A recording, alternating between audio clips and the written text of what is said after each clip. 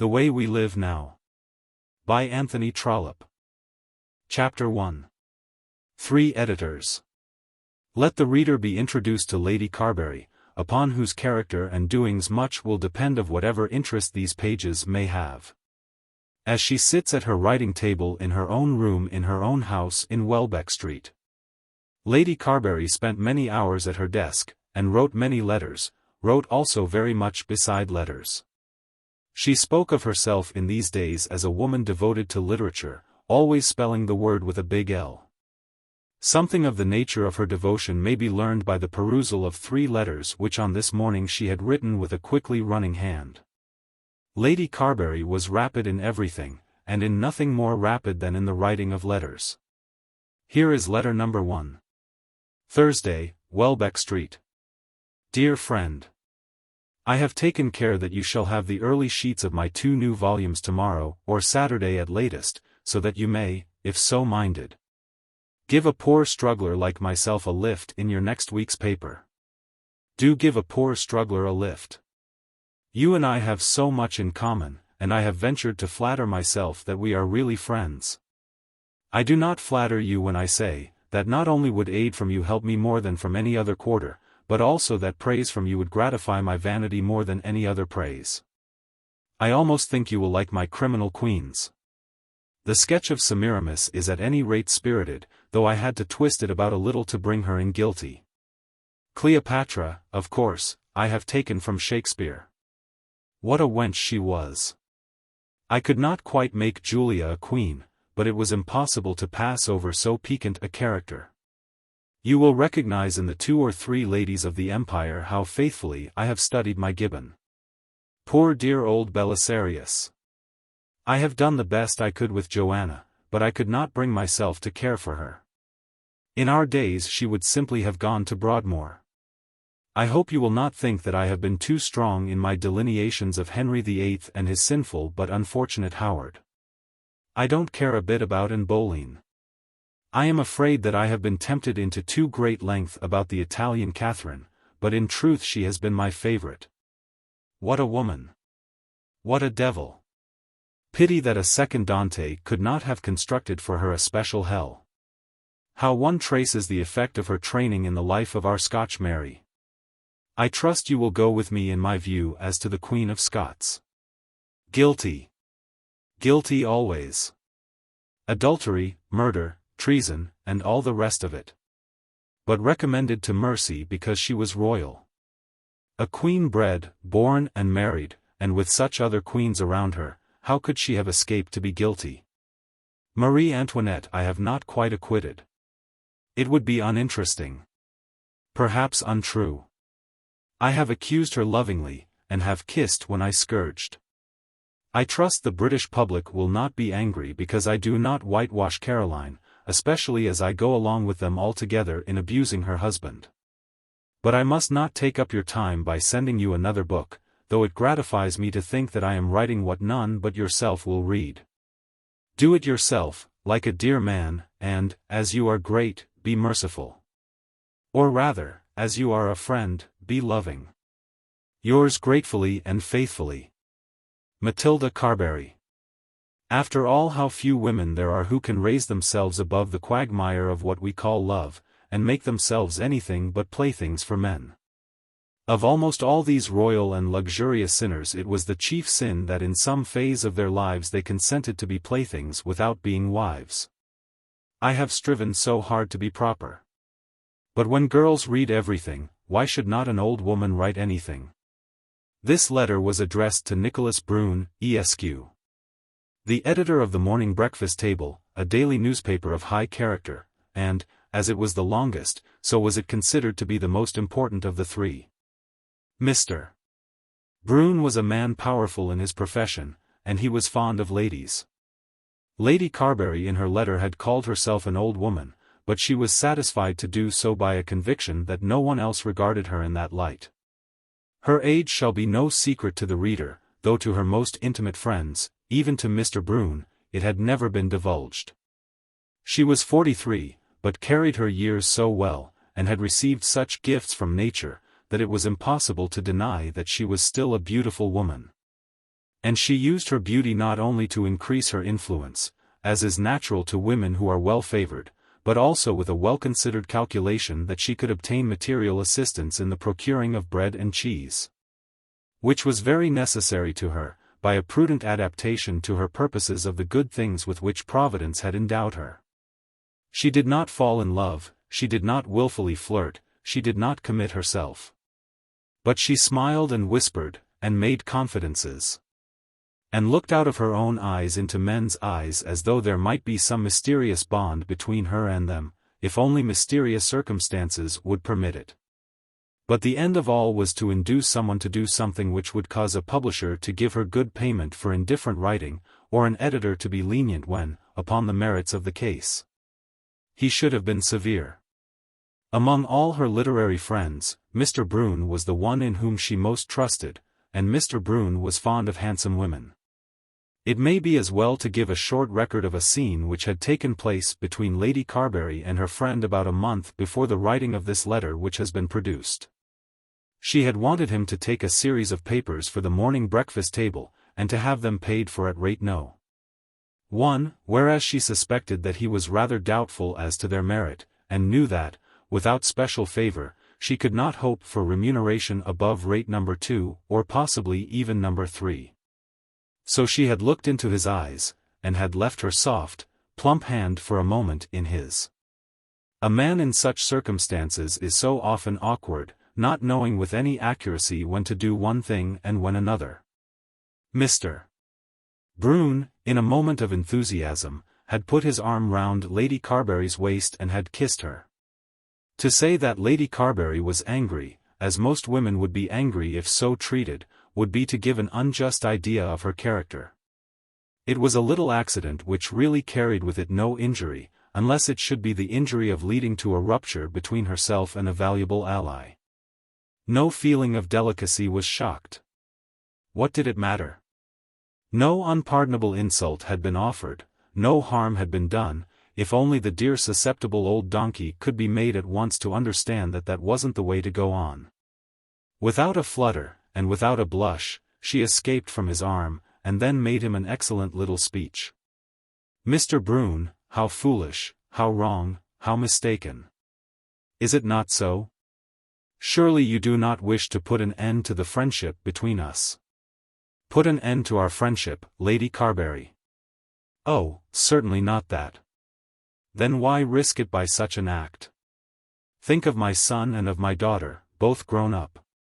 Think of the past troubles of my life, so much suffered and so little deserved. No one knows them so well as you do. Think of my name, that has been so often slandered but never disgraced. Say that you are sorry, and it shall be forgotten. When a man has kissed a woman, it goes against the grain with him to say the very next moment that he is sorry for what he has done. It is as much as to declare that the kiss had not answered his expectation. Mr. Brune could not do this, and perhaps Lady Carbury did not quite expect it. You know that for worlds I would not offend you, he said. This sufficed. Lady Carbury again looked into his eyes, and a promise was given that the articles should be printed, and with generous remuneration. When the interview was over, Lady Carbury regarded it as having been quite successful. Of course, when struggles have to be made and hard work done, there will be little accidents. The lady who uses a street cab must encounter mud and dust which her richer neighbor, who has a private carriage, will escape. She would have preferred not to have been kissed. But what did it matter? With Mr. Brune the affair was more serious. Confound them all, he said to himself as he left the house, no amount of experience enables a man to know them. As he went away he almost thought that Lady Carbury had intended him to kiss her again, and he was almost angry with himself in that he had not done so. He had seen her 3 or 4 times since, but had not repeated the offense. We will now go on to the other letters, both of which were addressed to the editors of other newspapers. The second was written to Mr. Booker, of the Literary Chronicle. Mr. Booker was a hard-working professor of literature, by no means without talent, by no means without influence, and by no means without a conscience. But, from the nature of the struggles in which he had been engaged, By compromises which had gradually been driven upon him by the encroachment of brother authors on the one side and by the demands on the other of employers who looked only to their profits. He had fallen into a routine of work in which it was very difficult to be scrupulous, and almost impossible to maintain the delicacies of a literary conscience. He was now a bald-headed old man of 60, with a large family of daughters, one of whom was a widow dependent on him with 2 little children. He had £500 a year for editing the Literary Chronicle, which, through his energy, had become a valuable property. He wrote for magazines, and brought out some book of his own almost annually. He kept his head above water, and was regarded by those who knew about him, but did not know him, as a successful man. He always kept up his spirits, and was able in literary circles to show that he could hold his own. But he was driven by the stress of circumstances to take such good things as came in his way, and could hardly afford to be independent. It must be confessed that literary scruple had long departed from his mind. Letter number 2 was as follows. Welbeck Street, February 25, 187 Dear Mr. Booker. I have told Mr. Leadham, Mr. Leadham was senior partner in the enterprising firm of publishers known as Messrs. Leadham and Loiter, to send you an early copy of my Criminal Queens. I have already settled with my friend Mr. Broom that I am to do your new tale of a tub in the breakfast table. Indeed, I am about it now, and am taking great pains with it. If there is anything you wish to have specially said as to your view of the Protestantism of the time, let me know. I should like you to say a word as to the accuracy of my historical details, which I know you can safely do. Don't put it off, as the sale does so much depend on early notices. I am only getting a royalty, which does not commence till the first 400 are sold. Yours sincerely, Matilda Carbury. Alfred Booker, Esq., Literary Chronicle, Office, Strand. There was nothing in this which shocked Mr. Booker. He laughed inwardly, with a pleasantly reticent chuckle. As he thought of Lady Carbury dealing with his views of Protestantism, as he thought also of the numerous historical errors into which that clever lady must inevitably fall in writing about matters of which he believed her to know nothing. But he was quite alive to the fact that a favourable notice in the breakfast table of his very thoughtful work, called The New Tale of a Tub, would serve him. Even though written by the hand of a female literary charlatan, and he would have no compunction as to repaying the service by fulsome praise in the Literary Chronicle. He would not probably say that the book was accurate, but he would be able to declare that it was delightful reading. That the feminine characteristics of the queens had been touched with a masterly hand, and that the work was one which would certainly make its way into all drawing-rooms. He was an adept at this sort of work, and knew well how to review such a book as Lady Carbury's Criminal Queens, without bestowing much trouble on the reading. He could almost do it without cutting the book, so that its value for purposes of after-sale might not be injured. And yet Mr. Booker was an honest man, and had set his face persistently against many literary malpractices. Stretched-out type, insufficient lines, and the French habit of meandering with a few words over an entire page, had been rebuked by him with conscientious strength. He was supposed to be rather an Aristides among reviewers. But circumstanced as he was, he could not oppose himself altogether to the usages of the time. Bad. Of course it is bad, he said to a young friend who was working with him on his periodical. Who doubts that? How many very bad things are there that we do? But if we were to attempt to reform all our bad ways at once, we should never do any good thing. I am not strong enough to put the world straight, and I doubt if you are. Such was Mr. Booker. Then there was letter number 3, to Mr. Ferdinand Alf. Mr. Alf managed, and, as it was supposed, chiefly owned, the Evening Pulpit, which during the last 2 years had become quite a property, as men connected with the press were in the habit of saying. The Evening Pulpit was supposed to give daily to its readers all that had been said and done up to 2 o'clock in the day by all the leading people in the metropolis, and to prophesy with wonderful accuracy what would be the sayings and doings of the 12 following hours. This was effected with an air of wonderful omniscience, and not unfrequently with an ignorance hardly surpassed by its arrogance. But the writing was clever. The facts, if not true, were well invented, the arguments, if not logical, were seductive. The presiding spirit of the paper had the gift, at any rate, of knowing what the people for whom he catered would like to read, and how to get his subjects handled, so that the reading should be pleasant. Mr. Booker's Literary Chronicle did not presume to entertain any special political opinions. The breakfast table was decidedly liberal. The evening pulpit was much given to politics, but held strictly to the motto which it had assumed. Nullius addictus jurari in verba magistri. And consequently had at all times the invaluable privilege of abusing what was being done, whether by one side or by the other. A newspaper that wishes to make its fortune should never waste its columns and weary its readers by praising anything. Eulogy is invariably dull, a fact that Mr. Alf had discovered and had utilized. Mr. Alf had, moreover, discovered another fact. Abuse from those who occasionally praise is considered to be personally offensive, and they who give personal offense will sometimes make the world too hot to hold them. But censure from those who are always finding fault is regarded so much as a matter of course that it ceases to be objectionable. The caricaturist, who draws only caricatures, is held to be justifiable, let him take what liberties he may with a man's face and person. It is his trade, and his business calls upon him to vilify all that he touches. But were an artist to publish a series of portraits, in which 2 out of a dozen were made to be hideous, he would certainly make 2 enemies, if not more. Mr. Alf never made enemies, for he praised no one, and, as far as the expression of his newspaper went, was satisfied with nothing. Personally, Mr. Alf was a remarkable man. No one knew whence he came or what he had been. He was supposed to have been born a German Jew. And certain ladies said that they could distinguish in his tongue the slightest possible foreign accent. Nevertheless, it was conceded to him that he knew England as only an Englishman can know it. During the last year or 2 he had come up, as the phrase goes, and had come up very thoroughly. He had been blackballed at 3 or 4 clubs, but had effected an entrance at 2 or 3 others. And had learned a manner of speaking of those which had rejected him calculated to leave on the minds of hearers a conviction that the societies in question were antiquated, imbecile, and moribund.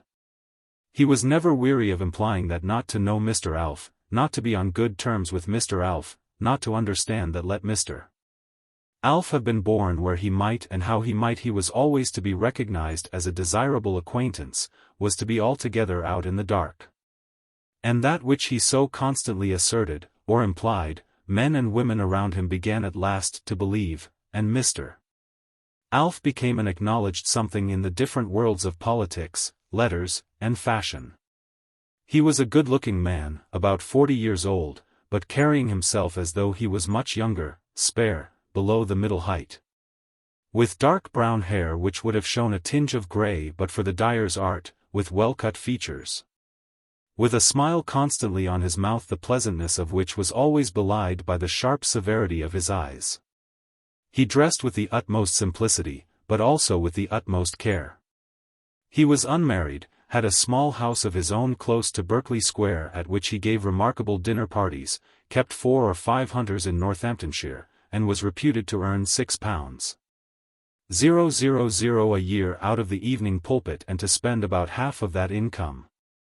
He also was intimate after his fashion with Lady Carbury, whose diligence in making and fostering useful friendships had been unwearied.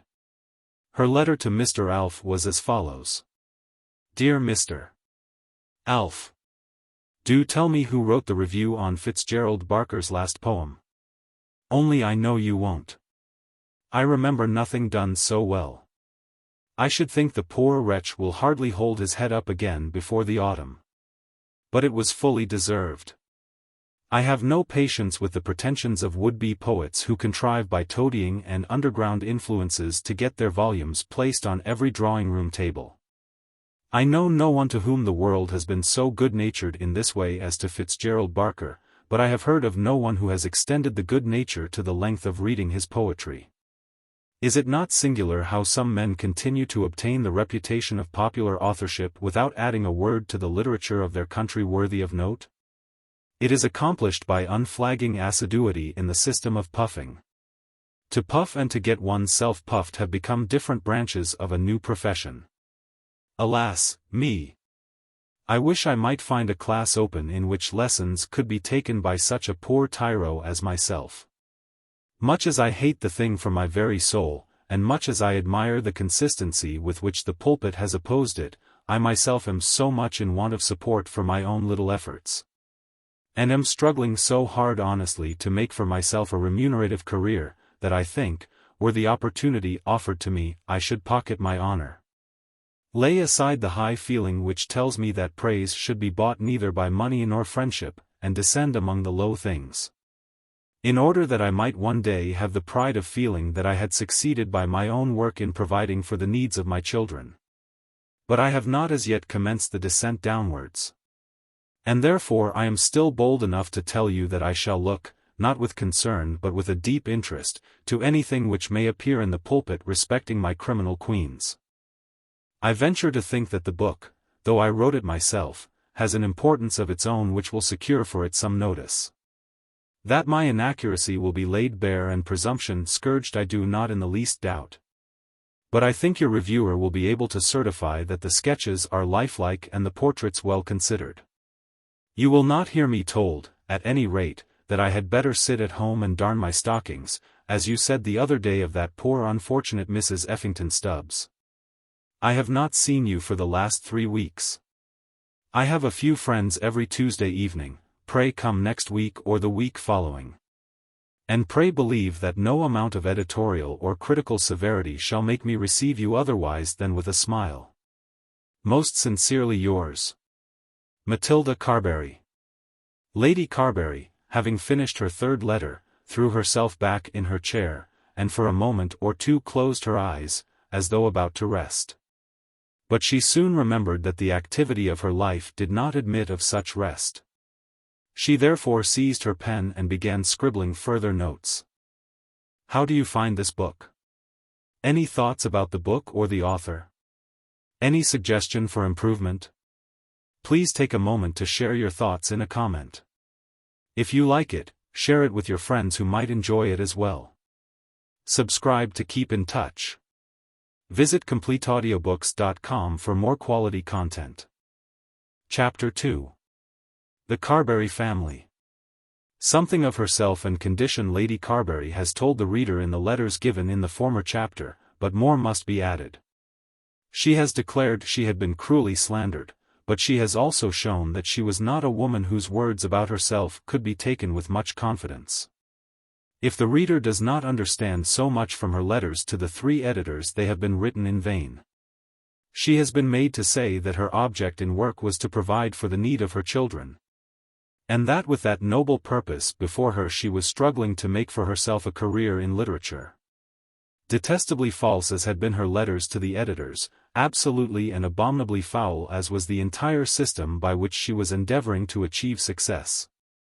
Far away from honor and honesty as she had been carried by her ready subserviency to the dirty things among which she had lately fallen. Nevertheless her statements about herself were substantially true. She had been ill-treated. She had been slandered. She was true to her children, especially devoted to one of them, and was ready to work her nails off if by doing so she could advance their interests. She was the widow of one Sir Patrick Carbury, who many years since had done great things as a soldier in India, and had been thereupon created a baronet. He had married a young wife late in life and, having found out when too late that he had made a mistake, had occasionally spoilt his darling and occasionally ill-used her. In doing each he had done it abundantly. Among Lady Carbury's faults had never been that of even incipient, not even of sentimental infidelity to her husband. When as a very lovely and penniless girl of 18 she had consented to marry a man of 44 who had the spending of a large income, she had made up her mind to abandon all hope of that sort of love which poets describe and which young people generally desire to experience. Sir Patrick at the time of his marriage was red-faced, stout, bald, very choleric, generous in money, suspicious in temper, and intelligent. He knew how to govern men. He could read and understand a book. There was nothing mean about him. He had his attractive qualities. He was a man who might be loved, but he was hardly a man for love. The young Lady Carbury had understood her position and had determined to do her duty. She had resolved before she went to the altar that she would never allow herself to flirt, and she had never flirted. For 15 years things had gone tolerably well with her, by which it is intended that the reader should understand that they had so gone that she had been able to tolerate them. They had been home in England for 3 or 4 years, and then Sir Patrick had returned with some new and higher appointment. For 15 years, though he had been passionate, imperious, and often cruel, he had never been jealous. A boy and a girl had been born to them, to whom both father and mother had been over-indulgent, but the mother, according to her lights, had endeavored to do her duty by them. But from the commencement of her life she had been educated in deceit, and her married life had seemed to make the practice of deceit necessary to her. Her mother had run away from her father, and she had been tossed to and fro between this and that protector, sometimes being in danger of wanting anyone to care for her, till she had been made sharp, incredulous, and untrustworthy by the difficulties of her position. But she was clever, and had picked up an education and good manners amidst the difficulties of her childhood, and had been beautiful to look at. To marry and have the command of money, to do her duty correctly, to live in a big house and be respected, had been her ambition, and during the first 15 years of her married life she was successful amidst great difficulties. She would smile within 5 minutes of violent ill-usage. Her husband would even strike her, and the first effort of her mind would be given to conceal the fact from all the world. In latter years he drank too much, and she struggled hard first to prevent the evil, and then to prevent and to hide the ill effects of the evil. But in doing all this she schemed, and lied, and lived a life of maneuvers. Then, at last, when she felt that she was no longer quite a young woman, she allowed herself to attempt to form friendships for herself, and among her friends was one of the other sex. If fidelity in a wife be compatible with such friendship, if the married state does not exact from a woman the necessity of debarring herself from all friendly intercourse with any man except her lord, Lady Carbury was not faithless. But Sir Carbury became jealous, spoke words which even she could not endure, did things which drove even her beyond the calculations of her prudence, and she left him. But even this she did in so guarded a way that, as to every step she took, she could prove her innocence. Her life at that period is of little moment to our story, except that it is essential that the reader should know in what she had been slandered. For a month or two all hard words had been said against her by her husband's friends, and even by Sir Patrick himself. But gradually the truth was known, and after a year's separation they came again together, and she remained the mistress of his house till he died. She brought him home to England, but during the short period left to him of life in his old country he had been a worn-out, dying invalid. But the scandal of her great misfortune had followed her, and some people were never tired of reminding others that in the course of her married life Lady Carbury had run away from her husband, and had been taken back again by the kind-hearted old gentleman. Sir Patrick had left behind him a moderate fortune, though by no means great wealth. To his son, who was now Sir Felix Carbury, he had left £1,000 a year. And to his widow as much, with a provision that after her death the latter sum should be divided between his son and daughter. It therefore came to pass that the young man, who had already entered the army when his father died, and upon whom devolved no necessity of keeping a house, and who in fact not unfrequently lived in his mother's house, had an income equal to that with which his mother and his sister were obliged to maintain a roof over their head. Now Lady Carbury, when she was released from her thraldom at the age of 40, had no idea at all of passing her future life amidst the ordinary penances of widowhood. She had hitherto endeavored to do her duty, knowing that in accepting her position she was bound to take the good and the bad together. She had certainly encountered hitherto much that was bad. To be scolded, watched, beaten, and sworn at by a choleric old man till she was at last driven out of her house by the violence of his ill usage. To be taken back as a favor with the assurance that her name would for the remainder of her life be unjustly tarnished, to have her flight constantly thrown in her face. And then at last to become for a year or two the nurse of a dying debauchee, was a high price to pay for such good things as she had hitherto enjoyed. Now at length had come to her a period of relaxation, her reward, her freedom, her chance of happiness. She thought much about herself, and resolved on one or two things. The time for love had gone by, and she would have nothing to do with it. Nor would she marry again for convenience. But she would have friends, real friends. Friends who could help her, and whom possibly she might help. She would, too, make some career for herself, so that life might not be without an interest to her. She would live in London, and would become somebody at any rate in some circle. Accident at first rather than choice had thrown her among literary people, but that accident had, during the last 2 years, been supported and corroborated by the desire which had fallen upon her of earning money. She had known from the first that economy would be necessary to her, not chiefly or perhaps not at all from a feeling that she and her daughter could not live comfortably together on 1,000 a year, but on behalf of her son. She wanted no luxury but a house so placed that people might conceive of her that she lived in a proper part of the town. Of her daughter's prudence she was as well convinced as of her own. She could trust Henrietta in everything. But her son, Sir Felix, was not very trustworthy. And yet Sir Felix was the darling of her heart. At the time of the writing of the 3 letters, at which our story is supposed to begin, she was driven very hard for money.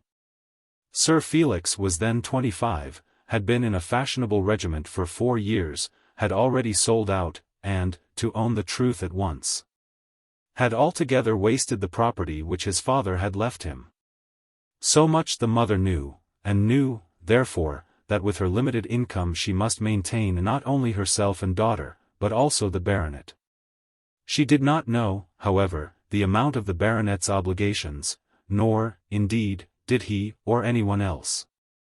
A baronet, holding a commission in the Guards, and known to have had a fortune left him by his father, may go very far in getting into debt, and Sir Felix had made full use of all his privileges. His life had been in every way bad.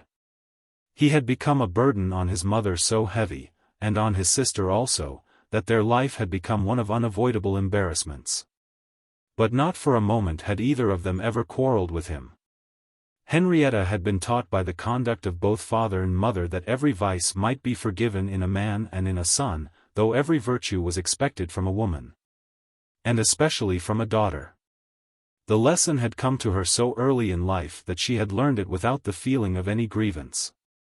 She lamented her brother's evil conduct as it affected him, but she pardoned it altogether as it affected herself. That all her interests in life should be made subservient to him was natural to her. And when she found that her little comforts were discontinued, and her moderate expenses curtailed because he, having eaten up all that was his own, was now eating up also all that was his mother's, she never complained. Henrietta had been taught to think that men in that rank of life in which she had been born always did eat up everything.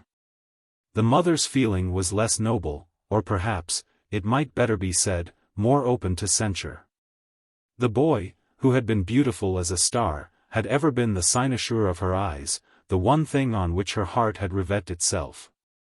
Even during the career of his folly she had hardly ventured to say a word to him with the purport of stopping him on his road to ruin. In everything she had spoilt him as a boy, and in everything she still spoilt him as a man. She was almost proud of his vices, and had taken delight in hearing of doings which if not vicious of themselves had been ruinous from their extravagance. She had so indulged him that even in her own presence he was never ashamed of his own selfishness or apparently conscious of the injustice which he did to others. From all this it had come to pass that dabbling in literature which had been commenced partly perhaps from a sense of pleasure in the work, partly as a passport into society, had been converted into hard work by which money if possible might be earned. So that Lady Carbury when she wrote to her friends, the editors, of her struggles was speaking the truth. Tidings had reached her of this and the other man's success, and, coming near to her still, of this and that other woman's earnings in literature. And it had seemed to her that, within moderate limits, she might give a wide field to her hopes. Why should she not add 1,000 a year to her income, so that Felix might again live like a gentleman and marry that heiress who, in Lady Carbury's lookout into the future, was destined to make all things straight? Who was so handsome as her son? Who could make himself more agreeable? Who had more of that audacity which is the chief thing necessary to the winning of heiresses? And then he could make his wife Lady Carbury. If only enough money might be earned to tide over the present evil day, all might be well. The one most essential obstacle to the chance of success in all this was probably Lady Carbury's conviction that her end was to be obtained not by producing good books, but by inducing certain people to say that her books were good. She did work hard at what she wrote, hard enough at any rate to cover her pages quickly, and was, by nature, a clever woman. She could write after a glib, commonplace, sprightly fashion, and had already acquired the knack of spreading all she knew very thin, so that it might cover a vast surface. She had no ambition to write a good book, but was painfully anxious to write a book that the critics should say was good. Had Mr. Brune, in his closet, told her that her book was absolutely trash, but had undertaken at the same time to have it violently praised in the breakfast table, it may be doubted whether the critic's own opinion would have even wounded her vanity. The woman was false from head to foot, but there was much of good in her, false though she was. Whether Sir Felix, her son, had become what he was solely by bad training, or whether he had been born bad, who shall say? It is hardly possible that he should not have been better had he been taken away as an infant and subjected to moral training by moral teachers. And yet again it is hardly possible that any training or want of training should have produced a heart so utterly incapable of feeling for others as was his. He could not even feel his own misfortunes unless they touched the outward comforts of the moment. It seemed that he lacked sufficient imagination to realize future misery, though the futurity to be considered was divided from the present but by a single month, a single week, but by a single night. He liked to be kindly treated, to be praised and petted, to be well fed and caressed, and they who so treated him were his chosen friends. He had in this the instincts of a horse, not approaching the higher sympathies of a dog. But it cannot be said of him that he had ever loved anyone to the extent of denying himself a moment's gratification on that loved one's behalf. His heart was a stone. But he was beautiful to look at, ready-witted, and intelligent. He was very dark, with that soft olive complexion which so generally gives to young men an appearance of aristocratic breeding. His hair, which was never allowed to become long, was nearly black, and was soft and silky without the taint of grease which is so common with silken-headed darlings. His eyes were long, brown in color, and were made beautiful by the perfect arch of the perfect eyebrow. But perhaps the glory of the face was due more to the finished molding and fine symmetry of the nose and mouth than to his other features. On his short upper lip he had a mustache as well formed as his eyebrows, but he wore no other beard. The form of his chin too was perfect, but it lacked that sweetness and softness of expression, indicative of softness of heart, which a dimple conveys. He was about 5 feet 9 in height, and was as excellent in figure as in face. It was admitted by men and clamorously asserted by women that no man had ever been more handsome than Felix Carbury, and it was admitted also that he never showed consciousness of his beauty. He had given himself airs on many scores, on the score of his money, poor fool, while it lasted, on the score of his title, on the score of his army standing till he lost it, and especially on the score of superiority in fashionable intellect. But he had been clever enough to dress himself always with simplicity and to avoid the appearance of thought about his outward man. As yet the little world of his associates had hardly found out how callous were his affections, or rather how devoid he was of affection. His airs and his appearance, joined with some cleverness, had carried him through even the viciousness of his life. In one matter he had marred his name, and by a moment's weakness had injured his character among his friends more than he had done by the folly of 3 years. There had been a quarrel between him and a brother officer, in which he had been the aggressor. And, when the moment came in which a man's heart should have produced manly conduct, he had first threatened and had then shown the white feather. That was now a year since, and he had partly outlived the evil, but some men still remembered that Felix Carbury had been cowed, and had cowered. It was now his business to marry an heiress. He was well aware that it was so, and was quite prepared to face his destiny. But he lacked something in the art of making love. He was beautiful, had the manners of a gentleman, could talk well, lacked nothing of audacity, and had no feeling of repugnance at declaring a passion which he did not feel. But he knew so little of the passion, that he could hardly make even a young girl believe that he felt it. When he talked of love, he not only thought that he was talking nonsense, but showed that he thought so. From this fault he had already failed with one young lady reputed to have £40,000, who had refused him because, as she naively said, she knew he did not really care. "How can I show that I care more than by wishing to make you my wife?" he had asked. "I don't know that you can, but all the same you don't care," she said. And so that young lady escaped the pitfall. Now there was another young lady, to whom the reader shall be introduced in time, whom Sir Felix was instigated to pursue with unremitting diligence. Her wealth was not defined, as had been the £40,000 of her predecessor, but was known to be very much greater than that. It was, indeed, generally supposed to be fathomless, bottomless, endless. It was said that in regard to money for ordinary expenditure, money for houses, servants, horses, jewels, and the like, one sum was the same as another to the father of this young lady. He had great concerns. Concerns so great that the payment of £10,000 or £20,000 upon any trifle was the same thing to him. As to men who are comfortable in their circumstances, it matters little whether they pay sixpence or ninepence for their mutton chops. Such a man may be ruined at any time, but there was no doubt that to anyone marrying his daughter during the present season of his outrageous prosperity he could give a very large fortune indeed. Lady Carbury, who had known the rock on which her son had been once wrecked, was very anxious that Sir Felix should at once make a proper use of the intimacy which he had effected in the house of this topping Croesus of the day. And now there must be a few words said about Henrietta Carbury. Of course she was of infinitely less importance than her brother, who was a baronet, the head of that branch of the Carburys, and her mother's darling, and, therefore, a few words should suffice. She also was very lovely, being like her brother, but somewhat less dark and with features less absolutely regular.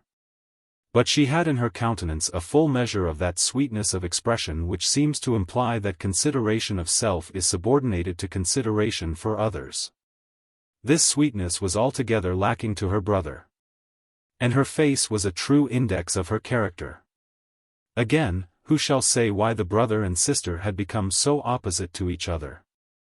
Whether they would have been thus different had both been taken away as infants from their father's and mother's training. Or whether the girl's virtues were owing altogether to the lower place which she had held in her parents' heart. She, at any rate, had not been spoilt by a title, by the command of money, and by the temptations of too early acquaintance with the world. At the present time she was barely 21 years old, and had not seen much of London society. Her mother did not frequent balls, and during the last 2 years there had grown upon them a necessity for economy which was inimical to many gloves and costly dresses. Sir Felix went out of course, but Hetta Carbury spent most of her time at home with her mother in Welbeck Street. Occasionally the world saw her, and when the world did see her the world declared that she was a charming girl. The world was so far right. But for Henrietta Carbury the romance of life had already commenced in real earnest. There was another branch of the Carburys, the head branch, which was now represented by one Roger Carbury, of Carbury Hall. Roger Carbury was a gentleman of whom much will have to be said, but here, at this moment, it need only be told that he was passionately in love with his cousin Henrietta. He was, however, nearly 40 years old, and there was one Paul Montague whom Henrietta had seen. Chapter 3. The Beargarden. Lady Carbury's house in Welbeck Street was a modest house enough, with no pretensions to be a mansion, hardly assuming even to be a residence. But, Having some money in her hands when she first took it, she had made it pretty and pleasant. And was still proud to feel that in spite of the hardness of her position she had comfortable belongings around her when her literary friends came to see her on her Tuesday evenings. Here she was now living with her son and daughter. The back drawing-room was divided from the front by doors that were permanently closed, and in this she carried on her great work. Here she wrote her books and contrived her system for the inveigling of editors and critics. Here she was rarely disturbed by her daughter, and admitted no visitors except editors and critics. But her son was controlled by no household laws, and would break in upon her privacy without remorse. She had hardly finished 2 galloping notes after completing her letter to Mr. Ferdinand Alf, when Felix entered the room with a cigar in his mouth and threw himself upon the sofa. "My dear boy," she said, "pray leave your tobacco below when you come in here." "What affectation it is, mother," he said, throwing, however, the half-smoked cigar into the fireplace. "Some women swear they like smoke, others say they hate it like the devil. It depends altogether on whether they wish to flatter or snub a fellow. You don't suppose that I wish to snub you? Upon my word I don't know. I wonder whether you can let me have £20? My dear Felix." "Just so, mother, but how about the £20? What is it for, Felix?" "Well, to tell the truth, to carry on the game for the nonce till something is settled. A fellow can't live without some money in his pocket. I do with as little as most fellows. I pay for nothing that I can help. I even get my hair cut on credit, and as long as it was possible I had a brougham, to save cabs. What is to be the end of it, Felix? I never could see the end of anything, mother. I never could nurse a horse when the hounds were going well in order to be in at the finish. I never could pass a dish that I liked in favor of those that were to follow. What's the use?" The young man did not say, "Carpe diem," but that was the philosophy which he intended to preach. "Have you been at the Melmottes today?" It was now 5 o'clock on a winter afternoon, the hour at which ladies are drinking tea, and idle men playing whist at the clubs, at which young idle men are sometimes allowed to flirt. And at which, as Lady Carbury thought, her son might have been paying his court to Marie Melmotte the great heiress. "I have just come away." "And what do you think of her?" "To tell the truth, mother, I have thought very little about her. She is not pretty, she is not plain. She is not clever, she is not stupid, she is neither saint nor sinner. The more likely to make a good wife." "Perhaps so. I am at any rate quite willing to believe that as wife she would be good enough for me." "What does the mother say?" "The mother is a caution. I cannot help speculating whether, if I marry the daughter, I shall ever find out where the mother came from. Dolly Longstaff says that somebody says that she was a Bohemian Jewess. But I think she's too fat for that." "What does it matter, Felix?" "Not in the least."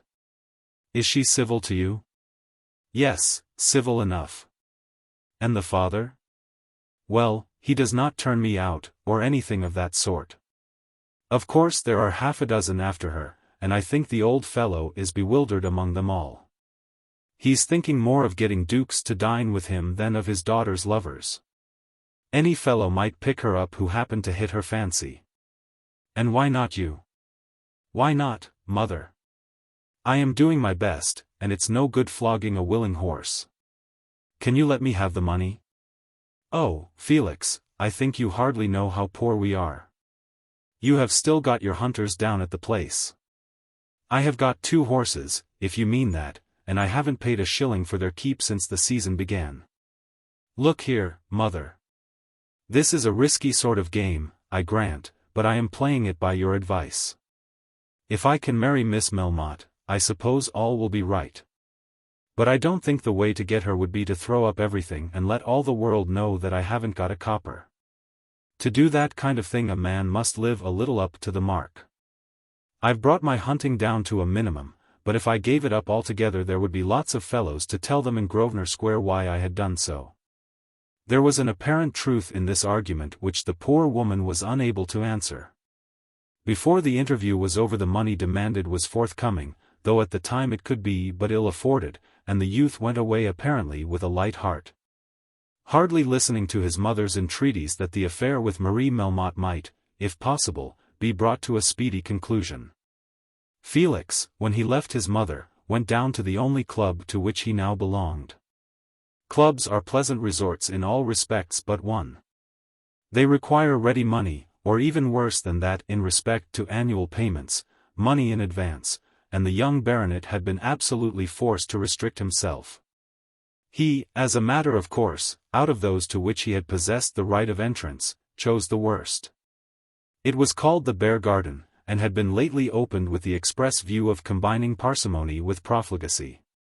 Clubs were ruined, so said certain young parsimonious profligates, by providing comforts for old fogies who paid little or nothing but their subscriptions, and took out by their mere presence 3 times as much as they gave. This club was not to be opened till 3 o'clock in the afternoon, before which hour the promoters of the Beargarden thought it improbable that they and their fellows would want a club. There were to be no morning papers taken, no library, no morning room. Dining rooms, billiard rooms, and card rooms would suffice for the Beargarden. Everything was to be provided by a purveyor, so that the club should be cheated only by one man. Everything was to be luxurious, but the luxuries were to be achieved at first cost. It had been a happy thought, and the club was said to prosper. Herr Vossner, the purveyor, was a jewel, and so carried on affairs that there was no trouble about anything. He would assist even in smoothing little difficulties as to the settling of card accounts, and had behaved with the greatest tenderness to the drawers of cheques whose bankers had harshly declared them to have no effects. Herr Vossner was a jewel, and the Beargarden was a success. Perhaps no young man about town enjoyed the Beargarden more thoroughly than did Sir Felix Carbury. The club was in the close vicinity of other clubs, in a small street turning out of St. James's Street, and piqued itself on its outward quietness and sobriety. Why pay for stonework for other people to look at, why lay out money in marble pillars and cornices, seeing that you can neither eat such things, nor drink them, nor gamble with them? But the Beargarden had the best wines, or thought that it had, and the easiest chairs, and 2 billiard tables than which nothing more perfect had ever been made to stand upon legs. Hither Sir Felix wended on that January afternoon as soon as he had his mother's cheque for £20 in his pocket. He found his special friend, Dolly Longstaff, standing on the steps with a cigar in his mouth, and gazing vacantly at the dull brick house opposite. "Going to dine here, Dolly?" said Sir Felix. "I suppose I shall, because it's such a lot of trouble to go anywhere else. I'm engaged somewhere, I know, but I'm not up to getting home and dressing. By George! I don't know how fellows do that kind of thing. I can't. Going to hunt tomorrow?" "Well, yes, but I don't suppose I shall. I was going to hunt every day last week, but my fellow never would get me up in time. I can't tell why it is that things are done in such a beastly way. Why shouldn't fellows begin to hunt at 2 or 3, so that a fellow needn't get up in the middle of the night? Because one can't ride by moonlight, Dolly. It isn't moonlight at 3. At any rate I can't get myself to Euston Square by 9. I don't think that fellow of mine likes getting up himself. He says he comes in and wakes me, but I never remember it.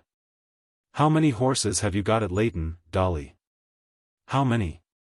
There were 5, but I think that fellow down there sold one, but then I think he bought another. I know he did something." "Who rides them?" "He does, I suppose." "That is, of course, I ride them myself, only I so seldom get down. Somebody told me that Grosvenor was riding 2 of them last week. I don't think I ever told him he might. I think he tipped that fellow of mine, and I call that a low kind of thing to do. I'd ask him, only I know he'd say that I had lent them. Perhaps I did when I was tight, you know. You and Grosvenor were never pals. I don't like him a bit. He gives himself airs because he is a lord, and is devilish ill-natured. I don't know why he should want to ride my horses. To save his own. He isn't hard up. Why doesn't he have his own horses? I'll tell you what, Carbury, I've made up my mind to one thing, and, by Jove, I'll stick to it. I never will lend a horse again to anybody. If fellows want horses, let them buy them. But some fellows haven't got any money, Dolly. Then they ought to go tick. I don't think I've paid for any of mine I've bought this season. There was somebody here yesterday. What? Here at the club? Yes, followed me here to say he wanted to be paid for something. It was horses, I think, because of the fellow's trousers. What did you say? Me? Oh, I didn't say anything. And how did it end? When he'd done talking I offered him a cigar, and while he was biting off the end I went upstairs. I suppose he went away when he was tired of waiting. I'll tell you what, Dolly, I wish you'd let me ride two of yours for a couple of days, that is, of course, if you don't want them yourself. You ain't tight now, at any rate. No. I ain't tight, said Dolly, with melancholy acquiescence. I mean that I wouldn't like to borrow your horses without your remembering all about it. Nobody knows as well as you do how awfully done up I am. I shall pull through at last, but it's an awful squeeze in the meantime. There's nobody I'd ask such a favor of except you. Well, you may have them, that is, for 2 days. I don't know whether that fellow of mine will believe you. He wouldn't believe Grosloux, and told him so. But Grosloux took them out of the stables. That's what somebody told me. You could write a line to your groom. Oh, my dear fellow, that is such a bore, I don't think I could do that. My fellow will believe you, because you and I have been pals. I think I'll have a little drop of curaçao before dinner. Come along and try it. It'll give us an appetite. It was then nearly 7 o'clock. 9 hours afterwards the same two men, with two others, of whom young Lord Grosloux, Dolly Longestaffe's peculiar aversion was one, were just rising from a card table in one of the upstairs rooms of the club. For it was understood that, though the Beargarden was not to be open before 3 o'clock in the afternoon, the accommodation denied during the day was to be given freely during the night. No man could get a breakfast at the Beargarden, but suppers at 3 o'clock in the morning were quite within the rule. Such a supper, or rather succession of suppering, there had been tonight, various devils and broils and hot toasts having been brought up from time to time, first for one and then for another. But there had been no cessation of gambling since the cards had first been opened about 10 o'clock. At 4 in the morning Dolly Longestaffe was certainly in a condition to lend his horses and to remember nothing about it. He was quite affectionate with Lord Grosloux, as he was also with his other companions, affection being the normal state of his mind when in that condition. He was by no means helplessly drunk, and was, perhaps, hardly more silly than when he was sober, but he was willing to play at any game whether he understood it or not, and for any stakes. When Sir Felix got up and said he would play no more, Dolly also got up, apparently quite contented. When Lord Grosloux, with a dark scowl on his face, expressed his opinion that it was not just the thing for men to break up like that when so much money had been lost, Dolly as willingly sat down again. But Dolly's sitting down was not sufficient. "I'm going to hunt tomorrow," said Sir Felix, meaning that day, "and I shall play no more. A man must go to bed at some time." "I don't see it at all," said Lord Grosloux. "It's an understood thing that when a man has won as much as you have he should stay." "Stay how long?" said Sir Felix, with an angry look. "That's nonsense, there must be an end of everything, and there's an end of this for me tonight." "Oh, if you choose," said his lordship. "I do choose. Good night, Dolly. We'll settle this next time we meet. I've got it all entered." The night had been one very serious in its results to Sir Felix. He had sat down to the card table with the proceeds of his mother's cheque, a poor £20, and now he didn't at all know how much in his pockets. He also had drunk, but not so as to obscure his mind. He knew that Longestaffes owed him over £800, and he knew also that he had received more than that in ready money and cheques from Lord Grosvenor and the other player. Dolly Longestaffe's money, too, would certainly be paid, though Dolly did complain of the importunity of his tradesmen. As he walked up St. James's Street, looking for a cab, he presumed himself to be worth over £700. When begging for a small sum from Lady Carbury, he had said that he could not carry on the game without some ready money, and had considered himself fortunate in fleecing his mother as he had done. Now he was in the possession of wealth that might, at any rate, be sufficient to aid him materially in the object he had in hand. He never for a moment thought of paying his bills. Even the large sum of which he had become so unexpectedly possessed would not have gone far with him in such a quixotic object as that. But he could now look bright, and buy presents, and be seen with money in his hands. It is hard even to make love in these days without something in your purse. He found no cab, but in his present frame of mind was indifferent to the trouble of walking home. There was something so joyous in the feeling of the possession of all this money that it made the night air pleasant to him. Then, of a sudden, he remembered the low wail with which his mother had spoken of her poverty when he demanded assistance from her. Now he could give her back the £20. But it occurred to him sharply, with an amount of carefulness quite new to him, that it would be foolish to do so. How soon might he want it again? And, moreover, he could not repay the money without explaining to her how he had gotten it. It would be preferable to say nothing about his money. As he let himself into the house and went up to his room, he resolved that he would not say anything about it. On that morning he was at the station at 9, and hunted down in Buckinghamshire, riding 2 of Dolly Longestaffe's horses, for the use of which he paid Dolly Longestaffe's fellow 30 shillings. Chapter 4. Madame Melmotte's Ball. The next night but one after that of the gambling transaction at the Beargarden, a great ball was given in Grosvenor Square. It was a ball on a scale so magnificent that it had been talked about ever since Parliament met, now about a fortnight since. Some people had expressed an opinion that such a ball as this was intended to be could not be given successfully in February. Others declared that the money which was to be spent, an amount which would make this affair something quite new in the annals of ball-giving, would give the thing such a character that it would certainly be successful. And much more than money had been expended. Almost incredible efforts had been made to obtain the co-operation of great people, and these efforts had at last been grandly successful. The Duchess of Stevenage had come up from Castle Albury herself to be present at it and to bring her daughters, though it has never been her Grace's wont to be in London at this inclement season. No doubt the persuasion used with the Duchess had been very strong. Her brother, Lord Alfred Grendall, was known to be in great difficulties, which, so people said, had been considerably modified by opportune pecuniary assistance.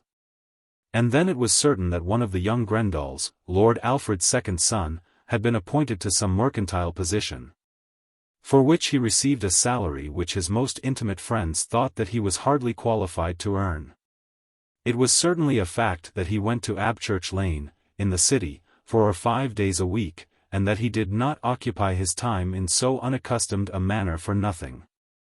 Where the Duchess of Stevenage went all the world would go. And it became known at the last moment, that is to say only the day before the party, that a prince of the blood royal was to be there. How this had been achieved nobody quite understood, but there were rumors that a certain lady's jewels had been rescued from the pawnbrokers. Everything was done on the same scale. The Prime Minister had indeed declined to allow his name to appear on the list. But one cabinet minister and 2 or 3 under-secretaries had agreed to come because it was felt that the giver of the ball might before long be the master of considerable parliamentary interest. It was believed that he had an eye to politics, and it is always wise to have great wealth on one's own side. There had at one time been much solicitude about the ball. Many anxious thoughts had been given. When great attempts fail, the failure is disastrous, and may be ruinous. But this ball had now been put beyond the chance of failure. The giver of the ball was Augustus Melmotte, Esq., the father of the girl whom Sir Felix Carbury desired to marry, and the husband of the lady who was said to have been a Bohemian Jewess. It was thus that the gentleman chose to have himself designated, though within the last 2 years he had arrived in London from Paris, and had at first been known as M. Melmotte. But he had declared of himself that he had been born in England, and that he was an Englishman. He admitted that his wife was a foreigner, an admission that was necessary as she spoke very little English. Melmotte himself spoke his native language fluently, but with an accent which betrayed at least a long expatriation. Miss Melmotte, who a very short time since had been known as Mademoiselle Marie, spoke English well, but as a foreigner. In regard to her it was acknowledged that she had been born out of England, some said in New York. But Madame Melmotte, who must have known, had declared that the great event had taken place in Paris. It was at any rate an established fact that Mr. Melmotte had made his wealth in France. He no doubt had had enormous dealings in other countries, as to which stories were told which must surely have been exaggerated. It was said that he had made a railway across Russia, that he provisioned the Southern Army in the American Civil War, that he had supplied Austria with arms, and had at one time bought up all the iron in England. He could make or mar any company by buying or selling stock, and could make money dear or cheap as he pleased. All this was said of him in his praise, but it was also said that he was regarded in Paris as the most gigantic swindler that had ever lived, that he had made that city too hot to hold him, that he had endeavored to establish himself in Vienna, but had been warned away by the police, and that he had at length found that British freedom would alone allow him to enjoy, without persecution, the fruits of his industry. He was now established privately in Grosvenor Square and officially in Abchurch Lane. And it was known to all the world that a royal prince, a cabinet minister, and the very cream of duchesses were going to his wife's ball. All this had been done within 12 months. There was but one child in the family, one heiress for all this wealth. Melmotte himself was a large man, with bushy whiskers and rough thick hair, with heavy eyebrows, and a wonderful look of power about his mouth and chin. This was so strong as to redeem his face from vulgarity, but the countenance and appearance of the man were on the whole unpleasant, and, I may say, untrustworthy. He looked as though he were purse-proud and a bully. She was fat and fair, unlike in color to our traditional Jewesses, but she had the Jewish nose and the Jewish contraction of the eyes. There was certainly very little in Madame Melmotte to recommend her, unless it was a readiness to spend money on any object that might be suggested to her by her new acquaintances. It sometimes seemed that she had a commission from her husband to give away presents to any who would accept them. The world had received the man as Augustus Melmotte, Esq. The world so addressed him on the very numerous letters which reached him, and so inscribed him among the directors of 36 companies to which he belonged. But his wife was still Madame Melmotte. The daughter had been allowed to take her rank with an English title. She was now Miss Melmotte on all occasions. Marie Melmotte had been accurately described by Felix Carbury to his mother. She was not beautiful, she was not clever, and she was not a saint. But then neither was she plain, nor stupid, nor, especially, a sinner. She was a little thing, hardly over 20 years of age, very unlike her father or mother, having no trace of the Jewess in her countenance, who seemed to be overwhelmed by the sense of her own position. With such people as the Melmottes things go fast, and it was very well known that Miss Melmotte had already had one lover who had been nearly accepted. The affair, however, had gone off. In this going off no one imputed to the young lady blame or even misfortune. It was not supposed that she had either jilted or been jilted. As in royal espousals interests of state regulate their expedients with an acknowledged absence, with even a proclaimed impossibility, of personal predilections. So in this case was money allowed to have the same weight. Such a marriage would or would not be sanctioned in accordance with great pecuniary arrangements. The young Lord Nidderdale, the eldest son of the Marquis of Auld-Reekie, had offered to take the girl and make her Marchioness in the process of time for £500,000 down. Melmotte had not objected to the sum, so it was said, but had proposed to tie it up. Nidderdale had desired to have it free in his own grasp, and would not move on any other terms. Melmotte had been anxious to secure the Marquis, very anxious to secure the Marchioness, for at that time terms had not been made with the Duchess. But at last he had lost his temper, and had asked his lordship's lawyer whether it was likely that he would entrust such a sum of money to such a man. "You are willing to trust your only child to him," said the lawyer. Melmotte scowled at the man for a few seconds from under his bushy eyebrows. Then told him that his answer had nothing in it, and marched out of the room. So that affair was over. I doubt whether Lord Nidderdale had ever said a word of love to Marie Melmotte, or whether the poor girl had expected it. Her destiny had no doubt been explained to her. Others had tried and had broken down somewhat in the same fashion. Each had treated the girl as an encumbrance he was to undertake, at a very great price. But as affairs prospered with the Melmottes, as princes and duchesses were obtained by other means, costly no doubt, but not so ruinously costly, the immediate disposition of Marie became less necessary, and Melmotte reduced his offers. The girl herself, too, began to have an opinion. It was said that she had absolutely rejected Lord Grosvenor, whose father indeed was in a state of bankruptcy, who had no income of his own, who was ugly, vicious, ill-tempered, and without any power of recommending himself to a girl. She had had experience since Lord Nidderdale, with a half-laugh, had told her that he might just as well take her for his wife, and was now tempted from time to contemplate her own happiness and her own condition. People around were beginning to say that if Sir Felix Carbury managed his affairs well he might be the happy man. There was considerable doubt whether Marie was the daughter of that Jewish-looking woman. Inquiries had been made, but not successfully, as to the date of the Melmotte marriage. There was an idea abroad that Melmotte had got his first money with his wife, and had gotten it not very long ago. Then other people said that Marie was not his daughter at all. Altogether the mystery was rather pleasant as the money was certain. Of the certainty of the money in daily use there could be no doubt. There was the house. There was the furniture. There were the carriages, the horses, the servants with the livery coats and powdered heads, and the servants with the black coats and unpowdered heads. There were the gems, and the presents, and all the nice things that money can buy. There were 2 dinner parties every day, one at 2 o'clock called lunch, and the other at 8. The tradesmen had learned enough to be quite free of doubt, and in the city Mr. Melmotte's name was worth any money, though his character was perhaps worth but little. The large house on the south side of Grosvenor Square was all ablaze by 10 o'clock. The broad veranda had been turned into a conservatory, had been covered in with boards contrived to look like trellis work, was heated with hot air and filled with exotics at some fabulous price.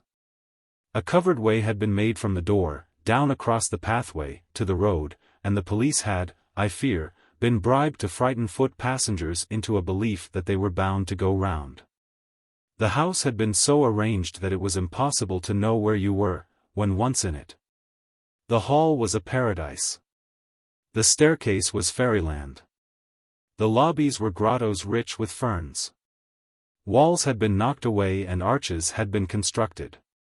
The leads behind had been supported and walled in, and covered and carpeted. The ball had possession of the ground floor and first floor, and the house seemed to be endless. "It's to cost £60,000, said the Marchioness of Auld Reekie to her old friend the Countess of Midlothian. The Marchioness had come in spite of her son's misfortune when she heard that the Duchess of Stevenage was to be there. And worse spent money never was wasted, said the Countess. By all accounts it was as badly come by, said the Marchioness. Then the 2 old noblewomen, one after the other, made graciously flattering speeches to the much-worn Bohemian Jewess, who was standing in fairyland to receive her guests, almost fainting under the greatness of the occasion. The 3 saloons on the first or drawing-room floor had been prepared for dancing, and here Marie was stationed. The Duchess had however undertaken to see that somebody should set the dancing going, and she had commissioned her nephew Miles Grendall, the young gentleman who now frequented the city, to give directions to the band and to make himself generally useful. Indeed, there had sprung up a considerable intimacy between the Grendall family, that is Lord Alfred's branch of the Grendalls, and the Melmottes. Which was as it should be, as each could give much and each receive much. It was known that Lord Alfred had not a shilling.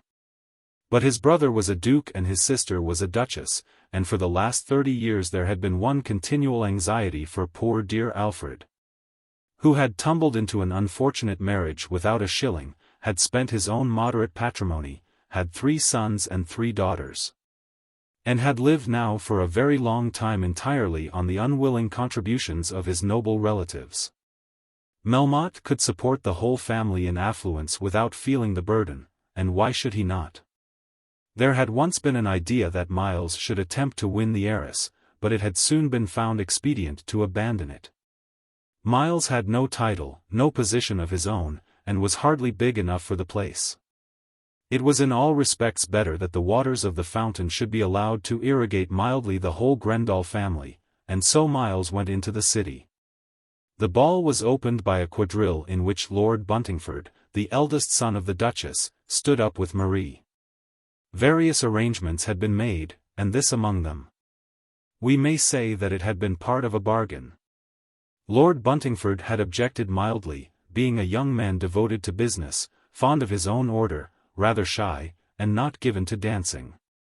But he had allowed his mother to prevail.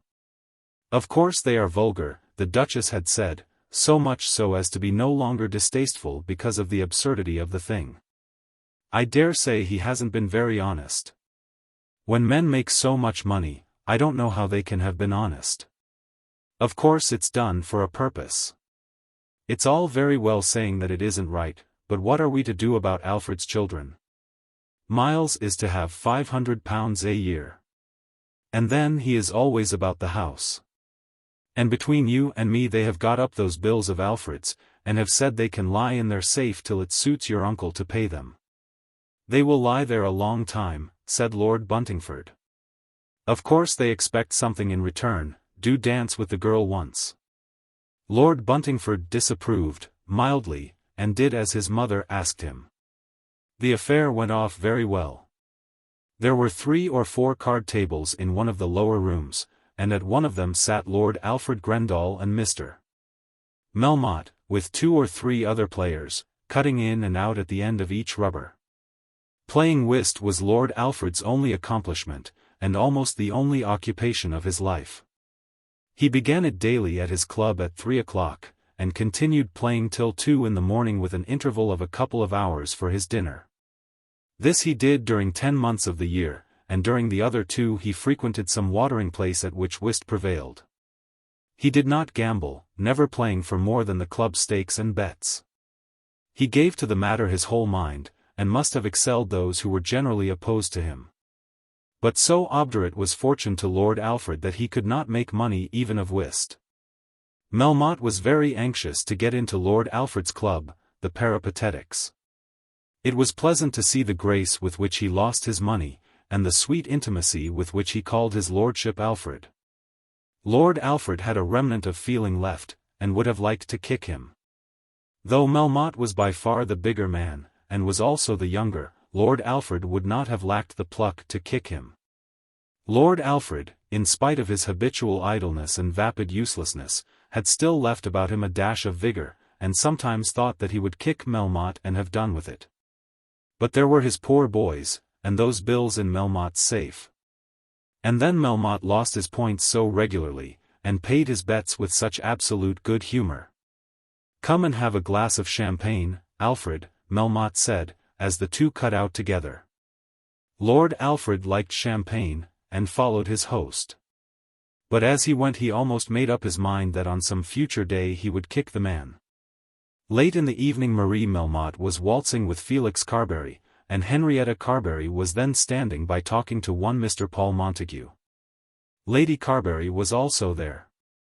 She was not well inclined either to balls or to such people as the Melmottes, nor was Henrietta. But Felix had suggested that, bearing in mind his prospects as to the heiress, they had better accept the invitation which he would cause to have sent to them. They did so. And then Paul Montague also got a card, not altogether to Lady Carbury's satisfaction. Lady Carbury was very gracious to Madame Melmotte for 2 minutes, and then slid into a chair expecting nothing but misery for the evening. She, however, was a woman who could do her duty and endure without complaint. "It is the first great ball I ever was at in London," said Hetta Carbury to Paul Montague. "And how do you like it?" "Not at all." "How should I like it? I know nobody here. I don't understand how it is that at these parties people do know each other, or whether they all go dancing about without knowing. Just that, I suppose when they are used to it they get introduced backwards and forwards, and then they can know each other as fast as they like. If you would wish to dance, why won't you dance with me? I have danced with you, twice already. Is there any law against dancing 3 times? But I don't especially want to dance," said Henrietta. "I think I'll go and console poor mamma, who has got nobody to speak to her." Just at this moment, however, Lady Carbury was not in that wretched condition, as an unexpected friend had come to her relief. Sir Felix and Marie Melmotte had been spinning round and round throughout a long waltz, thoroughly enjoying the excitement of the music and the movement. To give Felix Carbury what little praise might be his due, it is necessary to say that he did not lack physical activity. He would dance, and ride, and shoot eagerly, with an animation that made him happy for the moment. It was an affair not of thought or calculation, but of physical organization. And Marie Melmotte had been thoroughly happy. She loved dancing with all her heart if she could only dance in a manner pleasant to herself. She had been warned especially as to some men, that she should not dance with them. She had been almost thrown into Lord Nidderdale's arms, and had been prepared to take him at her father's bidding. But she had never had the slightest pleasure in his society, and had only not been wretched because she had not as yet recognized that she had an identity of her own in the disposition of which she herself should have a voice. She certainly had never cared to dance with Lord Nidderdale. Lord Grosvenor she had absolutely hated, though at first she had hardly dared to say so. 1 or 2 others had been obnoxious to her in different ways, but they had passed on, or were passing on, out of her way. There was no one at the present moment whom she had been commanded by her father to accept should an offer be made. But she did like dancing with Sir Felix Carbury. It was not only that the man was handsome but that he had a power of changing the expression of his countenance, a play of face, which belied altogether his real disposition. He could seem to be hearty and true till the moment came in which he had really to expose his heart, or to try to expose it. Then he failed, knowing nothing about it. But in the approaches to intimacy with a girl he could be very successful. He had already nearly got beyond this with Marie Melmotte, but Marie was by no means quick in discovering his deficiencies. To her he had seemed like a god. If she might be allowed to be wooed by Sir Felix Carbury, and to give herself to him, she thought that she would be contented. "How well you dance," said Sir Felix, as soon as he had breath for speaking. "Do I?" She spoke with a slightly foreign accent, which gave a little prettiness to her speech. "I was never told so. But nobody ever told me anything about myself. I should like to tell you everything about yourself, from the beginning to the end." "Ah, but you don't know." "I would find out. I think I could make some good guesses. I'll tell you what you would like best in all the world." "What is that?" "Somebody that liked you best in all the world." "Ah, yes, if one knew who." "How can you know, Miss Melmotte, but by believing?" "That is not the way to know. If a girl told me that she liked me better than any other girl, I should not know it, just because she said so. I should have to find it out." "And if a gentleman told you so?" "I shouldn't believe him a bit, and I should not care to find out. But I should like to have some girl for a friend whom I could love, 10 times better than myself." "So should I." "Have you no particular friend?" "I mean a girl whom I could love, 10 times better than myself." "Now you are laughing at me, Sir Felix," said Miss Melmotte.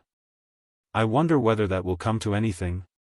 said Paul Montague to Miss Carbury. They had come back into the drawing-room, and had been watching the approaches to love-making which the baronet was opening. "You mean Felix and Miss Melmotte?" "I hate to think of such things, Mr. Montague. It would be a magnificent chance for him. To marry a girl, the daughter of vulgar people, just because she will have a great deal of money? He can't care for her really, because she is rich. But he wants money so dreadfully. It seems to me that there is no other condition of things under which Felix can face the world, but by being the husband of an heiress." What a dreadful thing to say! But isn't it true? He has beggared himself. Oh, Mr. Montague. And he will beggar you and your mother. I don't care about myself. Others do though. As he said this he did not look at her, but spoke through his teeth, as if he were angry both with himself and her. "I did not think you would have spoken so harshly of Felix." "I don't speak harshly of him, Miss Carbury. I haven't said that it was his own fault. He seems to be one of those who have been born to spend money. And as this girl will have plenty of money to spend, I think it would be a good thing if he were to marry her. If Felix had £20,000 a year, everybody would think him the finest fellow in the world." In saying this, however, Mr. Paul Montague showed himself unfit to gauge the opinion of the world. Whether Sir Felix be rich or poor, the world, evil-hearted as it is, will never think him a fine fellow. Lady Carbury had been seated for nearly half an hour in uncomplaining solitude under a bust, when she was delighted by the appearance of Mr. Ferdinand Alf. "You here?" she said. "Why not? Melmotte and I are brother adventurers. I should have thought you would find so little here to amuse you. I have found you. And, in addition to that, duchesses and their daughters without number. They expect Prince George." "Do they? And Legge Wilson from the India office is here already. I spoke to him in some jewelled bower as I made my way here, not 5 minutes since. It's quite a success. Don't you think it very nice, Lady Carbury? I don't know whether you are joking or in earnest." "I never joke. I say it is very nice. These people are spending thousands upon thousands to gratify you and me and others, and all they want in return is a little countenance." "Do you mean to give it then?" "I am giving it them." "Ah, but the countenance of the evening pulpit. Do you mean to give them that?" "Well, it is not in our line exactly to give a catalogue of names and to record ladies' dresses. Perhaps it may be better for our host himself that he should be kept out of the newspapers." "Are you going to be very severe upon poor me, Mr. Alf?" said the lady after a pause. "We are never severe upon anybody, Lady Carbury. Here's the prince. What will they do with him now they've caught him?" "Oh, they're going to make him dance with the heiress." "Poor heiress." "Poor prince," said Lady Carbury. "Not at all. She's a nice little girl enough, and he'll have nothing to trouble him. But how is she, poor thing, to talk to royal blood? Poor thing indeed." The prince was brought into the big room where Marie was still being talked to by Felix Carbury, and was at once made to understand that she was to stand up and dance with royalty. The introduction was managed in a very businesslike manner. Miles Grendall first came in and found the female victim. The Duchess followed with the male victim. Madame Melmotte, who had been on her legs till she was ready to sink, waddled behind, but was not allowed to take any part in the affair. The band were playing a gallop, but that was stopped at once, to the great confusion of the dancers. In 2 minutes Miles Grendall had made up a set. He stood up with his aunt, the Duchess, as vis-a-vis to Marie and the Prince, till, about the middle of the quadrille, Legge Wilson was found and made to take his place. Lord Buntingford had gone away, but then there were still present 2 daughters of the Duchess who were rapidly caught. Sir Felix Carbury, being good-looking and having a name, was made to dance with one of them, and Lord Grosvenor with the other. There were 4 other couples, all made up of titled people, as it was intended that this special dance should be chronicled, if not in the Evening Pulpit, in some less serious daily journal. A paid reporter was present in the house ready to rush off with the list as soon as the dance should be a realized fact. The prince himself did not quite understand why he was there, but they who marshalled his life for him had so marshalled it for the present moment. He himself probably knew nothing about the lady's diamonds which had been rescued, or the considerable subscription to St. George's Hospital which had been extracted from Mr. Melmotte as a makeweight. Poor Marie felt as though the burden of the hour would be greater than she could bear, and looked as though she would have fled had flight been possible. But the trouble passed quickly, and was not really severe. The prince said a word or two between each figure, and did not seem to expect a reply. He made a few words go a long way, and was well trained in the work of easing the burden of his own greatness for those who were for the moment inflicted with it. When the dance was over he was allowed to escape after the ceremony of a single glass of champagne drank in the presence of the hostess. Considerable skill was shown in keeping the presence of his royal guest a secret from the host himself till the prince was gone. Melmotte would have desired to pour out that glass of wine with his own hands, to solace his tongue by royal highnesses, and would probably have been troublesome and disagreeable. Miles Grendall had understood all this and had managed the affair very well. "Bless my soul, His Royal Highness come and gone," exclaimed Melmotte.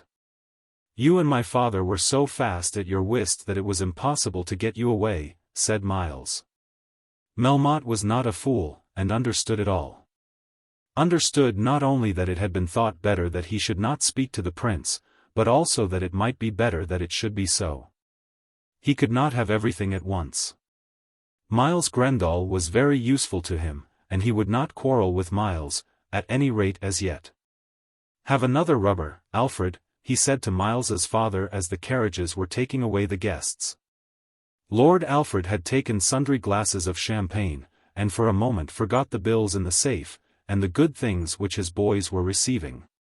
"Damn that kind of nonsense," he said. "Call people by their proper names." Then he left the house without a further word to the master of it. That night before they went to sleep Melmotte required from his weary wife an account of the ball, and especially of Marie's conduct. Marie, Madame Melmotte said, had behaved well, but had certainly preferred Sir Carbury to any other of the young men. Hitherto Mr. Melmotte had heard very little of Sir Carbury, except that he was a baronet. Though his eyes and ears were always open, though he attended to everything, and was a man of sharp intelligence, he did not yet quite understand the bearing and sequence of English titles. He knew that he must get for his daughter either an eldest son, or one absolutely in possession himself. Sir Felix, he had learned, was only a baronet, but then he was in possession. He had discovered also that Sir Felix's son would in course of time also become Sir Felix. He was not therefore at the present moment disposed to give any positive orders as to his daughter's conduct to the young baronet. He did not, however, conceive that the young baronet had as yet addressed his girl in such words as Felix had in truth used when they parted. "You know who it is," he whispered, "likes you better than anyone else in the world." "Nobody does, don't, Sir Felix." "I do," he said as he held her hand for a minute. He looked into her face and she thought it very sweet. He had studied the words as a lesson, and, repeating them as a lesson, he did it fairly well. He did it well enough at any rate to send the poor girl to bed with a sweet conviction that at last a man had spoken to her whom she could love. Chapter 5. After the ball. "It's weary work," said Sir Felix as he got into the brougham with his mother and sister. "What must it have been to me then, who had nothing to do," said his mother. "It's the having something to do that makes me call it weary work. By the by, now I think of it, I'll run down to the club before I go home." So saying he put his head out of the brougham, and stopped the driver. "It is 2 o'clock, Felix," said his mother. "I'm afraid it is, but you see I'm hungry." "You had supper, perhaps." "I had none." "Are you going down to the club for supper at this time in the morning?" "I must go to bed hungry if I don't. Good night." Then he jumped out of the brougham, called a cab, and had himself driven to the Beargarden. He declared to himself that the men there would think it mean of him if he did not give them their revenge. He had renewed his play on the preceding night, and had again won. Dolly Longstaff owed him now a considerable sum of money, and Lord Grosvenor was also in his debt.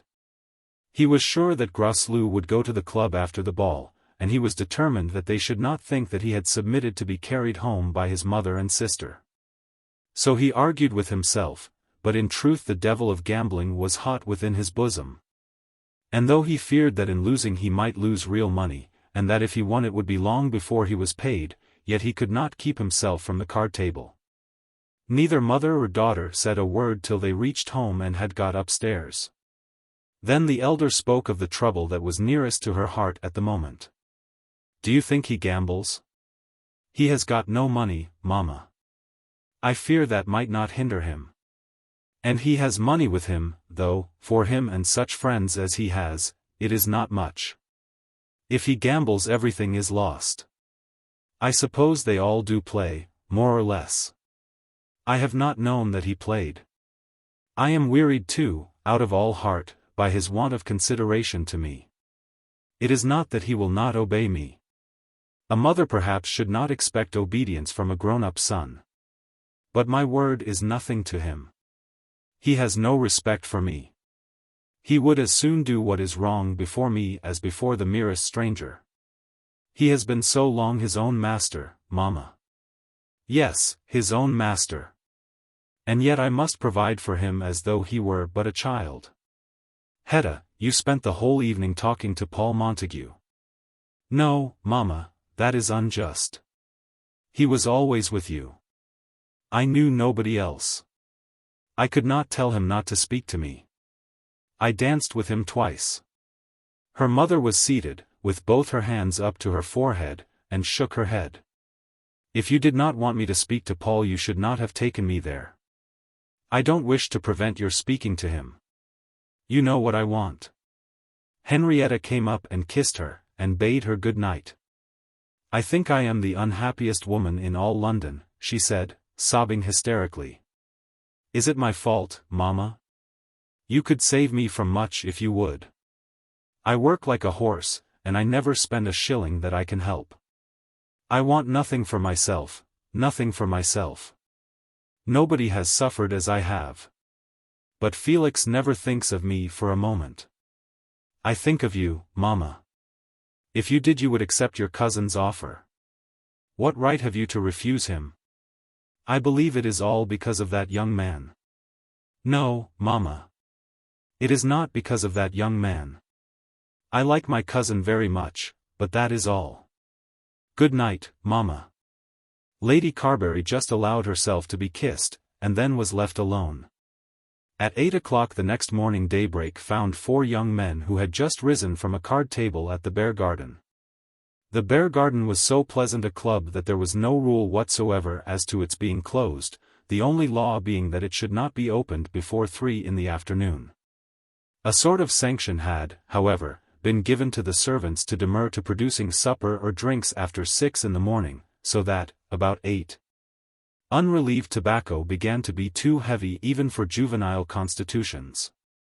The party consisted of Dolly Longstaff, Lord Grosvenor, Miles Grendall, and Felix Carbury, and the 4 had amused themselves during the last 6 hours with various innocent games.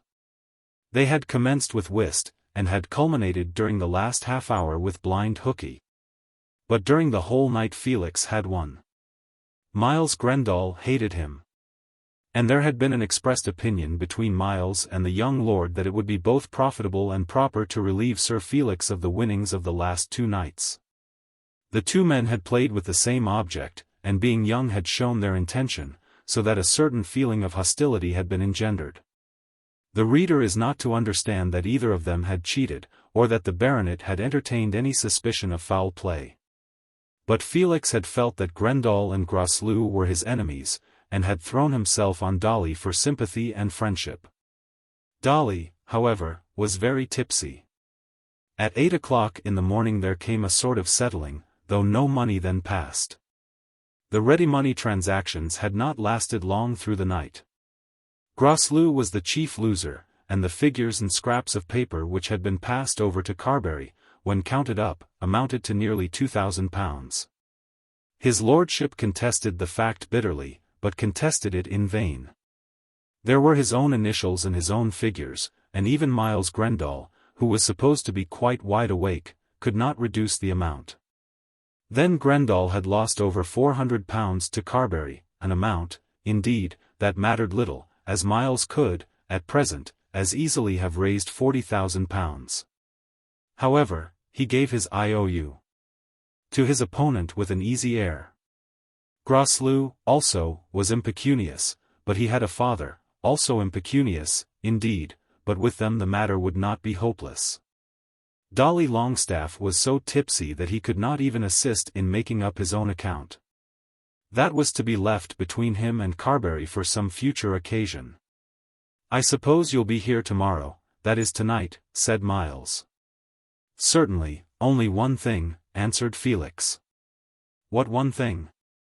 "I think these things should be squared before we play any more." "What do you mean by that?" said Groslow angrily. "Do you mean to hint anything?" "I never hint anything, my Grassy," said Felix. "I believe when people play cards, it's intended to be ready money, that's all. But I'm not going to stand on P's and Q's with you. I'll give you your revenge tonight." "That's all right," said Miles. "I was speaking to Lord Groslow," said Felix. "He is an old friend, and we know each other. You have been rather rough tonight, Mr. Grendall." "Rough? What the devil do you mean by that? And I think it will be as well that our account should be settled before we begin again." "A settlement once a week is the kind of thing I'm used to," said Grendall. There was nothing more said, but the young men did not part on good terms. Felix, as he got himself taken home, calculated that if he could realize his spoil, he might begin the campaign again with horses, servants, and all luxuries as before. If all were paid, he would have over £3,000. Chapter 6. Roger Carbury and Paul Montague. Roger Carbury, of Carbury Hall, the owner of a small property in Suffolk, was the head of the Carbury family. The Carburys had been in Suffolk a great many years, certainly from the time of the War of the Roses, and had always held up their heads. But they had never held them very high.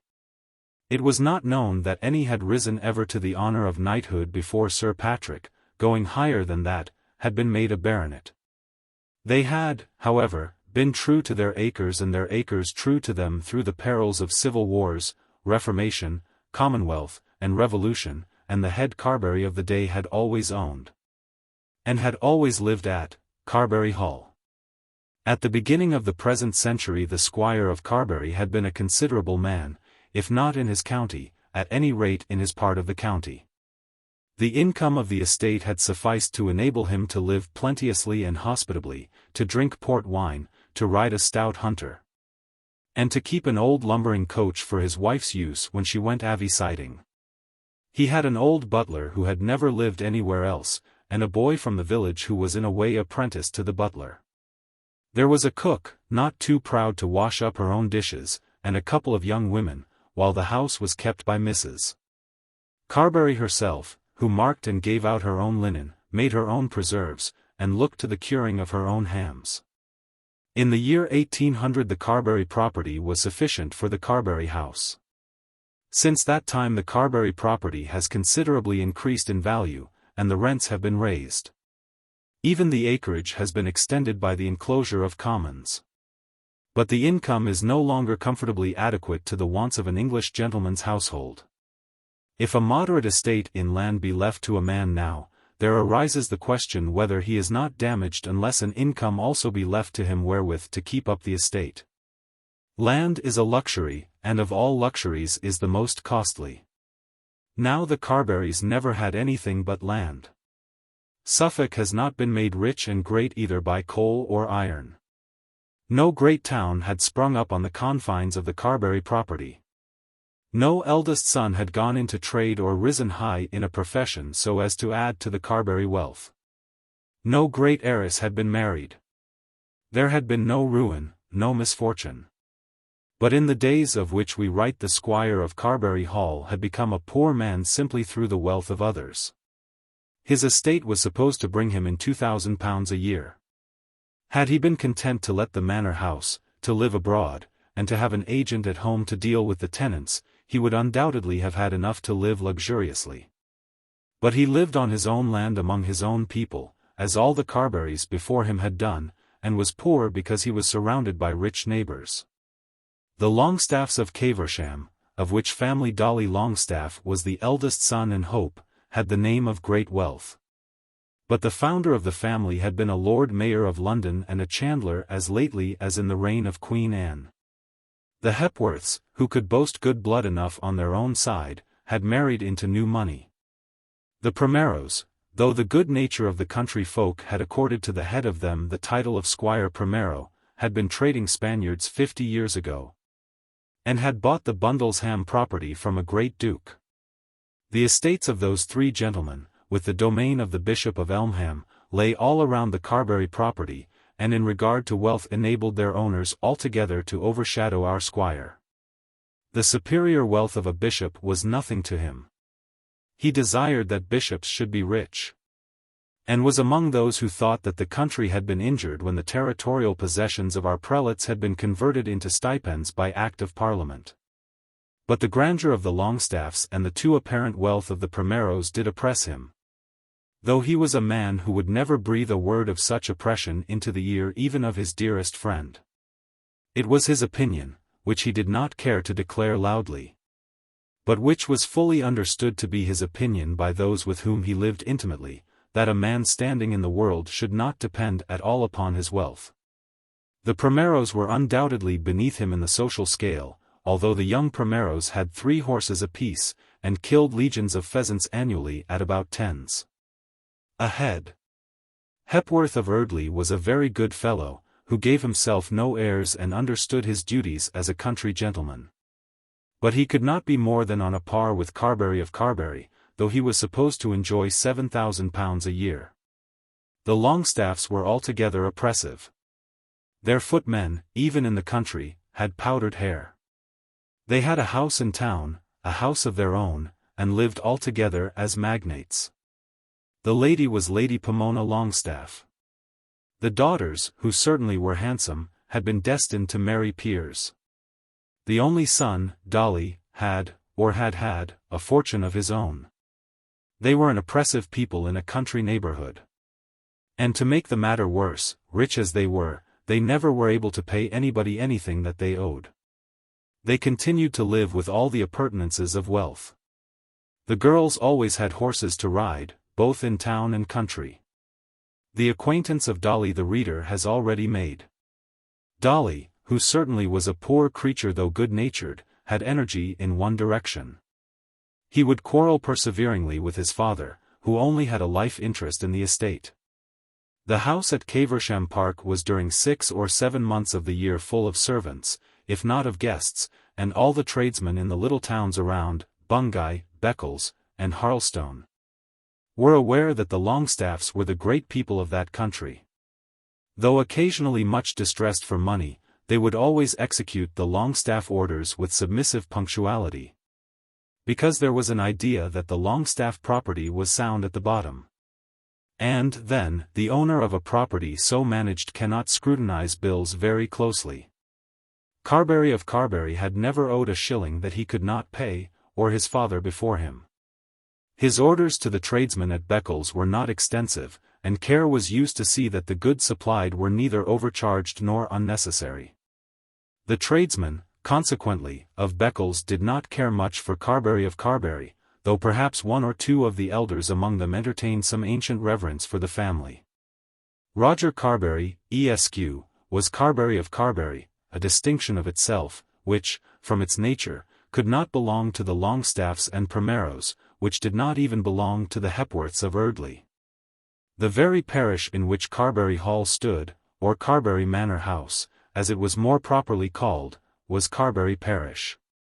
And there was Carbury Chase, partly in Carbury Parish and partly in Bundlesham, but belonging, unfortunately, in its entirety to the Bundlesham estate. Roger Carbury himself was all alone in the world. His nearest relatives of the name were Sir Felix and Henrietta, but they were no more than second cousins. He had sisters, but they had long since been married and had gone away into the world with their husbands, one to India, and another to the far west of the United States. At present he was not much short of 40 years of age, and was still unmarried. He was a stout, good-looking man, with a firmly set square face, with features finely cut, a small mouth, good teeth, and well-formed chin. His hair was red, curling round his head, which was now partly bald at the top. He wore no other beard than small, almost unnoticeable whiskers.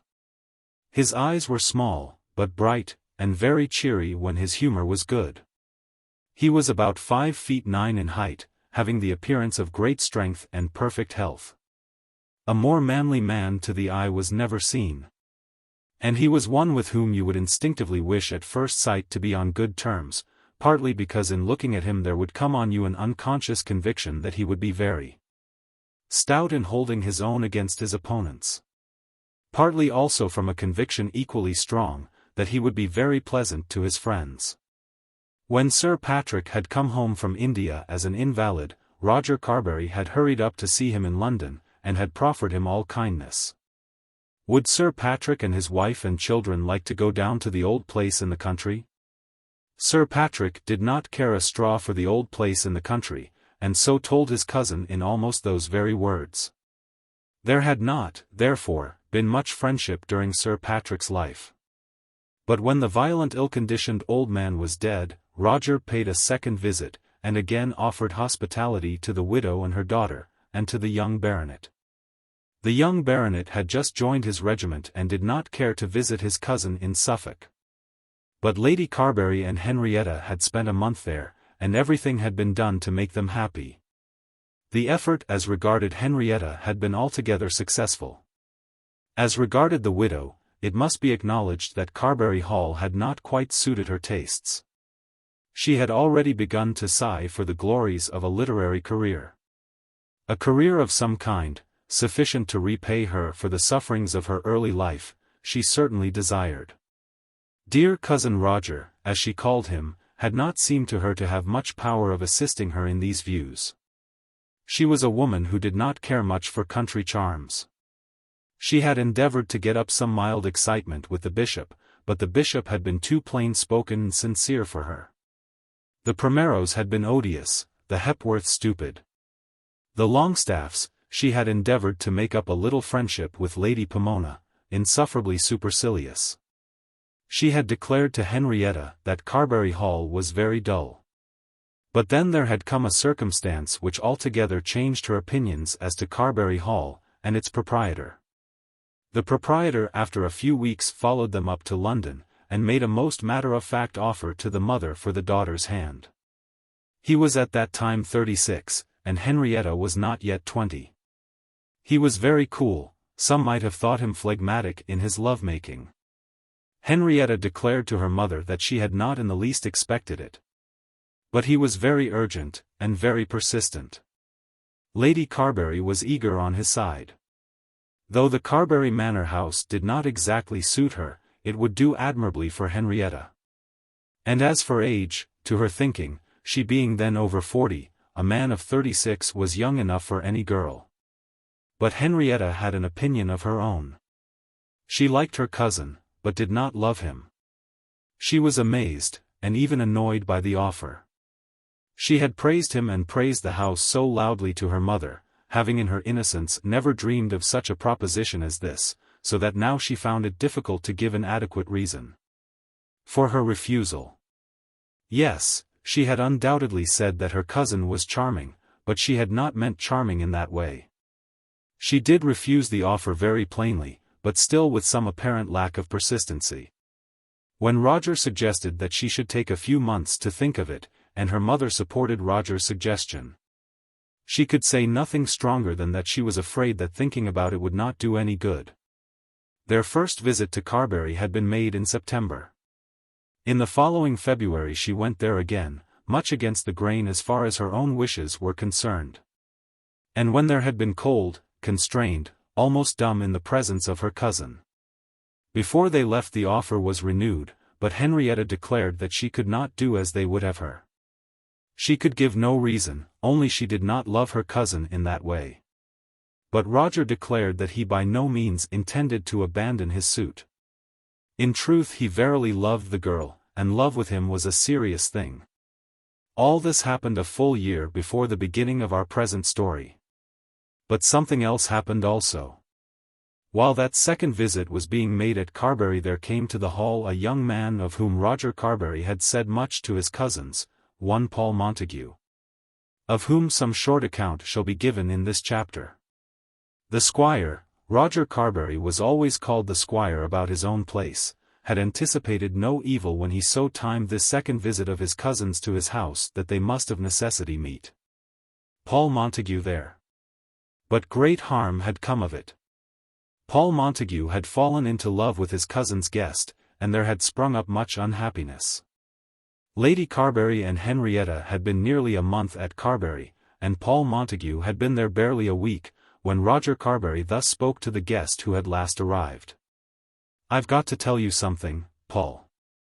"Anything serious?" "Very serious to me. I may say so serious that nothing in my own life can approach it in importance." He had unconsciously assumed that look, which his friend so thoroughly understood, indicating his resolve to hold to what he believed to be his own, and to fight if fighting be necessary. Montague knew him well, and became half aware that he had done something, he knew not what, militating against this serious resolve of his friend. He looked up, but said nothing. "I have offered my hand in marriage to my cousin Henrietta," said Roger very gravely. "Miss Carbury?" "Yes, to Henrietta Carbury. She has not accepted it. She has refused me twice. But I still have hopes of success. Perhaps I have no right to hope, but I do. I tell it you just as it is. Everything in life to me depends upon it. I think I may count upon your sympathy." "Why did you not tell me before?" said Paul Montague in a hoarse voice. Then there had come a sudden and rapid interchange of quick speaking between the men, each of them speaking the truth exactly. Each of them declaring himself to be in the right and to be ill-used by the other, each of them equally hot, equally generous, and equally unreasonable. Montague at once asserted that he also loved Henrietta Carbury. He blurted out his assurance in the baldest and most incomplete manner, but still in such words as to leave no doubt. No. He had not said a word to her. He had intended to consult Roger Carbury himself, should have done so in a day or two, perhaps on that very day had not Roger spoken to him. "You have neither of you a shilling in the world," said Roger, "and now you know what my feelings are, you must abandon it." Then Montague declared that he had a right to speak to Miss Carbury. He did not suppose that Miss Carbury cared a straw about him. He had not the least reason to think that she did. It was altogether impossible. But he had a right to his chance. That chance was all the world to him. As to money, he would not admit that he was a pauper, and, moreover, he might earn an income as well as other men. Had Carbury told him that the young lady had shown the slightest intention to receive his, Carbury's, addresses, he, Paul, would at once have disappeared from the scene. But as it was not so, he would not say that he would abandon his hope. The scene lasted for above an hour. When it was ended, Paul Montague packed up all his clothes and was driven away to the railway station by Roger himself, without seeing either of the ladies. There had been very hot words between the men, but the last words which Roger spoke to the other on the railway platform were not quarrelsome in their nature.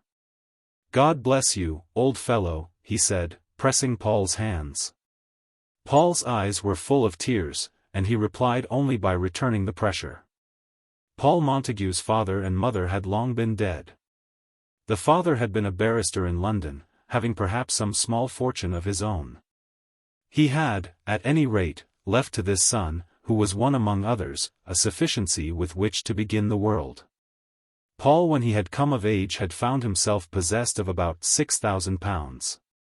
He was then at Oxford, and was intended for the bar. An uncle of his, a younger brother of his father, had married a Carbury, the younger sister of two, though older than her brother Roger. This uncle many years since had taken his wife out to California, and had there become an American. He had a large tract of land, growing wool, and wheat, and fruit. But whether he prospered or whether he did not, had not always been plain to the Montagues and Carburys at home. The intercourse between the two families had in the quite early days of Paul Montague's life, created an affection between him and Roger, who, as will be understood by those who have carefully followed the above family history, were not in any degree related to each other. Roger, when quite a young man, had had the charge of the boy's education, and had sent him to Oxford. But the Oxford scheme, to be followed by the bar, and to end on some one of the many judicial benches of the country, had not succeeded. Paul had got into a row at Balliol, and had been rusticated, had then got into another row, and was sent down. Indeed he had a talent for rows, though, as Roger Carbury always declared, there was nothing really wrong about any of them. Paul was then 21, and he took himself and his money out to California, and joined his uncle. He had perhaps an idea, based on very insufficient grounds, that rows are popular in California. At the end of 3 years he found that he did not like farming life in California, and he found also that he did not like his uncle. So he returned to England, but on returning was altogether unable to get his £6,000 out of the Californian farm. Indeed he had been compelled to come away without any of it, with funds insufficient even to take him home. Accepting with much dissatisfaction an assurance from his uncle that an income amounting to 10% upon his capital should be remitted to him with the regularity of clockwork. The clock alluded to must have been one of Sam Slick's. It had gone very badly. At the end of the first quarter there came the proper remittance, then half the amount. Then there was a long interval without anything, then some dropping payments now and again, and then a 12-month without anything. At the end of that 12-month he paid a second visit to California, having borrowed money from Roger for his journey. He had now again returned, with some little cash in hand, and with the additional security of a deed executed in his favor by one Hamilton K. Fisker, who had gone into partnership with his uncle, and who had added a vast flour mill to his uncle's concerns. In accordance with this deed he was to get 12% on his capital, and had enjoyed the gratification of seeing his name put up as one of the firm, which now stood as Fisker, Montague and Montague. A business declared by the two elder partners to be most promising had been opened at Fiskerville, about 250 miles from San Francisco. And the hearts of Fisker and the elder Montague were very high. Paul hated Fisker horribly, did not love his uncle much, and would willingly have got back his £6,000 had he been able. But he was not able, and returned as one of Fisker, Montague, and Montague, not altogether unhappy, as he had succeeded in obtaining enough of his back income to pay what he owed to Roger, and to live for a few months. He was intent on considering how he should bestow himself, consulting daily with Roger on the subject. When suddenly Roger had perceived that the young man was becoming attached to the girl whom he himself loved. What then occurred has been told. Not a word was said to Lady Carbury or her daughter of the real cause of Paul's sudden disappearance. It had been necessary that he should go to London. Each of the ladies probably guessed something of the truth, but neither spoke a word to the other on the subject. Before they left the manor the squire again pleaded his cause with Henrietta, but he pleaded it in vain. Henrietta was colder than ever, but she made use of one unfortunate phrase which destroyed all the effect which her coldness might have had. She said that she was too young to think of marrying yet. She had meant to imply that the difference in their ages was too great, but had not known how to say it. It was easy to tell her that in a 12-month she would be older. But it was impossible to convince her that any number of 12 months would alter the disparity between her and her cousin. But even that disparity was not now her strongest reason for feeling sure that she could not marry Roger Carbury. Within a week of the departure of Lady Carbury from the manor house, Paul Montague returned, and returned as a still dear friend. He had promised before he went that he would not see Henrietta again for 3 months, but he would promise nothing further. If she won't take you, there is no reason why I shouldn't try. That had been his argument. Roger would not accede to the justice even of this. It seemed to him that Paul was bound to retire altogether, partly because he had got no income, partly because of Roger's previous claim, partly no doubt in gratitude. But of this last reason Roger never said a word. If Paul did not see this himself, Paul was not such a man as his friend had taken him to be. Paul did see it himself, and had many scruples. But why should his friend be a dog in the manger? He would yield at once to Roger Carbury's older claims if Roger could make anything of them. Indeed, he could have no chance if the girl were disposed to take Roger for her husband. Roger had all the advantage of Carbury Manor at his back, whereas he had nothing but his share in the doubtful business of Fisker, Montague, and Montague. In a wretched little town 250 miles further off than San Francisco. But if, with all this, Roger could not prevail, why should he not try? What Roger said about want of money was mere nonsense. Paul was sure that his friend would have created no such difficulty had not he himself been interested. Paul declared to himself that he had money, though doubtful money, and that he certainly would not give up Henrietta on that score. He came up to London at various times in search of certain employment which had been half promised him, and, after the expiration of the 3 months, constantly saw Lady Carbury and her daughter. But from time to time he had given renewed promises to Roger Carbury that he would not declare his passion, now for 2 months, then for 6 weeks, then for a month. In the meantime the two men were fast friends, so fast that Montague spent by far the greater part of his time as his friend's guest, and all this was done with the understanding that Roger Carbury was to blaze up into hostile wrath should Paul ever receive the privilege to call himself Henrietta Carbury's favoured lover. But that everything was to be smooth between them should Henrietta be persuaded to become the mistress of Carbury Hall. So things went on up to the night at which Montague met Henrietta at Madame Melmotte's ball. The reader should also be informed that there had been already a former love affair in the young life of Paul Montague. There had been, and indeed there still was, a widow, one Mrs. Hurtle, whom he had been desperately anxious to marry before his second journey to California, but the marriage had been prevented by the interference of Roger Carbury. Chapter 7. Mentor. Lady Carbury's desire for a union between Roger and her daughter was greatly increased by her solicitude in respect to her son. Since Roger's offer had first been made, Felix had gone on from bad to worse, till his condition had become one of hopeless embarrassment. If her daughter could but be settled in the world, Lady Carbury said to herself, she could then devote herself to the interests of her son. She had no very clear idea of what that devotion would be. But she did know that she had paid so much money for him, and would have so much more extracted from her, that it might well come to pass that she would be unable to keep a home for her daughter.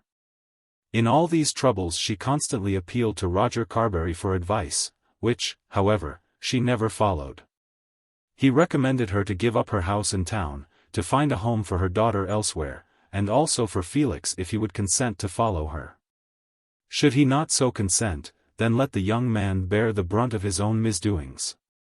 Doubtless, when he could no longer get bread in London he would find her out.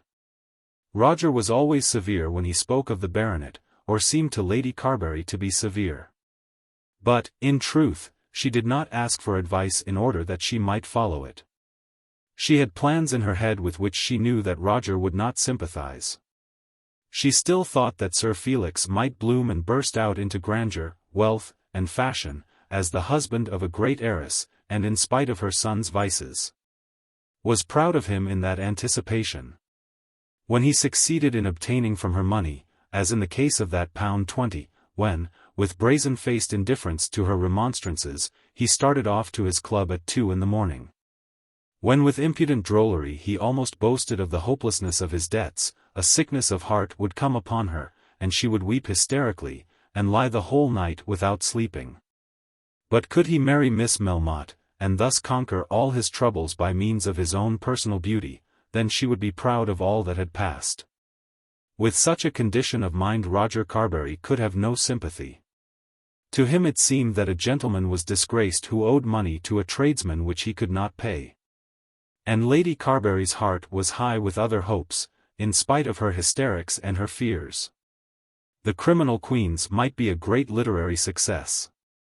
She almost thought that it would be a success. Messrs. Leadham and Loiter, the publishers, were civil to her. Mr. Brune had promised. Mr. Booker had said that he would see what could be done. She had gathered from Mr. Alf's caustic and cautious words that the book would be noticed in the Evening Pulpit. No, she would not take dear Roger's advice as to leaving London.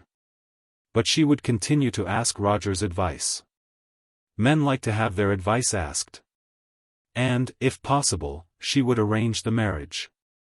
What country retirement could be so suitable for a Lady Carbury when she wished to retire for a while, as Carbury Manor, the seat of her own daughter? And then her mind would fly away into regions of bliss. If only by the end of this season Henrietta could be engaged to her cousin, Felix be the husband of the richest bride in Europe, and she be the acknowledged author of the cleverest book of the year. What a paradise of triumph might still be open to her after all her troubles.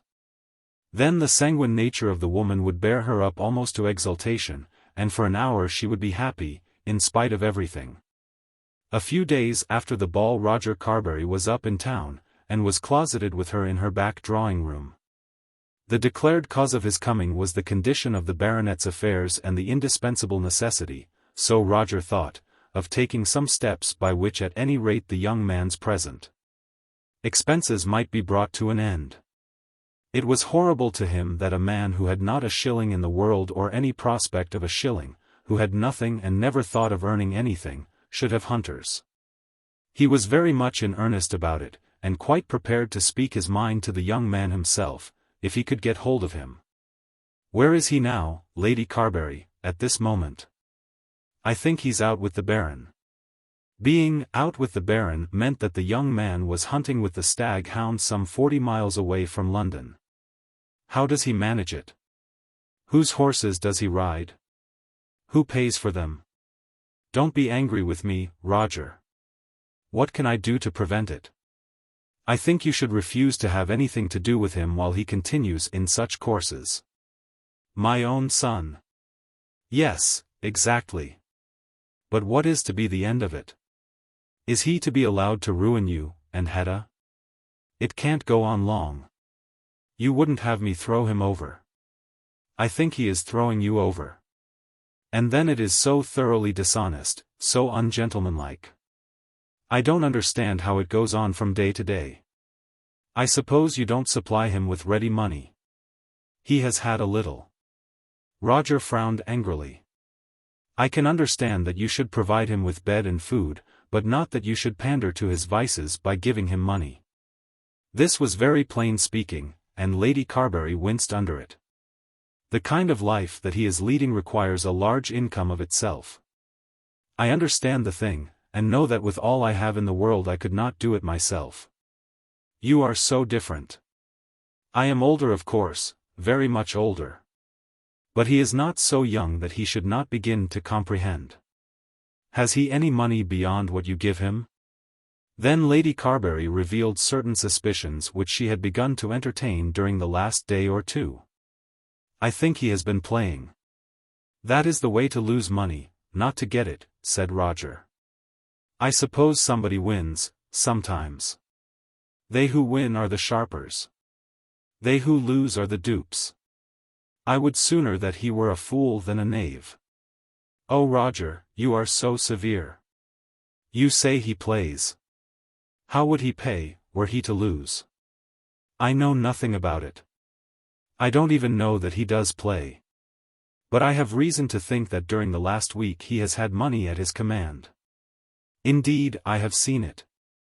He comes home at all manner of hours and sleeps late. Yesterday I went into his room about 10 and did not wake him. There were notes and gold lying on his table, ever so much. Why did you not take them? What, rob my own boy? When you tell me that you are absolutely in want of money to pay your own bills, and that he has not hesitated to take yours from you. Why does he not repay you what he has borrowed? Ah, indeed. Why not? He ought to if he has it. And there were papers there, I.O.U.S., signed by other men. You looked at them. I saw as much as that. It is not that I am curious, but one does feel about one's own son. I think he has bought another horse. A groom came here and said something about it to the servants. Oh dear, oh dear. If you could only induce him to stop the gambling. Of course it is very bad whether he wins or loses, though I am sure that Felix would do nothing unfair. Nobody ever said that of him. If he has won money, it would be a great comfort if he would let me have some of it, for, to tell the truth, I hardly know how to turn. I am sure nobody can say that I spend it on myself. Then Roger again repeated his advice. There could be no use in attempting to keep up the present kind of life in Welbeck Street. Welbeck Street might be very well without a penniless spendthrift such as Sir Felix, but must be ruinous under the present conditions. If Lady Carbury felt, as no doubt she did feel, bound to afford a home to her ruined son in spite of all his wickedness and folly, that home should be found far away from London. If he chose to remain in London, let him do so on his own resources. The young man should make up his mind to do something for himself. A career might possibly be opened for him in India. If he be a man he would sooner break stones than live on you, said Roger. Yes, he would see his cousin tomorrow and speak to him, that is if he could possibly find him. Young men who gamble all night, and hunt all day are not easily found. But he would come at 12 as Felix generally breakfasted at that hour. Then he gave an assurance to Lady Carbury which to her was not the least comfortable part of the interview. In the event of her son not giving her the money which she at once required he, Roger, would lend her £100 till her half-year's income should be due. After that his voice changed altogether, as he asked a question on another subject, "Can I see Henrietta tomorrow?" "Certainly, why not? She is at home now, I think." "I will wait till tomorrow, when I call to see Felix. I should like her to know that I am coming. Paul Montague was in town the other day." "He was here, I suppose?" "Yes, he called." "Was that all you saw of him?" "He was at the Melmottes' ball. Felix got a card for him, and we were there." "Has he gone down to Carbury?" "No, not to Carbury. I think he had some business about his partners at Liverpool. There is another case of a young man without anything to do. Not that Paul is at all like Sir Felix. This he was induced to say by the spirit of honesty which was always strong within him. "Don't be too hard upon poor Felix," said Lady Carbury. Roger, as he took his leave, thought that it would be impossible to be too hard upon Sir Felix Carbury. The next morning Lady Carbury was in her son's bedroom before he was up, and with incredible weakness told him that his cousin Roger was coming to lecture him. "What the devil's the use of it?" said Felix from beneath the bedclothes. "If you speak to me in that way, Felix, I must leave the room." "But what is the use of his coming to me? I know what he has got to say just as if it were said. It's all very well preaching sermons to good people, but nothing ever was got by preaching to people who ain't good. Why shouldn't you be good?" "I shall do very well, mother, if that fellow will leave me alone. I can play my hand better than he can play it for me. If you'll go now I'll get up." She had intended to ask him for some of the money which she believed he still possessed, but her courage failed her.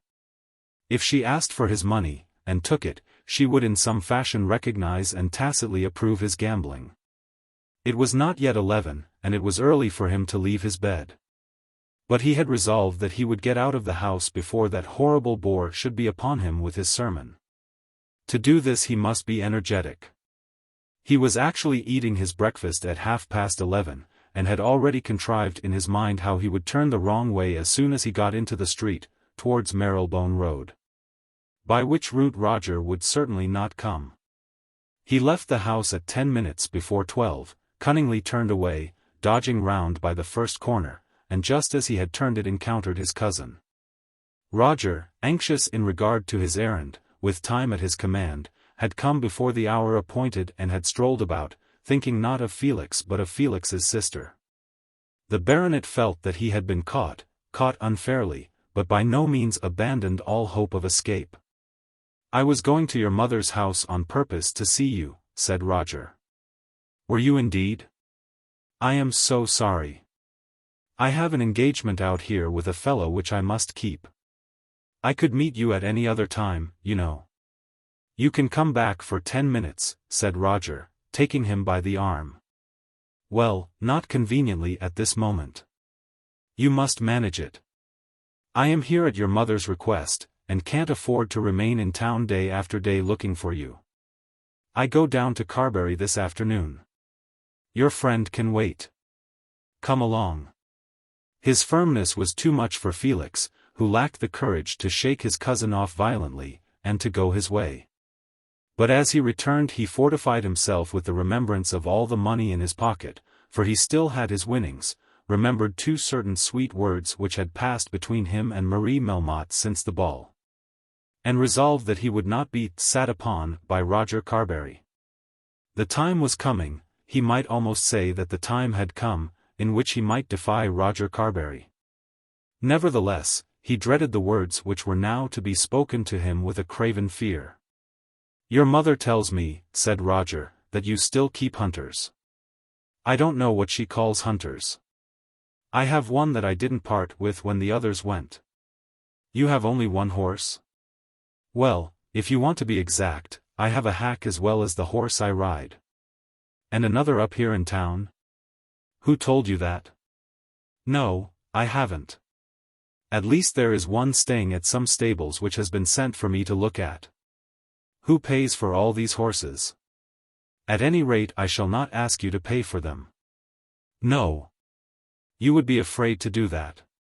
But you have no scruple in asking your mother, though you should force her to come to me or to other friends for assistance. You have squandered every shilling of your own, and now you are ruining her." "That isn't true. I have money of my own." "Where did you get it?" "This is all very well, Roger. But I don't know that you have any right to ask me these questions. I have money. If I buy a horse I can pay for it. If I keep 1 or 2 I can pay for them. Of course I owe a lot of money, but other people owe me money too. I'm all right, and you needn't frighten yourself." "Then why do you beg her last shilling from your mother, and when you have money not pay it back to her?" "She can have the £20, if you mean that." "I mean that, and a good deal more than that." "I suppose you have been gambling." "I don't know that I am bound to answer your questions, and I won't do it. If you have nothing else to say, I'll go about my own business." "I have something else to say, and I mean to say it." Felix had walked towards the door, but Roger was before him, and now leaned his back against it. "I am not going to be kept here against my will," said Felix. "You have to listen to me, so you may as well sit still. Do you wish to be looked upon as a blackguard by all the world? Oh, go on. That is what it will be. You have spent every shilling of your own, and because your mother is affectionate and weak, you are now spending all that she has, and are bringing her and your sister to beggary. I don't ask them to pay anything for me." "Not when you borrow her money?" "There is the £20. "Take it and give it her," said Felix, counting the notes out of the pocketbook. "When I asked her for it, I did not think she would make such a row about such a trifle." Roger took up the notes and thrust them into his pocket. "Now, have you done?" said Felix. "Not quite. Do you purpose that your mother should keep you and clothe you for the rest of your life?" "I hope to be able to keep her before long, and to do it much better than it has ever been done before. The truth is, Roger, you know nothing about it. If you'll leave me to myself, you'll find that I shall do very well. I don't know any young man who ever did worse, or one who had less moral conception of what is right and wrong." "Very well. That's your idea. I differ from you. People can't all think alike, you know. Now, if you please, I'll go." Roger felt that he hadn't half said what he had to say, but he hardly knew how to get it said. And of what use could it be to talk to a young man who was altogether callous and without feeling? The remedy for the evil ought to be found in the mother's conduct rather than the son's. She, were she not foolishly weak, would make up her mind to divide herself utterly from her son, at any rate for a while, and to leave him to suffer utter penury. That would bring him round. And then when the agony of want had tamed him, he would be content to take bread and meat from her hand and would be humble. At present he had money in his pocket, and would eat and drink of the best, and be free from inconvenience for the moment. While this prosperity remained it would be impossible to touch him. "You will ruin your sister, and break your mother's heart," said Roger, firing a last harmless shot after the young reprobate. When Lady Carbury came into the room, which she did as soon as the front door was closed behind her son, she seemed to think that a great success had been achieved because the £20 had been recovered. "I knew he would give it me back, if he had it," she said. "Why did he not bring it to you of his own accord? I suppose he did not like to talk about it. Has he said that he got it by playing?" "No, he did not speak a word of truth while he was here. You may take it for granted that he did get it by gambling. How else should he have it? And you may take it for granted also that he will lose all that he has got. He talked in the wildest way, saying that he would soon have a home for you and Hetta." "Did he, dear boy? Had he any meaning?" "Oh, yes. And it is quite on the cards that it should be so. You have heard of Miss Melmotte?" "I have heard of the great French swindler who has come over here, and who is buying his way into society. Everybody visits them now, Roger. More shame for everybody. Who knows anything about him, except that he left Paris with the reputation of a specially prosperous rogue? But what of him? Some people think that Felix will marry his only child. Felix is handsome, isn't he? What young man is there nearly so handsome? They say she'll have $500,000 of money. That's his game, is it? Don't you think he is right?" "No. I think he's wrong. But we shall hardly agree with each other about that. Can I see Henrietta for a few minutes?" Chapter 8. Lovesick. Roger Carbury said well that it was very improbable that he and his cousin, the widow, should agree in their opinions as to the expedients of fortune-hunting by marriage. It was impossible that they should ever understand each other. To Lady Carbury the prospect of a union between her son and Miss Melmotte was one of unmixed joy and triumph. Could it have been possible that Marie Melmotte should be rich and her father be a man doomed to a deserved sentence in a penal settlement, there might perhaps be a doubt about it. The wealth even in that case would certainly carry the day against the disgrace, and Lady Carbury would find reasons why poor Marie should not be punished for her father's sins, even while enjoying the money which those sins had produced. But how different were the existing facts! Mr. Melmotte was not at the galleys, but was entertaining duchesses in Grosvenor Square. People said that Mr. Melmotte had a reputation throughout Europe as a gigantic swindler, as one who in the dishonest and successful pursuit of wealth had stopped at nothing. People said of him that he had framed and carried out long premeditated and deeply laid schemes for the ruin of those who had trusted him. That he had swallowed up the property of all who had come in contact with him, that he was fed with the blood of widows and children. But what was all this to Lady Carbury? If the duchesses condoned it all, did it become her to be prudish? People also said that Melmotte would yet get a fall, that a man who had risen after such a fashion never could long keep his head up. But he might keep his head up long enough to give Marie her fortune. And then Felix wanted a fortune so badly, was so exactly the young man who ought to marry a fortune. To Lady Carbury there was no second way of looking at the matter. And to Roger Carbury also there was no second way of looking at it. That condonation of antecedents which, in the hurry of the world, is often vouchsafed to success. That growing feeling which induces people to assert to themselves that they are not bound to go outside the general verdict, and that they may shake hands with whomsoever the world shakes hands with, had never reached him. The old-fashioned idea that the touching of pitch will defile still prevailed with him. He was a gentleman, and would have felt himself disgraced to enter the house of such a one as Augustus Melmotte. Not all the duchesses in the peerage, or all the money in the city, could alter his notions or induce him to modify his conduct. But he knew that it would be useless for him to explain this to Lady Carbury. He trusted, however, that one of the family might be taught to appreciate the difference between honor and dishonor.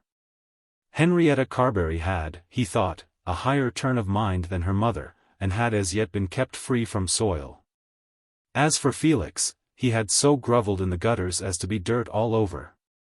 Nothing short of the prolonged sufferings of half a life could cleanse him. He found Henrietta alone in the drawing-room. "Have you seen Felix?" she said, as soon as they had greeted each other. "Yes. I caught him in the street. We are so unhappy about him. I cannot say but that you have reason. I think, you know, that your mother indulges him foolishly. Poor mamma. She worships the very ground he treads on. Even a mother should not throw her worship away like that. The fact is that your brother will ruin you both if this goes on. What can mamma do? Leave London, and then refuse to pay a shilling on his behalf? What would Felix do in the country? If he did nothing, how much better would that be than what he does in town? You would not like him to become a professional gambler. Oh, Mr. Carbury, you do not mean that he does that. It seems cruel to say such things to you, but in a matter of such importance one is bound to speak the truth. I have no influence over your mother, but you may have some. She asks my advice, but has not the slightest idea of listening to it. I don't blame her for that, but I am anxious for the sake of the family. I am sure you are. Especially for your sake. You will never throw him over. You would not ask me to throw him over. But he may drag you into the mud. For his sake you have already been taken into the house of that man Melmotte. I do not think that I shall be injured by anything of that kind, said Henrietta, drawing herself up. Pardon me if I seem to interfere. Oh, no, it is no interference from you. Pardon me then if I am rough. To me it seems that an injury is done to you if you are made to go to the house of such a one as this man. Why does your mother seek his society? Not because she likes him. Not because she has any sympathy with him or his family, but simply because there is a rich daughter. Everybody goes there, Mr. Carbury. Yes, that is the excuse which everybody makes. Is that sufficient reason for you to go to a man's house? Is there not another place to which we are told that a great many are going, simply because the road has become thronged and fashionable? Have you no feeling that you ought to choose your friends for certain reasons of your own? I admit there is one reason here.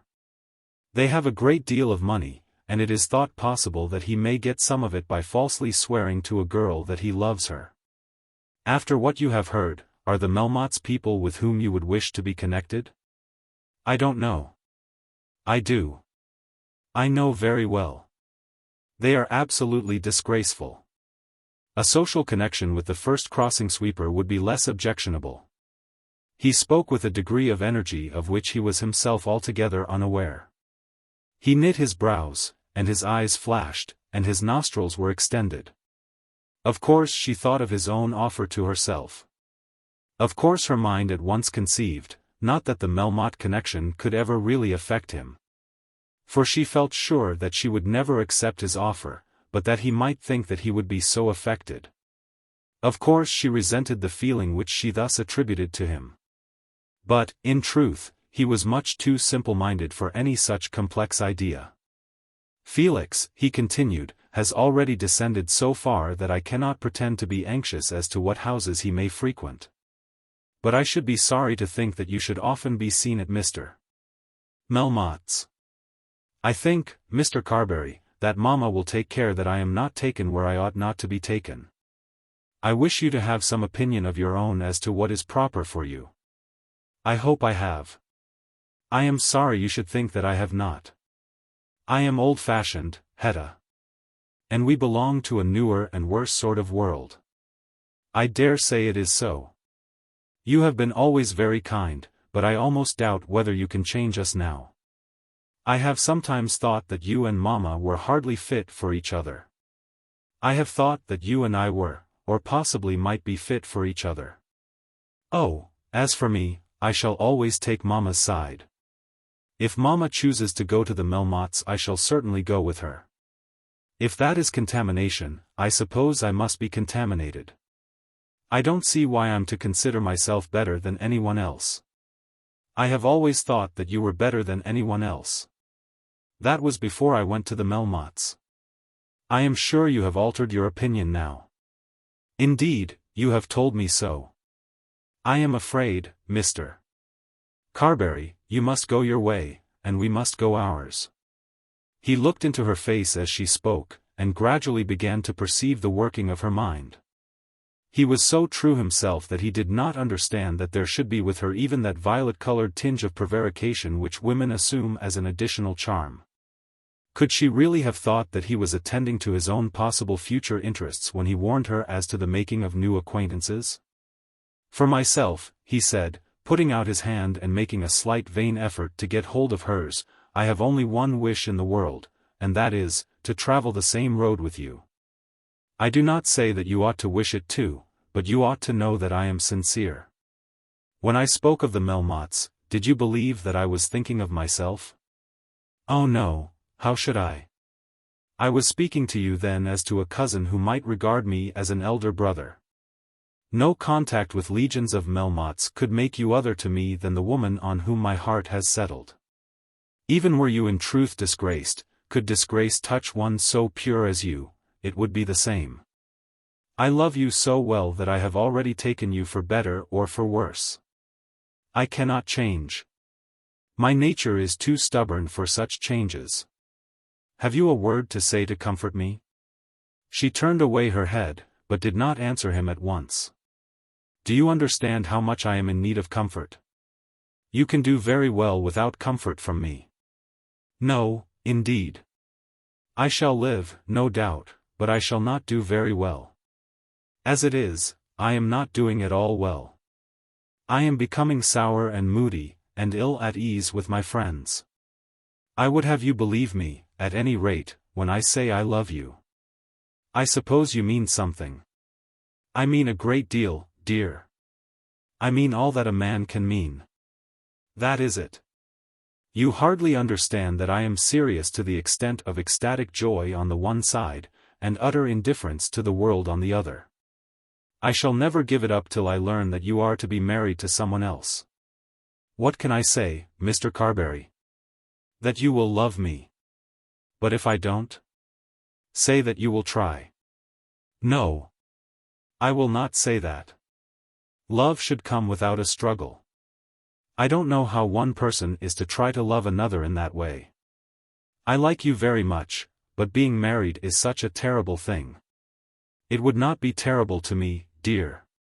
Yes, when you found that I was too young for your tastes. I shall persevere, you know. Will you assure me of this, that if you promise your hand to another man, you will let me know at once? I suppose I may promise that, she said, after pausing for a moment. There is no one as yet? There is no one. But, Mr. Carbury, you have no right to question me. I don't think it generous. I allow you to say things that nobody else could say because you are a cousin and because Mamma trusts you so much. No one but Mamma has a right to ask me whether I care for anyone. Are you angry with me? No. If I have offended you it is because I love you so dearly. I am not offended, but I don't like to be questioned by a gentleman. I don't think any girl would like it. I am not to tell everybody all that happens. Perhaps when you reflect how much of my happiness depends upon it you will forgive me. Goodbye now. She put out her hand to him and allowed it to remain in his for a moment. When I walk about the old shrubberies at Carbury where we used to be together, I am always asking myself what chance there is of your walking there as the mistress. There is no chance.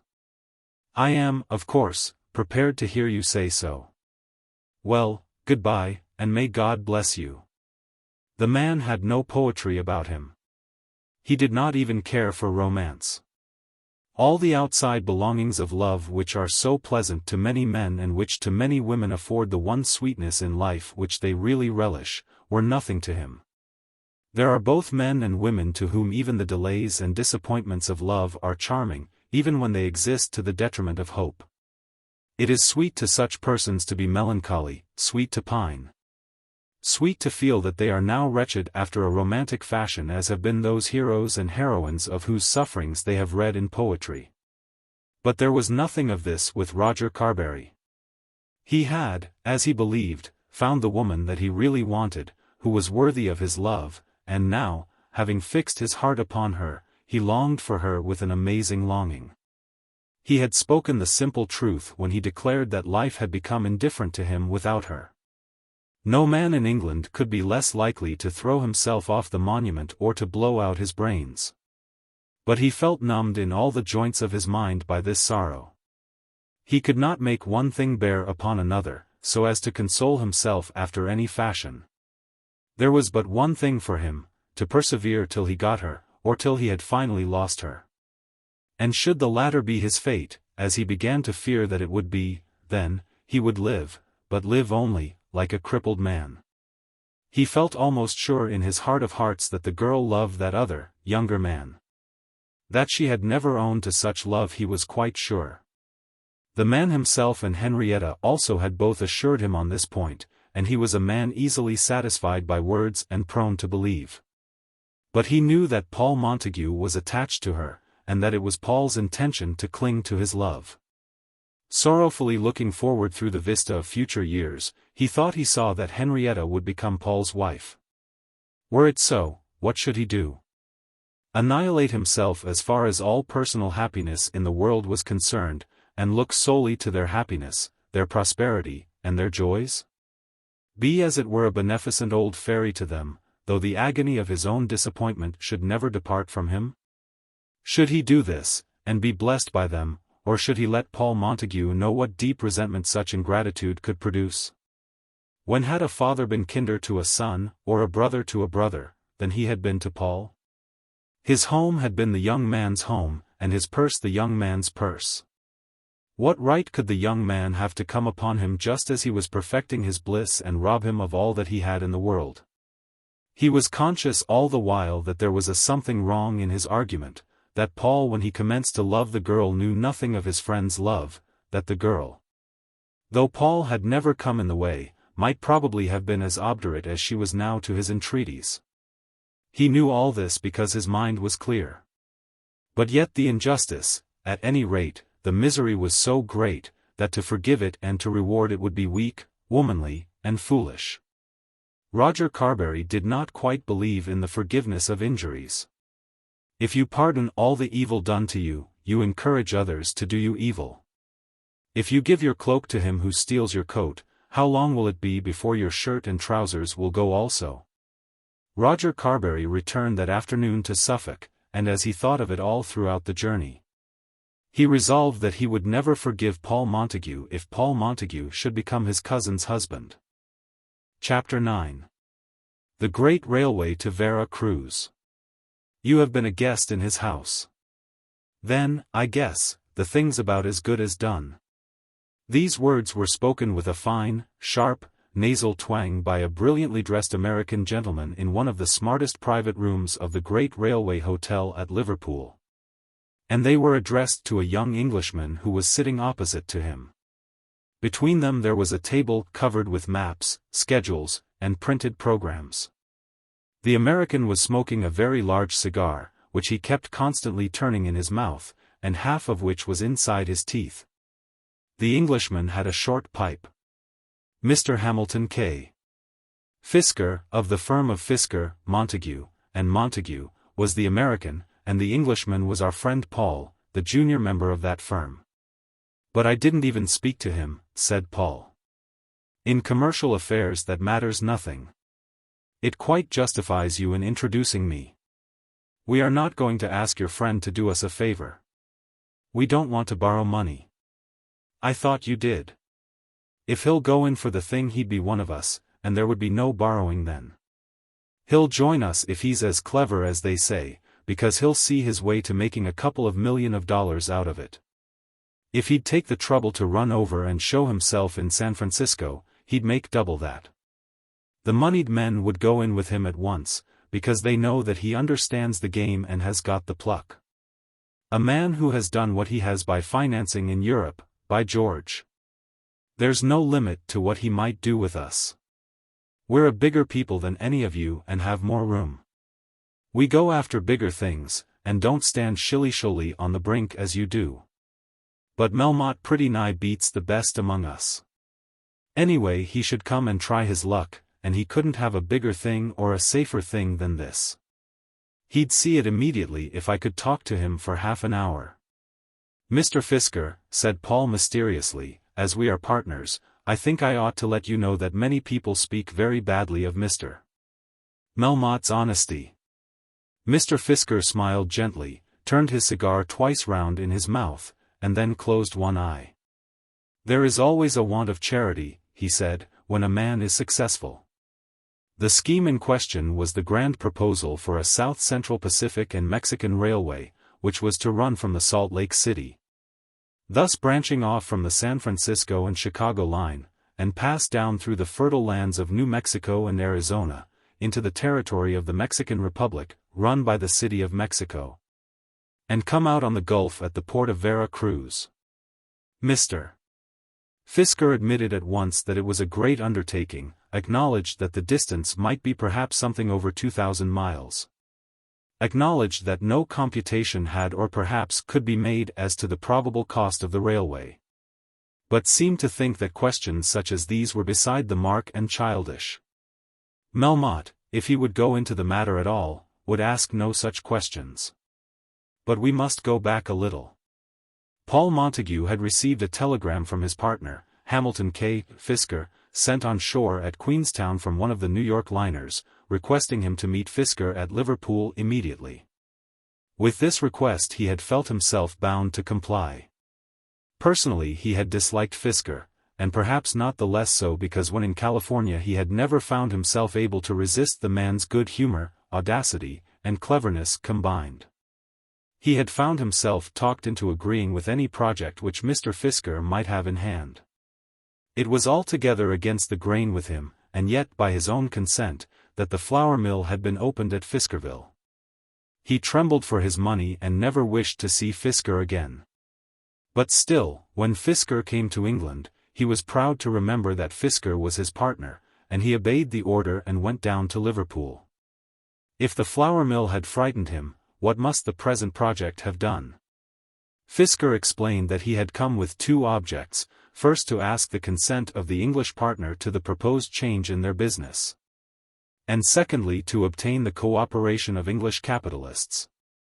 The proposed change in the business meant simply the entire sale of the establishment at Fiskerville, and the absorption of the whole capital in the work of getting up the railway. If you could realize all the money it wouldn't make a mile of the railway, said Paul. Mr. Fisker laughed at him. The object of Fisker, Montague, and Montague was not to make a railway to Vera Cruz, but to float a company. Paul thought that Mr. Fisker seemed to be indifferent whether the railway should ever be constructed or not. It was clearly his idea that fortunes were to be made out of the concern before a spadeful of earth had been moved. If brilliantly printed programs might avail anything, with gorgeous maps and beautiful little pictures of trains running into tunnels beneath snowy mountains and coming out of them on the margin of sunlit lakes, Mr. Fisker had certainly done much. But Paul, when he saw all these pretty things, could not keep his mind from thinking whence had come the money to pay for them. Mr. Fisker had declared that he had come over to obtain his partner's consent, but it seemed to that partner that a great deal had been done without any consent. And Paul's fears on this hand were not allayed by finding that on all these beautiful papers he himself was described as one of the agents and general managers of the company. Each document was signed Fisker, Montague, and Montague. References on all matters were to be made to Fisker, Montague, and Montague, and in one of the documents it was stated that a member of the firm had proceeded to London with the view of attending to British interests in the matter. Fisker had seemed to think that his young partner would express unbounded satisfaction at the greatness which was thus falling upon him. A certain feeling of importance, not altogether unpleasant, was produced, but at the same time there was another conviction forced upon Montague's mind, not altogether pleasant. That his money was being made to disappear without any consent given by him, and that it behoved him to be cautious lest such consent should be extracted from him unawares. "What has become of the mill?" he asked. "We have put an agent into it. Is not that dangerous? What check have you on him?" "He pays us a fixed sum, sir." "But, my word! When there is such a thing as this on hand, a trumpery mill like that is not worth speaking of." "You haven't sold it?" "Well, no. But we've arranged a price for a sale." "You haven't taken the money for it?" "Well, yes, we have. We've raised money on it, you know. You see, you weren't there, and so the two resident partners acted for the firm." "But Mr. Montague, you'd better go with us." "You had indeed. And about my own income? That's a flea bite. When we've got a little ahead with this it won't matter, sir, whether you spend $20,000 or $40,000 a year. We've got the concession from the United States government through the territories, and we're in correspondence with the President of the Mexican Republic. I've no doubt we've an office open already in Mexico and another at Vera Cruz. Where's the money to come from?" "Money to come from, sir? Where do you suppose the money comes from in all these undertakings? If we can float the shares, the money'll come in quick enough. We hold $3 million of the stock ourselves." £600,000, said Montague.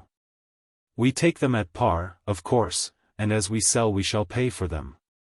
But of course we shall only sell at a premium. If we can run them up even to 110, there would be $300,000. But we'll do better than that. I must try and see Melmotte at once." "You had better write a letter now." "I don't know the man." "Never mind. Look here, I'll write it, and you can sign it." Whereupon Mr. Fisker did write the following letter. Langham Hotel, London. March 4, 18. Dear Sir, I have the pleasure of informing you that my partner, Mr. Fisker, of Fisker, Montague, and Montague, of San Francisco, is now in London with the view of allowing British capitalists to assist in carrying out perhaps the greatest work of the age, namely, the South Central Pacific and Mexican Railway, which is to give direct communication between San Francisco and the Gulf of Mexico.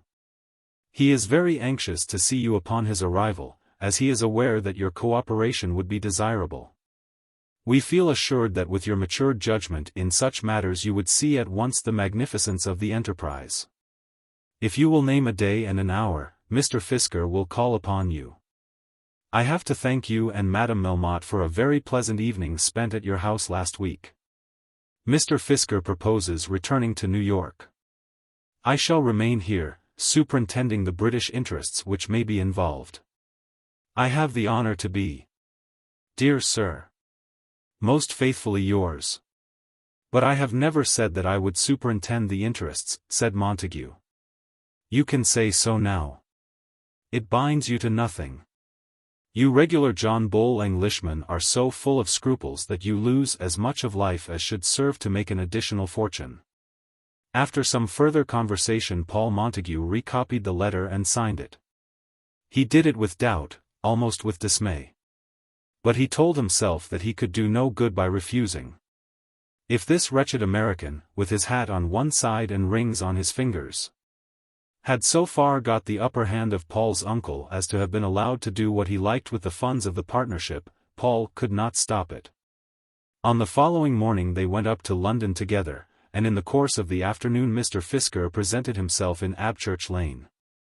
The letter written at Liverpool, but dated from the Langham Hotel, had been posted at the Euston Square railway station at the moment of Fisker's arrival. Fisker sent in his card, and was asked to wait.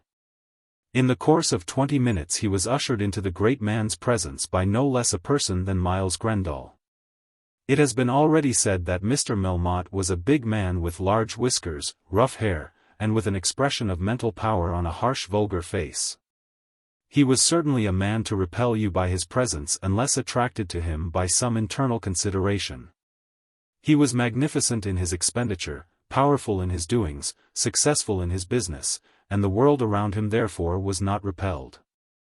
Fisker, on the other hand, was a shining little man, perhaps about 40 years of age, with a well-twisted mustache, greasy brown hair, which was becoming bald at the top. Good-looking if his features were analyzed, but insignificant in appearance. He was gorgeously dressed, with a silk waistcoat and chains, and he carried a little stick. One would at first be inclined to say that Fisker was not much of a man. But after a little conversation most men would own that there was something in Fisker. He was troubled by no shyness, by no scruples, and by no fears. His mind was not capacious, but such as it was his own, and he knew how to use it. Abchurch Lane is not a grand site for the offices of a merchant prince. Here, at a small corner house, there was a small brass plate on a swing door, bearing the words, Melmotte and Company. Of whom the company was composed no one knew. In one sense Mr. Melmotte might be said to be in company with all the commercial world, for there was no business to which he would refuse his cooperation on certain terms. But he had never burdened himself with a partner in the usual sense of the term. Here Fisker found 3 or 4 clerks seated at desks, and was desired to walk upstairs. The steps were narrow and crooked, and the rooms were small and irregular. Here he stayed for a while in a small dark apartment in which the Daily Telegraph was left for the amusement of its occupant till Miles Grendall announced to him that Mr. Melmotte would see him. The millionaire looked at him for a moment or two, just condescending to touch with his fingers the hand which Fisker had projected. "I don't seem to remember," he said, "the gentleman who has done me the honor of writing to me about you." "I dare say not, Mr. Melmotte. When I'm at home in San Francisco, I make acquaintance with a great many gents whom I don't remember afterwards. My partner I think told me that he went to your house with his friend, Sir Felix Carbury." "I know a young man called Sir Felix Carbury." "That's it. I could have got any amount of introductions to you if I had thought this would not have sufficed." Mr. Melmotte bowed. "Our account here in London is kept with the City and West End joint stock. But I have only just arrived, and as my chief object in coming to London is to see you, and as I met my partner, Mr. Montague, in Liverpool, I took a note from him and came on straight." "And what can I do for you, Mr. Fisker?" Then Mr. Fisker began his account of the great South Central Pacific and Mexican Railway, and exhibited considerable skill by telling it all in comparatively few words. And yet he was gorgeous and florid. In 2 minutes he had displayed his program, his maps, and his pictures before Mr. Melmotte's eyes, taking care that Mr. Melmotte should see how often the names of Fisker, Montague, and Montague reappeared upon them. As Mr. Melmotte read the documents, Fisker from time to time put in a word. But the words had no reference at all to the future profits of the railway, or to the benefit which such means of communication would confer upon the world at large, but applied solely to the appetite for such stock as theirs, which might certainly be produced in the speculating world by a proper manipulation of the affairs. "You seem to think you couldn't get it taken up in your own country," said Melmotte. "There's not a doubt about getting it all taken up there. Our folk, sir, are quick enough at the game. But you don't want me to teach you, Mr. Melmotte, that nothing encourages this kind of thing like competition. When they hear at St. Louis and Chicago that the thing is alive in London, they'll be alive there. And it's the same here, sir. When they know that the stock is running like wildfire in America, they'll make it run here too. How far have you got? What we've gone to work upon is a concession for making the line from the United States Congress. We're to have the land for nothing, of course, and a grant of 1,000 acres round every station, the stations to be 25 miles apart. And the land is to be made over to you, when? When we have made the line up to the station. Fisker understood perfectly that Mr. Melmotte did not ask the question in reference to any value that he might attach to the possession of such lands, but to the attractiveness of such a prospectus in the eyes of the outside world of speculators.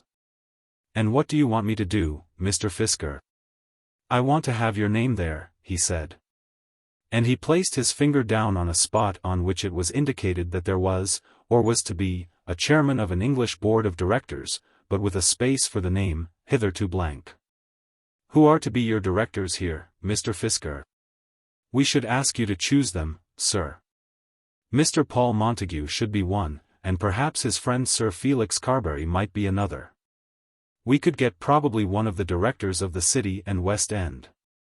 But we would leave it all to you, as also the amount of stock you would like to take yourself. If you gave yourself to it, heart and soul, Mr. Melmotte, it would be the finest thing that there has been out for a long time. There would be such a mass of stock.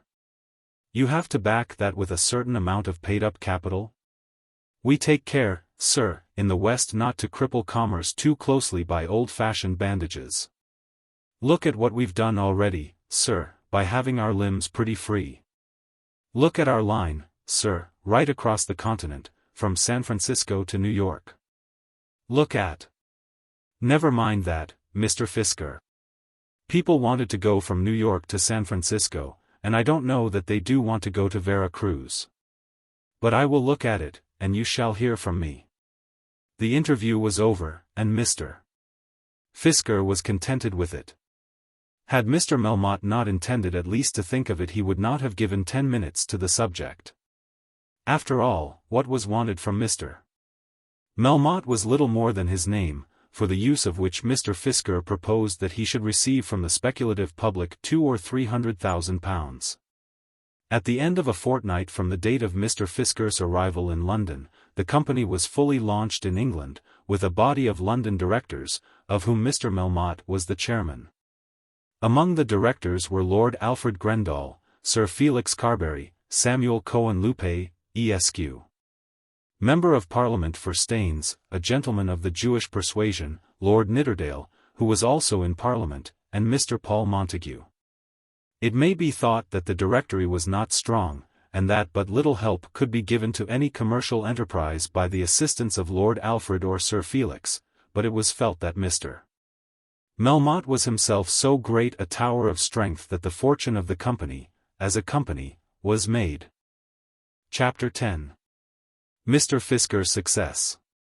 Mr. Fisker was fully satisfied with the progress he had made, but he never quite succeeded in reconciling Paul Montague to the whole transaction. Mr. Melmotte was indeed so great a reality, such a fact in the commercial world of London, that it was no longer possible for such a one as Montague to refuse to believe in the scheme. Melmotte had the telegraph at his command, and had been able to make as close inquiries as though San Francisco and Salt Lake City had been suburbs of London. He was chairman of the British branch of the company, and had had shares allocated to him, or as he said to the House, to the extent of $2 millions. But still there was a feeling of doubt, and a consciousness that Melmotte, though a tower of strength, was thought by many to have been built upon the sands.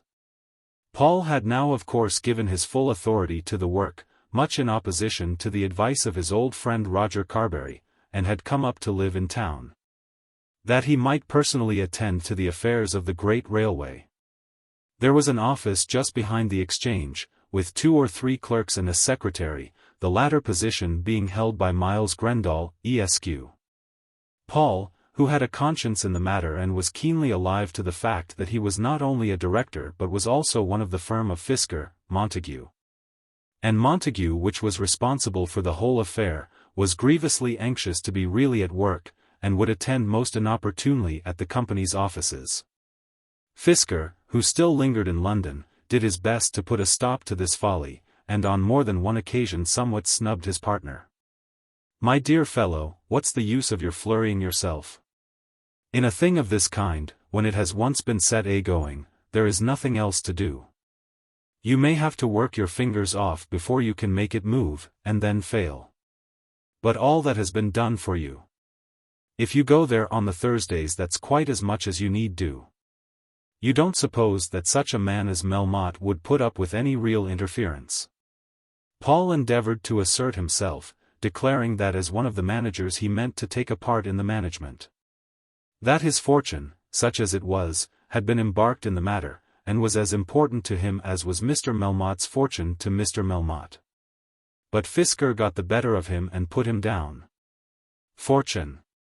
What fortune had either of us? A few beggarly thousands of dollars not worth talking of, and barely sufficient to enable a man to look at an enterprise. And now where are you? Look here, sir.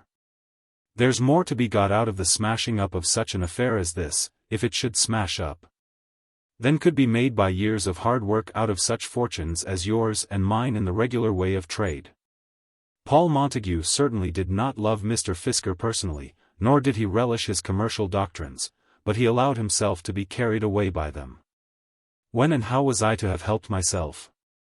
He wrote to Roger Carbury. The money had been raised and spent before this man came here at all. It's all very well to say that he had no right to do it, but he had done it. I couldn't even have gone to law with him without going over to California, and then I should have got no redress.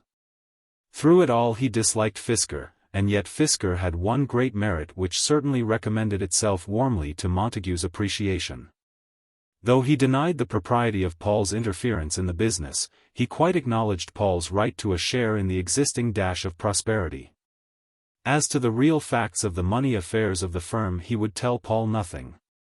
But he was well provided with money himself, and took care that his partner should be in the same position. He paid him all the arrears of his stipulated income up to the present moment, and put him nominally into possession of a large number of shares in the railway, with, however, an understanding that he was not to sell them till they had reached 10% above par. And that in any sale transacted he was to touch no other money than the amount of profit which would thus accrue. What Melmotte was to be allowed to do with his shares, he never heard. As far as Montague could understand, Melmotte was in truth to be powerful over everything. All this made the young man unhappy, restless, and extravagant. He was living in London and had money at command. But he never could rid himself of the fear that the whole affair might tumble to pieces beneath his feet and that he might be stigmatized as one among a gang of swindlers. We all know how, in such circumstances, by far the greater proportion of a man's life will be given up to the enjoyments that are offered to him and the lesser proportion to the cares, sacrifices, and sorrows. Had this young director been describing to his intimate friend the condition in which he found himself, he would have declared himself to be distracted by doubts, suspicions, and fears till his life was a burden to him. And yet they who were living with him at this time found him to be a very pleasant fellow, fond of amusement, and disposed to make the most of all the good things which came in his way. Under the auspices of Sir Felix Carbury he had become a member of the Beargarden, at which best of all possible clubs the mode of entrance was as irregular as its other proceedings. When any young man desired to come in who was thought to be unfit for its style of living, it was shown to him that it would take 3 years before his name could be brought up at the usual rate of vacancies. But in regard to desirable companions the committee had a power of putting them at the top of the list of candidates and bringing them in at once. Paul Montague had suddenly become credited with considerable commercial wealth and greater commercial influence. He sat at the same board with Melmotte and Melmotte's men, and was on this account elected at the Beargarden without any of that harassing delay to which other less fortunate candidates are subjected. And, let it be said with regret, for Paul Montague was at heart honest and well-conditioned, he took to living a good deal at the Beargarden. A man must dine somewhere, and everybody knows that a man dines cheaper at his club than elsewhere. It was thus he reasoned with himself. But Paul's dinners at the Beargarden were not cheap. He saw a good deal of his brother directors. Sir Felix Carbury and Lord Nidderdale entertained Lord Alfred more than once at the club, and had twice dined with his great chairman amidst all the magnificence of merchant princely hospitality in Grosvenor Square. It had indeed been suggested to him by Mr. Fisker that he also ought to enter himself for the great Marie Melmotte plate. Lord Nidderdale had again declared his intention of running, owing to considerable pressure put upon him by certain interested tradesmen. And with this intention had become one of the directors of the Mexican Railway Company. At the time, however, of which we are now writing, Sir Felix was the favourite for the race among fashionable circles generally. The middle of April had come, and Fisker was still in London. When millions of dollars are at stake, belonging perhaps to widows and orphans, as Fisker remarked, a man was forced to set his own convenience on one side. But this devotion was not left without reward, for Mr. Fisker had a good time in London. He also was made free of the Beargarden, as an honorary member, and he also spent a good deal of money. But there is this comfort in great affairs, that whatever you spend on yourself can be no more than a trifle. Champagne and ginger beer are all the same when you stand to win or lose thousands, with this only difference, that champagne may have deteriorating results which the more innocent beverage will not produce. The feeling that the greatness of these operations relieved them from the necessity of looking to small expenses operated in the champagne direction, both on Fisker and Montague. And the result was deleterious. The Beargarden, no doubt, was a more lively place than Carbury Manor. But Montague found that he could not wake up on these London mornings with thoughts as satisfactory as those which attended his pillow at the old manor house. On Saturday, the 19th of April, Fisker was to leave London on his return to New York, and on the 18th a farewell dinner was to be given to him at the club. Mr. Melmotte was asked to meet him, and on such an occasion all the resources of the club were to be brought forth. Lord Alfred Grendall was also to be a guest, and Mr. Cohenlupe, who went about a good deal with Melmotte. Nidderdale, Carbury, Montague, and Miles Grendall were members of the club, and gave the dinner. No expense was spared. Herr Vossner purveyed the viands and wines, and paid for them. Lord Nidderdale took the chair, with Fisker on his right hand, and Melmotte on his left, and, for a fast-going young lord, was supposed to have done the thing well. There were only 2 toasts drunk, to the healths of Mr. Melmotte and Mr. Fisker, and 2 speeches were of course made by them. Mr. Melmotte may have been held to have clearly proved the genuineness of that English birth which he claimed by the awkwardness and incapacity which he showed on the occasion. He stood with his hands on the table and with his face turned to his plate blurted out his assurance that the floating of this railway company would be one of the greatest and most successful commercial operations ever conducted on either side of the Atlantic. It was a great thing, a very great thing. He had no hesitation in saying that it was one of the greatest things out. He didn't believe a greater thing had ever come out. He was happy to give his humble assistance to the furtherance of so great a thing, and so on. These assertions, not varying much one from the other, he jerked out like so many separate interjections, endeavouring to look his friends in the face at each. And then turning his countenance back to his plate as though seeking for inspiration for the next attempt. He was not eloquent, but the gentlemen who heard him remembered that he was the great Augustus Melmotte, that he might probably make them all rich men, and they cheered him to the echo. Lord Alfred had reconciled himself to be called by his Christian name. Since he had been put in the way of raising £200 or £300 on the security of shares which were to be allotted to him, but of which in the flesh he had as yet seen nothing. Wonderful are the ways of trade. If one can only get the tip of one's little finger into the right pie, what noble morsels, what rich esculents, will stick to it as it is extracted. When Melmotte sat down Fisker made his speech, and it was fluent, fast, and florid. Without giving it word for word, which would be tedious. I could not adequately set before the reader's eye the speaker's pleasing picture of worldwide commercial love and harmony which was to be produced by a railway from Salt Lake City to Vera Cruz. Nor explain the extent of gratitude from the world at large which might be claimed by, and would finally be accorded to, the great firms of Melmotte and Company. Of London, and Fisker, Montague, and Montague of San Francisco. Mr. Fisker's arms were waved gracefully about. His head was turned now this way and now that, but never towards his plate. It was very well done. But there was more faith in one ponderous word from Mr. Melmotte's mouth than in all the Americans' oratory. There was not one of them then present who had not after some fashion been given to understand that his fortune was to be made, not by the construction of the railway, but by the floating of the railway shares. They had all whispered to each other their convictions on this head. Even Montague did not beguile himself into an idea that he was really a director in a company to be employed in the making and working of a railway. People out of doors were to be advertised into buying shares, and they who were so to say indoors were to have the privilege of manufacturing the shares thus to be sold. That was to be their work, and they all knew it.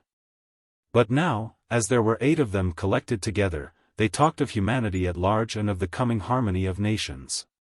After the first cigar, Melmotte withdrew, and Lord Alfred went with him.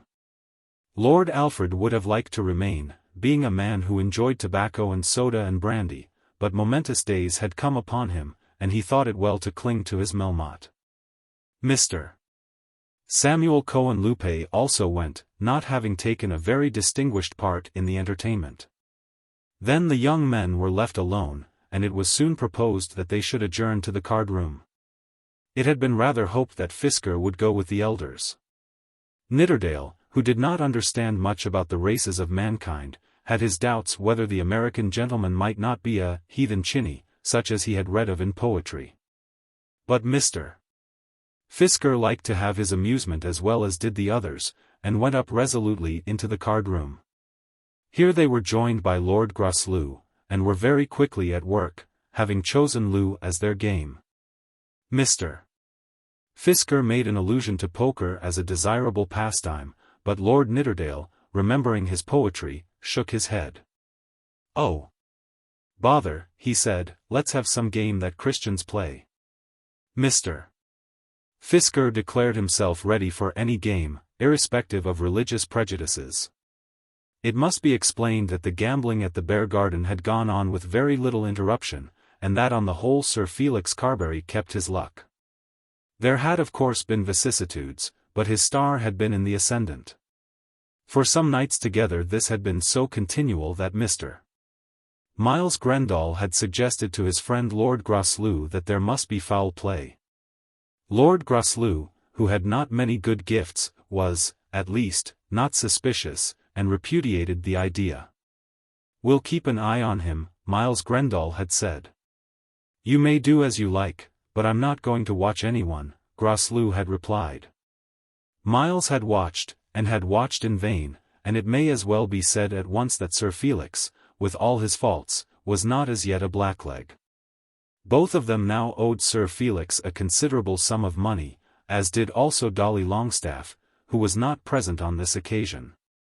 Latterly very little ready money had passed hands, very little in proportion to the sums which had been written down on paper, though Sir Felix was still so well in funds as to feel himself justified in repudiating any caution that his mother might give him.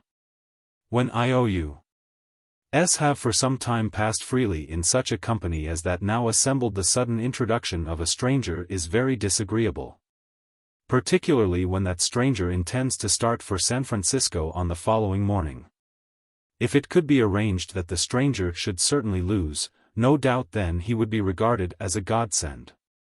Such strangers have ready money in their pockets, a portion of which would be felt to descend like a soft shower in a time of drought. When these dealings in unsecured paper have been going on for a considerable time, real bank notes come to have a loveliness which they never possessed before. But should the stranger win, then there may arise complications incapable of any comfortable solution.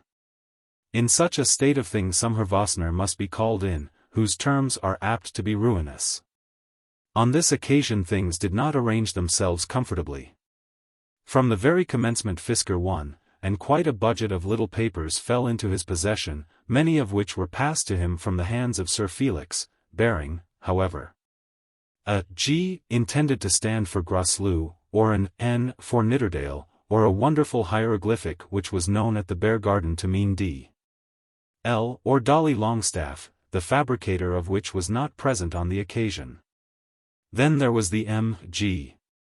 Of Miles Grendall, which was a species of paper peculiarly plentiful and very unattractive on these commercial occasions. Paul Montague hitherto had never given an IOU at the Beargarden, nor of late had our friend Sir Felix. On the present occasion Montague won, though not heavily. Sir Felix lost continually, and was almost the only loser. But Mr. Fisker won nearly all that was lost. He was to start for Liverpool by train at 8:30 a.m., and at 6 a.m. he counted up his bits of paper and found himself the winner of about £600. "I think that most of them came from you, Sir Felix," he said, handing the bundle across the table. "I dare say they did, but they are all good against these other fellows." Then Fisker, with most perfect good humour, extracted one from the mass which indicated Dolly Longstaffe's indebtedness to the amount of £50. "That's Longstaff," said Felix, "and I'll change that of course." Then out of his pocketbook he extracted other minute documents bearing that M.G. which was so little esteemed among them, and so made up the sum. "You seem to have £150 from Grosvenor, £145 from Nidderdale, and £322 tens. From Grendall," said the baronet. Then Sir Felix got up as though he had paid his score. Fisker, with smiling good humour, arranged the little bits of paper before him and looked round upon the company. "This won't do, you know," said Nidderdale. "Mr. Fisker must have his money before he leaves." "You've got it, Carbury." "Of course he has," said Grosvenor. "As it happens I have not," said Sir Felix, "but what if I had?" "Mr. Fisker starts for New York immediately," said Lord Nidderdale. "I suppose we can muster £600 among us. Ring the bell for Vosner. I think Carbury ought to pay the money as he lost it, and we didn't expect to have our I.O.U.S. brought up in this way." "Lord Nidderdale," said Sir Felix, "I have already said that I have not got the money about me. Why should I have it more than you, especially as I knew I had I.O.U.s. more than sufficient to meet anything I could lose when I sat down?" "Mr. Fisker must have his money at any rate," said Lord Nidderdale, ringing the bell again. "It doesn't matter one straw, my lord," said the American. "Let it be sent to me to Frisco, in a bill, my lord."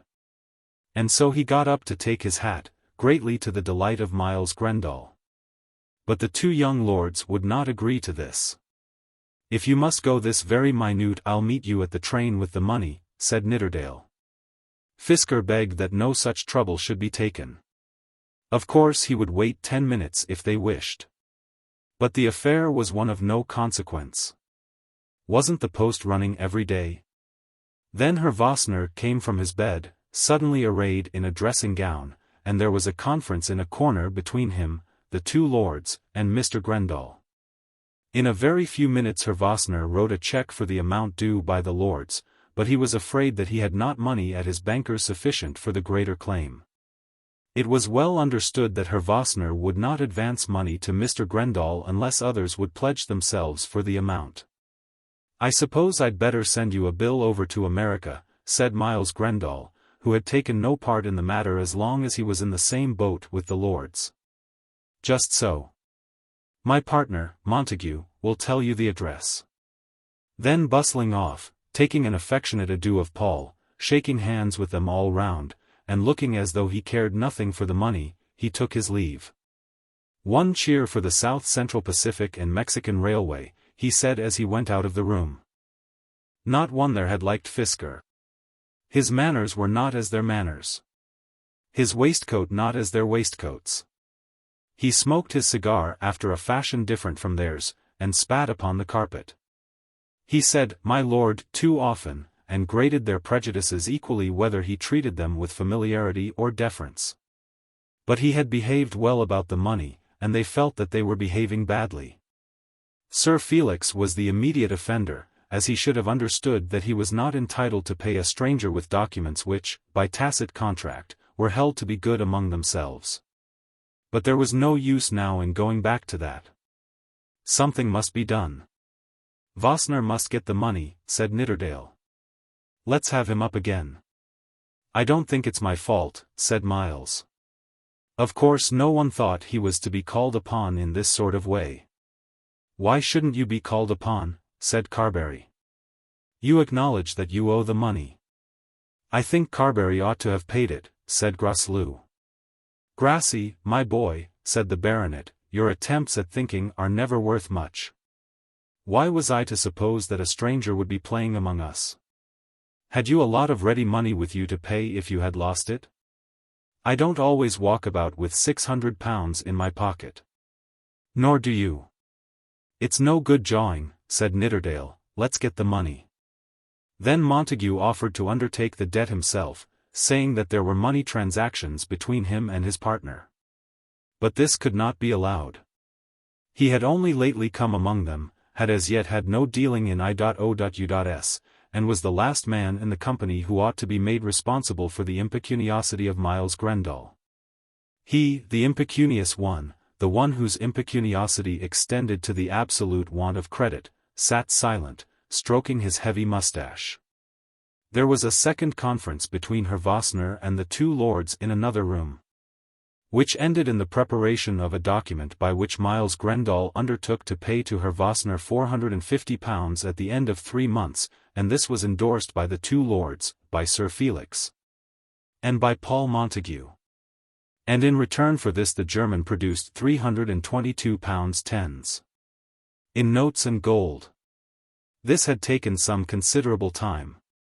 Then a cup of tea was prepared and swallowed.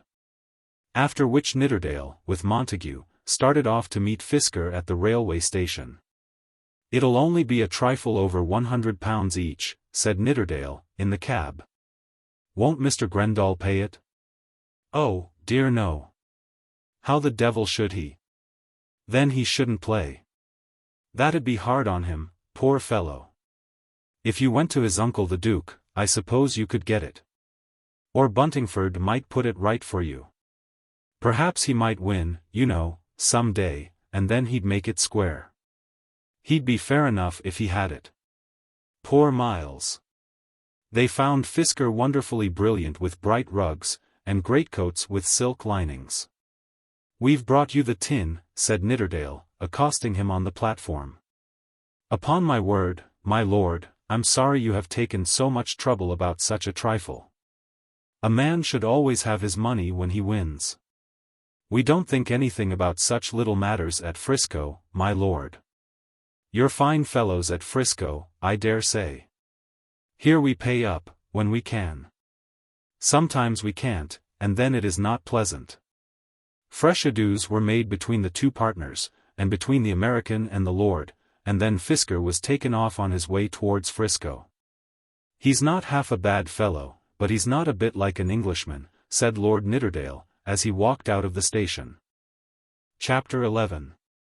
Lady Carbury at home. During the last 6 weeks Lady Carbury had lived a life of very mixed depression and elevation. Her great work had come out, The Criminal Queens, and had been very widely reviewed. In this matter it had been by no means all pleasure, inasmuch as many very hard words had been said of her.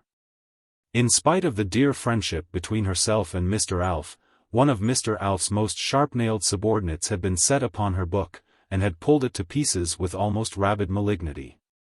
One would have thought that so slight a thing could hardly have been worthy of such protracted attention. Error after error was laid bare with merciless prolixity. No doubt the writer of the article must have had all history at his finger ends, as in pointing out the various mistakes made he always spoke of the historical facts which had been misquoted, misdated, or misrepresented, as being familiar in all their bearings to every schoolboy of 12 years old. The writer of the criticism never suggested the idea that he himself, having been fully provided with books of reference, and having learned the art of finding in them what he wanted at a moment's notice, had, as he went on with his work, checked off the blunders without any more permanent knowledge of his own than a housekeeper has of coals when she counts so many sacks into the coal cellar. He spoke of the parentage of one wicked ancient lady, and the dates of the frailties of another, with an assurance intended to show that an exact knowledge of all these details abided with him always. He must have been a man of vast and varied erudition, and his name was Jones. The world knew him not, but his erudition was always there at the command of Mr. Alf, and his cruelty. The greatness of Mr. Alf consisted in this, that he always had a Mr. Jones or two ready to do his work for him. It was a great business, this of Mr. Alf's, for he had his Jones also for philology, for science, for poetry, for politics, as well as for history, and one special Jones, extraordinarily accurate and very well posted up in his references, entirely devoted to the Elizabethan drama. There is the review intended to sell a book, which comes out immediately after the appearance of the book, or sometimes before it. The review which gives reputation, but does not affect the sale, and which comes a little later, the review which snuffs a book out quietly. The review which is to raise or lower the author a single peg, or 2 pegs, as the case may be, the review which is suddenly to make an author, and the review which is to crush him. An exuberant Jones has been known before now to declare aloud that he would crush a man, and a self-confident Jones has been known to declare that he has accomplished the deed. Of all reviews, the crushing review is the most popular, as being the most readable. When the rumor goes abroad that some notable man has been actually crushed, been positively driven over by an entire juggernaut's car of criticism till his literary body be a mere amorphous mass, then a real success has been achieved. And the Alf of the day has done a great thing. But even the crushing of a poor Lady Carbury, if it be absolute, is effective. Such a review will not make all the world call for the evening pulpit, but it will cause those who do take the paper to be satisfied with their bargain. Whenever the circulation of such a paper begins to slacken, the proprietors should, as a matter of course, admonish their Alf to add a little power to the crushing department. Lady Carbury had been crushed by the evening pulpit. We may fancy that it was easy work, and that Mr. Alf's historical Mr. Jones was not forced to fatigue himself by the handling of many books of reference. The errors did lie a little near the surface. And the whole scheme of the work, with its pandering to bad tastes by pretended revelations of frequently fabulous crime, was reprobated in Mr. Jones's very best manner. But the poor authoress, though utterly crushed, and reduced to little more than literary pulp for an hour or two, was not destroyed. On the following morning she went to her publishers, and was closeted for half an hour with the senior partner, Mr. Leadham. "I've got it all in black and white," she said, full of the wrong which had been done her, and can prove him to be wrong. It was in 1522 that the man first came to Paris, and he couldn't have been her lover before that. "I got it all out of the Biographie Universelle. I'll write to Mr. Alf myself, a letter to be published, you know." "Pray don't do anything of the kind, Lady Carbury. I can prove that I'm right. And they can prove that you're wrong. I've got all the facts, and the figures." Mr. Leadham did not care a straw for facts or figures, had no opinion of his own whether the lady or the reviewer were right. But he knew very well that the evening pulpit would surely get the better of any mere author in such a contention. Never fight the newspapers, Lady Carbury. Who ever yet got any satisfaction by that kind of thing? It's their business, and you are not used to it. And Mr. Alf is my particular friend. "It does seem so hard," said Lady Carbury, wiping hot tears from her cheeks. "It won't do us the least harm, Lady Carbury." "It'll stop the sale?" "Not much. A book of that sort couldn't hope to go on very long, you know. The breakfast table gave it an excellent lift, and came just at the right time. I rather like the notice in the pulpit, myself." "Like it," said Lady Carbury, still suffering in every fibre of her self-love from the soreness produced by those juggernauts' car wheels. "Anything is better than indifference, Lady Carbury. A great many people remember simply that the book has been noticed, but carry away nothing as to the purport of the review. It's a very good advertisement. But to be told that I have got to learn the ABC of history, after working as I have worked. That's a mere form of speech, Lady Carbury. You think the book has done pretty well?" "Pretty well, just about what we hoped, you know." There'll be something coming to me, Mr. Leadham. Mr. Leadham sent for a ledger, and turned over a few pages and ran up a few figures, and then scratched his head. There would be something, but Lady Carbury was not to imagine that it could be very much. It did not often happen that a great deal could be made by a first book. Nevertheless, Lady Carbury, when she left the publisher's shop, did carry a cheque with her. She was smartly dressed and looked very well, and had smiled on Mr. Leadham. Mr. Leadham, too, was no more than man, and had written a small cheque. Mr. Alf certainly had behaved badly to her. But both Mr. Brune of the Breakfast Table, and Mr. Booker of the Literary Chronicle, had been true to her interests. Lady Carbury had, as she promised, done Mr. Booker's new tale of a tub in the Breakfast Table. That is, she had been allowed, as a reward for looking into Mr. Brune's eyes, and laying her soft hand on Mr. Brune's sleeve, and suggesting to Mr. Brune that no one understood her so well as he did, to bedaub Mr. Booker's very thoughtful book in a very thoughtless fashion, and to be paid for her work. What had been said about his work in the Breakfast Table had been very distasteful to poor Mr. Booker. It grieved his inner contemplative intelligence that such rubbish should be thrown upon him. But in his outside experience of life he knew that even the rubbish was valuable, and that he must pay for it in the manner to which he had unfortunately become accustomed. So Mr. Booker himself wrote the article on the criminal queens in the Literary Chronicle, knowing that what he wrote would also be rubbish. Remarkable vivacity. Power of delineating character. Excellent choice of subject. Considerable intimacy with the historical details of various periods. The literary world would be sure to hear of Lady Carbury again. The composition of the review, together with the reading of the book, consumed altogether perhaps an hour of Mr. Booker's time. He made no attempt to cut the pages, but here and there read those that were open. He had done this kind of thing so often, that he knew well what he was about. He could have reviewed such a book when he was 3 parts asleep. When the work was done he threw down his pen and uttered a deep sigh. He felt it to be hard upon him that he should be compelled, by the exigencies of his position, to descend so low in literature. But it did not occur to him to reflect that in fact he was not compelled, and that he was quite at liberty to break stones, or to starve honestly. If no other honest mode of carrying on his career was open to him. If I didn't, somebody else would, he said to himself. But the review in the Morning Breakfast Table was the making of Lady Carbury's book, as far as it ever was made. Mr.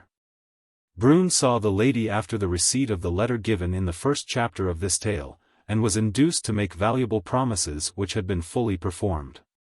2 whole columns had been devoted to the work. And the world had been assured that no more delightful mixture of amusement and instruction had ever been concocted than Lady Carbury's Criminal Queens. It was the very book that had been wanted for years. It was a work of infinite research and brilliant imagination combined. There had been no hesitation in the laying on of the paint. At that last meeting Lady Carbury had been very soft, very handsome, and very winning. Mr. Brune had given the order with good will, and it had been obeyed in the same feeling. Therefore, though the crushing had been very real, there had also been some elation, and as a net result, Lady Carbury was disposed to think that her literary career might yet be a success. Mr. Leadham's cheque had been for a small amount, but it might probably lead the way to something better. People at any rate were talking about her, and her Tuesday evenings at home were generally full. But her literary life, and her literary successes, her flirtations with Mr. Brune, her business with Mr. Booker, and her crushing by Mr. Alf's Mr. Jones, were after all but adjuncts to that real inner life of hers of which the absorbing interest was her son. And with regard to him too she was partly depressed, and partly elated, allowing her hopes however to dominate her fears. There was very much to frighten her. Even the moderate reform in the young man's expenses which had been effected under dire necessity had been of late abandoned. Though he never told her anything, she became aware that during the last month of the hunting season he had hunted nearly every day. She knew, too, that he had a horse up in town. She never saw him but once in the day, when she visited him in his bed about noon, and was aware that he was always at his club throughout the night. She knew that he was gambling, and she hated gambling as being of all pastimes the most dangerous. But she knew that he had ready money for his immediate purposes, and that 2 or 3 tradesmen who were gifted with a peculiar power of annoying their debtors had ceased to trouble her in Welbeck Street. For the present, therefore, she consoled herself by reflecting that his gambling was successful. But her elation sprung from a higher source than this. From all that she could hear, she thought it likely that Felix would carry off the great prize, and then, should he do that, what a blessed son would he have been to her.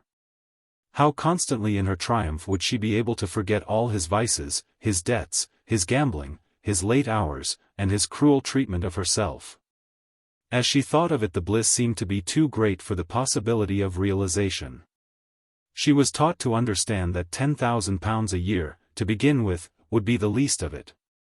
And that the ultimate wealth might probably be such as to make Sir Felix Carbury the richest commoner in England. In her very heart of hearts she worshipped wealth, but desired it for him rather than for herself. Then her mind ran away to baronies and earldoms, and she was lost in the coming glories of the boy whose faults had already nearly engulfed her in his own ruin.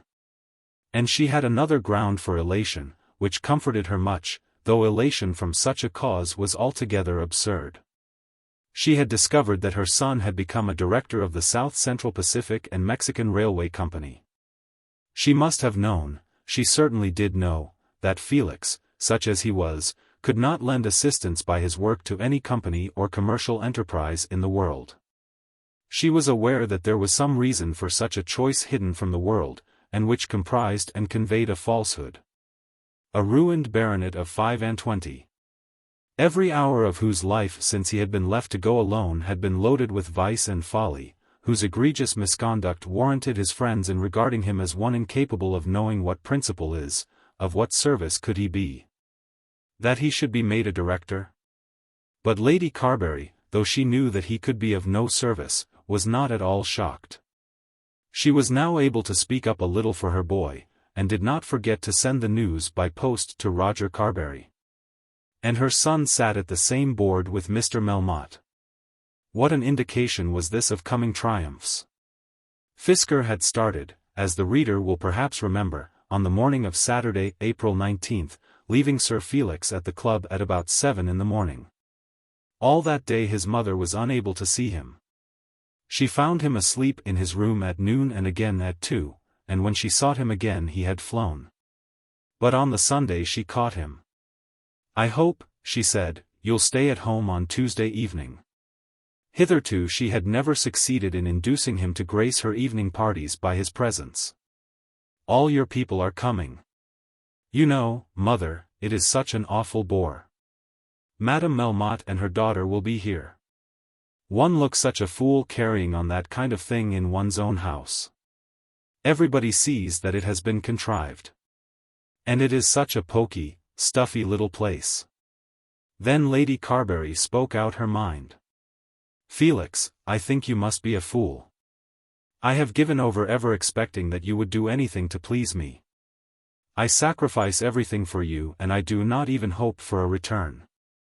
But when I am doing everything to advance your own interests, when I am working night and day to rescue you from ruin, I think you might at any rate help a little, not for me of course, but for yourself. I don't know what you mean by working day and night. I don't want you to work day and night. There is hardly a young man in London that is not thinking of this girl, and you have chances that none of them have. I am told they are going out of town at Whitsuntide, and that she's to meet Lord Nidderdale down in the country. She can't endure Nidderdale. She says so herself.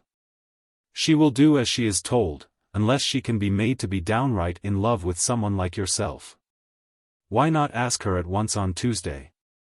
If I'm to do it at all I must do it after my own fashion. I'm not going to be driven. Of course, if you will not take the trouble to be here to see her when she comes to your own house, you cannot expect her to think that you really love her." "Love her? What a bother there is about loving. Well, I'll look in. What time do the animals come to feed? There will be no feeding. Felix, you are so heartless and so cruel that I sometimes think I will make up my mind to let you go your own way and never to speak to you again. My friends will be here about 10. I should say from 10 till 12. I think you should be here to receive her, not later than 10. If I can get my dinner out of my throat by that time, I will come. When the Tuesday came, the overdriven young man did contrive to get his dinner eaten, and his glass of brandy sipped, and his cigar smoked, and perhaps his game of billiards played, so as to present himself in his mother's drawing-room not long after 10:30. Madame Melmotte and her daughter were already there, and many others, of whom the majority were devoted to literature. Among them Mr. Alf was in the room, and was at this very moment discussing Lady Carbury's book with Mr. Booker. He had been quite graciously received, as though he had not authorized the crushing. Lady Carbury had given him her hand with that energy of affection with which she was wont to welcome her literary friends, and had simply thrown one glance of appeal into his eyes as she looked into his face, as though asking him how he had found it in his heart to be so cruel to one so tender, so unprotected, so innocent as herself. "I cannot stand this kind of thing," said Mr. Alf, to Mr. Booker. "There's a regular system of touting got abroad, and I mean to trample it down." "If you're strong enough," said Mr. Booker. "Well, I think I am. I'm strong enough, at any rate, to show that I'm not afraid to lead the way. I've the greatest possible regard for our friend here. But her book is a bad book, a thoroughly rotten book, an unblushing compilation from half a dozen works of established reputation, in pilfering from which she has almost always managed to misapprehend her facts, and to muddle her dates. Then she writes to me and asks me to do the best I can for her. I have done the best I could." Mr. Alf knew very well what Mr. Booker had done, and Mr. Booker was aware of the extent of Mr. Alf's knowledge. "What you say is all very right," said Mr. Booker, "only you want a different kind of world to live in." "Just so, and therefore we must make it different. I wonder how our friend Brune felt when he saw that his critic had declared that The Criminal Queens was the greatest historical work of modern days." "I didn't see the notice. There isn't much in the book, certainly, as far as I have looked at it. I should have said that violent censure or violent praise would be equally thrown away upon it. One doesn't want to break a butterfly on the wheel, especially a friendly butterfly. As to the friendship, it should be kept separate." "That's my idea," said Mr. Alf, moving away. "I'll never forget what you've done for me, never," said Lady Carbury, holding Mr. Brune's hand for a moment, as she whispered to him. "Nothing more than my duty," said he, smiling. "I hope you'll learn to know that a woman can really be grateful," she replied. Then she let go his hand and moved away to some other guest. There was a dash of true sincerity in what she had said. Of enduring gratitude it may be doubtful whether she was capable, but at this moment she did feel that Mr. Brune had done much for her, and that she would willingly make him some return of friendship. Of any feeling of another sort, of any turn at the moment towards flirtation, of any idea of encouragement to a gentleman who had once acted as though he were her lover, she was absolutely innocent. She had forgotten that little absurd episode in their joint lives. She was at any rate too much in earnest at the present moment to think about it. But it was otherwise with Mr. Brune. He could not quite make up his mind whether the lady was or was not in love with him, or whether, if she were, it was incumbent on him to indulge her, and if so, in what manner. Then as he looked after her, he told himself that she was certainly very beautiful, that her figure was distinguished, that her income was certain, and her rank considerable. Nevertheless, Mr. Brune knew of himself that he was not a marrying man. He had made up his mind that marriage would not suit his business, and he smiled to himself as he reflected how impossible it was that such a one as Lady Carbury should turn him from his resolution. "I am so glad that you have come tonight, Mr. Alf," Lady Carbury said to the high-minded editor of the Evening Pulpit. "Am I not always glad to come, Lady Carbury? You are very good." But I feared. Feared what, Lady Carbury? That you might perhaps have felt that I should be unwilling to welcome you after the compliments of last Thursday. I never allow the two things to join themselves together. You see, Lady Carbury, I don't write all these things myself. No indeed. What a bitter creature you would be if you did. To tell the truth, I never write any of them. Of course we endeavor to get people whose judgments we can trust, and if, as in this case, it should unfortunately happen that the judgment of our critic should be hostile to the literary pretensions of a personal friend of my own, I can only lament the accident, and trust that my friend may have spirit enough to divide me as an individual from that Mr. Alf who has the misfortune to edit a newspaper. It is because you have so trusted me that I am obliged to you, said Lady Carbury with her sweetest smile. She did not believe a word that Mr. Alf had said to her.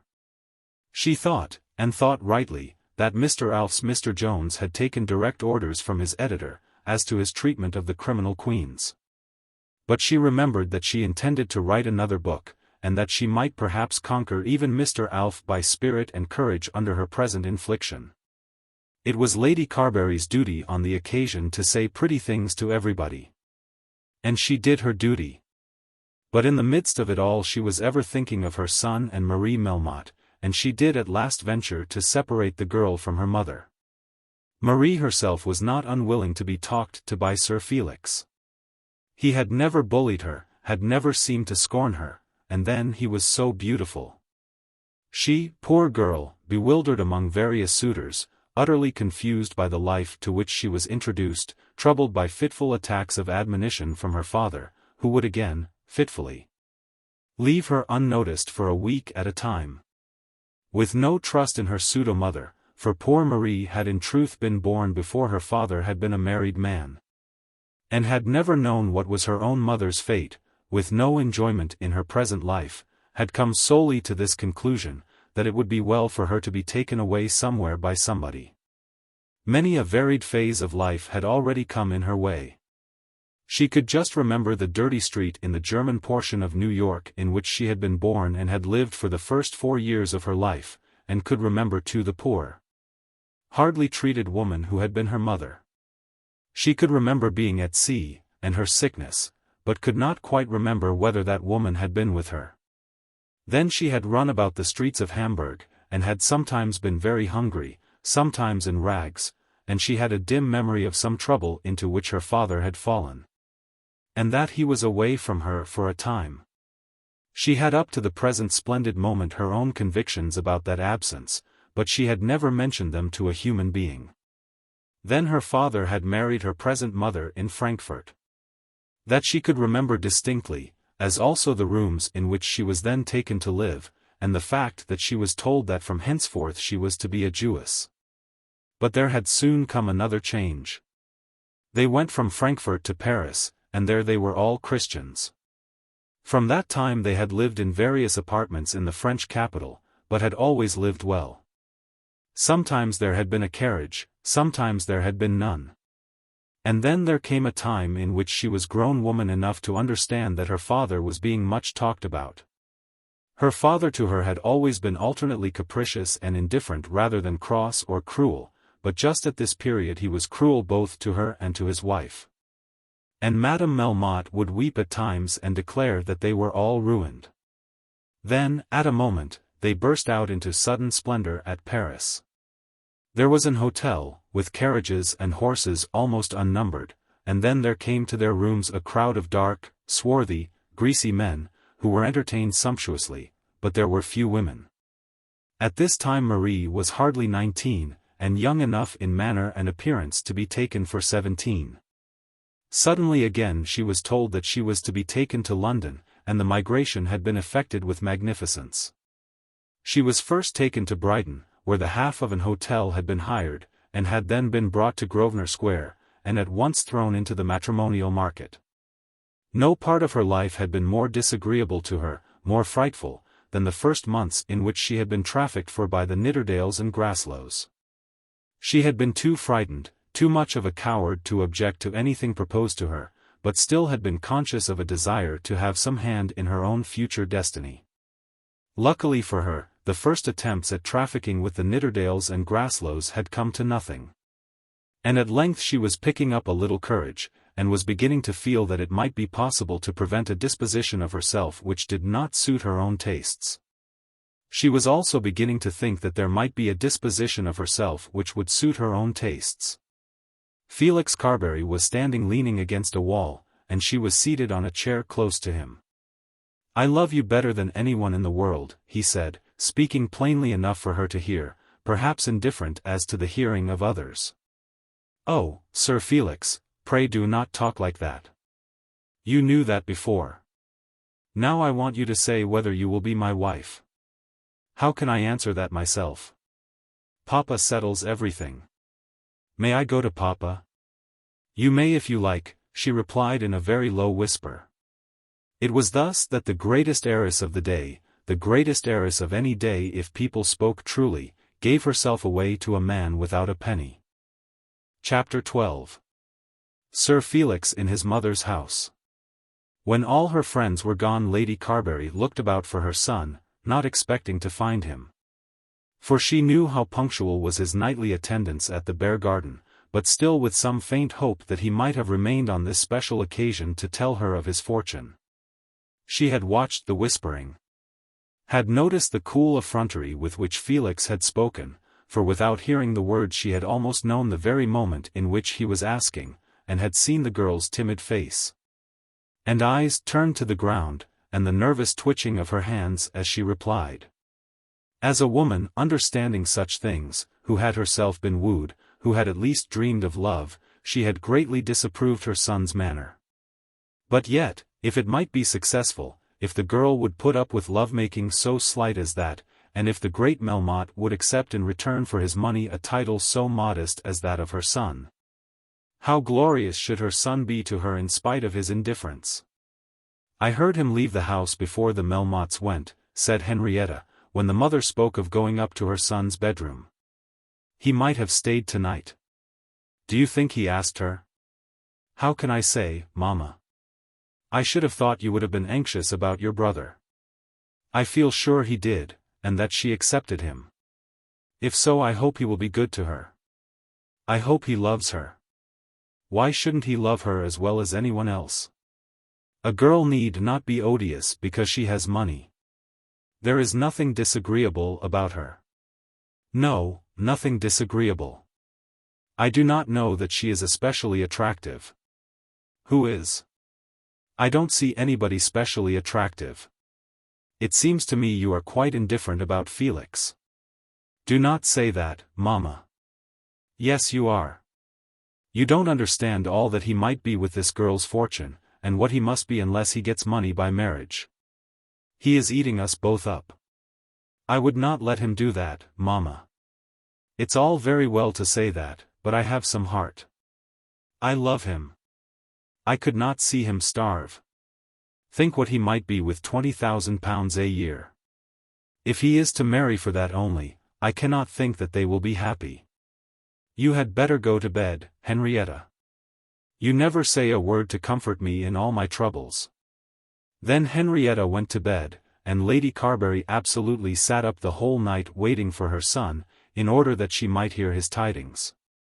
She went up to her room, disembarrassed herself of her finery, and wrapped herself in a white dressing gown. As she sat opposite to her glass, relieving her head from its garniture of false hair, she acknowledged to herself that age was coming on her. She could hide the unwelcome approach by art, hide it more completely than can most women of her age.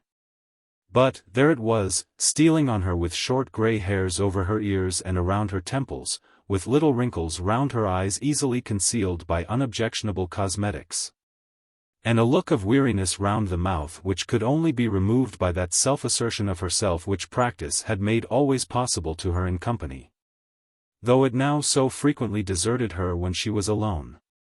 But she was not a woman to be unhappy because she was growing old.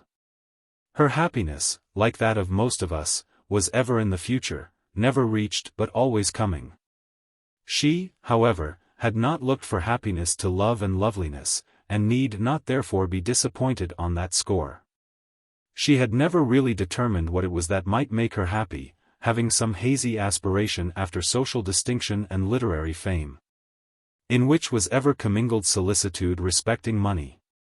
But at the present moment her great fears and her great hopes were centered on her son. She would not care how grey might be her hair, or how savage might be Mr. Alf, if her Felix were to marry this heiress. On the other hand, nothing that pearl powder or the morning breakfast table could do would avail anything, unless he could be extricated from the ruin that now surrounded him. So she went down into the dining room, that she might be sure to hear the key in the door, even should she sleep, and waited for him with a volume of French memoirs in her hand. Unfortunate woman! She might have gone to bed and have been duly called about her usual time, for it was past 8 and the full staring daylight shone into her room when Felix's cab brought him to the door. The night had been very wretched to her.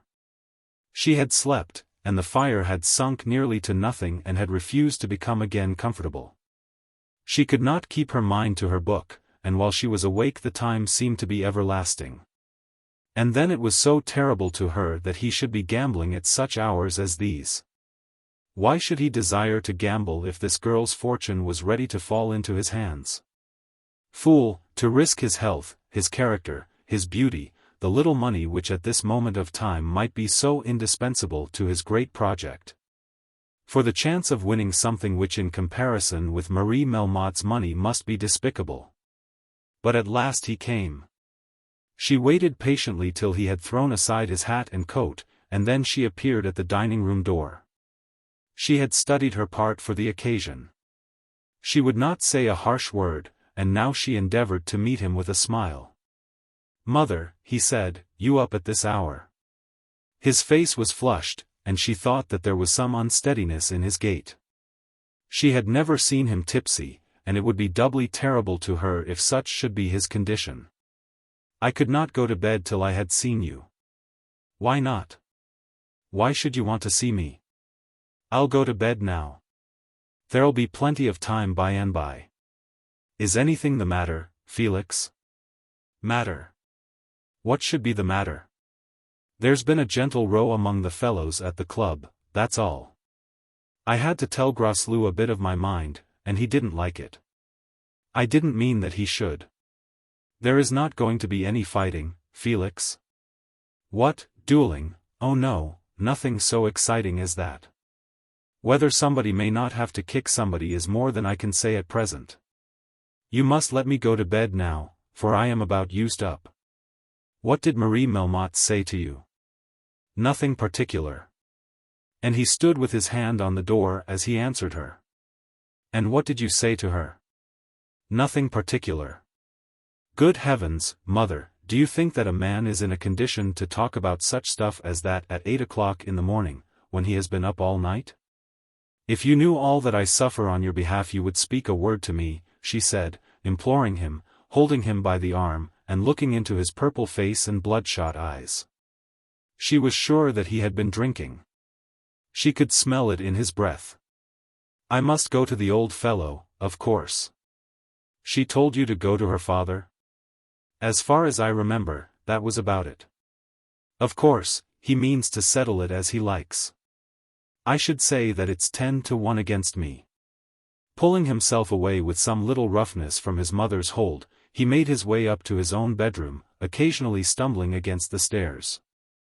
Then the heiress herself had accepted her son. If so, surely the thing might be done. Lady Carbury recalled to mind her old conviction that a daughter may always succeed in beating a hard-hearted parent in a contention about marriage, if she be well in earnest.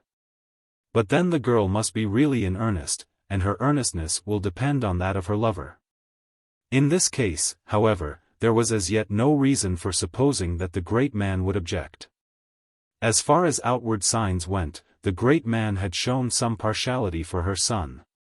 No doubt it was Mr. Melmotte who had made Sir Felix a director of the great American company.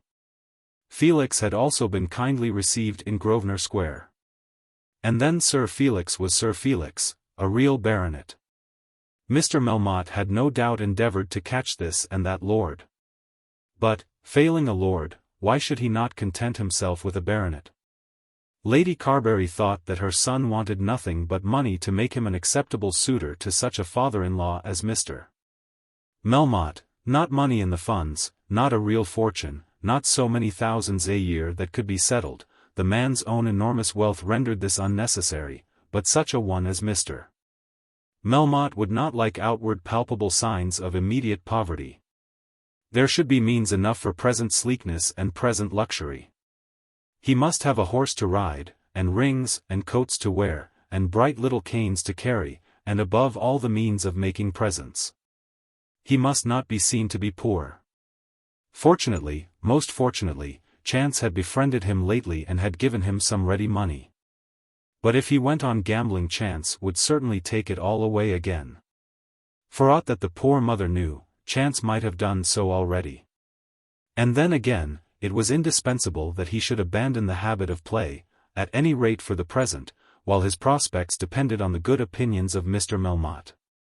Of course such a one as Mr. Melmotte could not like gambling at a club, however much he might approve of it in the city. Why, with such a preceptor to help him, should not Felix learn to do his gambling on the exchange, or among the brokers, or in the produce of the bank? Lady Carbury would at any rate instigate him to be diligent in his position as director of the great Mexican railway, which position ought to be the beginning to him of a fortune to be made on his own account. But what hope could there be for him if he should take to drink? Would not all hopes be over with Mr. Melmotte should he ever learn that his daughter's lover reached home and tumbled upstairs to bed between 8 and 9 o'clock in the morning? She watched for his appearance on the following day, and began at once on the subject. "Do you know, Felix, I think I shall go down to your cousin Roger for Whitsuntide. To Carbury Manor," said he, as he eat some devilled kidneys which the cook had been specially ordered to get for his breakfast. "I thought you found it so dull that you didn't mean to go there any more." "I never said so, Felix. And now I have a great object." "What will Hetta do?" "Go too, why shouldn't she?" "Oh, I didn't know. I thought that perhaps she mightn't like it." "I don't see why she shouldn't like it. Besides, everything can't give way to her." "Has Roger asked you?" "No, but I'm sure he'd be pleased to have us if I proposed that we should all go." "Not me, mother." "Yes, you especially." "Not if I know it, mother." "What on earth should I do at Carbury Manor?" "Madame Melmotte told me last night that they were all going down to Caversham to stay 3 or 4 days with the Longestaffes. She spoke of Lady Pomona as quite her particular friend." "Oh, that explains it all." "Explains what, Felix?"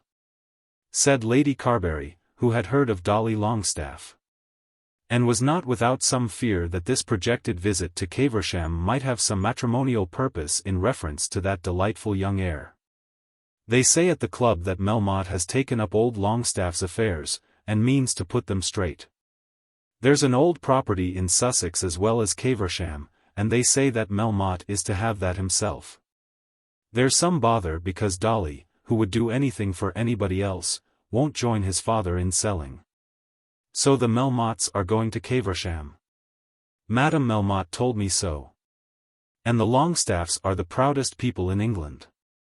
Of course we ought to be at Carbury Manor while they are there. What can be more natural? Everybody goes out of town at Whitsuntide. And why shouldn't we run down to the family place? All very natural if you can manage it, mother. And you'll come?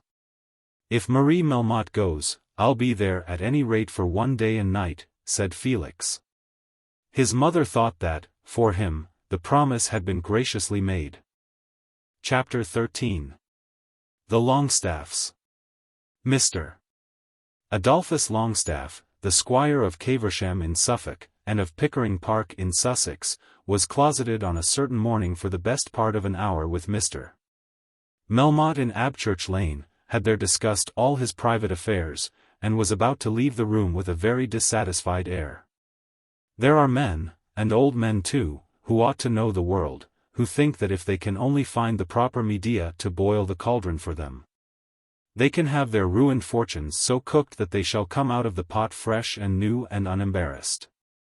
These great conjurers are generally sought for in the city, and in truth the cauldrons are kept boiling, though the result of the process is seldom absolute rejuvenescence. No greater media than Mr. Melmotte had ever been potent in money matters, and Mr. Longstaff had been taught to believe that if he could get the necromancer even to look at his affairs, everything would be made right for him. But the necromancer had explained to the squire that property could not be created by the waving of any wand or the boiling of any cauldron. He, Mr. Melmotte, could put Mr. Longstaff in the way of realizing property without delay, of changing it from one shape into another, or could find out the real market value of the property in question. But he could create nothing.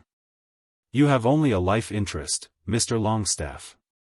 No, only a life interest. That is customary with family estates in this country, Mr. Melmotte. Just so. And therefore you can dispose of nothing else. Your son, of course, could join you, and then you could sell either one estate or the other. There is no question of selling Caversham, sir. Lady Pomona and I reside there. Your son will not join you in selling the other place? I have not directly asked him, but he never does do anything that I wish. I suppose you would not take Pickering Park on a lease for my life? I think not, Mr. Longstaff. My wife would not like the uncertainty. Then Mr. Longstaff took his leave with a feeling of outraged aristocratic pride. His own lawyer would almost have done as much for him, and he need not have invited his own lawyer as a guest to Caversham, and certainly not his own lawyer's wife and daughter. He had indeed succeeded in borrowing a few £1,000s from the great man at a rate of interest which the great man's head clerk was to arrange. And this had been effected simply on the security of the lease of a house in town. There had been an ease in this, an absence of that delay which generally took place between the expression of his desire for money and the acquisition of it, and this had gratified him. But he was already beginning to think that he might pay too dearly for that gratification. At the present moment, too, Mr. Melmotte was odious to him for another reason. He had condescended to ask Mr. Melmotte to make him a director of the South Central Pacific and Mexican Railway, and he, Adolphus Longstaff of Caversham, had had his request refused. Mr. Longstaff had condescended very low. "You have made Lord Alfred Grendall one," he had said in a complaining tone. Then Mr. Melmotte explained that Lord Alfred possessed peculiar aptitudes for the position. "I'm sure I could do anything that he does," said Mr. Longstaff. Upon this Mr. Melmotte, knitting his brows and speaking with some roughness, replied that the number of directors required was completed. Since he had had 2 duchesses at his house, Mr. Melmotte was beginning to feel that he was entitled to bully any mere commoner, especially a commoner who could ask him for a seat at his board. Mr. Longstaff was a tall, heavy man, about 50, with hair and whiskers carefully dyed, whose clothes were made with great care, though they always seemed to fit him too tightly. And who thought very much of his personal appearance. It was not that he considered himself handsome, but that he was specially proud of his aristocratic bearing. He entertained an idea that all who understood the matter would perceive at a single glance that he was a gentleman of the first water, and a man of fashion. He was intensely proud of his position in life, thinking himself to be immensely superior to all those who earned their bread. There were no doubt gentlemen of different degrees, but the English gentleman of gentlemen was he who had land, and family title deeds, and an old family place, and family portraits, and family embarrassments, and a family absence of any useful employment. He was beginning even to look down upon peers, since so many men of much less consequence than himself had been made lords. And, having stood and been beaten 3 or 4 times for his county, he was of opinion that a seat in the House was rather a mark of bad breeding.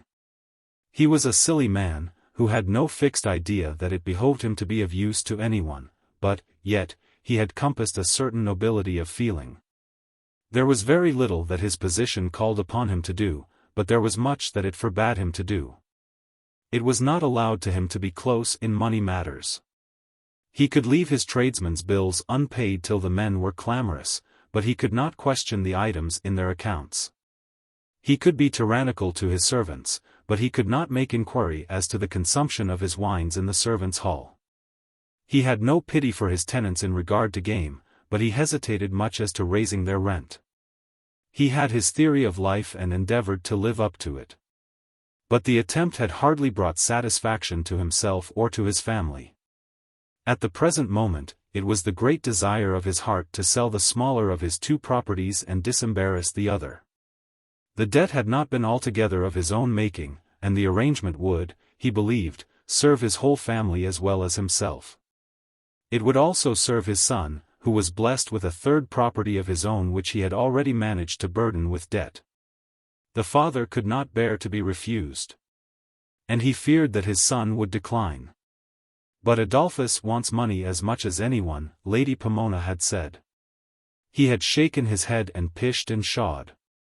Women never could understand anything about money. Now he walked down sadly from Mr. Melmotte's office and was taken in his brougham to his lawyer's chambers in Lincoln's Inn. Even for the accommodation of those few £1,000 he was forced to condescend to tell his lawyers that the title deeds of his house in town must be given up. Mr. Longstaff felt that the world in general was very hard on him. "What on earth are we to do with them?" said Sophia, the eldest Miss Longstaff, to her mother. "I do think it's a shame of Papa," said Georgiana, the second daughter. "I certainly shan't trouble myself to entertain them." "Of course you will leave them all on my hands," said Lady Pomona wearily. "But what's the use of having them?" urged Sophia. "I can understand going to a crush at their house in town when everybody else goes. One doesn't speak to them, and need not know them afterwards. As to the girl, I'm sure I shouldn't remember her if I were to see her." "It would be a fine thing if Adolphus would marry her," said Lady Pomona. "Dolly will never marry anybody," said Georgiana. "The idea of his taking the trouble of asking a girl to have him. Besides, he won't come down to Caversham, cart ropes wouldn't bring him. If that is to be the game, Mamma, it is quite hopeless." "Why should Dolly marry such a creature as that?" asked Sophia. "Because everybody wants money," said Lady Pomona. "I'm sure I don't know what your papa is to do, or how it is that there never is any money for anything. I don't spend it." "I don't think that we do anything out of the way," said Sophia. "I haven't the slightest idea what Papa's income is, but if we're to live at all, I don't know how we are to make a change." "It's always been like this ever since I can remember," said Georgiana, "and I don't mean to worry about it any more. I suppose it's just the same with other people, only one doesn't know it. But, my dears, when we are obliged to have such people as these Melmottes. As for that, if we didn't have them somebody else would. I shan't trouble myself about them. I suppose it will only be for 2 days. My dear, they're coming for a week. Then Papa must take them about the country, that's all. I never did hear of anything so absurd. What good can they do Papa by being down there?" "He is wonderfully rich," said Lady Pomona. "But I don't suppose he'll give Papa his money," continued Georgiana. "Of course I don't pretend to understand, but I think there is more fuss about these things than they deserve. If Papa hasn't got money to live at home, why doesn't he go abroad for a year? The Sydney Beechams did that, and the girls had quite a nice time of it in Florence. It was there that Clara Beecham met young Lord Liffey. I shouldn't at all mind that kind of thing, but I think it quite horrible to have these sort of people brought down upon us at Caversham. No one knows who they are, or where they came from, or what they'll turn to." So spoke Georgiana, who among the Longstaffes was supposed to have the strongest head, and certainly the sharpest tongue. This conversation took place in the drawing-room of the Longstaffes family townhouse in Bruton Street. It was not by any means a charming house, having but few of those luxuries and elegancies which have been added of late years to newly built London residences. It was gloomy and inconvenient, with large drawing-rooms, bad bedrooms, and very little accommodation for servants. But it was the old family townhouse, having been inhabited by 3 or 4 generations of Longestaffes, and did not savour of that radical newness which prevails, and which was peculiarly distasteful to Mr. Longestaffe. Queen's Gate and the quarters around were, according to Mr. Longestaffe, devoted to opulent tradesmen. Even Belgrave Square, though its aristocratic properties must be admitted, still smelt of the mortar. Many of those living there and thereabouts had never possessed in their families real family townhouses. The old streets lying between Piccadilly and Oxford Street, with 1 or 2 well-known localities to the south and north of these boundaries, were the proper sites for these habitations. When Lady Pomona, instigated by some friend of high rank but questionable taste, had once suggested a change to Eaton Square, Mr. Longestaffe had at once snubbed his wife. If Bruton Street wasn't good enough for her and the girls, then they might remain at Caversham. The threat of remaining at Caversham had been often made, for Mr.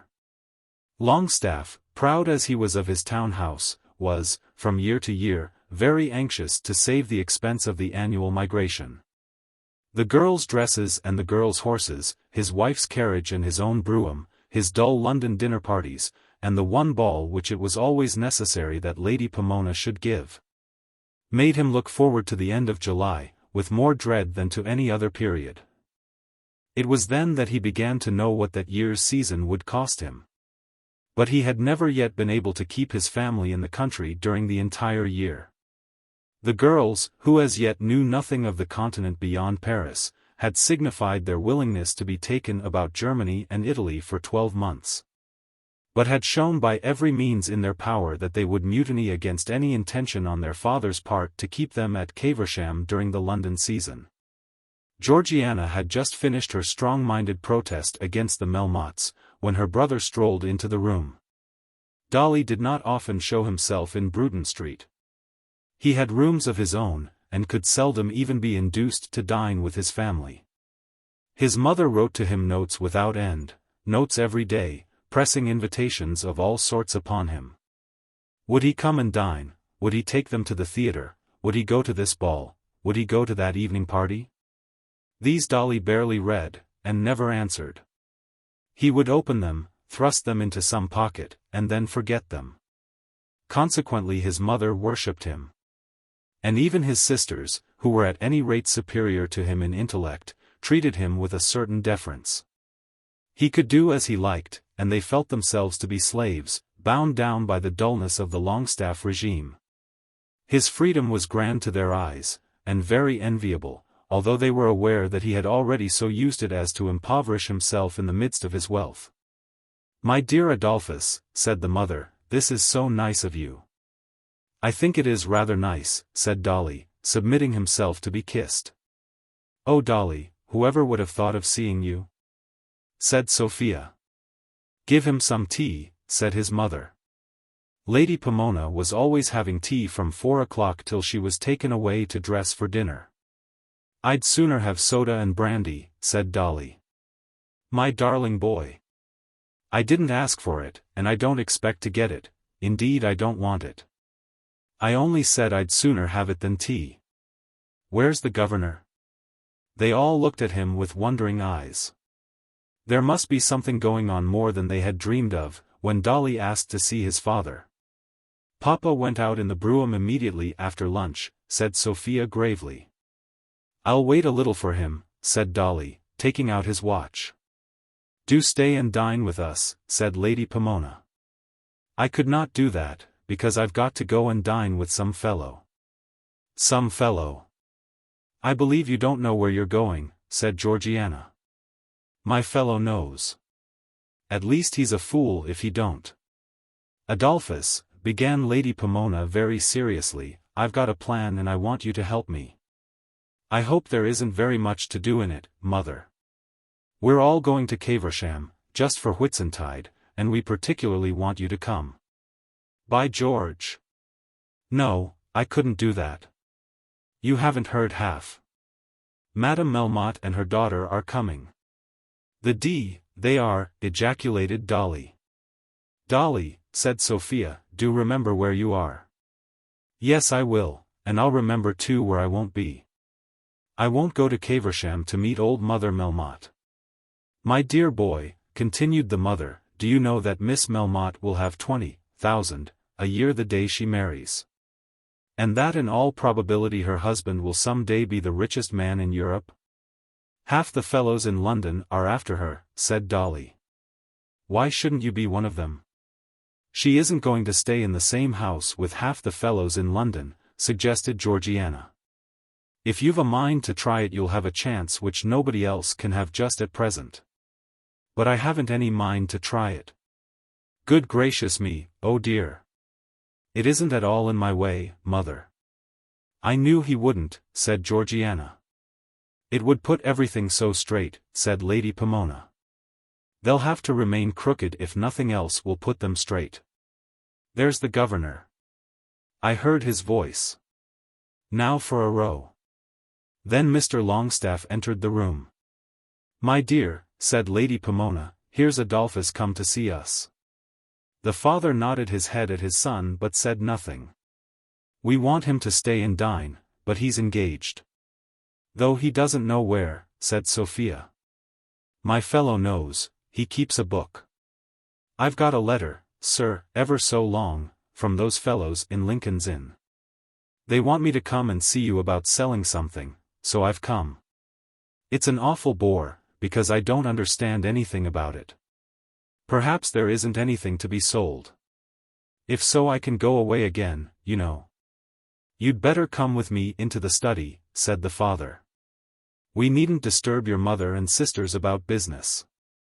Then the squire led the way out of the room, and Dolly followed, making a woeful grimace at his sisters. The three ladies sat over their tea for about half an hour, waiting, not the result of the conference. For with that they did not suppose that they would be made acquainted, but whatever signs of good or evil might be collected from the manner and appearance of the squire when he should return to them. Dolly they did not expect to see again, probably for a month. He and the squire never did come together without quarreling, and careless as was the young man in every other respect. He had hitherto been obdurate as to his own rights in any dealings which he had with his father. At the end of the half-hour Mr. Longstaff returned to the drawing-room, and at once pronounced the doom of the family. My dear, he said, we shall not return from Caversham to London this year. He struggled hard to maintain a grand dignified tranquillity as he spoke, but his voice quivered with emotion. Papa, screamed Sophia. My dear, you don't mean it, said Lady Pomona. Of course Papa doesn't mean it, said Georgiana rising to her feet. I mean it accurately and certainly, said Mr. Longstaff. We go to Caversham in about 10 days, and we shall not return from Caversham to London this year. Our ball is fixed, said Lady Pomona. Then it must be unfixed. So saying, the master of the house left the drawing-room and descended to his study. The three ladies, when left to deplore their fate, expressed their opinions as to the sentence which had been pronounced very strongly. But the daughters were louder in their anger than was their mother. He can't really mean it, said Sophia.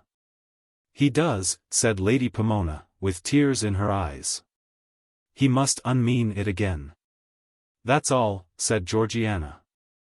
Dolly has said something to him very rough, and he resents it upon us. Why did he bring us up at all if he means to take us down before the season has begun? I wonder what Adolphus has said to him. Your papa is always hard upon Adolphus. Dolly can take care of himself, said Georgiana, and always does do so. Dolly does not care for us. Not a bit, said Sophia. I'll tell you what you must do, Mamma. You mustn't stir from this at all. You must give up going to Caversham altogether, unless he promises to bring us back. I won't stir, unless he has me carried out of the house. My dear, I couldn't say that to him. Then I will. To go and be buried down in that place for a whole year with no one near us but the rusty old bishop and Mr. Carbury, who is rustier still. I won't stand it. There are some sort of things that one ought not to stand. If you go down I shall stay up with the Primeros. Mrs. Primero would have me I know. It wouldn't be nice of course. I don't like the Primeros. I hate the Primeros. Oh yes, it's quite true, I know that as well as you, Sophia, they are vulgar, but not half so vulgar, mamma, as your friend Madame Melmotte. That's ill-natured, Georgiana. She is not a friend of mine. But you're going to have her down at Caversham. I can't think what made you dream of going to Caversham just now, knowing as you do how hard Papa is to manage. Everybody has taken to going out of town at Whitsuntide, my dear. No, mamma. Everybody has not. People understand too well the trouble of getting up and down for that. The Primeros aren't going down. I never heard of such a thing in all my life. What does he expect is to become of us? If he wants to save money, why doesn't he shut Caversham up altogether and go abroad? Caversham costs a great deal more than is spent in London, and it's the dullest house, I think, in all England. The family party in Bruton Street that evening was not very gay. Nothing was being done, and they sat gloomily in each other's company. Whatever mutinous resolutions might be formed and carried out by the ladies of the family, they were not brought forward on that occasion. The two girls were quite silent, and would not speak to their father, and when he addressed them they answered simply by monosyllables. Lady Pomona was ill, and sat in a corner of a sofa, wiping her eyes. To her had been imparted upstairs the purport of the conversation between Dolly and his father. Dolly had refused to consent to the sale of Pickering unless half the produce of the sale were to be given to him at once. When it had been explained to him that the sale would be desirable in order that the Caversham property might be freed from debt, which Caversham property would eventually be his, he replied that he also had an estate of his own which was a little mortgaged and would be the better for money. The result seemed to be that Pickering could not be sold, and, as a consequence of that, Mr. Longstaff had determined that there should be no more London expenses that year. The girls, when they got up to go to bed, bent over him and kissed his head, as was their custom. There was very little show of affection in the kiss. "You had better remember that what you have to do in town must be done this week," he said. They heard the words, but marched in stately silence out of the room without deigning to notice them. Chapter 14. Carbury Manor. I don't think it quite nice, mamma, that's all. Of course, if you have made up your mind to go, I must go with you. What on earth can be more natural than that you should go to your own cousin's house? You know what I mean, mamma. It's done now, my dear, and I don't think there is anything at all in what you say. This little conversation arose from Lady Carbury's announcement to her daughter of her intention of soliciting the hospitality of Carbury Manor for the Whitsun week. It was very grievous to Henrietta that she should be taken to the house of a man who was in love with her, even though he was her cousin. But she had no escape. She could not remain in town by herself, nor could she even allude to her grievance to anyone but to her mother. Lady Carbury, in order that she might be quite safe from opposition, had posted the following letter to her cousin before she spoke to her daughter. Welbeck Street, 24th April, 18. My dear Roger, we know how kind you are and how sincere, and that if what I am going to propose doesn't suit you'll say so at once. I have been working very hard, too hard indeed, and I feel that nothing will do me so much real good as getting into the country for a day or two. Would you take us for a part of Whitsun week? We would come down on the May 20th and stay over the Sunday if you would keep us. Felix says he would run down, though he would not trouble you for so long a time as we talk of staying. I'm sure you must have been glad to hear of his being put upon that great American Railway Board as a director. It opens a new sphere of life to him, and will enable him to prove that he can make himself useful. I think it was a great confidence to place in one so young. Of course you will say so at once if my little proposal interferes with any of your plans, but you have been so very, very kind to us that I have no scruple in making it. Henrietta joins with me in kind love. Your affectionate cousin, Matilda Carbury. There was much in this letter that disturbed and even annoyed Roger Carbury. In the first place, he felt that Henrietta should not be brought to his house. Much as he loved her, dear as her presence to him always was, he hardly wished to have her at Carbury unless she would come with a resolution to be its future mistress. In one respect he did Lady Carbury an injustice. He knew that she was anxious to forward his suit, and he thought that Henrietta was being brought to his house with that object. He had not heard that the great heiress was coming into his neighborhood, and therefore knew nothing of Lady Carbury's scheme in that direction.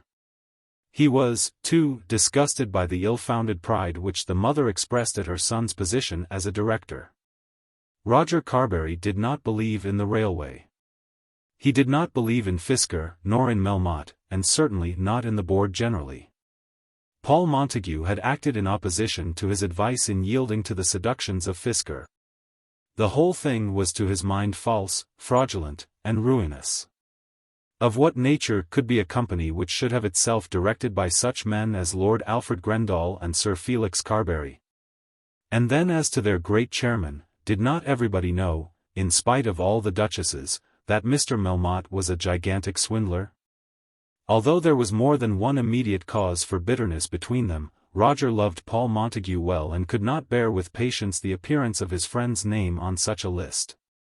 And now he was asked for warm congratulations because Sir Felix Carbury was one of the board. He did not know which to despise most, Sir Felix for belonging to such a board, or the board for having such a director. New sphere of life, he said to himself. The only proper sphere for them all would be Newgate. And there was another trouble. He had asked Paul Montague to come to Carbury for this special week, and Paul had accepted the invitation. With the constancy, which was perhaps his strongest characteristic, he clung to his old affection for the man. He could not bear the idea of a permanent quarrel, though he knew that there must be a quarrel if the man interfered with his dearest hopes. He had asked him down to Carbury intending that the name of Henrietta Carbury should not be mentioned between them.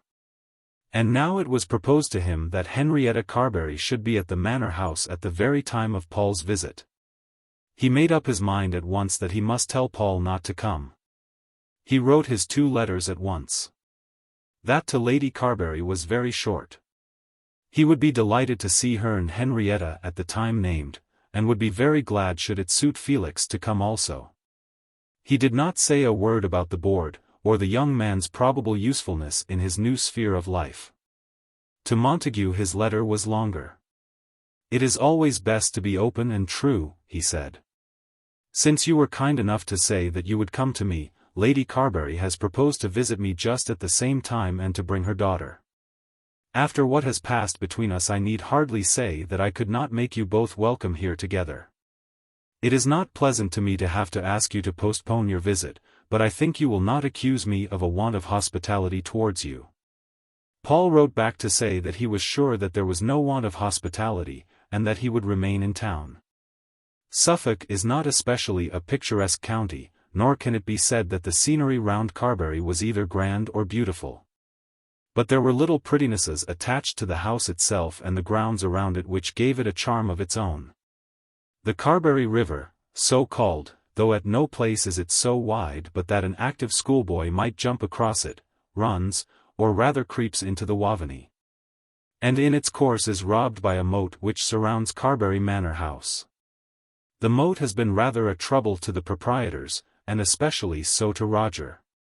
As in these days of sanitary considerations it has been felt necessary either to keep it clean with at any rate moving water in it, or else to fill it up and abolish it altogether. That plan of abolishing it had to be thought of and was seriously discussed about 10 years since. But then it was decided that such a proceeding would altogether alter the character of the house, would destroy the gardens, and would create a waste of mud all round the place which it would take years to beautify, or even to make endurable. And then an important question had been asked by an intelligent farmer who had long been a tenant on the property, Phil Anup, sooner said than done, squire. Where be the stuff to come from? The squire, therefore, had given up that idea, and instead of abolishing his moat had made it prettier than ever. The high road from Bungay to Beccles ran close to the house, so close that the gable ends of the building were separated from it only by the breadth of the moat. A short, private road, not above 100 yards in length, led to the bridge which faced the front door. The bridge was old, and high, with sundry architectural pretensions, and guarded by iron gates in the center, which, however, were very rarely closed. Between the bridge and the front door there was a sweep of ground just sufficient for the turning of a carriage, and on either side of this the house was brought close to the water, so that the entrance was in a recess, or irregular quadrangle, of which the bridge and moat formed one side. At the back of the house there were large gardens screened from the road by a wall 10 feet high, in which there were yew trees and cypresses said to be of wonderful antiquity. The gardens were partly inside the moat, but chiefly beyond them, and were joined by 2 bridges, a footbridge and one with a carriage-way, and there was another bridge at the end of the house furthest from the road, leading from the back door to the stables and farmyard. The house itself had been built in the time of Charles II, when that which we call Tudor architecture was giving way to a cheaper, less picturesque, though perhaps more useful form. But Carbury Manor House, through the whole county, had the reputation of being a Tudor building. The windows were long, and for the most part low, made with strong mullions, and still contained small, old-fashioned panes, for the squire had not as yet gone to the expense of plate glass. There was one high bow window, which belonged to the library, and which looked out onto the gravel sweep, at the left of the front door as you entered it. All the other chief rooms faced upon the garden. The house itself was built of a stone that had become buff, or almost yellow with years, and was very pretty. It was still covered with tiles, as were all the attached buildings. It was only 2 stories high, except at the end, where the kitchens were placed and the offices, which thus rose above the other part of the edifice. The rooms throughout were low, and for the most part long and narrow, with large wide fireplaces and deep wainscotings. Taking it all together, one would be inclined to say, that it was picturesque rather than comfortable. Such as it was, its owner was very proud of it, with a pride of which he never spoke to anyone, which he endeavored studiously to conceal, but which had made itself known to all who knew him well. The houses of the gentry around him were superior to his in material comfort and general accommodation. But to none of them belonged that thoroughly established look of old county position which belonged to Carbury. Bundlesham, where the Primeros lived, was the finest house in that part of the county, but it looked as if it had been built within the last 20 years. It was surrounded by new shrubs and new lawns, by new walls and new outhouses, and savoured of trade, so at least thought Roger Carbury, though he never said the words. Caversham was a very large mansion, built in the early part of George III's reign, when men did care that things about them should be comfortable, but did not care that they should be picturesque. There was nothing at all to recommend Caversham but its size. Eardley Park, the seat of the Hepworths, had, as a park, some pretensions. Carbury possessed nothing that could be called a park, the enclosures beyond the gardens being merely so many home paddocks. But the house of Eardley was ugly and bad. The Bishop's Palace was an excellent gentleman's residence, but then that too was comparatively modern, and had no peculiar features of its own. Now Carbury Manor House was peculiar, and in the eyes of its owner was preeminently beautiful. It often troubled him to think what would come of the place when he was gone. He was at present 40 years old, and was perhaps as healthy a man as you could find in the whole county. Those around who had known him as he grew into manhood among them, especially the farmers of the neighborhood, still regarded him as a young man. They spoke of him at the country fairs as the young squire. When in his happiest moods he could be almost a boy, and he still had something of old-fashioned boyish reverence for his elders. But of late there had grown up a great care within his breast, a care which does not often, perhaps, in these days bear so heavily on men's hearts as it used to do. He had asked his cousin to marry him, having assured himself with certainty that he did love her better than any other woman, and she had declined. She had refused him more than once, and he believed her implicitly when she told him that she could not love him. He had a way of believing people, especially when such belief was opposed to his own interests, and had none of that self-confidence which makes a man think that if opportunity be allowed him he can win a woman even in spite of herself. But if it were fated that he should not succeed with Henrietta, then, so he felt assured, no marriage would now be possible to him. In that case he must look out for an heir, and could regard himself simply as a stopgap among the Carburys. In that case he could never enjoy the luxury of doing the best he could with the property in order that a son of his own might enjoy it. Now Sir Felix was the next heir. Roger was hampered by no entail, and could leave every acre of the property as he pleased. In one respect the natural succession to it by Sir Felix would generally be considered fortunate. It had happened that a title had been won in a lower branch of the family, and were this succession to take place the family title and the family property would go together. No doubt to Sir Felix himself such an arrangement would seem to be the most proper thing in the world, as it would also to Lady Carbury were it not that she looked to Carbury Manor as the future home of another child. But to all this the present owner of the property had very strong objections. It was not only that he thought ill of the baronet himself, so ill as to feel thoroughly convinced that no good could come from that quarter, but he thought ill also of the baronetcy itself. Sir Patrick, to his thinking, had been altogether unjustifiable in accepting an enduring title, knowing that he would leave behind him no property adequate for its support. A baronet, so thought Roger Carbury, should be a rich man, rich enough to grace the rank which he assumed to wear. A title, according to Roger's doctrine on such subjects, could make no man a gentleman, but, if improperly worn, might degrade a man who would otherwise be a gentleman. He thought that a gentleman, born and bred, acknowledged as such without doubt, could not be made more than a gentleman by all the titles which the Queen could give. With these old-fashioned notions Roger hated the title which had fallen upon a branch of his family. He certainly would not leave his property to support the title which Sir Felix unfortunately possessed. But Sir Felix was the natural heir, and this man felt himself constrained, almost as by some divine law, to see that his land went by natural descent. Though he was in no degree fettered as to its disposition, he did not presume himself to have more than a life interest in the estate. It was his duty to see that it went from Carbury to Carbury as long as there was a Carbury to hold it, and especially his duty to see that it should go from his hands, at his death, unimpaired in extent or value. There was no reason why he should himself die for the next 20 or 30 years, but were he to die Sir Felix would undoubtedly dissipate the acres, and then there would be an end of Carbury. But in such case he, Roger Carbury, would at any rate have done his duty. He knew that no human arrangements can be fixed, let the care in making them be ever so great. To his thinking it would be better that the estate should be dissipated by a Carbury than held together by a stranger. He would stick to the old name while there was one to bear it, and to the old family while a member of it was left. So thinking he had already made his will, leaving the entire property to the man whom of all others he most despised, should he himself die without child. In the afternoon of the day on which Lady Carbury was expected, he wandered about the place thinking of all this.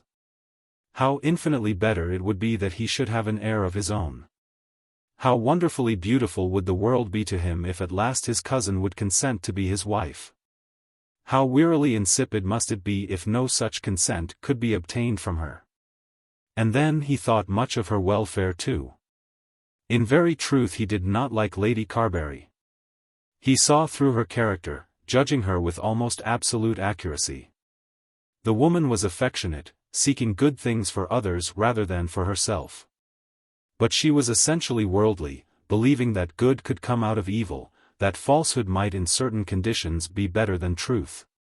That shams and pretenses might do the work of true service, that a strong house might be built upon the sand. It was lamentable to him that the girl he loved should be subjected to this teaching, and live in an atmosphere so burdened with falsehood. Would not the touch of pitch at last defile her? In his heart of hearts he believed that she loved Paul Montague, and of Paul himself he was beginning to fear evil. What but a sham could be a man who consented to pretend to sit as one of a board of directors to manage an enormous enterprise with such colleagues as Lord Alfred Grendall and Sir Felix Carbury, under the absolute control of such a one as Mr. Augustus Melmotte? Was not this building a house upon the sand with a vengeance? What a life it would be for Henrietta Carbury were she to marry a man striving to become rich without labor and without capital, and who might one day be wealthy and the next a beggar, a city adventurer, who of all men was to him the vilest and most dishonest. He strove to think well of Paul Montague, but such was the life which he feared the young man was preparing for himself. Then he went into the house and wandered up through the rooms which the two ladies were to occupy. As their host, a host without a wife or mother or sister, it was his duty to see that things were comfortable. But it may be doubted whether he would have been so careful had the mother been coming alone. In the smaller room of the two the hangings were all white, and the room was sweet with May flowers, and he brought a white rose from the hothouse, and placed it in a glass on the dressing table. Surely she would know who put it there. Then he stood at the open window, looking down upon the lawn, gazing vacantly for half an hour, till he heard the wheels of the carriage before the front door. During that half hour he resolved that he would try again as though there had as yet been no repulse. Chapter 15. You should remember that I am his mother. This is so kind of you, said Lady Carbury, grasping her cousin's hand as she got out of the carriage. The kindness is on your part, said Roger. I felt so much before I dared to ask you to take us. But I did so long to get into the country, and I do so love Carbury. Anne. Where should a Carbury go to escape from London smoke, but to the old house? I am afraid Henrietta will find it dull. Oh no, said Hetta smiling. You ought to remember that I am never dull in the country. The Bishop and Mrs. Yeld are coming here to dine tomorrow, and the Hepworths. I shall be so glad to meet the Bishop once more, said Lady Carbury. I think everybody must be glad to meet him, he is such a dear, good fellow, and his wife is just as good. And there is another gentleman coming whom you have never seen. A new neighbor? Yes, a new neighbor, Father John Barham, who has come to Beccles as priest. He has got a little cottage about a mile from here, in this parish, and does duty both at Beccles and Bungay. I used to know something of his family. He is a gentleman then? Certainly he is a gentleman. He took his degree at Oxford, and then became what we call a pervert, and what I suppose they call a convert. He has not got a shilling in the world beyond what they pay him as a priest, which I take it amounts to about as much as the wages of a day labourer. He told me the other day that he was absolutely forced to buy second-hand clothes. How shocking, said Lady Carbury, holding up her hands. He didn't seem to be at all shocked at telling it. We have got to be quite friends. Will the Bishop like to meet him? Why should not the Bishop like to meet him? I've told the Bishop all about him, and the Bishop particularly wishes to know him. He won't hurt the Bishop. But you and Hetta will find it very dull. I shan't find it dull, Mr. Carbury, said Henrietta. It was to escape from the eternal parties that we came down here, said Lady Carbury. She had nevertheless been anxious to hear what guests were expected at the manor house. Sir Felix had promised to come down on Saturday, with the intention of returning on Monday, and Lady Carbury had hoped that some visiting might be arranged between Caversham and the manor house, so that her son might have the full advantage of his closeness to Marie Melmotte. I have asked the Longestaffes for Monday, said Roger. They are down here then? I think they arrived yesterday. There is always a flustering breeze in the air and a perturbation generally through the county when they come or go, and I think I perceived the effects about 4 in the afternoon. They won't come, I dare say. Why not? They never do. They have probably a house full of guests, and they know that my accommodation is limited. I've no doubt they'll ask us on Tuesday or Wednesday, and if you like we will go. I know they are to have guests, said Lady Carbury. What guests? The Melmottes are coming to them. Lady Carbury, as she made the announcement, felt that her voice and countenance and self-possession were failing her, and that she could not mention the thing as she would any matter that was indifferent to her. The Melmottes coming to Caversham, said Roger, looking at Henrietta. who blushed with shame as she remembered that she had been brought into her lover's house solely in order that her brother might have an opportunity of seeing Marie Melmotte in the country. "Oh yes, Madame Melmotte told me. I take it they are very intimate. Mr. Longstaff asked the Melmottes to visit him at Caversham. Why not? I should almost as soon have believed that I myself might have been induced to ask them here. I fancy, Roger, that Mr. Longstaff does want a little pecuniary assistance. And he condescends to get it in this way. I suppose it will make no difference soon whom one knows, and whom one doesn't. Things aren't as they were, of course, and never will be again. Perhaps it's all for the better, I won't say it isn't. But I should have thought that such a man as Mr. Longstaff might have kept such another man as Mr. Melmotte out of his wife's drawing-room." Henrietta became redder than ever. Even Lady Carbury flushed up, as she remembered that Roger Carbury knew that she had taken her daughter to Madame Melmotte's ball. He thought of this himself as soon as the words were spoken, and then tried to make some half-apology. "I don't approve of them in London, you know. But I think they are very much worse in the country." Then there was a movement. The ladies were shown into their rooms, and Roger again went out into the garden. He began to feel that he understood it all.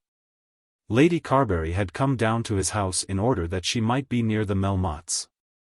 There was something in this which he felt it difficult not to resent. It was for no love of him that she was there.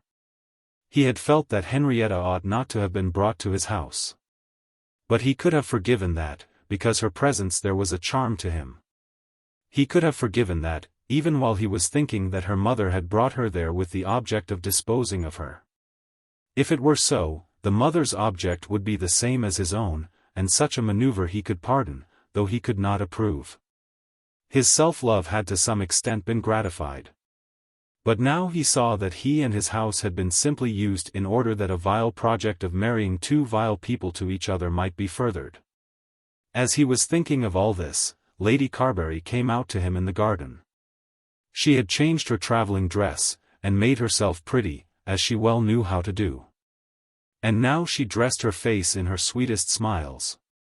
Her mind, also, was full of the Melmottes, and she wished to explain to her stern, unbending cousin all the good that might come to her and hers by an alliance with the heiress. "I can understand, Roger," she said, taking his arm, "that you should not like those people." "What people?" "The Melmottes. I don't dislike them. How should I dislike people that I never saw? I dislike those who seek their society simply because they have the reputation of being rich." "Meaning me?" "No, not meaning you. I don't dislike you, as you know very well, though I do dislike the fact that you should run after these people." "I was thinking of the Longstaffes then. Do you suppose, my friend, that I run after them for my own gratification? Do you think that I go to their house because I find pleasure in their magnificence? Or that I follow them down here for any good that they will do me? I would not follow them at all. I will go back if you bid me, but I must first explain what I mean. You know my son's condition, better, I fear, than he does himself." Roger nodded assent to this, but said nothing. "What is he to do? The only chance for a young man in his position is that he should marry a girl with money. He is good-looking, you can't deny that. Nature has done enough for him. We must take him as he is. He was put into the army very young, and was very young when he came into possession of his own small fortune. He might have done better, but how many young men placed in such temptations do well? As it is, he has nothing left. I fear not. And therefore is it not imperative that he should marry a girl with money? I call that stealing a girl's money, Lady Carbury." "Oh, Roger, how hard you are. A man must be hard or soft, which is best? With women I think that a little softness has the most effect. I want to make you understand this about the Melmottes. It stands to reason that the girl will not marry Felix unless she loves him. But does he love her? Why should he not? Is a girl to be debarred from being loved because she has money? Of course she looks to be married, and why should she not have Felix if she likes him best? Cannot you sympathize with my anxiety so to place him that he shall not be a disgrace to the name and to the family? We had better not talk about the family, Lady Carbury. But I think so much about it. You will never get me to say that I think the family will be benefited by a marriage with the daughter of Mr. Melmotte. I look upon him as dirt in the gutter. To me, in my old-fashioned way, all his money, if he has it, can make no difference. When there is a question of marriage, people at any rate should know something of each other. Who knows anything of this man? Who can be sure that she is his daughter? He would give her her fortune when she married. Yes, it all comes to that. Men say openly that he is an adventurer and a swindler. No one pretends to think that he is a gentleman. There is a consciousness among all who speak of him that he amasses his money not by honest trade, but by unknown tricks, as does a card sharper. He is one whom we would not admit into our kitchens, much less to our tables, on the score of his own merits. But because he has learned the art of making money, we not only put up with him, but settle upon his carcass as so many birds of prey. Do you mean that Felix should not marry the girl, even if they love each other? He shook his head in disgust, feeling sure that any idea of love on the part of the young man was a sham and a pretense, not only as regarded him, but also his mother. He could not quite declare this, and yet he desired that she should understand that he thought so. I have nothing more to say about it, he continued. Had it gone on in London I should have said nothing. It is no affair of mine. When I am told that the girl is in the neighborhood, at such a house as Caversham, and that Felix is coming here in order that he may be near to his prey. And when I am asked to be a party to the thing, I can only say what I think. Your son would be welcome to my house, because he is your son and my cousin, little as I approve his mode of life. But I could have wished that he had chosen some other place for the work that he has on hand. If you wish it, Roger, we will return to London. I shall find it hard to explain to Hetta. But we will go. No, I certainly do not wish that. But you have said such hard things. How are we to stay? You speak of Felix as though he were all bad. She looked at him hoping to get from him some contradiction of this, some retractation, some kindly word, but it was what he did think, and he had nothing to say. She could bear much. She was not delicate as to censure implied, or even expressed. She had endured rough usage before, and was prepared to endure more. Had he found fault with herself, or with Henrietta, she would have put up with it. For the sake of benefits to come, would have forgiven it the more easily because perhaps it might not have been deserved. But for her son she was prepared to fight. If she did not defend him, who would? I am grieved, Roger, that we should have troubled you with our visit, but I think that we had better go. You are very harsh, and it crushes me. I have not meant to be harsh. You say that Felix is seeking for his prey, and that he is to be brought here to be near his prey. What can be more harsh than that? At any rate, you should remember that I am his mother. She expressed her sense of injury very well. Roger began to be ashamed of himself, and to think that he had spoken unkind words. And yet he did not know how to recall them. If I have hurt you, I regret it much. Of course you have hurt me. I think I will go in now. How very hard the world is. I came here thinking to find peace and sunshine, and there has come a storm at once. You asked me about the Melmottes, and I was obliged to speak. You cannot think that I meant to offend you. They walked on in silence till they had reached the door leading from the garden into the house, and here he stopped her. If I have been over-hot with you, let me beg your pardon. She smiled and bowed, but her smile was not one of forgiveness, and then she essayed to pass on into the house. Pray do not speak of going, Lady Carbury. I think I will go to my room now. My head aches so that I can hardly stand. It was late in the afternoon, about 6, and according to his daily custom he should have gone round to the offices to see his men as they came from their work. But he stood still for a few moments on the spot where Lady Carbury had left him and went slowly across the lawn to the bridge and there seated himself on the parapet. Could it really be that she meant to leave his house in anger and to take her daughter with her? Was it thus that he was to part with the one human being in the world that he loved? He was a man who thought much of the duties of hospitality, feeling that a man in his own house was bound to exercise a courtesy towards his guests sweeter, softer, more gracious than the world required elsewhere. And of all guests those of his own name were the best entitled to such courtesy at Carbury. He held the place in trust for the use of others. But if there were one among all others to whom the house should be a house of refuge from care, not an abode of trouble, on whose behalf were it possible he would make the very air softer, and the flowers sweeter than their wont, to whom he would declare, were such words possible to his tongue, that of him and of his house, and of all things there she was the mistress. Whether she would condescend to love him or no, that one was his cousin Hetta. And now he had been told by his guest that he had been so rough to her that she and her daughter must return to London. And he could not acquit himself. He knew that he had been rough. He had said very hard words. It was true that he could not have expressed his meaning without hard words, nor have repressed his meaning without self-reproach.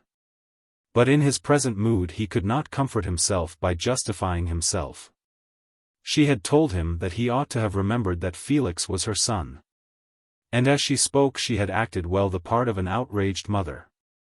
His heart was so soft that though he knew the woman to be false and the son to be worthless, he utterly condemned himself. Look where he would there was no comfort. When he had sat half an hour upon the bridge he turned towards the house to dress for dinner, and to prepare himself for an apology, if any apology might be accepted. At the door, standing in the doorway as though waiting for him, he met his cousin Hetta. She had on her bosom the rose he had placed in her room, and as he approached her he thought that there was more in her eyes of graciousness towards him than he had ever seen there before. "Mr. Carbury," she said, "Mamma is so unhappy. I fear that I have offended her. It is not that, but that you should be so angry about Felix. I am vexed with myself that I have vexed her, more vexed than I can tell you. She knows how good you are." "No, I'm not. I was very bad just now. She was so offended with me that she talked of going back to London." He paused for her to speak, but Hetta had no words ready for the moment. "I should be wretched indeed if you and she were to leave my house in anger. I do not think she will do that." "And you?" "I am not angry. I should never dare to be angry with you. I only wish that Felix would be better.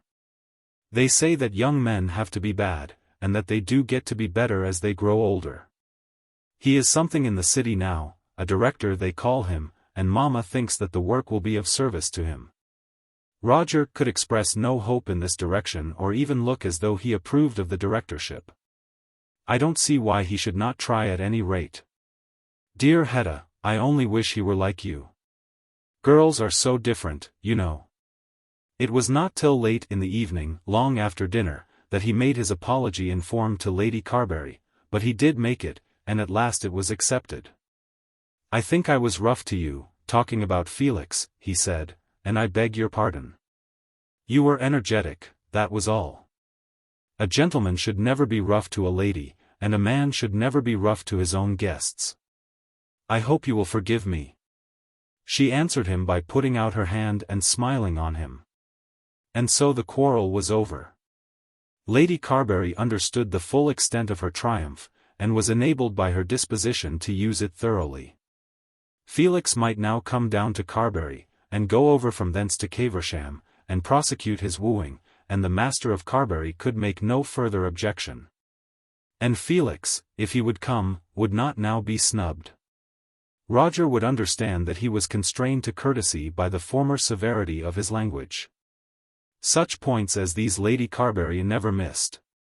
He understood it too, and though he was soft and gracious in his bearing, endeavoring to make his house as pleasant as he could to his two guests, he felt that he had been cheated out of his undoubted right to disapprove of all connection with the Melmottes. In the course of the evening there came a note, or rather a bundle of notes, from Caversham. That addressed to Roger was in the form of a letter. Lady Pomona was sorry to say that the Longestaff party were prevented from having the pleasure of dining at Carbury Hall by the fact that they had a house full of guests. Lady Pomona hoped that Mr. Carbury and his relatives, who, Lady Pomona heard, were with him at the hall, would do the Longestaffes the pleasure of dining at Caversham either on the Monday or Tuesday following, as might best suit the Carbury plans. That was the purport of Lady Pomona's letter to Roger Carbury. Then there were cards of invitation for Lady Carbury and her daughter, and also for Sir Felix. Roger, as he read his own note, handed the others over to Lady Carbury, and then asked her what she would wish to have done. The tone of his voice, as he spoke, grated on her ear, as there was something in it of his former harshness. But she knew how to use her triumph. "I should like to go," she said. "I certainly shall not go," he replied, "but there will be no difficulty whatever in sending you over. You must answer at once, because their servant is waiting." "Monday will be best," she said. "That is, if nobody is coming here." "There will be nobody here." "I suppose I had better say that I, and Hetta, and Felix will accept their invitation." "I can make no suggestion," said Roger, thinking how delightful it would be if Henrietta could remain with him. How objectionable it was that Henrietta should be taken to Caversham to meet the Melmottes. Poor Hetta herself could say nothing. She certainly did not wish to meet the Melmottes, nor did she wish to dine, alone, with her cousin Roger. "That will be best," said Lady Carbury after a moment's thought. "It is very good of you to let us go, and to send us." "Of course you will do here just as you please," he replied.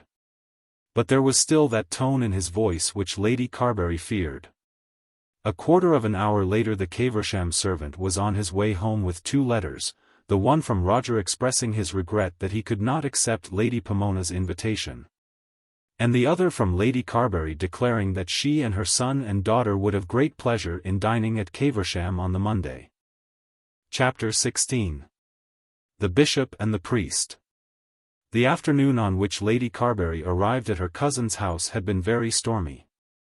Roger Carbury had been severe, and Lady Carbury had suffered under his severity, or had at least so well pretended to suffer as to leave on Roger's mind a strong impression that he had been cruel to her. She had then talked of going back at once to London, and when consenting to remain, had remained with a very bad feminine headache. She had altogether carried her point, but had done so in a storm. The next morning was very calm. That question of meeting the Melmottes had been settled, and there was no need for speaking of them again. Roger went out by himself about the farm, immediately after breakfast, having told the ladies that they could have the wagonette when they pleased. "I'm afraid you'll find it tiresome driving about our lanes," he said. Lady Carbury assured him that she was never dull when left alone with books. Just as he was starting he went into the garden and plucked a rose which he brought to Henrietta. He only smiled as he gave it her, and then went his way. He had resolved that he would say nothing to her of his suit till Monday. If he could prevail with her then he would ask her to remain with him when her mother and brother would be going out to dine at Caversham. She looked up into his face as she took the rose and thanked him in a whisper. She fully appreciated the truth, and honor, and honesty of his character, and could have loved him so dearly as her cousin if he would have contented himself with such cousinly love. She was beginning, within her heart, to take his side against her mother and brother, and to feel that he was the safest guide that she could have. But how could she be guided by a lover whom she did not love? "I am afraid, my dear, we shall have a bad time of it here," said Lady Carbury. "Why so, mamma? It will be so dull. Your cousin is the best friend in all the world, and would make as good a husband as could be picked out of all the gentlemen of England, but in his present mood with me he is not a comfortable host. What nonsense he did talk about the Melmottes. I don't suppose, mamma, that Mr. and Mrs. Melmotte can be nice people. Why shouldn't they be as nice as anybody else? Pray, Henrietta, don't let us have any of that nonsense from you. When it comes from the superhuman virtue of poor dear Roger it has to be borne, but I beg that you will not copy him. Mamma, I think that is unkind. And I shall think it very unkind if you take upon yourself to abuse people who are able and willing to set poor Felix on his legs. A word from you might undo all that we are doing. What word? What word? Any word. If you have any influence with your brother you should use it in inducing him to hurry this on. I am sure the girl is willing enough. She did refer him to her father. Then why does he not go to Mr. Melmotte? I suppose he is delicate about it on the score of money.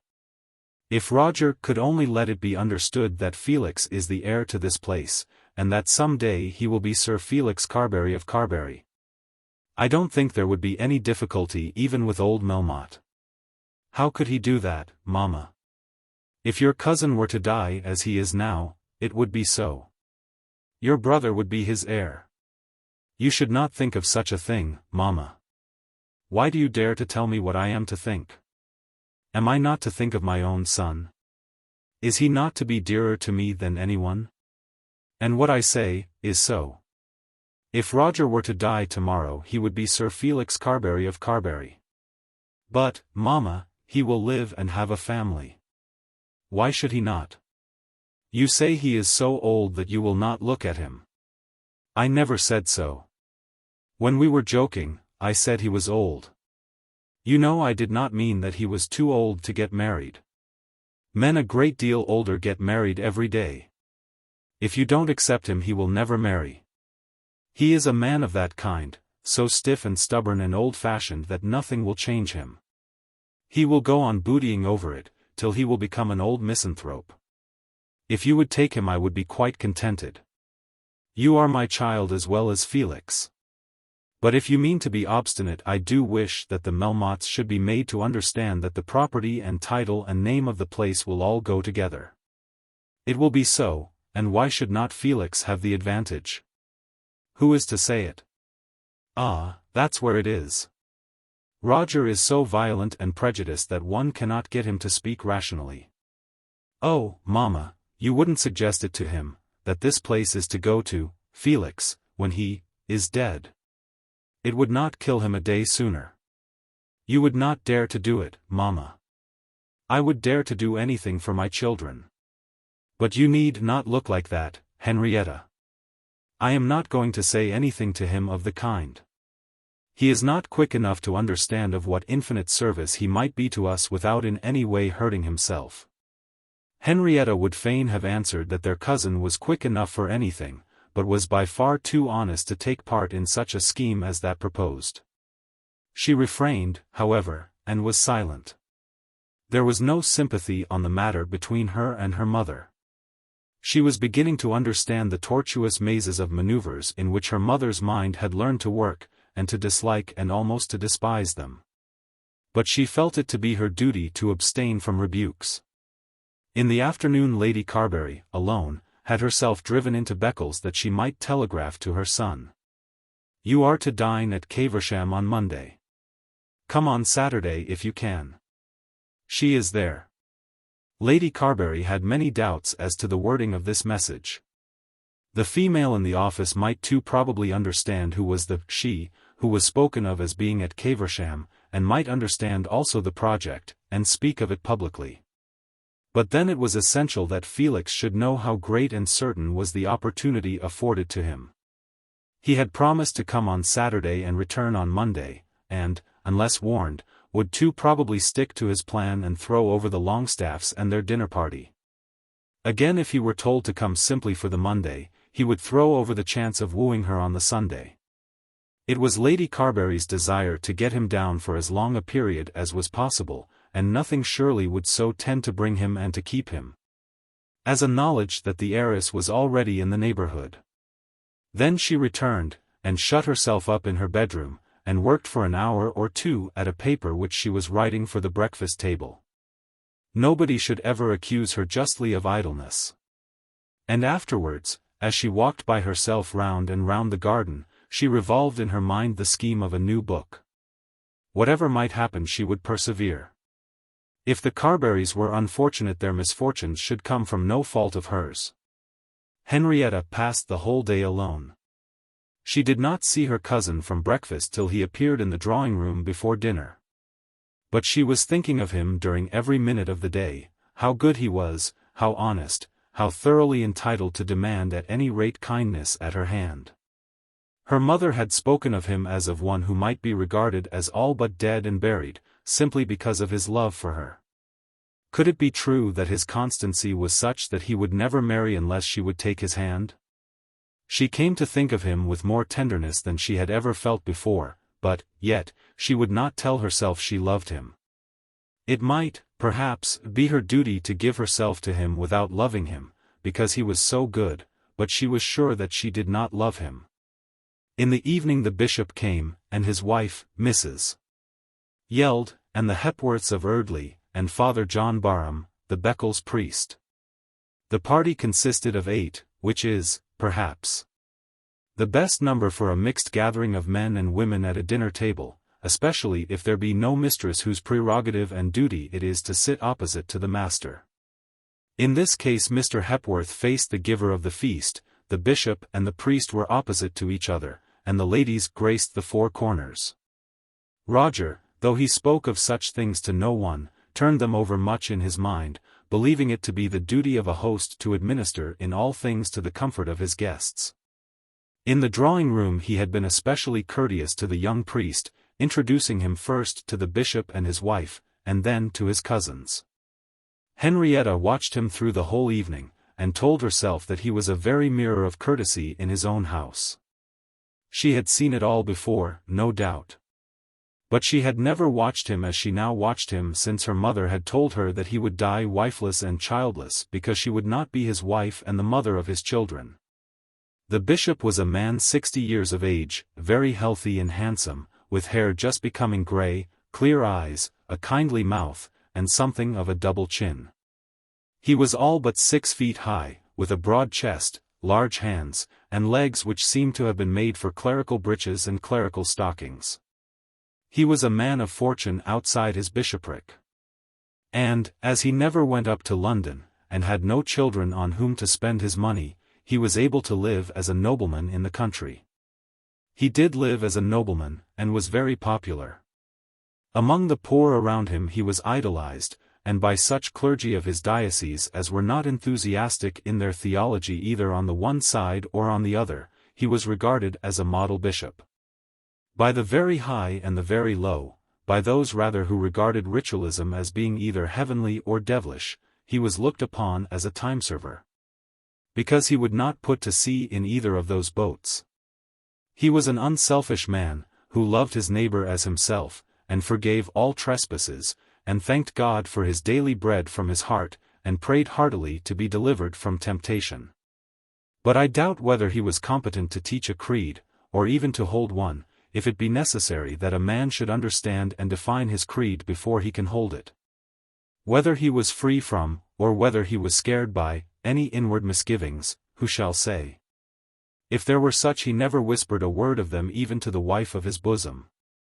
From the tone of his voice and the look of his eye, you would say that he was unscathed by that agony which doubt on such a matter would surely bring to a man so placed. And yet it was observed of him that he never spoke of his faith, or entered into arguments with men as to the reasons on which he had based it. He was diligent in preaching, moral sermons that were short, pithy, and useful. He was never weary in furthering the welfare of his clergymen. His house was open to them and to their wives. The edifice of every church in his diocese was a care to him. He labored at schools, and was zealous in improving the social comforts of the poor. But he was never known to declare to man or woman that the human soul must live or die forever according to its faith. Perhaps there was no bishop in England more loved or more useful in his diocese than the Bishop of Elmham. A man more antagonistic to the bishop than Father John Barham, the lately appointed Roman Catholic priest at Beccles, it would be impossible to conceive, and yet they were both eminently good men. Father John was not above 5 feet 9 in height, but so thin, so meagre, so wasted in appearance, that, unless when he stooped, he was taken to be tall. He had thick dark brown hair, which was cut short in accordance with the usage of his church, but which he so constantly ruffled by the action of his hands, that, though short, it seemed to be wild and uncombed. In his younger days, when long locks straggled over his forehead, he had acquired a habit, while talking energetically, of rubbing them back with his finger, which he had not since dropped. In discussions he would constantly push back his hair, and then sit with his hand fixed on the top of his head. He had a high, broad forehead, enormous blue eyes, a thin, long nose, cheeks very thin and hollow, a handsome large mouth, and a strong square chin. He was utterly without worldly means, except those which came to him from the ministry of his church, and which did not suffice to find him food and raiment. But no man ever lived more indifferent to such matters than Father John Barham. He had been the younger son of an English country gentleman of small fortune, had been sent to Oxford that he might hold a family living, and on the eve of his ordination had declared himself a Roman Catholic. His family had resented this bitterly, but had not quarrelled with him till he had drawn a sister with him. When banished from the house he had still striven to achieve the conversion of other sisters by his letters, and was now absolutely an alien from his father's heart and care. But of this he never complained. It was a part of the plan of his life that he should suffer for his faith. Had he been able to change his creed without incurring persecution, worldly degradation, and poverty, his own conversion would not have been to him comfortable and satisfactory as it was. He considered that his father, as a Protestant, and in his mind Protestant and heathen were all the same, had been right to quarrel with him. But he loved his father, and was endless in prayer, wearying his saints with supplications, that his father might see the truth and be as he was. To him it was everything that a man should believe and obey, that he should abandon his own reason to the care of another or of others, and allow himself to be guided in all things by authority. Faith being sufficient and of itself all in all, moral conduct could be nothing to a man, except as a testimony of faith. For to him, whose belief was true enough to produce obedience, moral conduct would certainly be added. The dogmas of his church were to Father Barham a real religion, and he would teach them in season and out of season, always ready to commit himself to the task of proving their truth, afraid of no enemy, not even fearing the hostility which his perseverance would create. He had but one duty before him, to do his part towards bringing over the world to his faith. It might be that with the toil of his whole life he should convert but one, that he should but half convert one, that he should do no more than disturb the thoughts of one so that future conversion might be possible. But even that would be work done. He would sow the seed if it might be so, but if it were not given to him to do that, he would at any rate plough the ground. He had come to Beccles lately, and Roger Carbury had found out that he was a gentleman by birth and education.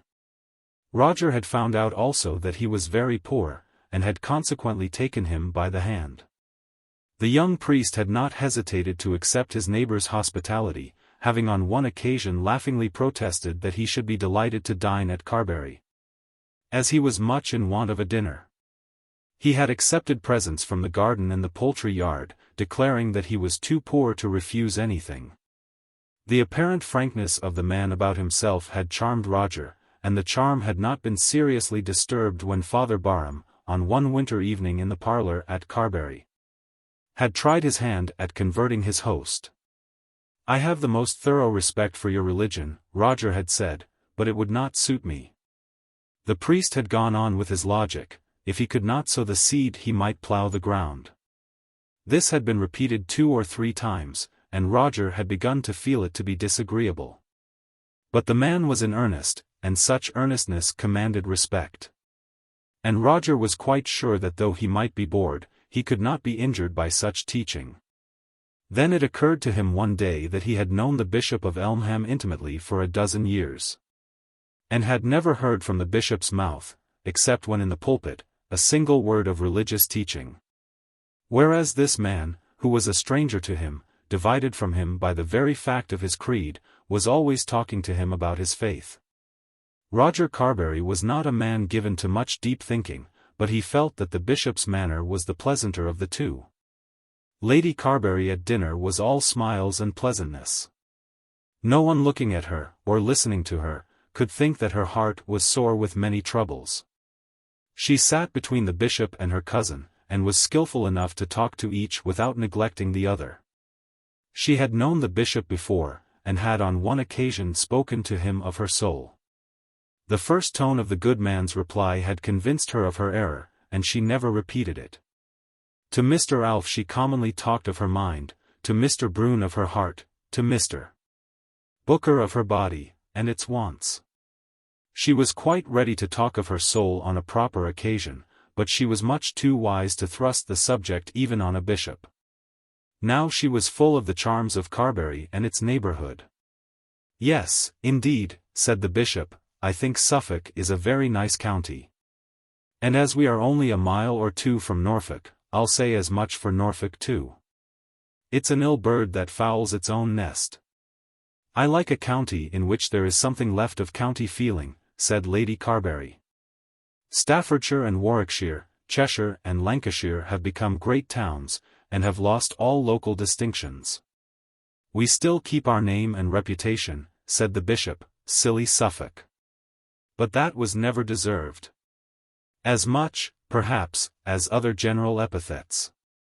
I think we are a sleepy people.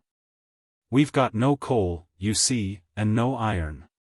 We have no beautiful scenery, like the Lake Country, no rivers great for fishing, like Scotland, no hunting grounds, like the shires." "Partridges," pleaded Lady Carbury, with pretty energy. "Yes. We have partridges, fine churches, and the herring fishery. We shall do very well if too much is not expected of us. We can't increase and multiply as they do in the great cities. I like this part of England so much the best for that very reason. What is the use of a crowded population? The earth has to be peopled, Lady Carbury." "Oh, yes," said her ladyship, with some little reverence added to her voice, feeling that the bishop was probably adverting to a divine arrangement. "The world must be peopled. But for myself I like the country better than the town." "So do I," said Roger, "and I like Suffolk. The people are hardy, and radicalism is not quite so rampant as it is elsewhere. The poor people touch their hats, and the rich people think of the poor. There is something left among us of old English habits." "That is so nice," said Lady Carbury. "Something left of old English ignorance," said the bishop. "All the same I dare say we're improving, like the rest of the world. What beautiful flowers you have here, Mr. Carbury. At any rate, we can grow flowers in Suffolk." Mrs. Yeld, the bishop's wife, was sitting next to the priest, and was in truth somewhat afraid of her neighbor. She was, perhaps, a little stauncher than her husband in Protestantism, and though she was willing to admit that Mr. Barham might not have ceased to be a gentleman when he became a Roman Catholic priest, she was not quite sure that it was expedient for her or her husband to have much to do with him. Mr. Carbury had not taken them unawares. Notice had been given that the priest was to be there, and the bishop had declared that he would be very happy to meet the priest. But Mrs. Yeld had had her misgivings. She never ventured to insist on her opinion after the bishop had expressed his. But she had an idea that right was right, and wrong wrong, and that Roman Catholics were wrong, and therefore ought to be put down. And she thought also that if there were no priests there would be no Roman Catholics. Mr. Barham was, no doubt, a man of good family, which did make a difference. Mr. Barham always made his approaches very gradually. The taciturn humility with which he commenced his operations was in exact proportion to the enthusiastic volubility of his advanced intimacy. Mrs. Yeld thought that it became her to address to him a few civil words, and he replied to her with a shamefaced modesty that almost overcame her dislike to his profession. She spoke of the poor of Beccles, being very careful to allude only to their material position. There was too much beer drunk, no doubt, and the young women would have finery. Where did they get the money to buy those wonderful bonnets which appeared every Sunday? Mr. Barham was very meek, and agreed to everything that was said. No doubt he had a plan ready formed for inducing Mrs. Yeld to have mass said regularly within her husband's palace, but he did not even begin to bring it about on this occasion. It was not till he made some apparently chance allusion to the superior church-attending qualities of our people, that Mrs. Yeld drew herself up and changed the conversation by observing that there had been a great deal of rain lately. When the ladies were gone, the bishop at once put himself in the way of conversation with the priest, and asked questions as to the morality of Beccles. It was evidently Mr. Barham's opinion that his people were more moral than other people, though very much poorer. But the Irish always drink, said Mr. Hepworth. Not so much as the English, I think, said the priest. And you are not to suppose that we are all Irish. Of my flock the greater proportion are English. It is astonishing how little we know of our neighbors, said the bishop. Of course I am aware that there are a certain number of persons of your persuasion round about us. Indeed, I could give the exact number in this diocese. But in my own immediate neighborhood I could not put my hand upon any families which I know to be Roman Catholic. It is not, my lord, because there are none. Of course not. It is because, as I say, I do not know my neighbors. I think, here in Suffolk, they must be chiefly the poor, said Mr. Hepworth. They were chiefly the poor who at first put their faith in our Saviour, said the priest. I think the analogy is hardly correctly drawn, said the bishop, with a curious smile. We were speaking of those who are still attached to an old creed. Our Saviour was the teacher of a new religion. That the poor in the simplicity of their hearts should be the first to acknowledge the truth of a new religion is in accordance with our idea of human nature. But that an old faith should remain with the poor after it has been abandoned by the rich is not so easily intelligible. The Roman population still believed, said Carbury, when the patricians had learned to regard their gods as simply useful bugbears. The patricians had not ostensibly abandoned their religion. The people clung to it thinking that their masters and rulers clung to it also. The poor have ever been the salt of the earth, my lord, said the priest. That begs the whole question, said the bishop, turning to his host, and beginning to talk about a breed of pigs which had lately been imported into the palace sties. Father Barham turned to Mr. Hepworth and went on with his argument, or rather began another. It was a mistake to suppose that the Catholics in the county were all poor. There were the A, S and the B, S, and the C, S and the D, S. He knew all their names and was proud of their fidelity. To him these faithful ones were really the salt of the earth, who would some day be enabled by their fidelity to restore England to her pristine condition. The bishop had truly said that of many of his neighbors he did not know to what church they belonged. But Father Barham, though he had not as yet been 12 months in the county, knew the name of nearly every Roman Catholic within its borders. Your priest is a very zealous man, said the bishop afterwards to Roger Carbury, and I do not doubt but that he is an excellent gentleman, but he is perhaps a little indiscreet. I like him because he is doing the best he can according to his lights, without any reference to his own worldly welfare. That is all very grand, and I am perfectly willing to respect him. But I do not know that I should care to talk very freely in his company. I am sure he would repeat nothing. Perhaps not. But he would always be thinking that he was going to get the best of me. I don't think it answers, said Mrs. Yeld to her husband as they went home. Of course I don't want to be prejudiced. But Protestants are Protestants, and Roman Catholics are Roman Catholics. You may say the same of liberals and conservatives, but you wouldn't have them decline to meet each other. It isn't quite the same, my dear. After all, religion is religion. It ought to be, said the bishop. Of course I don't mean to put myself up against you, my dear. But I don't know that I want to meet Mr. Barham again. I don't know that I do, either, said the bishop, but if he comes in my way I hope I shall treat him civilly. Chapter 17.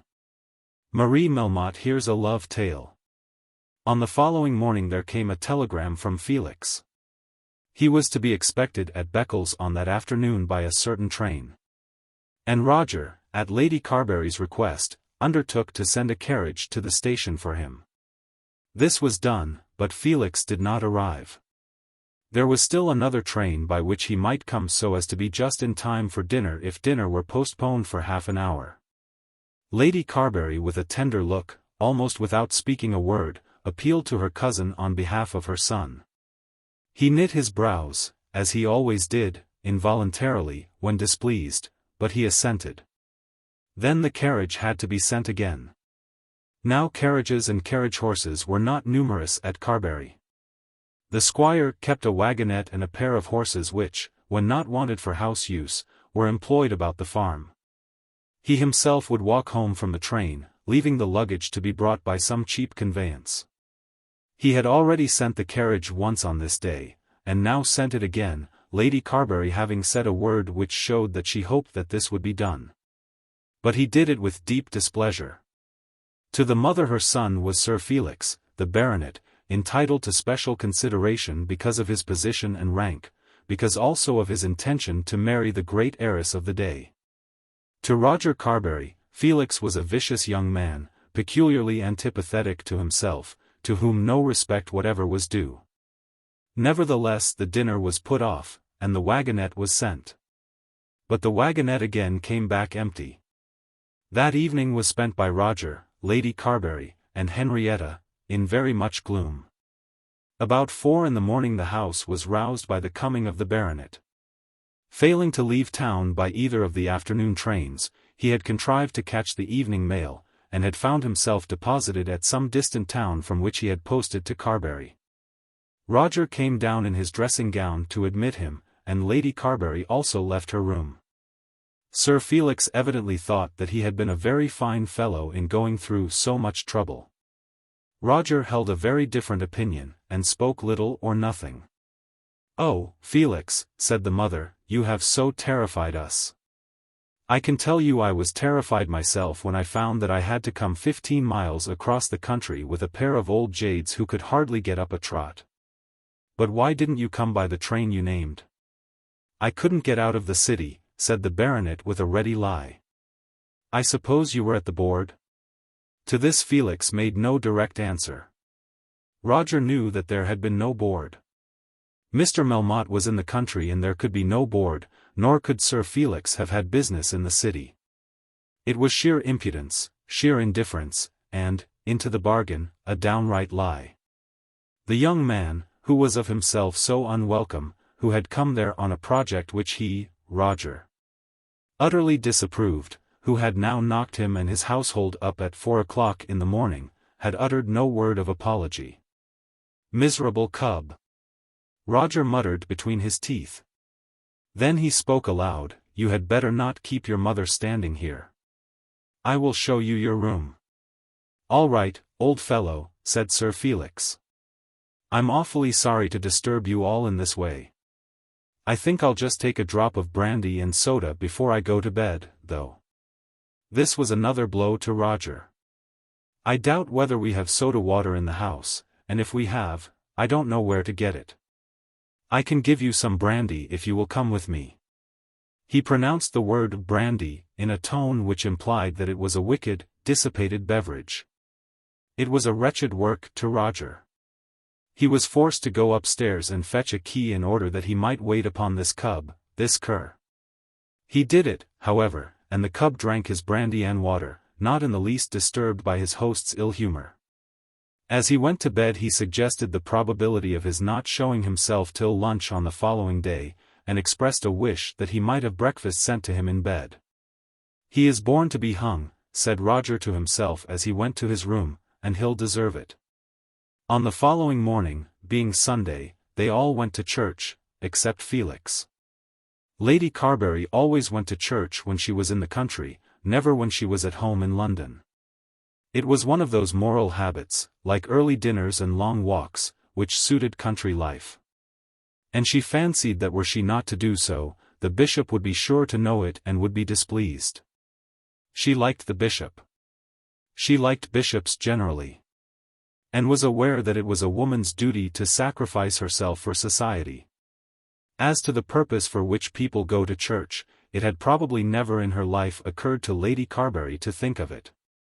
On their return they found Sir Felix smoking a cigar on the gravel path, close in front of the open drawing-room window. "Felix," said his cousin, "take your cigar a little farther. You are filling the house with tobacco."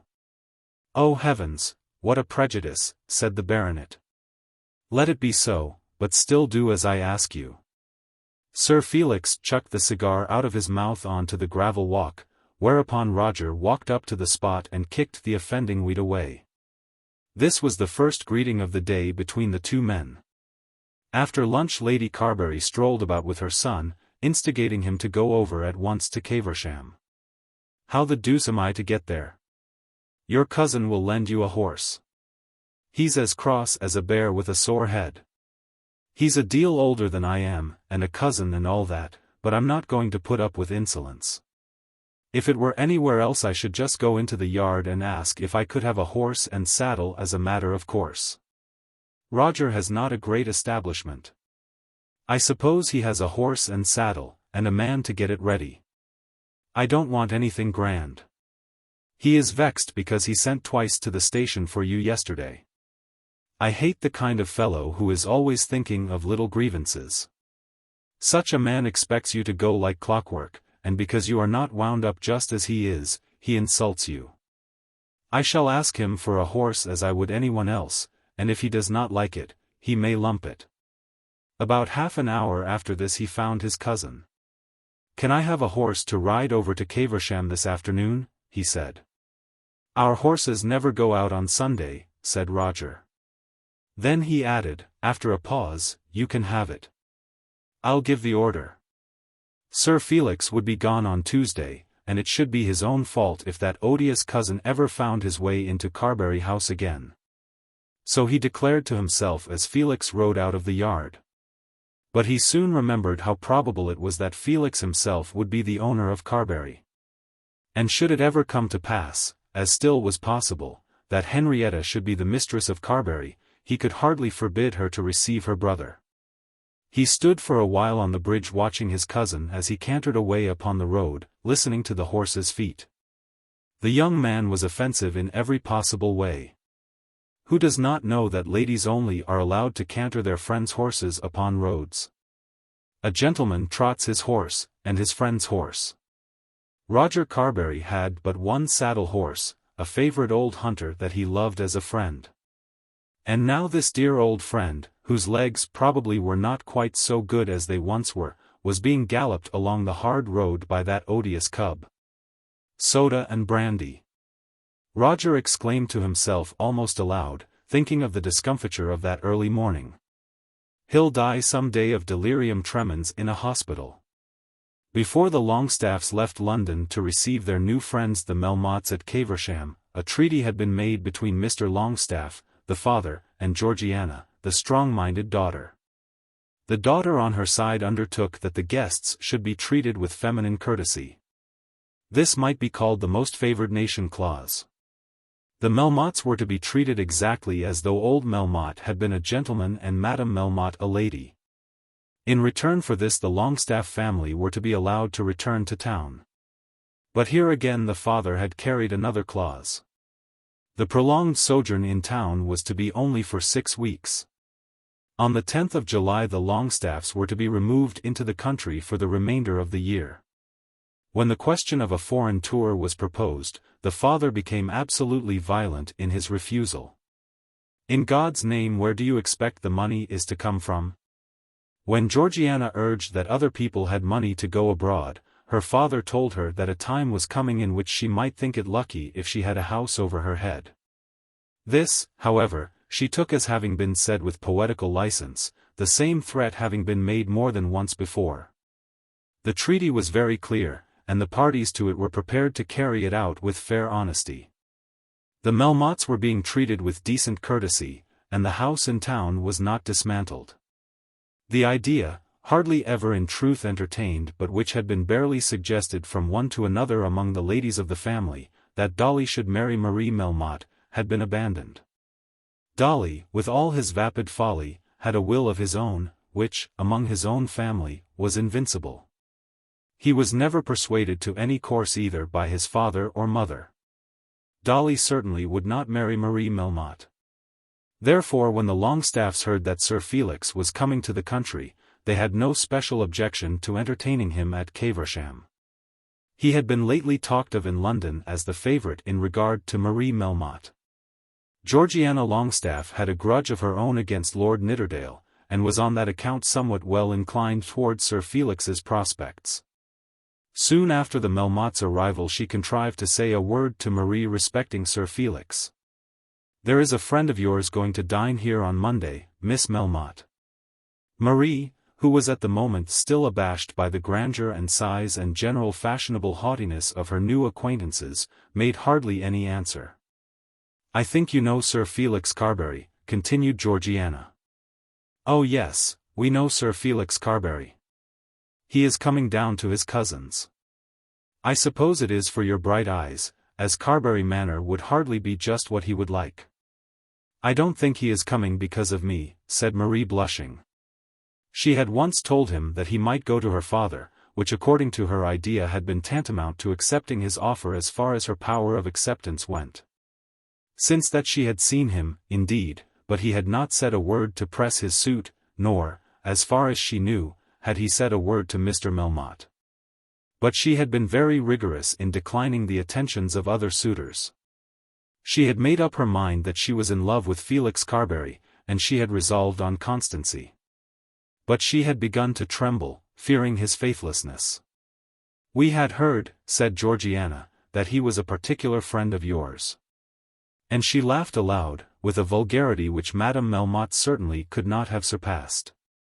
Sir Felix, on the Sunday afternoon, found all the ladies out on the lawn, and he also found Mr.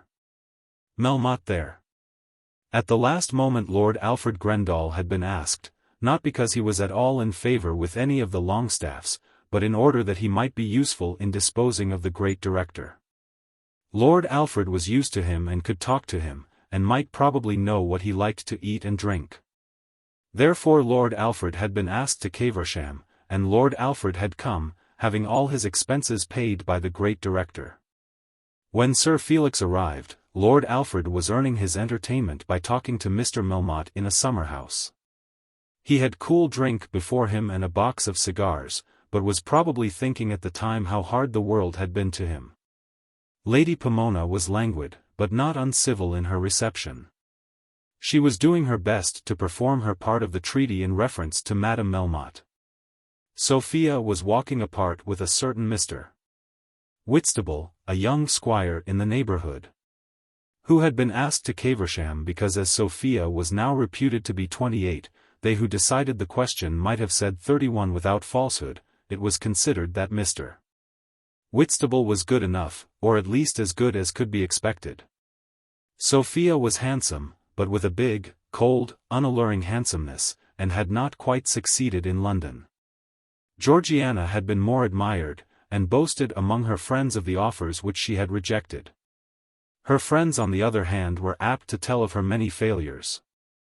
Nevertheless she held her head up, and had not as yet come down among the rural Whitstables. At the present moment her hands were empty, and she was devoting herself to such a performance of the treaty as should make it impossible for her father to leave his part of it unfulfilled. For a few minutes Sir Felix sat on a garden chair making conversation to Lady Pomona and Madame Melmotte. "Beautiful garden," he said, "for myself I don't much care for gardens. But if one is to live in the country, this is the sort of thing that one would like." "Delicious," said Madame Melmotte, repressing a yawn, and drawing her shawl higher round her throat. It was the end of May, and the weather was very warm for the time of the year, but, in her heart of hearts, Madame Melmotte did not like sitting out in the garden. "It isn't a pretty place. But the house is comfortable, and we make the best of it," said Lady Pomona. "Plenty of glass, I see," said Sir Felix. "If one is to live in the country, I like that kind of thing. Carbury is a very poor place." There was offence in this, as though the Carbury property and the Carbury position could be compared to the Longestaff property and the Longestaff position. Though dreadfully hampered for money, the Longestaffes were great people. "For a small place," said Lady Pomona, I think Carbury is one of the nicest in the county.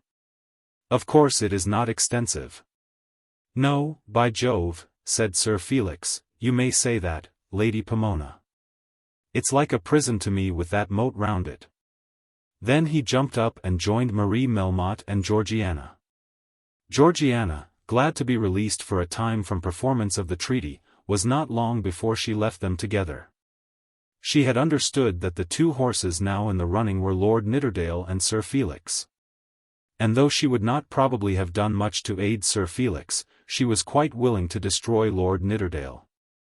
Sir Felix had his work to do, and was willing to do it, as far as such willingness could go with him.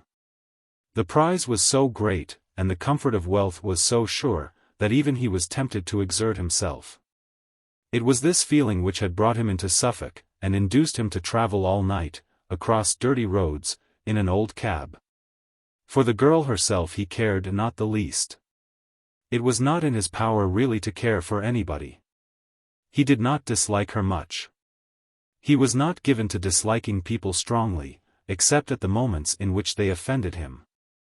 He regarded her simply as the means by which a portion of Mr. Melmotte's wealth might be conveyed to his uses. In regard to feminine beauty he had his own ideas, and his own inclinations. He was by no means indifferent to such attraction. But Marie Melmotte, from that point of view, was nothing to him. Such prettiness as belonged to her came from the brightness of her youth. And from a modest shy demeanor joined to an incipient aspiration for the enjoyment of something in the world which should be her own. There was, too, arising within her bosom a struggle to be something in the world, an idea that she, too, could say something, and have thoughts of her own. If only she had some friend near her whom she need not fear. Though still shy, she was always resolving that she would abandon her shyness, and already had thoughts of her own as to the perfectly open confidence which should exist between two lovers. When alone, and she was much alone, she would build castles in the air, which were bright with art and love, rather than with gems and gold. The books she read, poor though they generally were, left something bright on her imagination. She fancied to herself brilliant conversations in which she bore a bright part, though in real life she had hitherto hardly talked to anyone since she was a child. Sir Felix Carbury, she knew, had made her an offer. She knew also, or thought that she knew, that she loved the man. And now she was with him alone. Now surely had come the time in which some one of her castles in the air might be found to be built of real materials. "You know why I have come down here," he said. "To see your cousin." "No, indeed. I'm not particularly fond of my cousin, who is a methodical stiff-necked old bachelor, as cross as the mischief." "How disagreeable." "Yes, he is disagreeable. I didn't come down to see him, I can tell you. But when I heard that you were going to be here with the Longestaffes, I determined to come at once. I wonder whether you are glad to see me?" "I don't know," said Marie, who could not at once find that brilliancy of words with which her imagination supplied her readily enough in her solitude. "Do you remember what you said to me that evening at my mother's?" "Did I say anything?" "I don't remember anything particular." "Do you not? Then I fear you can't think very much of me." He paused as though he supposed that she would drop into his mouth like a cherry. "I thought you told me that you would love me." "Did I? Did you not?" "I don't know what I said. Perhaps if I said that, I didn't mean it." "Am I to believe that?" "Perhaps you didn't mean it yourself." "By George, I did. I was quite in earnest. There never was a fellow more in earnest than I was. I've come down here on purpose to say it again." "To say what?" "Whether you'll accept me?" "I don't know whether you love me well enough." She longed to be told by him that he loved her. He had no objection to tell her so, but, without thinking much about it, felt it to be a bore. All that kind of thing was trash and twaddle. He desired her to accept him, and he would have wished, were it possible, that she should have gone to her father for his consent. There was something in the big eyes and heavy jaws of Mr. Melmotte which he almost feared. "Do you really love me well enough?" she whispered. "Of course I do. I'm bad at making pretty speeches, and all that, but you know I love you." "Do you?" "By George, yes. I always liked you from the first moment I saw you." "I did indeed." It was a poor declaration of love, but it sufficed. "Then I will love you," she said. "I will with all my heart. There's a darling. Shall I be your darling?" "Indeed I will. I may call you Felix now, mayn't I?" "Rather." "Oh, Felix, I hope you will love me. I will so dote upon you. You know a great many men have asked me to love them." "I suppose so. But I have never cared for one of them in the least, not in the least." "You do care for me?" "Oh yes." She looked up into his beautiful face as she spoke, and he saw that her eyes were swimming with tears. He thought at the moment that she was very common to look at. As regarded appearance only he would have preferred even Sophia Longestaffe. There was indeed a certain brightness of truth which another man might have read in Marie's mingled smiles and tears, but it was thrown away altogether upon him. They were walking in some shrubbery quite apart from the house, where they were unseen, so, as in duty bound, he put his arm round her waist and kissed her. "Oh, Felix," she said, giving her face up to him, "no one ever did it before." He did not in the least believe her, nor was the matter one of the slightest importance to him. "Say that you will be good to me, Felix." "I will be so good to you." "Of course I will be good to you. Men are not always good to their wives. Papa is often very cross to Mama." "I suppose he can be cross." "Yes, he can. He does not often scold me. I don't know what he'll say when we tell him about this. But I suppose he intends that you shall be married?" "He wanted me to marry Lord Nidderdale and Lord Grosvenor, but I hated them both. I think he wants me to marry Lord Nidderdale again now. He hasn't said so, but Mama tells me. But I never will." "Never." "I hope not, Marie. You needn't be a bit afraid. I would not do it if they were to kill me. I hate him, and I do so love you." Then she leaned with all her weight upon his arm and looked up again into his beautiful face. "You will speak to Papa, won't you? Will that be the best way?" "I suppose so. How else? I don't know whether Madame Melmotte ought not." "Oh dear no. Nothing would induce her. She is more afraid of him than anybody, more afraid of him than I am." "I thought the gentleman always did that." "Of course I'll do it," said Sir Felix. "I'm not afraid of him. Why should I? He and I are very good friends, you know." "I'm glad of that. He made me a director of one of his companies the other day." "Did he? Perhaps he'll like you for a son-in-law. There's no knowing, is there? I hope he will. I shall like you for Papa's son-in-law. I hope it isn't wrong to say that." "Oh, Felix, say that you love me." Then she put her face up towards his again. "Of course I love you," he said, not thinking it worth his while to kiss her. "It's no good speaking to him here. I suppose I had better go and see him in the city." "He is in a good humor now," said Marie. "But I couldn't get him alone. It wouldn't be the thing to do down here. Wouldn't it? Not in the country, in another person's house." "Shall you tell Madame Melmotte?" "Yes, I shall tell Mama, but she won't say anything to him. Mama does not care much about me. But I'll tell you all that another time. Of course I shall tell you everything now. I never yet had anybody to tell anything to, but I shall never be tired of telling you." Then he left her as soon as he could, and escaped to the other ladies. Mr. Melmotte was still sitting in the summer-house, and Lord Alfred was still with him, smoking and drinking brandy and seltzer. As Sir Felix passed in front of the great man he told himself that it was much better that the interview should be postponed till they were all in London. Mr. Melmotte did not look as though he were in a good humor. Sir Felix said a few words to Lady Pomona and Madame Melmotte. Yes. He hoped to have the pleasure of seeing them with his mother and sister on the following day. He was aware that his cousin was not coming. He believed that his cousin Roger never did go anywhere like anyone else. No, he had not seen Mr. Longstaff. He hoped to have the pleasure of seeing him tomorrow. Then he escaped, and got on his horse, and rode away. "That's going to be the lucky man," said Georgiana to her mother, that evening. "In what way lucky?" "He is going to get the heiress and all the money." "What a fool Dolly has been." "I don't think it would have suited Dolly," said Lady Pomona. "After all, why should not Dolly marry a lady?"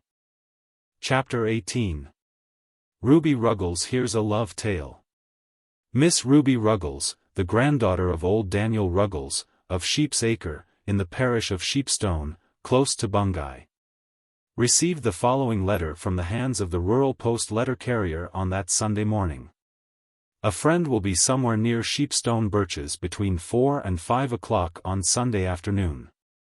There was not another word in the letter, but Miss Ruby Ruggles knew well from whom it came. Daniel Ruggles was a farmer, who had the reputation of considerable wealth, but who was not very well looked on in the neighborhood as being somewhat of a curmudgeon and a miser. His wife was dead. He had quarrelled with his only son, whose wife was also dead, and had banished him from his home. His daughters were married and away. And the only member of his family who lived with him was his granddaughter Ruby. And this granddaughter was a great trouble to the old man. She was 23 years old, and had been engaged to a prosperous young man at Bungay in the meal and pollard line, to whom old Ruggles had promised to give £500 on their marriage. But Ruby had taken it into her foolish young head that she did not like meal and pollard, and now she had received the above very dangerous letter.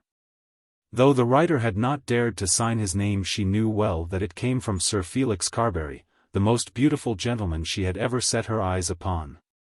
Poor Ruby Ruggles! Living down at Sheep's Acre, on the Waveney, she had heard both too much and too little of the great world beyond her ken. There were, she thought, many glorious things to be seen which she would never see were she in these her early years to become the wife of John Crumb, the dealer in meal and pollard at Bungay. Therefore she was full of a wild joy, half fear, when she got her letter. And, therefore, punctually at 4 o'clock on that Sunday she was ensconced among the Sheepstone Birches, so that she might see without much danger of being seen. Poor Ruby Ruggles, who was left to be so much mistress of herself at the time of her life in which she most required the kindness of a controlling hand. Mr. Ruggles held his land, or the greater part of it, on what is called a bishop's lease, Sheep's Acre farm being a part of the property which did belong to the bishopric of Elmham, and which was still set apart for its sustentation. But he also held a small extent of outlying meadow which belonged to the Carbury estate, so that he was one of the tenants of Roger Carbury. Those Sheepstone Birches, at which Felix made his appointment, belonged to Roger. On a former occasion, when the feeling between the two cousins was kinder than that which now existed, Felix had ridden over with the landlord to call on the old man, and had then first seen Ruby, and had heard from Roger something of Ruby's history up to that date. It had then been just made known that she was to marry John Crumb. Since that time not a word had been spoken between the men respecting the girl. Mr. Carbury had heard, with sorrow, that the marriage was either postponed or abandoned, but his growing dislike to the baronet had made it very improbable that there should be any conversation between them on the subject. Sir Felix, however, had probably heard more of Ruby Ruggles than her grandfather's landlord. There is, perhaps, no condition of mind more difficult for the ordinarily well-instructed inhabitant of a city to realize than that of such a girl as Ruby Ruggles. The rural day laborer and his wife live on a level surface which is comparatively open to the eye. Their aspirations, whether for good or evil, whether for food and drink to be honestly earned for themselves and children, or for drink first, to be come by either honestly or dishonestly, are, if looked at all, fairly visible. And with the men of the Ruggles class one can generally find out what they would be at, and in what direction their minds are at work. But the Ruggles woman, especially the Ruggles young woman, is better educated, has higher aspirations and a brighter imagination, and is infinitely more cunning than the man. If she be good-looking and relieved from the pressure of want, her thoughts soar into a world which is as unknown to her as heaven is to us, and in regard to which her longings are apt to be infinitely stronger than are ours for heaven. Her education has been much better than that of the man. She can read, whereas he can only spell words from a book. She can write a letter after her fashion, whereas he can barely spell words out on a paper. Her tongue is more glib, and her intellect sharper. But her ignorance as to the reality of things is much more gross than his. By such contact as he has with men in markets, in the streets of the towns he frequents, and even in the fields, he learns something unconsciously of the relative condition of his countrymen, and as to that which he does not learn, his imagination is obtuse. But the woman builds castles in the air, and wonders, and longs. To the young farmer the squire's daughter is a superior being very much out of his way. To the farmer's daughter the young squire is an Apollo, whom to look at is a pleasure, by whom to be looked at is a delight. The danger for the most part is soon over. The girl marries after her kind, and then husband and children put the matter at rest forever. A mind more absolutely uninstructed than that of Ruby Ruggles as to the world beyond Suffolk and Norfolk it would be impossible to find. But her thoughts were as wide as they were vague, and as active as they were erroneous. Why should she with all her prettiness, and all her cleverness, with all her fortune to boot, marry that dustiest of all men, John Crumb? Before she had seen something of the beauties of the things of which she had read in the books which came in her way. John Crumb was not bad-looking.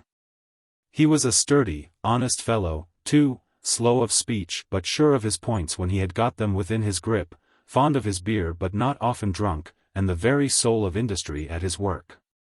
But though she had known him all her life she had never known him otherwise than dusty. The meal had so gotten within his hair, and skin, and raiment, that it never came out altogether even on Sundays. His normal complexion was a healthy pallor, through which indeed some records of hidden ruddiness would make themselves visible, but which was so judiciously assimilated to his hat and coat and waistcoat, that he was more like a stout ghost than a healthy young man. Nevertheless it was said of him that he could thrash any man in Bungay, and carry 200 weight of flour upon his back. And Ruby also knew this of him, that he worshipped the very ground on which she trod. But, alas, she thought there might be something better than such worship. And, therefore, when Felix Carbury came in her way, with his beautiful oval face, and his rich brown color, and his bright hair and lovely mustache, she was lost in a feeling which she mistook for love.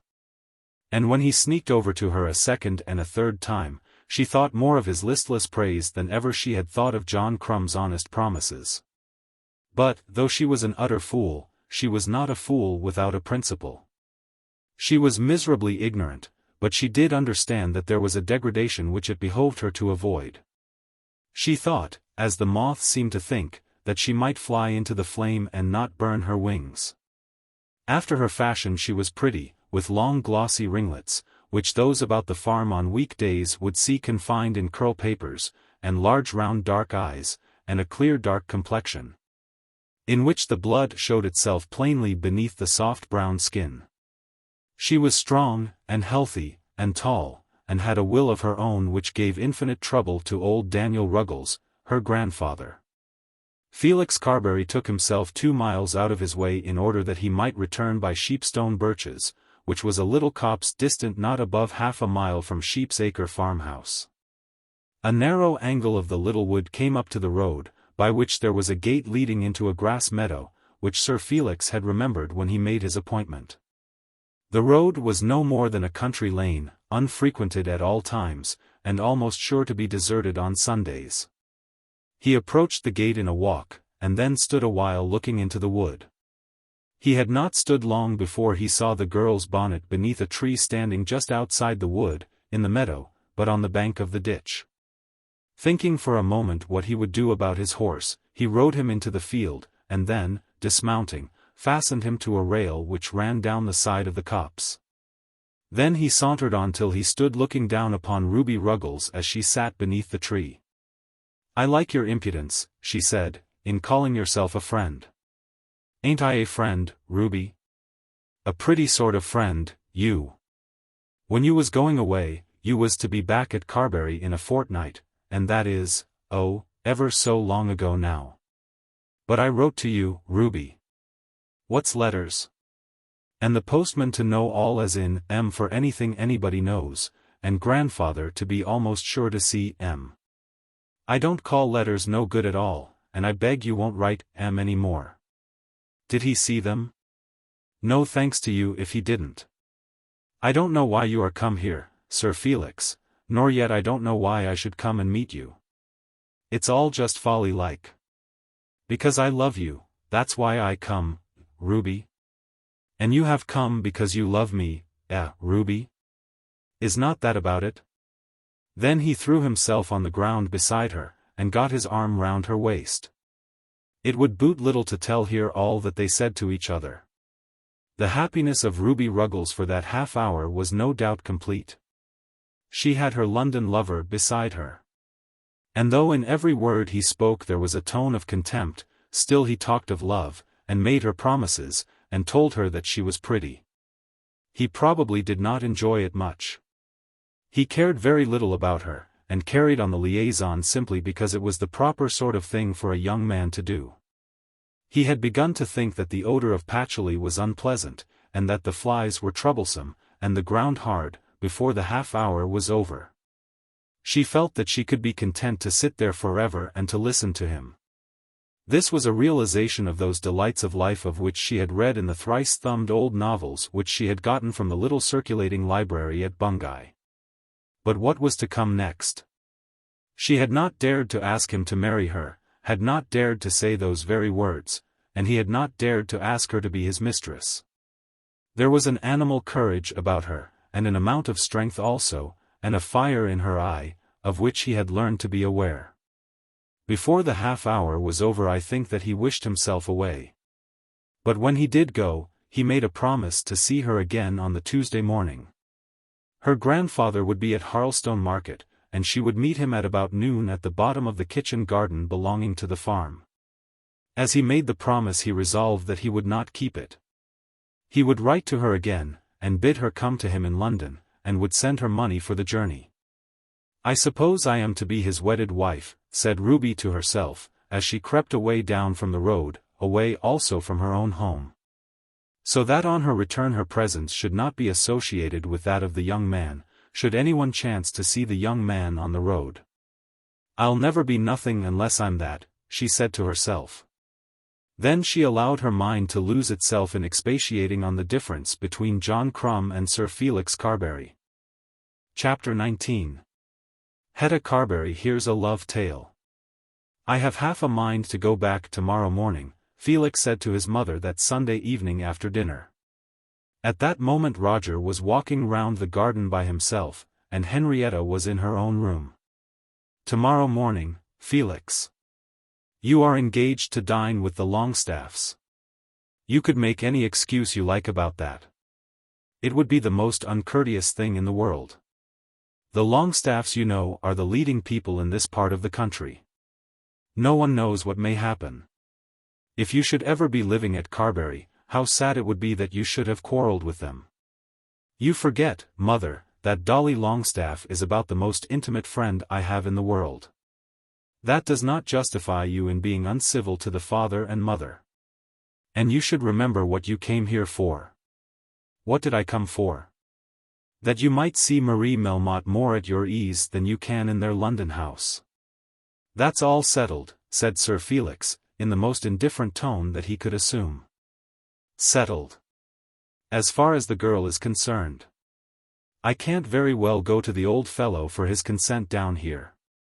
"Do you mean to say, Felix, that Marie Melmotte has accepted you?" "I told you that before." "My dear Felix." "Oh, my boy." In her joy the mother took her unwilling son in her arms and caressed him.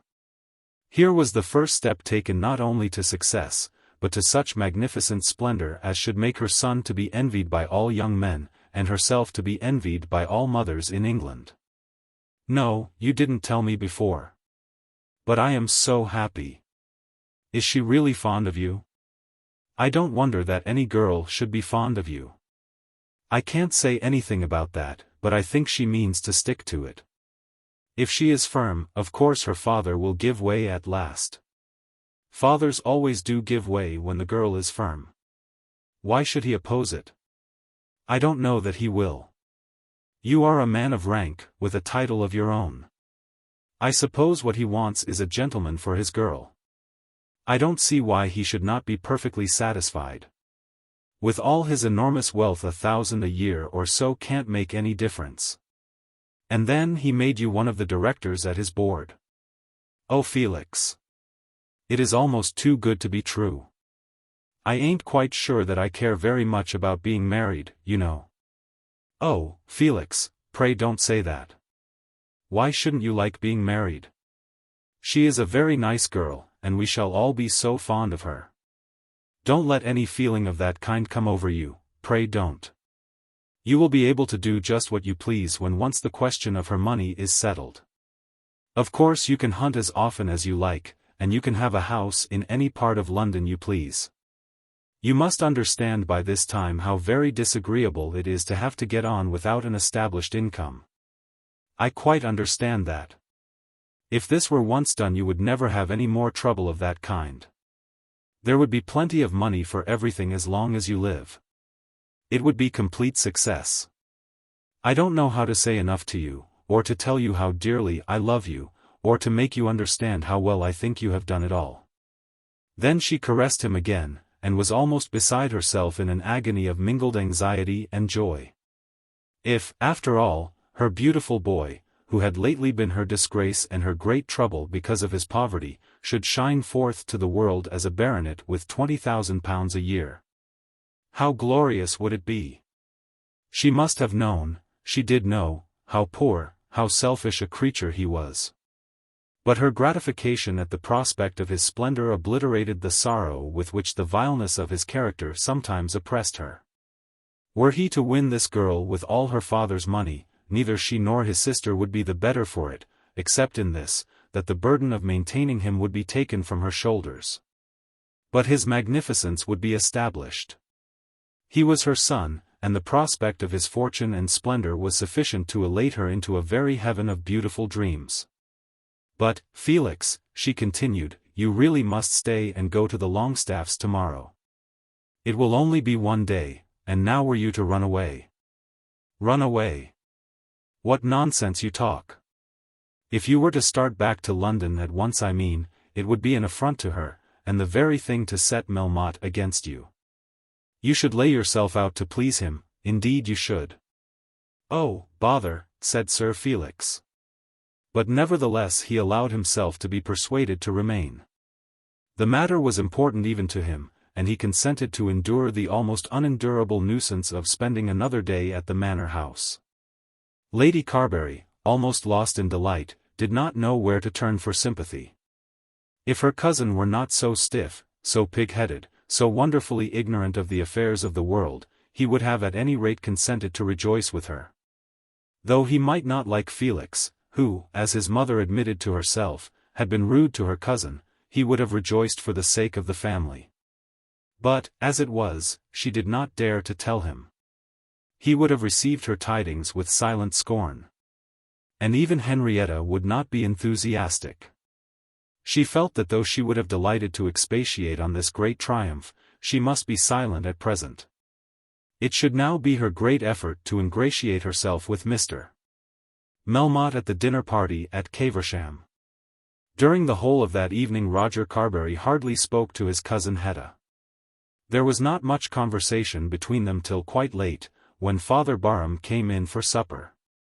He had been over at Bungay among his people there, and had walked back, taking Carbury on the way. What did you think of our bishop? Roger asked him, rather imprudently. Not much of him as a bishop. I don't doubt that he makes a very nice lord, and that he does more good among his neighbors than an average lord. But you don't put power or responsibility into the hands of anyone sufficient to make him a bishop. 9/10 of the clergy in the diocese would be guided by him in any matter of clerical conduct which might come before him. Because they know that he has no strong opinion of his own, and would not therefore desire to dominate theirs. Take any of your bishops that has an opinion, if there be one left, and see how far your clergy consent to his teaching. Roger turned round and took up his book. He was already becoming tired of his pet priest. He himself always abstained from saying a word derogatory to his new friend's religion in the man's hearing. But his new friend did not by any means return the compliment. Perhaps also Roger felt that were he to take up the cudgels for an argument he might be worsted in the combat, as in such combat success is won by practiced skill rather than by truth. Henrietta was also reading, and Felix was smoking elsewhere, wondering whether the hours would ever wear themselves away in that castle of dullness, in which no cards were to be seen, and where, except at mealtimes, there was nothing to drink. But Lady Carbury was quite willing to allow the priest to teach her that all appliances for the dissemination of religion outside his own church must be naught. "I suppose our bishops are sincere in their beliefs," she said with her sweetest smile. "I'm sure I hope so. I have no possible reason to doubt it as to the 2 or 3 whom I have seen, nor indeed as to all the rest whom I have not seen. They are so much respected everywhere as good and pious men. I do not doubt it. Nothing tends so much to respect as a good income. But they may be excellent men without being excellent bishops. I find no fault with them, but much with the system by which they are controlled. Is it probable that a man should be fitted to select guides for other men's souls because he has succeeded by infinite labor in his vocation in becoming the leader of a majority in the House of Commons? Indeed, no," said Lady Carbury, who did not in the least understand the nature of the question put to her. "And when you've got your bishop? Is it likely that a man should be able to do his duty in that capacity who has no power of his own to decide whether a clergyman under him is or is not fit for his duty? Hardly, indeed. The English people, or some of them, that some being the richest, and, at present, the most powerful, like to play at having a church. Though there is not sufficient faith in them to submit to the control of a church. Do you think men should be controlled by clergymen, Mr. Barham? In matters of faith I do, and so, I suppose, do you, at least you make that profession. You declare it to be your duty to submit yourself to your spiritual pastors and masters. That, I thought, was for children," said Lady Carbury. "The clergyman, in the Catechism, says, 'My good child.' It is what you were taught as a child before you had made profession of your faith to a bishop, in order that you might know your duty when you had ceased to be a child. I quite agree, however, that the matter, as viewed by your church, is childish altogether, and intended only for children. As a rule, adults with you want no religion. I am afraid that is true of a great many. It is marvelous to me that, when a man thinks of it, he should not be driven by very fear to the comforts of a safer faith, unless, indeed, he enjoy the security of absolute infidelity. That is worse than anything," said Lady Carbury with a sigh and a shudder. "I don't know that it is worse than a belief which is no belief," said the priest with energy. "Then a creed which sits so easily on a man that he does not even know what it contains, and never asks himself as he repeats it, whether it be to him credible or incredible." "That is very bad," said Lady Carbury. "We're getting too deep, I think," said Roger, putting down the book which he had in vain been trying to read. "I think it is so pleasant to have a little serious conversation on Sunday evening," said Lady Carbury. The priest drew himself back into his chair and smiled. He was quite clever enough to understand that Lady Carbury had been talking nonsense, and clever enough also to be aware of the cause of Roger's uneasiness. But Lady Carbury might be all the easier converted because she understood nothing and was fond of ambitious talking. And Roger Carbury might possibly be forced into conviction by the very feeling which at present made him unwilling to hear arguments. "I don't like hearing my church ill spoken of," said Roger. "You wouldn't like me if I thought ill of it and spoke well of it," said the priest. "And, therefore, the less said the sooner mended," said Roger, rising from his chair. Upon this Father Barham took his departure and walked away to Beccles. It might be that he had sowed some seed. It might be that he had, at any rate, ploughed some ground. Even the attempt to plough the ground was a good work which would not be forgotten. The following morning was the time on which Roger had fixed for repeating his suit to Henrietta. He had determined that it should be so, and though the words had been almost on his tongue during that Sunday afternoon, he had repressed them because he would do as he had determined. He was conscious, almost painfully conscious, of a certain increase of tenderness in his cousin's manner towards him. All that pride of independence, which had amounted almost to roughness, when she was in London, seemed to have left her. When he greeted her morning and night, she looked softly into his face. She cherished the flowers which he gave her. He could perceive that if he expressed the slightest wish in any matter about the house she would attend to it. There had been a word said about punctuality, and she had become punctual as the hand of the clock. There was not a glance of her eye, nor a turn of her hand, that he did not watch, and calculate its effect as regarded himself. But because she was tender to him and observant, he did not by any means allow himself to believe that her heart was growing into love for him. He thought that he understood the working of her mind. She could see how great was his disgust at her brother's doings, how fretted he was by her mother's conduct. Her grace, and sweetness, and sense, took part with him against those who were nearer to herself, and therefore, in pity, she was kind to him. It was thus he read it, and he read it almost with exact accuracy. "Hetta," he said after breakfast, "come out into the garden a while. Are not you going to the men?" "Not yet, at any rate. I do not always go to the men as you call it." She put on her hat and tripped out with him, knowing well that she had been summoned to hear the old story. She had been sure, as soon as she found the white rose in her room, that the old story would be repeated again before she left Carbury. And, up to this time, she had hardly made up her mind what answer she would give to it.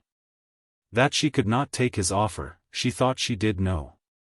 She knew well that she loved the other man. That other man had never asked her for her love, but she thought that she knew that he desired it. But in spite of all this there had in truth grown up in her bosom a feeling of tenderness towards her cousin so strong that it almost tempted her to declare to herself that he ought to have what he wanted. Simply because he wanted it.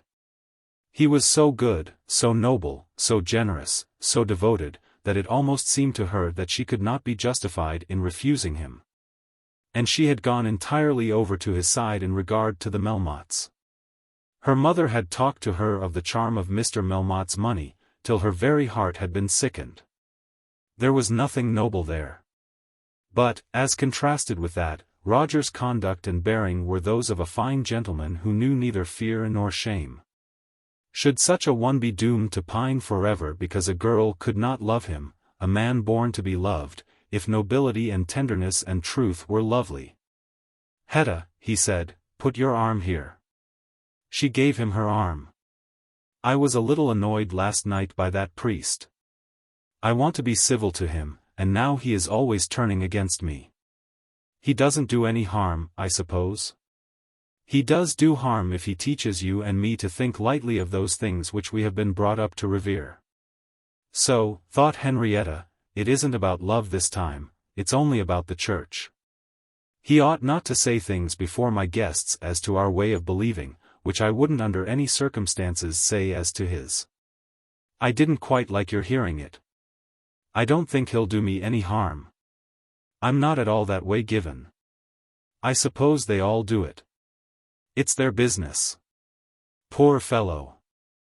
I brought him here just because I thought it was a pity that a man born and bred like a gentleman should never see the inside of a comfortable house.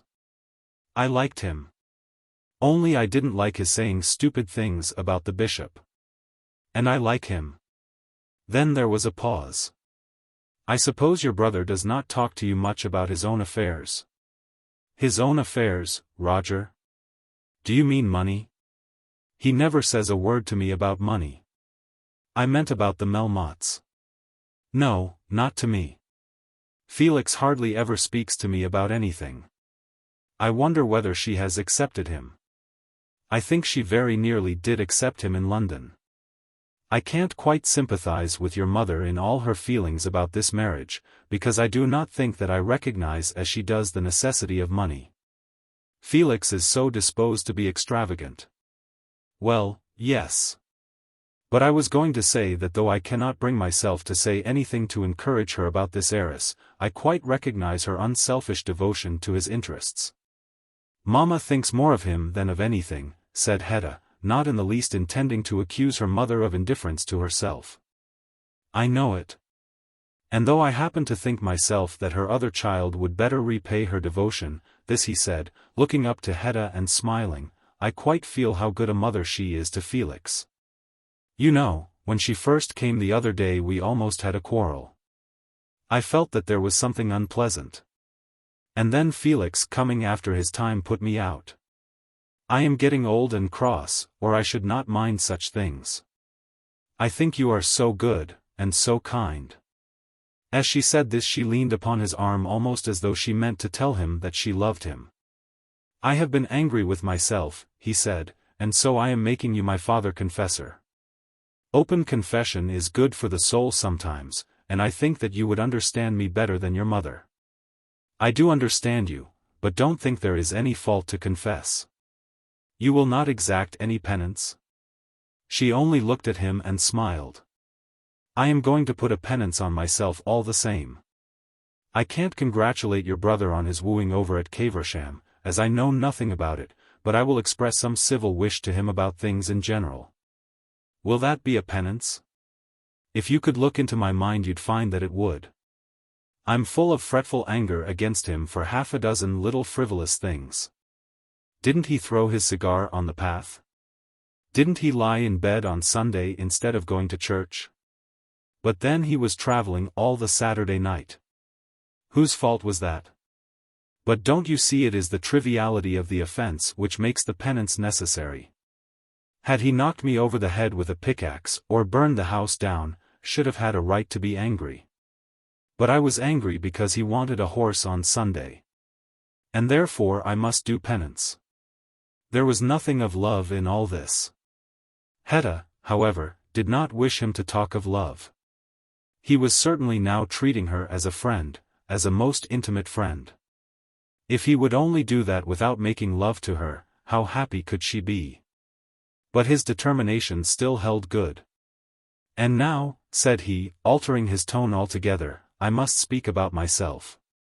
Immediately the weight of her hand upon his arm was lessened. Thereupon he put his left hand round and pressed her arm to his. No, he said, do not make any change towards me while I speak to you. Whatever comes of it we shall at any rate be cousins and friends. Always friends, she said. Yes, always friends. And now listen to me for I have much to say. I will not tell you again that I love you. You know it, or else you must think me the vainest and falsest of men. It is not only that I love you, but I am so accustomed to concern myself with one thing only, so constrained by the habits and nature of my life to confine myself to single interests, that I cannot as it were escape from my love. I am thinking of it always, often despising myself because I think of it so much. For, after all, let a woman be ever so good, and you to me are all that is good, a man should not allow his love to dominate his intellect. Oh, no. I do. I calculate my chances within my own bosom almost as a man might calculate his chances of heaven. I should like you to know me just as I am, the weak and the strong together. I would not win you by a lie if I could. I think of you more than I ought to do. I am sure, quite sure that you are the only possible mistress of this house during my tenure of it. If I am ever to live as other men do, and to care about the things which other men care for, it must be as your husband. Pray, pray do not say that. Yes. I think that I have a right to say it, and a right to expect that you should believe me. I will not ask you to be my wife if you do not love me. Not that I should fear aught for myself, but that you should not be pressed to make a sacrifice of yourself because I am your friend and cousin. But I think it is quite possible you might come to love me, unless your heart be absolutely given away elsewhere. What am I to say? We each of us know of what the other is thinking. If Paul Montague has robbed me of my love, Mr. Montague has never said a word. If he had, I think he would have wronged me. He met you in my house, and I think must have known what my feelings were towards you. But he never has. We have been like brothers together, one brother being very much older than the other, indeed, or like father and son. I think he should place his hopes elsewhere. What am I to say? If he have such hope he has not told me. I think it almost cruel that a girl should be asked in that way. Hetta, I should not wish to be cruel to you. Of course I know the way of the world in such matters. I have no right to ask you about Paul Montague, no right to expect an answer. But it is all the world to me. You can understand that I should think you might learn to love even me, if you loved no one else. The tone of his voice was manly, and at the same time full of entreaty. His eyes as he looked at her were bright with love and anxiety.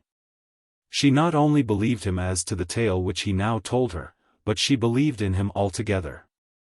She knew that he was a staff on which a woman might safely lean, trusting to it for comfort and protection in life. In that moment she all but yielded to him.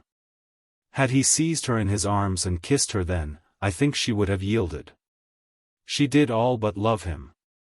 She so regarded him that had it been some other woman that he craved, she would have used every art she knew to have backed his suit.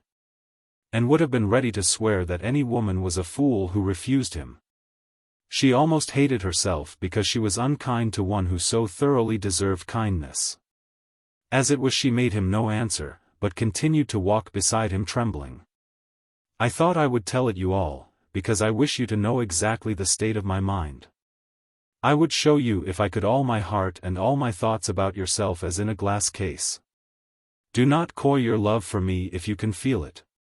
When you know, dear, that a man's heart is set upon a woman as mine is set on you, so that it is for you to make his life bright or dark, for you to open or to shut the gates of his earthly paradise. I think you will be above keeping him in darkness for the sake of a girlish scruple. Oh, Roger! If ever there should come a time in which you can say it truly, remember my truth to you and say it boldly. I at least shall never change. Of course if you love another man and give yourself to him, it will be all over. Tell me that boldly also. I have said it all now. God bless you, my own heart's darling.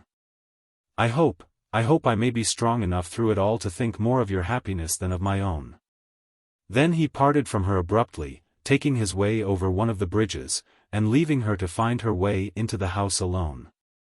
Chapter 20. Lady Pomona's Dinner Party. Roger Carbury's half-formed plan of keeping Henrietta at home while Lady Carbury and Sir Felix went to dine at Caversham fell to the ground. It was to be carried out only in the event of Hetta's yielding to his prayer. But he had in fact not made a prayer, and Hetta had certainly yielded nothing. When the evening came, Lady Carbury started with her son and daughter, and Roger was left alone. In the ordinary course of his life he was used to solitude. During the greater part of the year he would eat and drink and live without companionship, so that there was to him nothing peculiarly sad in this desertion. But on the present occasion he could not prevent himself from dwelling on the loneliness of his lot in life. These cousins of his who were his guests cared nothing for him. Lady Carbury had come to his house simply that it might be useful to her. Sir Felix did not pretend to treat him with even ordinary courtesy. And Hetta herself, though she was soft to him and gracious, was soft and gracious through pity rather than love. On this day he had, in truth, asked her for nothing. But he had almost brought himself to think that she might give all that he wanted without asking. And yet, when he told her of the greatness of his love, and of its endurance, she was simply silent.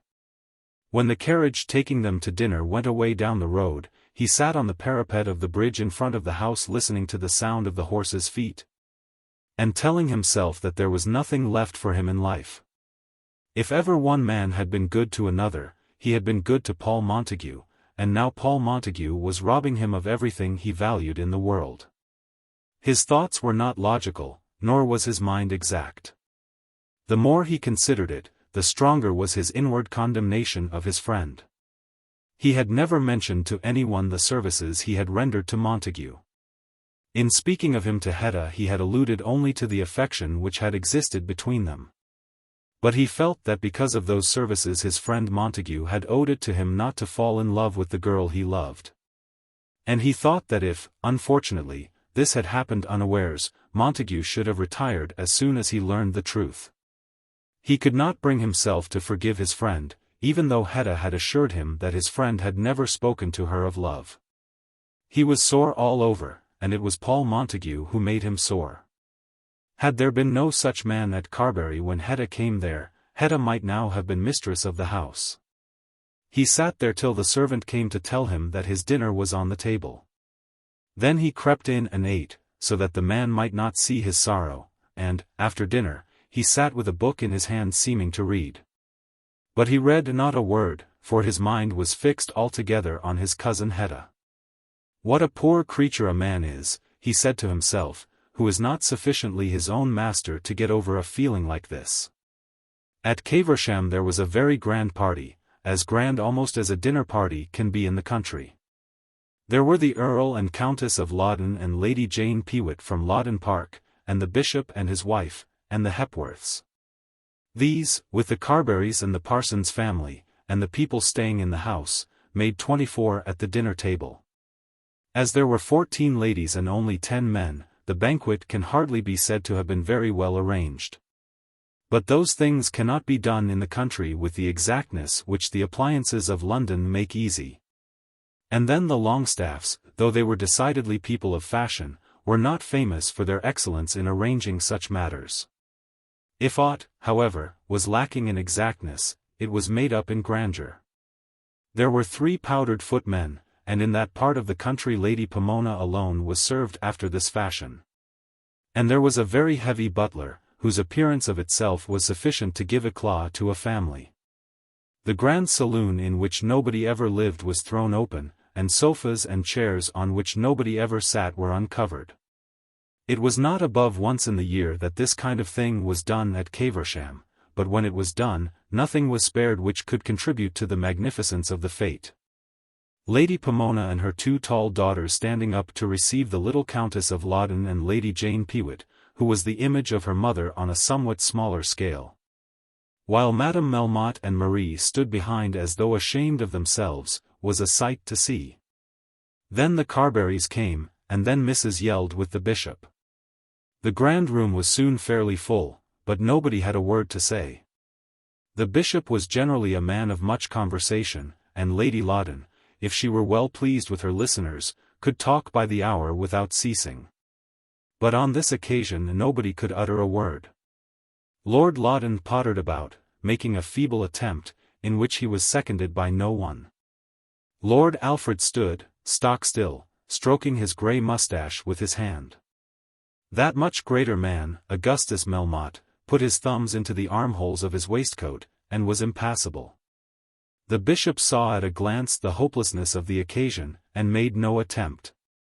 The master of the house shook hands with each guest as he entered, and then devoted his mind to expectation of the next comer.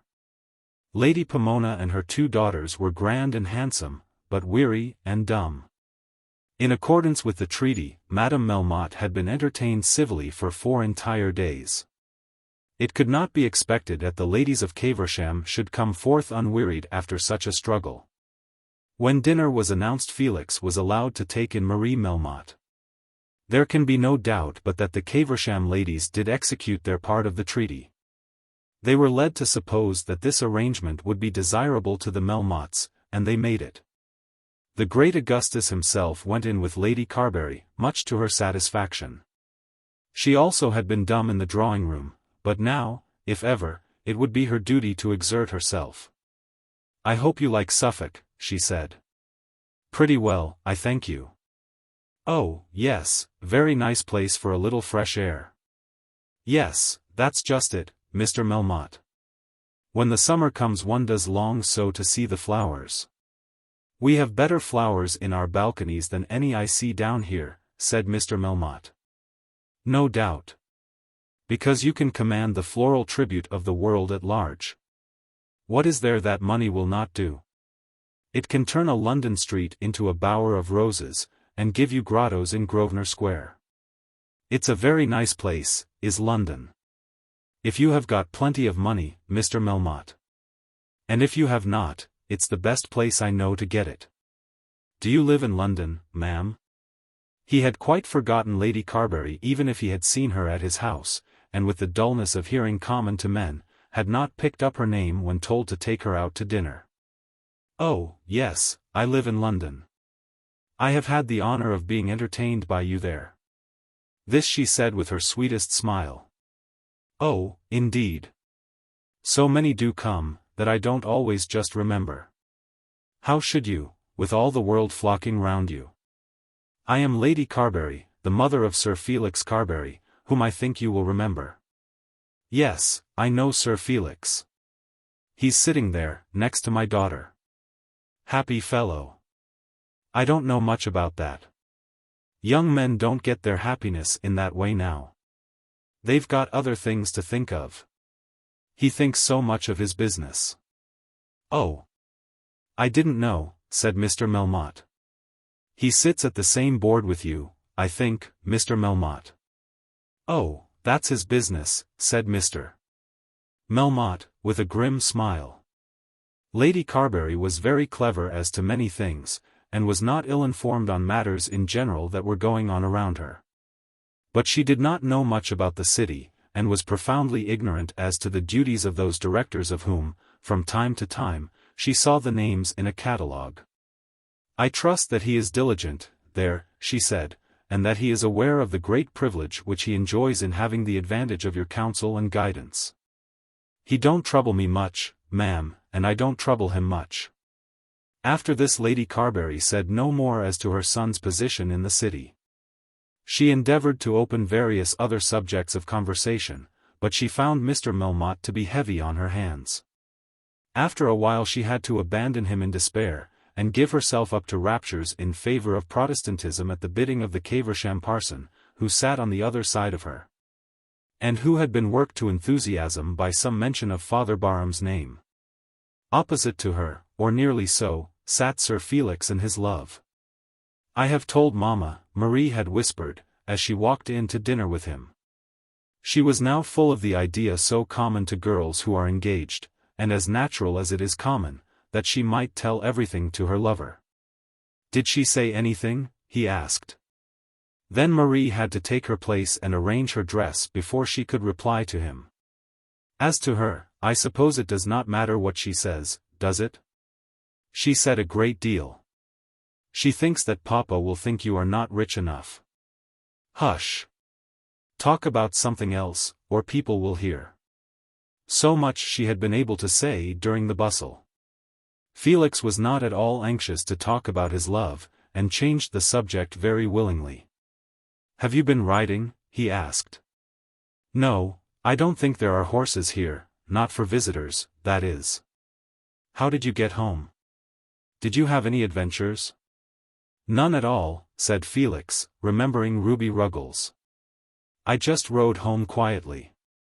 I go to town tomorrow. And we go on Wednesday. Mind you come and see us before long. This she said bringing her voice down to a whisper. Of course I shall. I suppose I'd better go to your father in the city. Does he go every day? Oh yes, every day. He's back always about 7. Sometimes he's good-natured enough when he comes back, but sometimes he's very cross. He's best just after dinner. But it's so hard to get to him then. Lord Alfred is almost always there, and then other people come, and they play cards. I think the city will be best. You'll stick to it? He asked. Oh, yes. Indeed I will. Now that I've once said it, nothing will ever turn me. I think Papa knows that. Felix looked at her as she said this, and thought that he saw more in her countenance than he had ever read there before. perhaps she would consent to run away with him. And, if so, being the only child, she would certainly, almost certainly, be forgiven. But if he were to run away with her and marry her, and then find that she were not forgiven, and that Melmotte allowed her to starve without a shilling of fortune, where would he be then? Looking at the matter in all its bearings, considering among other things the trouble and the expense of such a measure, he thought that he could not afford to run away with her. After dinner he hardly spoke to her. Indeed, the room itself, the same big room in which they had been assembled before the feast, seemed to be ill-adapted for conversation. Again nobody talked to anybody, and the minutes went very heavily till at last the carriages were there to take them all home. "They arranged that you should sit next to her," said Lady Carbury to her son, as they were in the carriage. "Oh, I suppose that came naturally, one young man and one young woman, you know. Those things are always arranged, and they would not have done it unless they had thought that it would please Mr. Melmotte." "Oh, Felix! If you can bring it about." "I shall if I can, mother. You needn't make a fuss about it." "No, I won't. You cannot wonder that I should be anxious. You behaved beautifully to her at dinner. I was so happy to see you together." "Good night, Felix, and God bless you," she said again, as they were parting for the night. "I shall be the happiest and the proudest mother in England if this comes about." Chapter 21. Everybody goes to them. When the Melmottes went from Caversham the house was very desolate. The task of entertaining these people was indeed over, and had the return to London been fixed for a certain near day, there would have been comfort at any rate among the ladies of the family.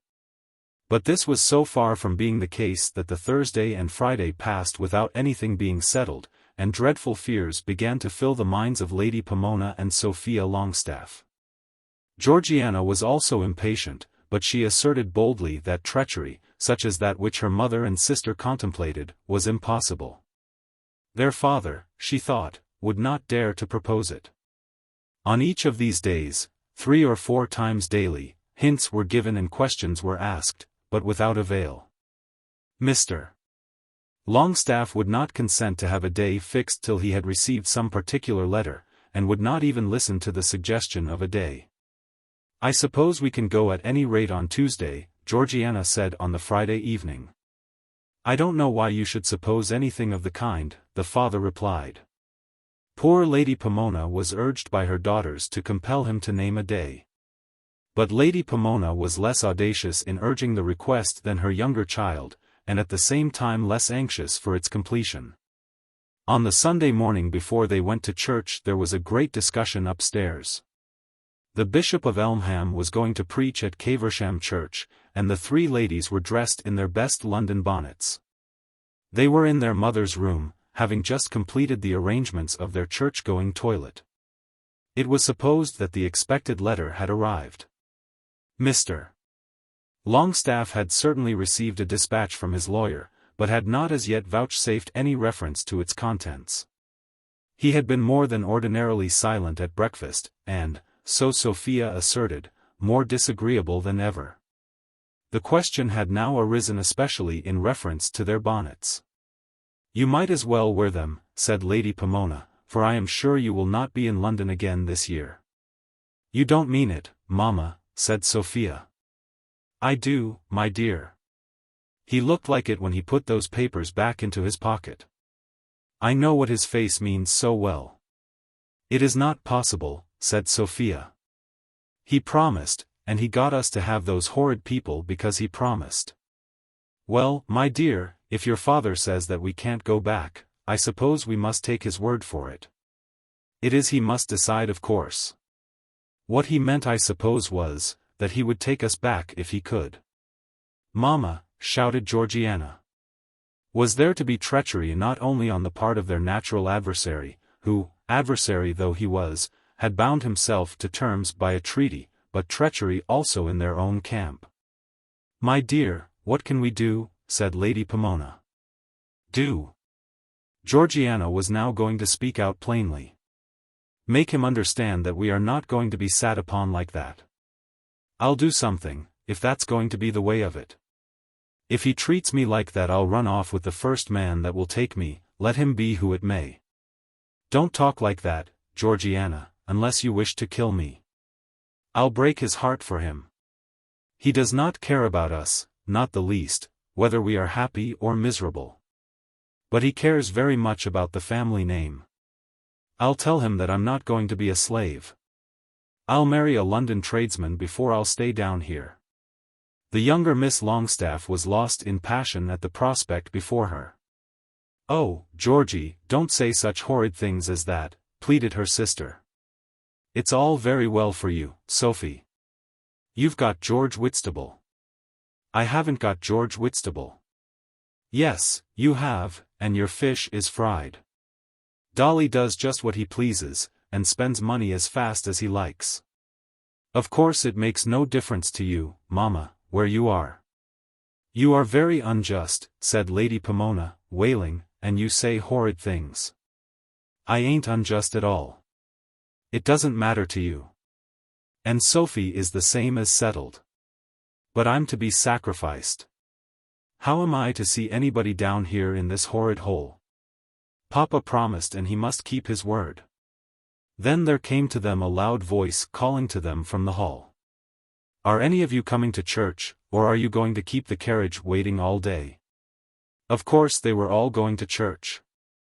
They always did go to church when they were at Caversham, and would more especially do so today, because of the bishop and because of the bonnets. They trooped down into the hall and into the carriage, Lady Pomona leading the way. Georgiana stalked along, passing her father at the front door without condescending to look at him. Not a word was spoken on the way to church, or on the way home. During the service Mr. Longstaff stood up in the corner of his pew, and repeated the responses in a loud voice. In performing this duty he had been an example to the parish all his life. The three ladies knelt on their hassocks in the most becoming fashion, and sat during the sermon without the slightest sign either of weariness or of attention. They did not collect the meaning of any one combination of sentences. It was nothing to them whether the bishop had or had not a meaning. Endurance of that kind was their strength. Had the bishop preached for 45 minutes instead of half an hour they would not have complained. It was the same kind of endurance which enabled Georgiana to go on from year to year waiting for a husband of the proper sort. She could put up with any amount of tedium if only the fair chance of obtaining ultimate relief were not denied to her. But to be kept at Caversham all the summer would be as bad as hearing a bishop preach forever. After the service they came back to lunch, and that meal also was eaten in silence. When it was over the head of the family put himself into the dining-room armchair, evidently meaning to be left alone there. In that case he would have meditated upon his troubles till he went to sleep, and would have thus got through the afternoon with comfort. But this was denied to him. The two daughters remained steadfast while the things were being removed. And Lady Pomona, though she made one attempt to leave the room, returned when she found that her daughters would not follow her. Georgiana had told her sister that she meant to "have it out" with her father, and Sophia had of course remained in the room in obedience to her sister's behest. When the last tray had been taken out, Georgiana began. "Papa, don't you think you could settle now when we are to go back to town? Of course we want to know about engagements and all that. There is Lady Monogram's party on Wednesday. We promised to be there ever so long ago. You had better write to Lady Monogram and say you can't keep your engagement." "But why not, Papa? We could go up on Wednesday morning." "You can't do anything of the kind." "But, my dear, we should all like to have a day fixed," said Lady Pomona. Then there was a pause. Even Georgiana, in her present state of mind, would have accepted some distant, even some undefined time, as a compromise. "Then you can't have a day fixed," said Mr. Longstaff. "How long do you suppose that we shall be kept here?" said Sophia, in a low constrained voice. "I do not know what you mean by being kept here. This is your home, and this is where you may make up your minds to live." "But we are to go back?" demanded Sophia. Georgiana stood by in silence, listening, resolving, and biding her time. "You'll not return to London this season," said Mr. Longstaff, turning himself abruptly to a newspaper which he held in his hands. "Do you mean that that is settled?" said Lady Pomona. "I mean to say that that is settled," said Mr. Longstaff. "Was there ever treachery like this?" The indignation in Georgiana's mind approached almost to virtue as she thought of her father's falseness. She would not have left town at all but for that promise. She would not have contaminated herself with the Melmottes but for that promise. And now she was told that the promise was to be absolutely broken. When it was no longer possible that she could get back to London, even to the house of the hated Primeros, without absolutely running away from her father's residence.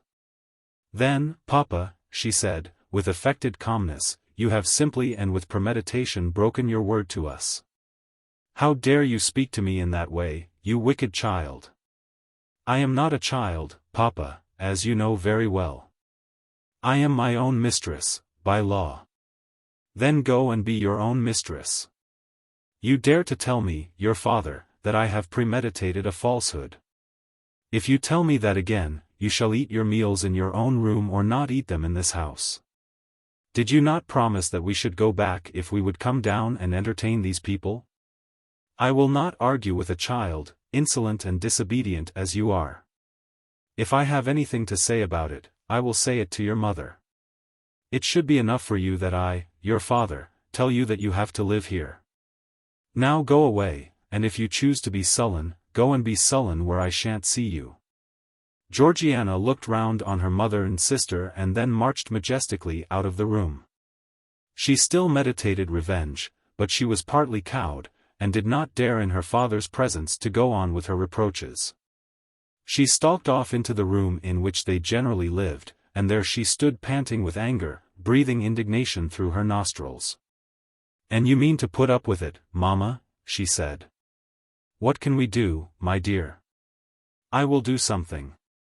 I'm not going to be cheated and swindled and have my life thrown away into the bargain. I have always behaved well to him. I have never run up bills without saying anything about them." This was a cut at her elder sister, who had once got into some little trouble of that kind. "I have never got myself talked about with anybody.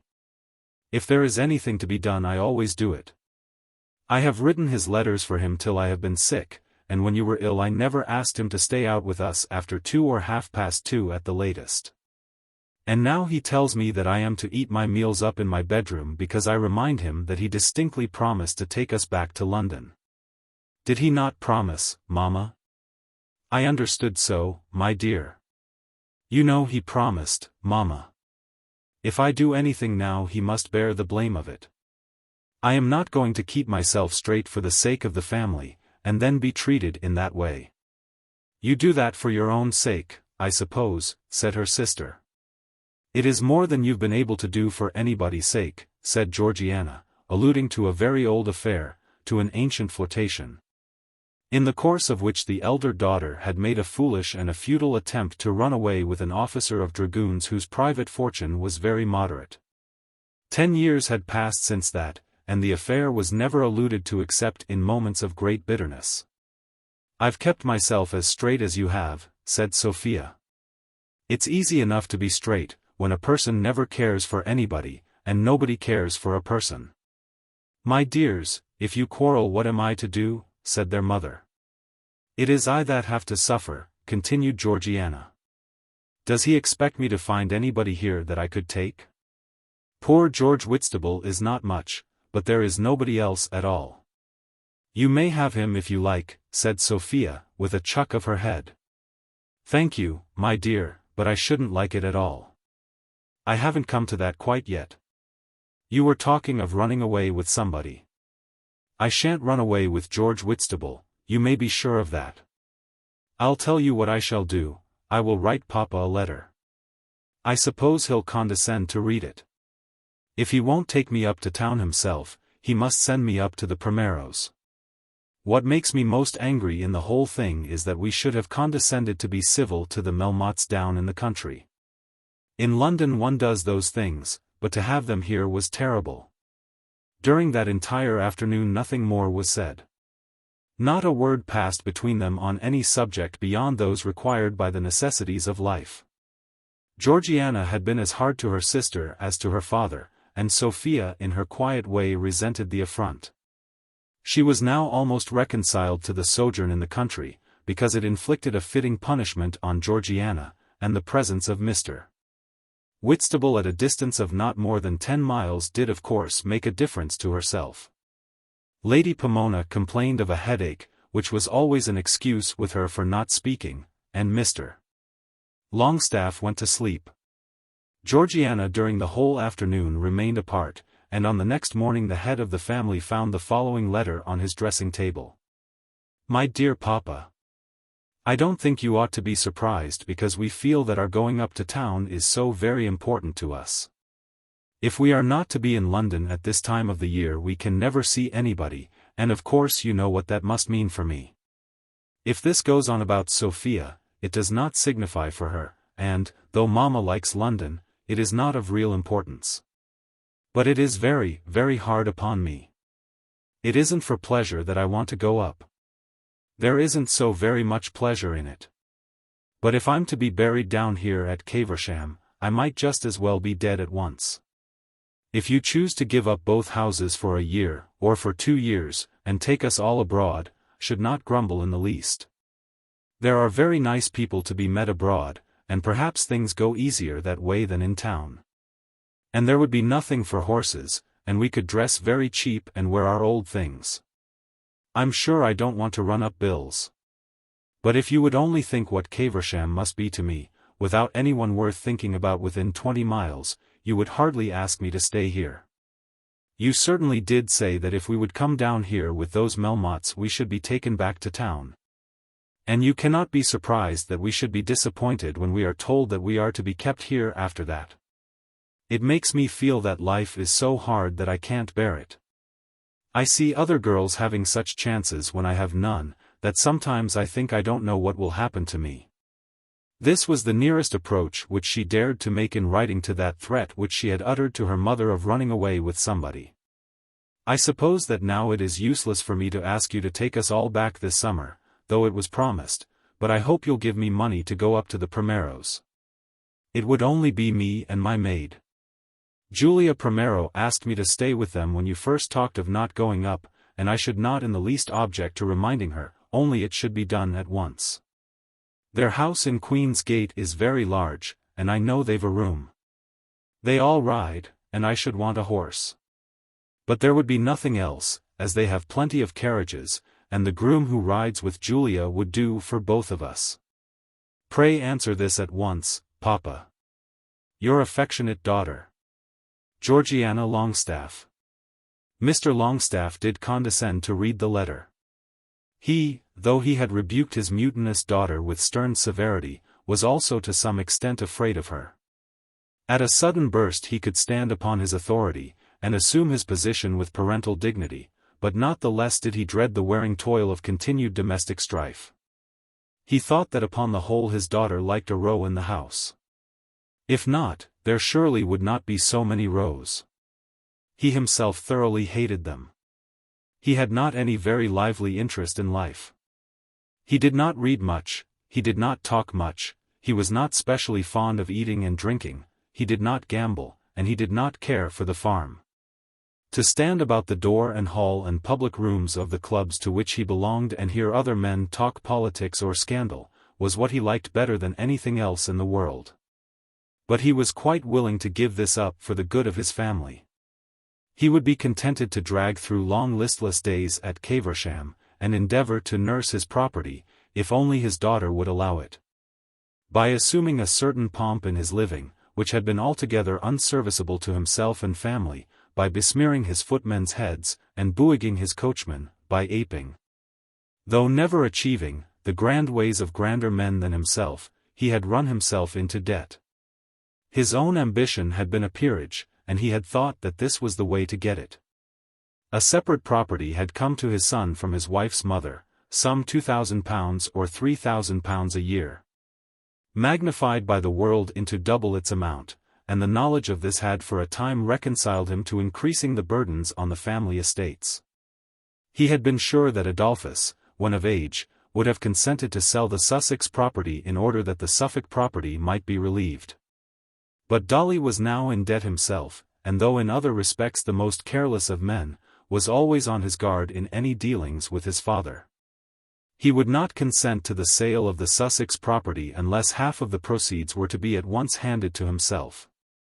The father could not bring himself to consent to this, but, while refusing it, found the troubles of the world very hard upon him. Melmotte had done something for him, but in doing this Melmotte was very hard and tyrannical.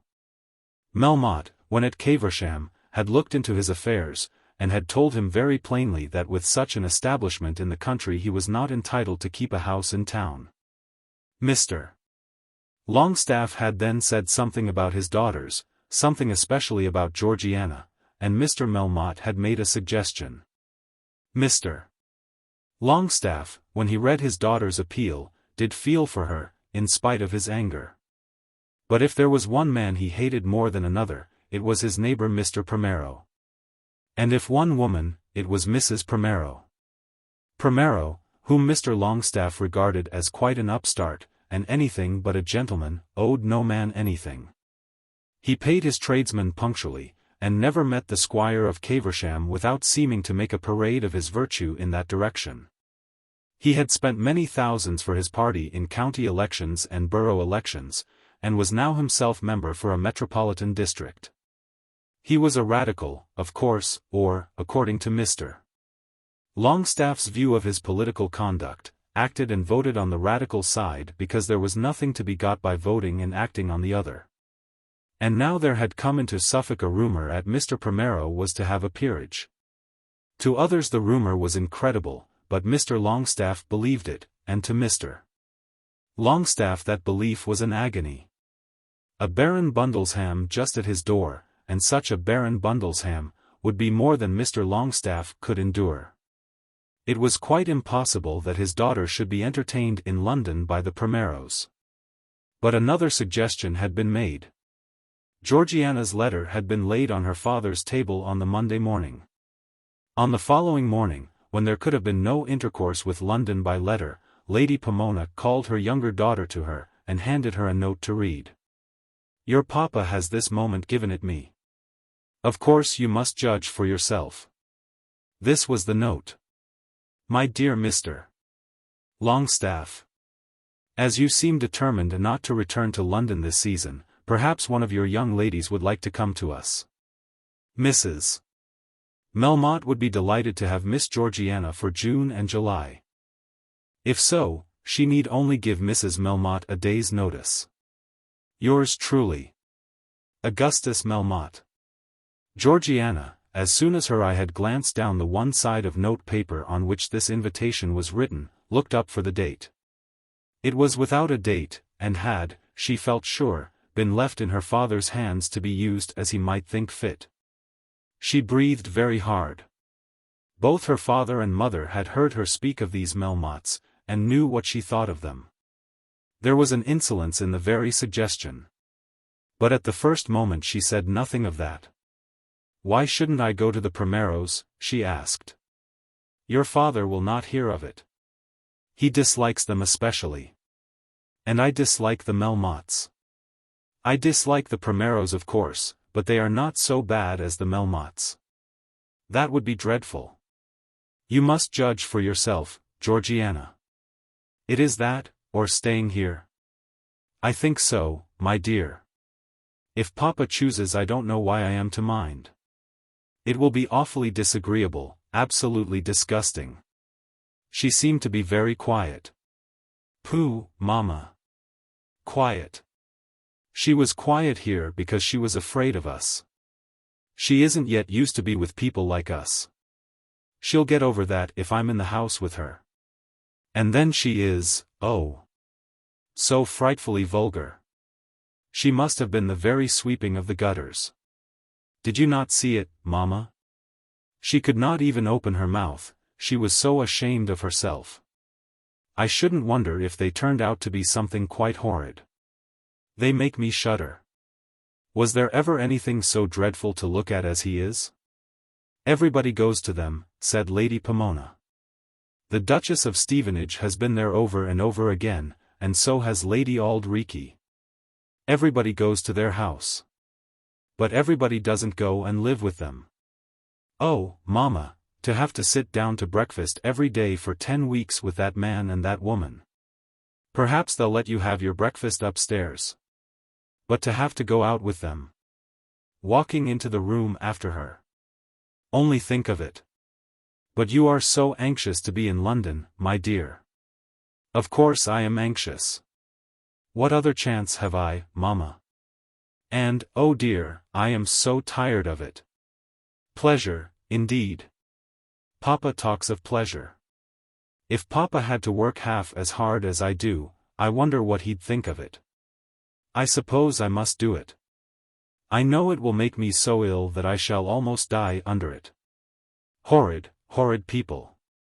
And Papa to propose it, who has always been so proud of everything, who used to think so much of being with the right set. Things are changed, Georgiana, said the anxious mother. Indeed they are when Papa wants me to go and stay with people like that. Why, Mamma, the apothecary in Bungay is a fine gentleman compared with Mr. Melmotte, and his wife is a fine lady compared with Madame Melmotte. But I'll go. If Papa chooses me to be seen with such people it is not my fault. There will be no disgracing oneself after that. I don't believe in the least that any decent man would propose to a girl in such a house, and you and Papa must not be surprised if I take some horrid creature from the Stock Exchange. Papa has altered his ideas, and so, I suppose, I had better alter mine. Georgiana did not speak to her father that night, but Lady Pomona informed Mr. Longstaff that Mr. Melmotte's invitation was to be accepted. She herself would write a line to Madame Melmotte, and Georgiana would go up on the Friday following. I hope she'll like it, said Mr. Longstaff. The poor man had no intention of irony. It was not in his nature to be severe after that fashion. But to poor Lady Pomona the words sounded very cruel. How could anyone like to live in a house with Mr. and Madame Melmotte? On the Friday morning there was a little conversation between the two sisters, just before Georgiana's departure to the railway station, which was almost touching. She had endeavored to hold up her head as usual, but had failed. The thing that she was going to do cowed her even in the presence of her sister. Sophie, I do so envy you staying here. But it was you who were so determined to be in London. Yes, I was determined, and am determined. I've got to get myself settled somehow, and that can't be done down here. But you are not going to disgrace yourself. There's no disgrace in it, Georgie. Yes, there is. I believe the man to be a swindler and a thief. And I believe her to be anything low that you can think of. As to their pretensions to be gentlefolk, it is monstrous. The footmen and housemaids would be much better. Then don't go, Georgie. I must go. It's the only chance that is left. If I were to remain down here everybody would say that I was on the shelf. You are going to marry Whitstable, and you'll do very well. It isn't a big place, but there's no debt on it, and Whitstable himself isn't a bad sort of fellow. Is he, now? Of course he hasn't much to say for himself, for he's always at home. But he is a gentleman. That he certainly is. As for me I shall give over caring about gentlemen now. The first man that comes to me with 4,000 or 5,000 a year, I'll take him, though he'd come out of Newgate or Bedlam. And I shall always say it has been Papa's doing. And so Georgiana Longstaff went up to London and stayed with the Melmottes. Chapter 22. Lord Nidderdale's Morality. It was very generally said in the city about this time that the great South Central Pacific and Mexican Railway was the very best thing out. It was known that Mr. Melmotte had gone into it with heart and hand. There were many who declared, with gross injustice to the great Fisker, that the railway was Melmotte's own child, that he had invented it, advertised it, agitated it, and floated it. But it was not the less popular on that account. A railway from Salt Lake City to Mexico no doubt had much of the flavor of a castle in Spain. Our far western American brethren are supposed to be imaginative. Mexico has not a reputation among us for commercial security, or that stability which produces its 4, 5, or 6% with the regularity of clockwork. But there was the Panama Railway, a small affair which had paid 25%, and there was the Great Line across the continent to San Francisco, in which enormous fortunes had been made. It came to be believed that men with their eyes open might do as well with the Great South Central as had ever been done before with other speculations, and this belief was no doubt founded on Mr. Melmotte's partiality for the enterprise. Mr. Fisker had struck oil when he induced his partner, Montague, to give him a note to the great man. Paul Montague himself, who cannot be said to have been a man having his eyes open, in the city sense of the word, could not learn how the thing was progressing. At the regular meetings of the board, which never sat for above half an hour, 2 or 3 papers were read by Miles Grendall. Melmotte himself would speak a few slow words, intended to be cheery, and always indicative of triumph, and then everybody would agree to everything, somebody would sign something, and the board for that day would be over. To Paul Montague this was very unsatisfactory. More than once or twice he endeavored to stay the proceedings, not as disapproving, but simply as desirous of being made to understand. But the silent scorn of his chairman put him out of countenance, and the opposition of his colleagues was a barrier which he was not strong enough to overcome. Lord Alfred Grendall would declare that he did not think all that was at all necessary. Lord Nidderdale, with whom Montague had now become intimate at the Beargarden, would nudge him in the ribs and bid him hold his tongue. Mr. Cohenlupe would make a little speech in fluent but broken English, assuring the committee that everything was being done after the approved city fashion. Sir Felix, after the first 2 meetings, was never there. And thus Paul Montague, with a sorely burdened conscience, was carried along as one of the directors of the Great South Central Pacific and Mexican Railway Company. I do not know whether the burden was made lighter to him or heavier, by the fact that the immediate pecuniary result was certainly very comfortable. The company had not yet been in existence quite 6 weeks, or at any rate Melmotte had not been connected with it above that time, and it had already been suggested to him twice that he should sell 50 shares at £112.10. He did not even yet know how many shares he possessed, but on both occasions he consented to the proposal. And on the following day received a cheque £4.625, that sum representing the profit over and above the original nominal price of £100 a share. The suggestion was made to him by Miles Grendall, and when he asked some questions as to the manner in which the shares had been allocated, he was told that all that would be arranged in accordance with the capital invested and must depend on the final disposition of the Californian property. But from what we see, old fellow, said Miles, I don't think you have anything to fear. You seem to be about the best in of them all.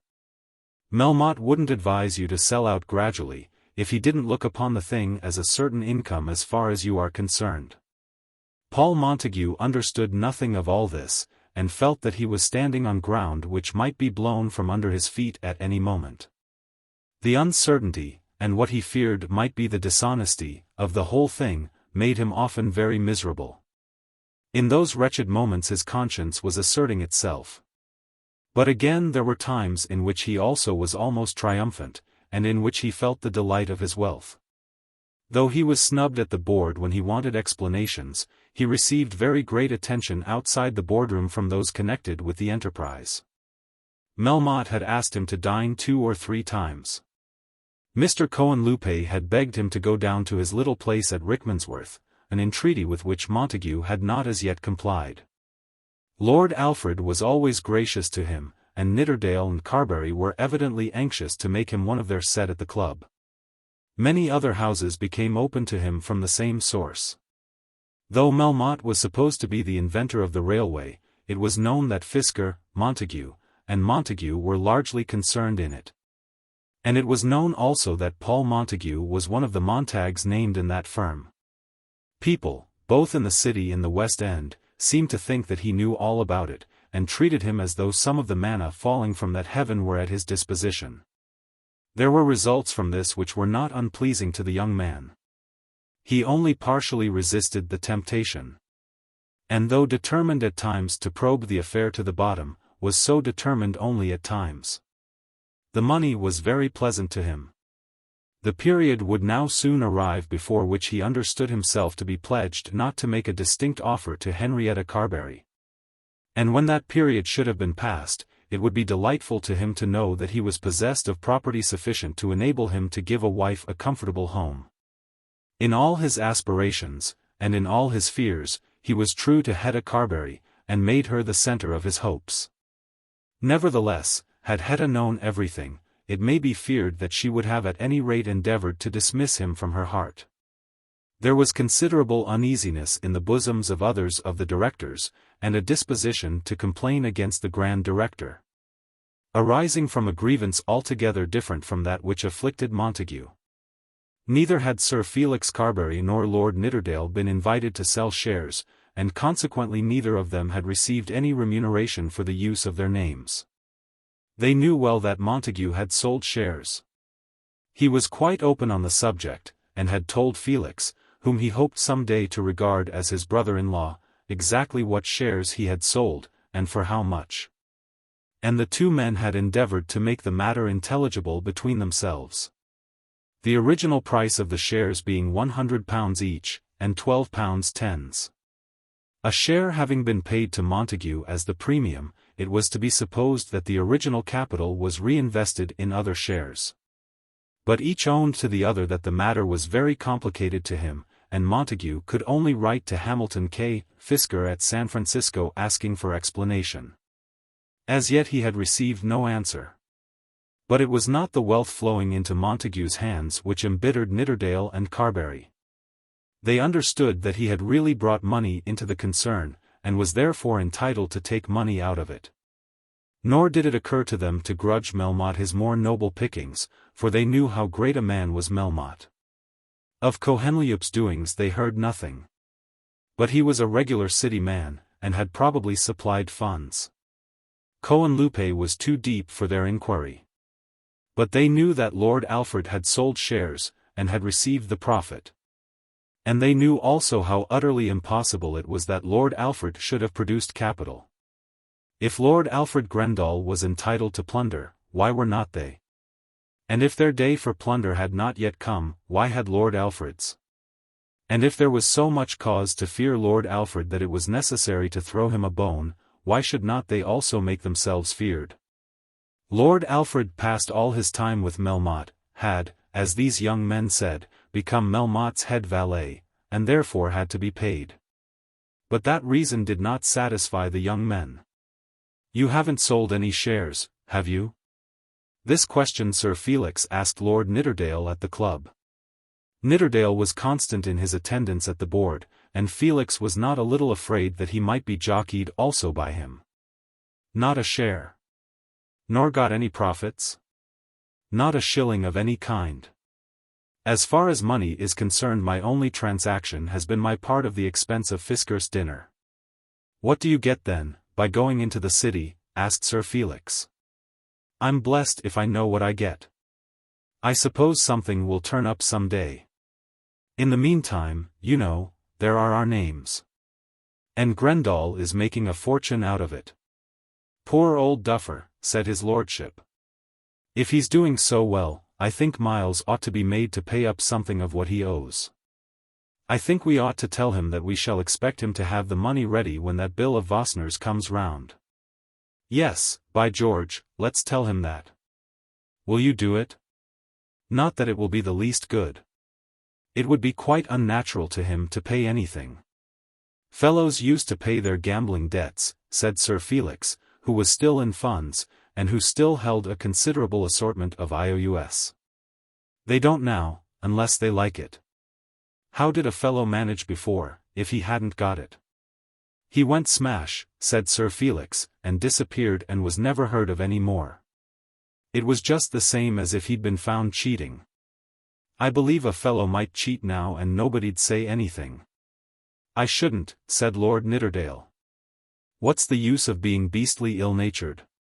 I'm not very good at saying my prayers, but I do think there's something in that bit about forgiving people. Of course cheating isn't very nice, and it isn't very nice for a fellow to play when he knows he can't pay. But I don't know that it's worse than getting drunk like Dolly Longstaff. Or quarreling with everybody as Grosvenor does, or trying to marry some poor devil of a girl merely because she's got money. I believe in living in glass houses, but I don't believe in throwing stones. Do you ever read the Bible, Carbury? Read the Bible? Well, yes, no, that is, I suppose, I used to do. I often think I shouldn't have been the first to pick up a stone and pitch it at that woman. Live and let live, that's my motto. But you agree that we ought to do something about these shares? Said Sir Felix, thinking that this doctrine of forgiveness might be carried too far. Oh, certainly. I'll let old Grendall live with all my heart, but then he ought to let me live too.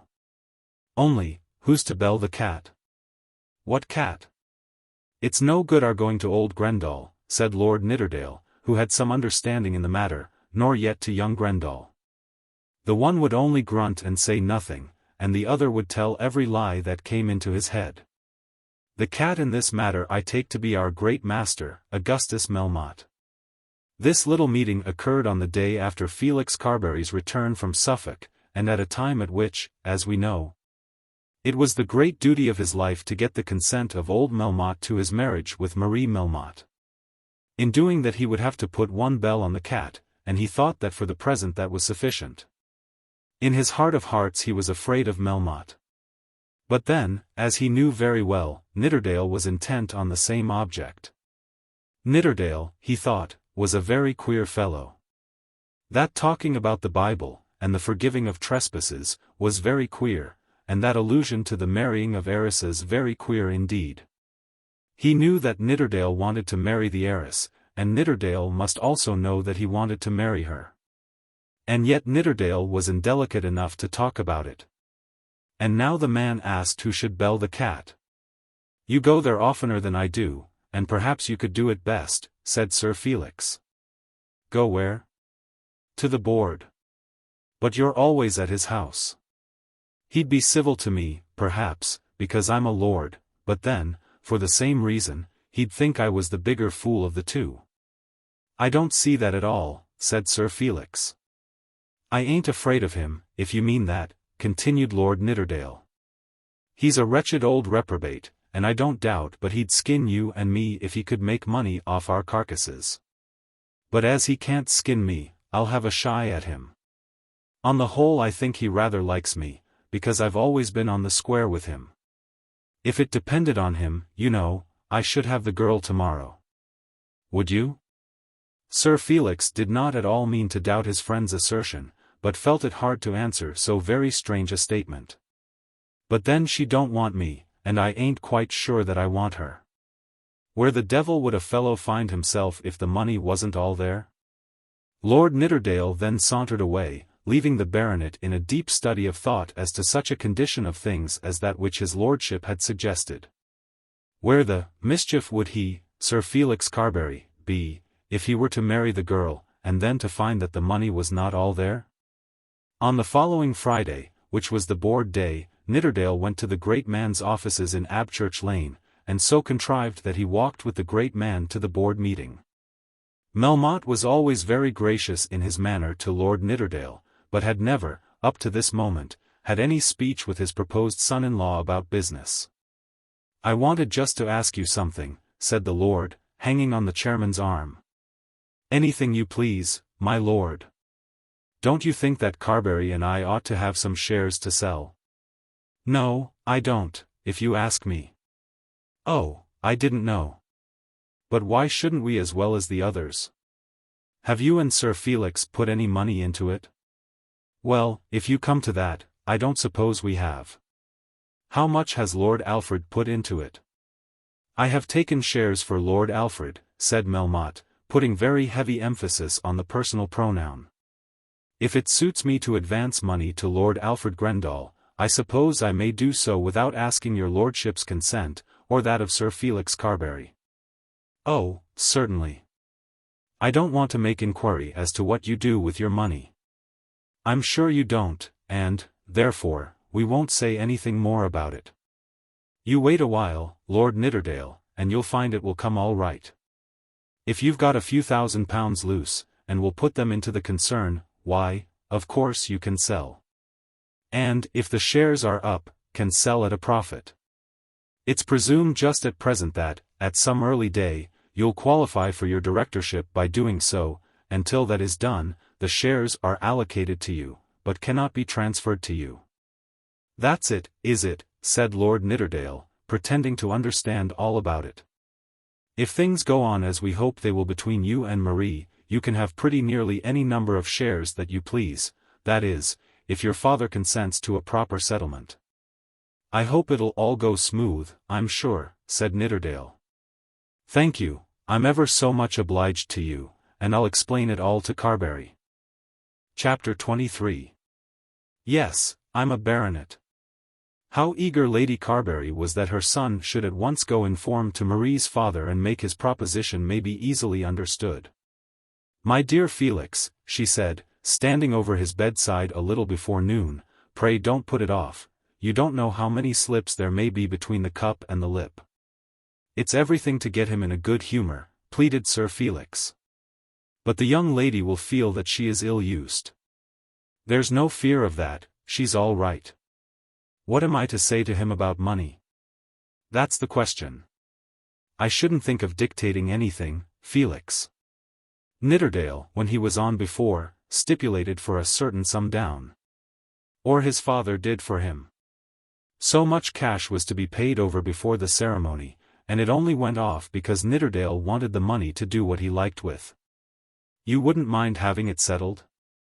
No, I'd consent to that on condition that the money was paid down, and the income insured to me, say £7,000 or £8,000 a year. I wouldn't do it for less, mother, it wouldn't be worth while. But you have nothing left of your own. I've got a throat that I can cut, and brains that I can blow out, said the son, using an argument which he conceived might be efficacious with his mother. Though, had she known him, she might have been sure that no man lived less likely to cut his own throat or blow out his own brains. Oh, Felix! How brutal it is to speak to me in that way. It may be brutal, but you know, mother, business is business. You want me to marry this girl because of her money. You want to marry her yourself. I'm quite a philosopher about it. I want her money, and when one wants money, one should make up one's mind how much or how little one means to take, and whether one is sure to get it. I don't think there can be any doubt. If I were to marry her, and if the money wasn't there, it would be very like cutting my throat then, mother. If a man plays and loses, he can play again and perhaps win. But when a fellow goes in for an heiress, and gets the wife without the money, he feels a little hampered, you know. Of course he'd pay the money first. It's very well to say that. Of course he ought, but it would be rather awkward to refuse to go into church after everything had been arranged because the money hadn't been paid over. He's so clever, that he'd contrive that a man shouldn't know whether the money had been paid or not. You can't carry £10,000 a year about in your pocket, you know. If you'll go, mother, perhaps I might think of getting up. Lady Carbury saw the danger, and turned over the affair on every side in her own mind. But she could also see the house in Grosvenor Square, the expenditure without limit, the congregating duchesses, the general acceptation of the people, and the mercantile celebrity of the man. And she could weigh against that the absolute pennilessness of her baronet son. As he was, his condition was hopeless. Such a one must surely run some risk. The embarrassments of such a man as Lord Nidderdale were only temporary. There were the family estates, and the marquisate, and a golden future for him. But there was nothing coming to Felix in the future. All the goods he would ever have of his own, he had now, position, a title, and a handsome face. Surely he could afford to risk something. Even the ruins and wreck of such wealth as that displayed in Grosvenor Square would be better than the baronet's present condition. And then, though it was possible that old Melmotte should be ruined some day, there could be no doubt as to his present means. And would it not be probable that he would make hay while the sun shone by securing his daughter's position? She visited her son again on the next morning, which was Sunday, and again tried to persuade him to the marriage. "I think you should be content to run a little risk," she said. Sir Felix had been unlucky at cards on Saturday night, and had taken, perhaps, a little too much wine. He was at any rate sulky, and in a humor to resent interference. "I wish you'd leave me alone," he said, "to manage my own business." "Is it not my business too?" "No, you haven't got to marry her, and to put up with these people. I shall make up my mind what to do myself, and I don't want anybody to meddle with me." "You ungrateful boy. I understand all about that. Of course I'm ungrateful when I don't do everything just as you wish it. You don't do any good. You only set me against it all. How do you expect to live, then? Are you always to be a burden on me and your sister? I wonder that you've no shame. Your cousin Roger is right.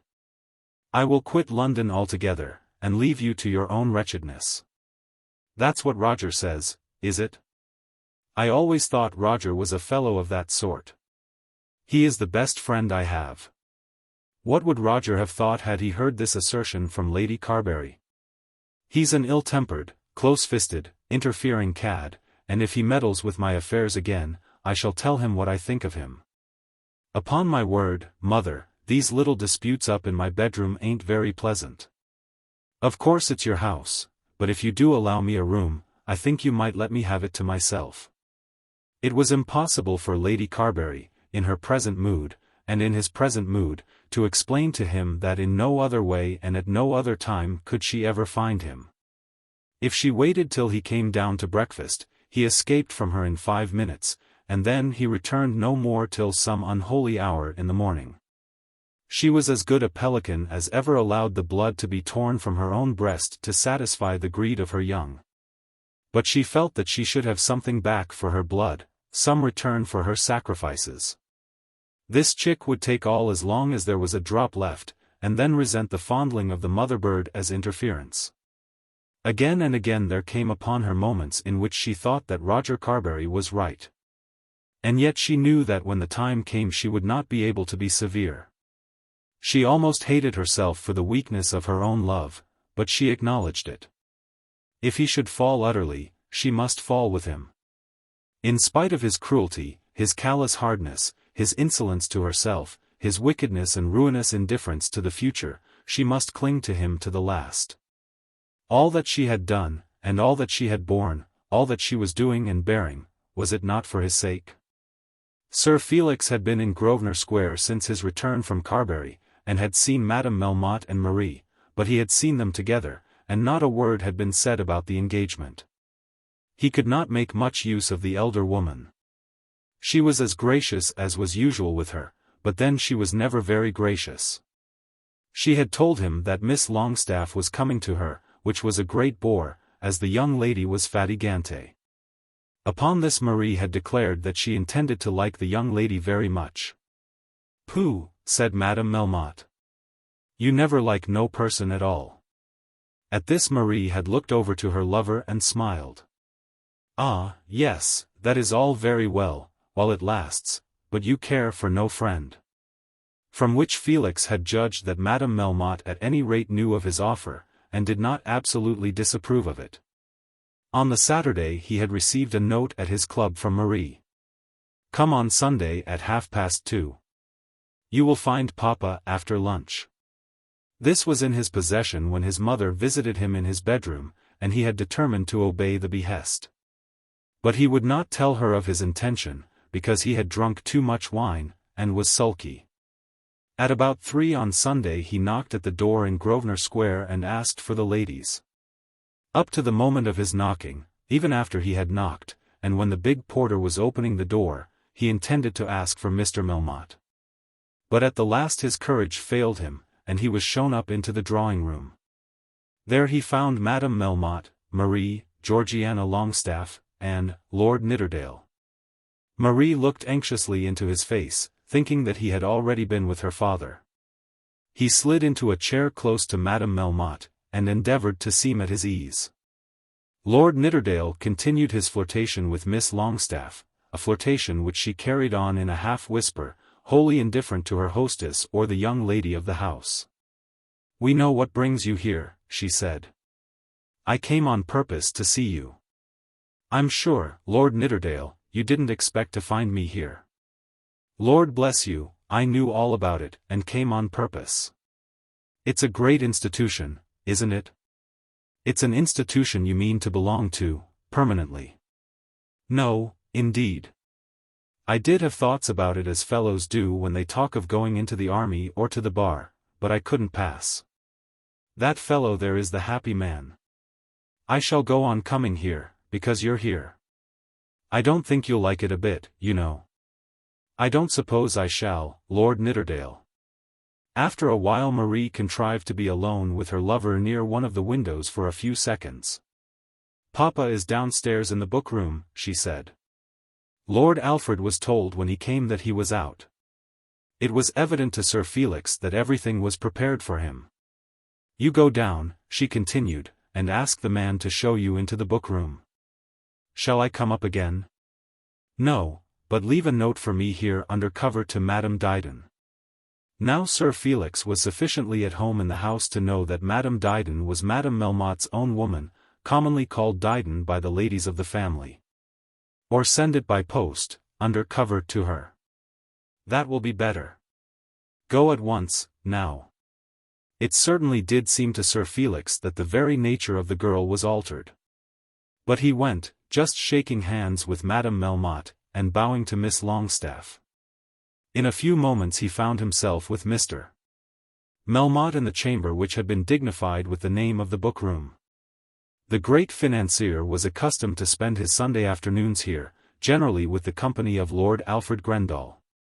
It may be supposed that he was meditating on millions, and arranging the prices of money and funds for the New York, Paris, and London exchanges.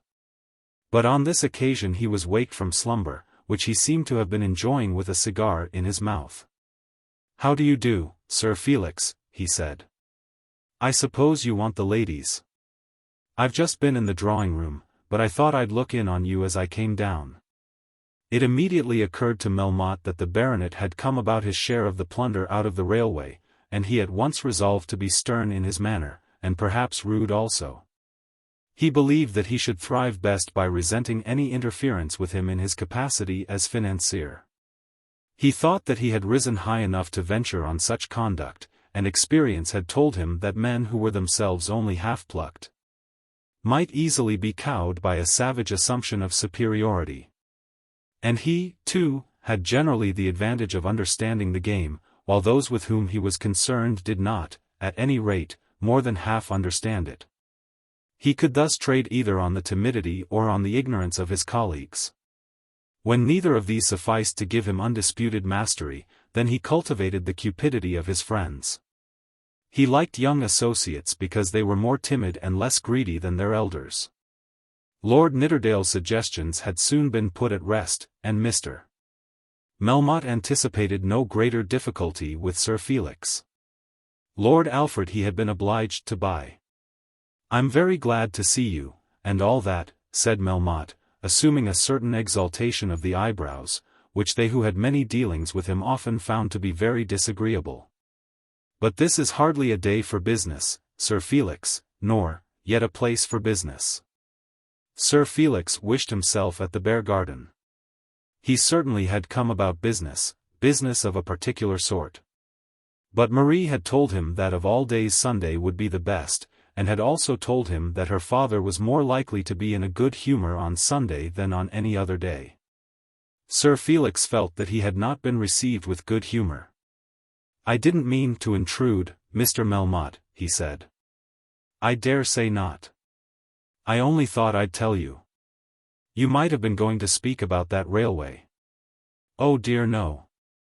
Your mother was saying to me down in the country that she hoped you attended to the business." "I told her that there was nothing to attend to." "My mother doesn't understand anything at all about it," said Sir Felix. "Women never do." "Well, what can I do for you, now that you are here?" "Mr. Melmotte, I'm come to, in short, Mr. Melmotte, I want to propose myself as a suitor for your daughter's hand." "The D, you do?" "Well, yes. And we hope you'll give us your consent." "She knows you're coming then?" "Yes, she knows." "And my wife, does she know?" "I've never spoken to her about it." "Perhaps Miss Melmotte has." "And how long have you and she understood each other?" "I've been attached to her ever since I saw her," said Sir Felix. "I have indeed. I've spoken to her sometimes. You know how that kind of thing goes on." "I'm blessed if I do. I know how it ought to go on. I know that when large sums of money are supposed to be concerned, the young man should speak to the father before he speaks to the girl. He's a fool if he don't, if he wants to get the father's money." "So she has given you a promise?" "I don't know about a promise." "Do you consider that she's engaged to you?" "Not if she's disposed to get out of it," said Sir Felix, hoping that he might thus ingratiate himself with the father. "Of course, I should be awfully disappointed." "She has consented to your coming to me?" "Well, yes, in a sort of a way." "Of course she knows that it all depends on you." "Not at all. She's of age. If she chooses to marry you, she can marry you. If that's all you want, her consent is enough." "You're a baronet, I believe." "Oh, yes, I'm a baronet." "And therefore you've come to your own property. You haven't to wait for your father to die, and I dare say you are indifferent about money." This was a view of things which Sir Felix felt that he was bound to dispel, even at the risk of offending the father. "Not exactly that," he said. "I suppose you will give your daughter a fortune, of course. Then I wonder you didn't come to me before you went to her." "If my daughter marries to please me, I shall give her money, no doubt. How much is neither here nor there. If she marries to please herself, without considering me, I shan't give her a farthing." "I had hoped that you might consent, Mr. Melmotte." "I've said nothing about that." "It is possible. You're a man of fashion and have a title of your own, and no doubt a property. If you'll show me that you've an income fit to maintain her, I'll think about it at any rate." "What is your property, Sir Felix?" What could 3,000 or 4,000 a year, or even 5 or 6, matter to a man like Melmotte? It was thus that Sir Felix looked at it. When a man can hardly count his millions, he ought not to ask questions about trifling sums of money. But the question had been asked, and the asking of such a question was no doubt within the prerogative of a proposed father-in-law. At any rate, it must be answered. For a moment it occurred to Sir Felix that he might conveniently tell the truth. It would be nasty for the moment, but there would be nothing to come after.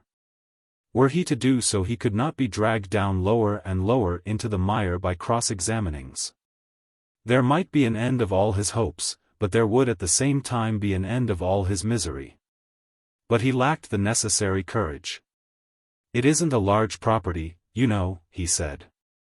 "Not like the Marquis of Westminster's, I suppose," said the horrid, big, rich scoundrel. "No. Not quite like that," said Sir Felix, with a sickly laugh. "But you have got enough to support a baronet's title?" "That depends on how you want to support it," said Sir Felix, putting off the evil day. "Where's your family seat?" "Carbury Manor, down in Suffolk, near the Longestaffes, is the old family place." "That doesn't belong to you," said Melmotte, very sharply. "No, not yet. But I'm the heir." Perhaps if there is one thing in England more difficult than another to be understood by men born and bred out of England, it is the system under which titles and property descend together. Or in various lines. The jurisdiction of our courts of law is complex, and so is the business of Parliament. But the rules regulating them, though anomalous, are easy to the memory compared with the mixed anomalies of the peerage and primogeniture. They who are brought up among it, learn it as children do a language, but strangers who begin the study in advanced life, seldom make themselves perfect in it. It was everything to Melmotte that he should understand the ways of the country which he had adopted, and when he did not understand, he was clever at hiding his ignorance. Now he was puzzled. He knew that Sir Felix was a baronet, and therefore presumed him to be the head of the family. He knew that Carbury Manor belonged to Roger Carbury, and he judged by the name it must be an old family property. And now the baronet declared that he was heir to the man who was simply an esquire. "Oh, the heir are you? But how did he get it before you? You're the head of the family?" "Yes, I am the head of the family, of course," said Sir Felix, lying directly. "But the place won't be mine till he dies. It would take a long time to explain it all. He's a young man, isn't he?" "No, not what you'd call a young man. He isn't very old. If he were to marry and have children, how would it be then?" Sir Felix was beginning to think that he might have told the truth with discretion. "I don't quite know how it would be. I have always understood that I am the heir. It's not very likely that he will marry. And in the meantime, what is your own property?" "My father left me money in the funds and in railway stock, and then I am my mother's heir." "You have done me the honor of telling me that you wish to marry my daughter." "Certainly. Would you then object to inform me the amount and nature of the income on which you intend to support your establishment as a married man? I fancy that the position you assume justifies the question on my part." The bloated swindler, the vile city ruffian, was certainly taking a most ungenerous advantage of the young aspirant for wealth. It was then that Sir Felix felt his own position. Was he not a baronet, and a gentleman, and a very handsome fellow, and a man of the world who had been in a crack regiment? If this surfeited sponge of speculation, this crammed commercial cormorant, wanted more than that for his daughter, why could he not say so without asking disgusting questions such as these, questions which it was quite impossible that a gentleman should answer? Was it not sufficiently plain that any gentleman proposing to marry the daughter of such a man as Melmotte, must do so under the stress of pecuniary embarrassment? Would it not be an understood bargain that as he provided the rank and position, she would provide the money? And yet the vulgar wretch took advantage of his assumed authority to ask these dreadful questions. Sir Felix stood silent, trying to look the man in the face, but failing. Wishing that he was well out of the house, and at the Beargarden. "You don't seem to be very clear about your own circumstances, Sir Felix. Perhaps you will get your lawyer to write to me." "Perhaps that will be best," said the lover. "Either that, or to give it up. My daughter, no doubt, will have money, but money expects money." At this moment Lord Alfred entered the room. "You're very late today, Alfred. Why didn't you come as you said you would?" "I was here more than an hour ago, and they said you were out." "I haven't been out of this room all day, except to lunch." "Good morning, Sir Felix. Ring the bell, Alfred, and we'll have a little soda and brandy." Sir Felix had gone through some greeting with his fellow director, Lord Alfred, and at last succeeded in getting Melmotte to shake hands with him before he went. "Do you know anything about that young fellow?" Melmotte asked as soon as the door was closed. "He's a baronet without a shilling. Was in the army and had to leave it," said Lord Alfred as he buried his face in a big tumbler. "Without a shilling? I supposed so. But he's heir to a place down in Suffolk, eh?" "Not a bit of it. It's the same name, and that's about all. Mr. Carbury has a small property there, and he might give it to me tomorrow. I wish he would, though there isn't much of it. That young fellow has nothing to do with it whatever. Hasn't he now?" Mr. Melmotte, as he speculated upon it, almost admired the young man's impudence. Chapter 24. Miles Grendall's Triumph. Sir Felix as he walked down to his club felt that he had been checkmated, and was at the same time full of wrath at the insolence of the man who had so easily beaten him. Out of the field. As far as he could see, the game was over. No doubt he might marry Marie Melmotte. The father had told him so much himself, and he perfectly believed the truth of that oath which Marie had sworn. He did not doubt but that she'd stick to him close enough. She was in love with him, which was natural, and was a fool, which was perhaps also natural. But romance was not the game which he was playing. People told him that when girls succeeded in marrying without their parents' consent, fathers were always constrained to forgive them at last. That might be the case with ordinary fathers. But Melmotte was decidedly not an ordinary father. He was, so Sir Felix declared to himself, perhaps the greatest brute ever created. Sir Felix could not but remember that elevation of the eyebrows, and the brazen forehead, and the hard mouth. He had found himself quite unable to stand up against Melmotte, and now he cursed and swore at the man as he was carried down to the Beargarden in a cab. But what should he do? Should he abandon Marie Melmotte altogether, never go to Grosvenor Square again, and drop the whole family, including the Great Mexican Railway? Then an idea occurred to him. Nidderdale had explained to him the result of his application for shares. You see, we haven't bought any and therefore can't sell any. There seems to be something in that. I shall explain it all to my governor, and get him to go a thou or two.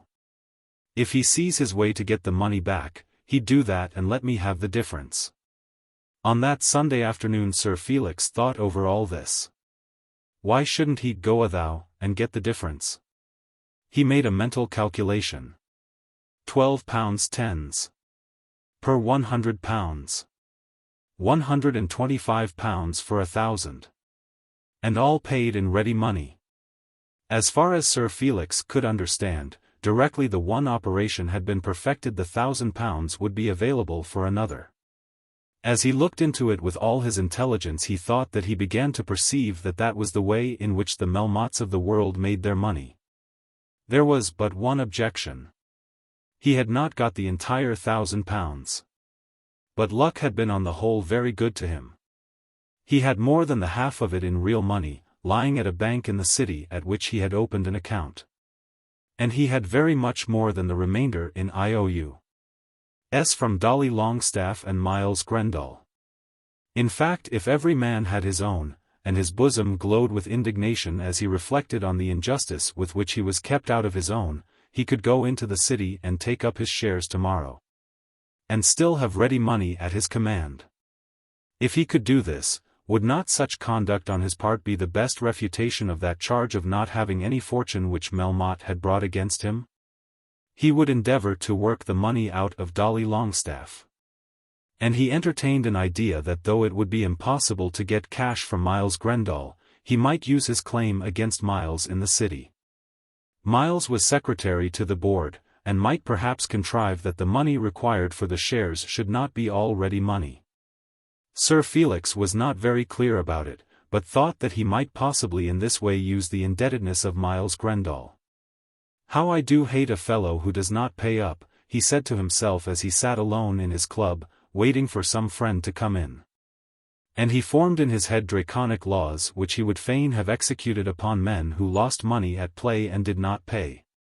How the deuce fellows can look one in the face, is what I can't understand, he said to himself. He thought over this great stroke of exhibiting himself to Melmotte as a capitalist till he gave up his idea of abandoning his suit. So he wrote a note to Marie Melmotte in accordance with her instructions. Dear M. Your father cut up very rough, about money. Perhaps you had better see him yourself, or would your mother? Yours always. F. This, as directed, he put under cover to Madame Diden, Grosvenor Square, and posted at the club. He had put nothing at any rate in the letter which could commit him. There was generally on Sundays a house dinner, so called, at 8 o'clock. 5 or 6 men would sit down, and would always gamble afterwards. On this occasion Dolly Longstaff sauntered in at about 7 in quest of sherry and bitters, and Felix found the opportunity a good one to speak of his money. You couldn't cash your IOUs for me tomorrow, could you? Tomorrow? Oh, Lord! I'll tell you why. You know I'd tell you anything because I think we are really friends. I'm after that daughter of Melmotte's. I'm told you're to have her. I don't know about that. I mean to try at any rate. I've gone in, you know, for that board in the city. I don't know anything about boards, my boy. Yes, you do, Dolly. You remember that American fellow, Montague's friend, that was here one night and won all our money. The chap that had the waistcoat, and went away in the morning to California. Fancy starting to California after a hard night. I always wondered whether he got there alive. Well, I can't explain to you all about it, because you hate those kinds of things. And because I am such a fool. I don't think you're a fool at all, but it would take a week. But it's absolutely essential for me to take up a lot of shares in the city tomorrow, or perhaps Wednesday might do. I'm bound to pay for them, and old Melmotte will think that I'm utterly hard up if I don't. Indeed, he said as much, and the only objection about me and this girl of his is as to money. Can't you understand, now, how important it may be? It's always important to have a lot of money. I know that. I shouldn't have gone in for this kind of thing if I hadn't thought I was sure. You know how much you owe me, don't you? Not in the least. It's about £1,100. I shouldn't wonder. And Miles Grendall owes me 2,000. Groslow and Nidderdale, when they lose, always pay with Miles's IOUs. So should I, if I had them. It'll come to that soon, that there won't be any other stuff going, and they really ain't worth anything. I don't see what's the use of playing when this rubbish is shoved about the table. As for Grendall himself, he has no feeling about it. Not the least, I should say. You'll try and get me the money, won't you, Dolly? Melmotte has been at me twice. He wants me to agree to sell something. He's an old thief, and of course he means to rob me. You may tell him that if he'll let me have the money in the way I've proposed, you are to have £1,000 out of it. I don't know any other way. You could write me that, in a business sort of way. I couldn't do that, Carbury. What's the use? I never write any letters. I can't do it. You tell him that. And if the sale comes off, I'll make it straight. Miles Grendall also dined there, and after dinner, in the smoking room, Sir Felix tried to do a little business with the secretary. He began his operations with unusual courtesy, believing that the man must have some influence with the great distributor of shares. I'm going to take up my shares in that company, said Sir Felix.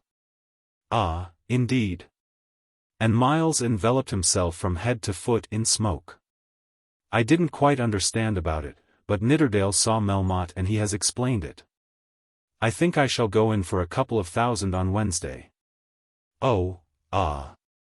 It will be the proper thing to do, won't it? Very good thing to do. Miles Grendall smoked harder and harder as the suggestions were made to him. Is it always ready money? Always ready money, said Miles, shaking his head, as though in reprobation of so abominable an institution. I suppose they allow some time to their own directors, if a deposit, say 50%, is made for the shares. They'll give you half the number, which would come to the same thing. Sir Felix turned this over in his mind, but let him look at it as he would, could not see the truth of his companion's remark. You know I should want to sell again, for the rise. Oh. You'll want to sell again. And therefore I must have the full number. You could sell half the number, you know, said Miles. I'm determined to begin with 10 shares, that's £1,000. Well. I have got the money, but I don't want to draw out so much. Couldn't you manage for me that I should get them on paying 50% down? Melmotte does all that himself. You could explain, you know, that you are a little short in your own payments to me. This Sir Felix said, thinking it to be a delicate mode of introducing his claim upon the secretary. That's private, said Miles, frowning. Of course it's private, but if you would pay me the money I could buy the shares with it, though they are public. I don't think we could mix the two things together, Carbury. You can't help me? Not in that way. Then, when the deuce will you pay me what you owe me? Sir Felix was driven to this plain expression of his demand by the impassibility of his debtor. Here was a man who did not pay his debts of honor, who did not even propose any arrangement for paying them. And who yet had the impudence to talk of not mixing up private matters with affairs of business? It made the young baronet very sick. Miles Grendall smoked on in silence. There was a difficulty in answering the question, and he therefore made no answer. "Do you know how much you owe me?" continued the baronet, determined to persist now that he had commenced the attack. There was a little crowd of other men in the room, and the conversation about the shares had been commenced in an undertone. These two last questions Sir Felix had asked in a whisper, but his countenance showed plainly that he was speaking in anger. "Of course I know," said Miles. "Well? I'm not going to talk about it here." "Not going to talk about it here?" "No. This is a public room." "I am going to talk about it," said Sir Felix, raising his voice.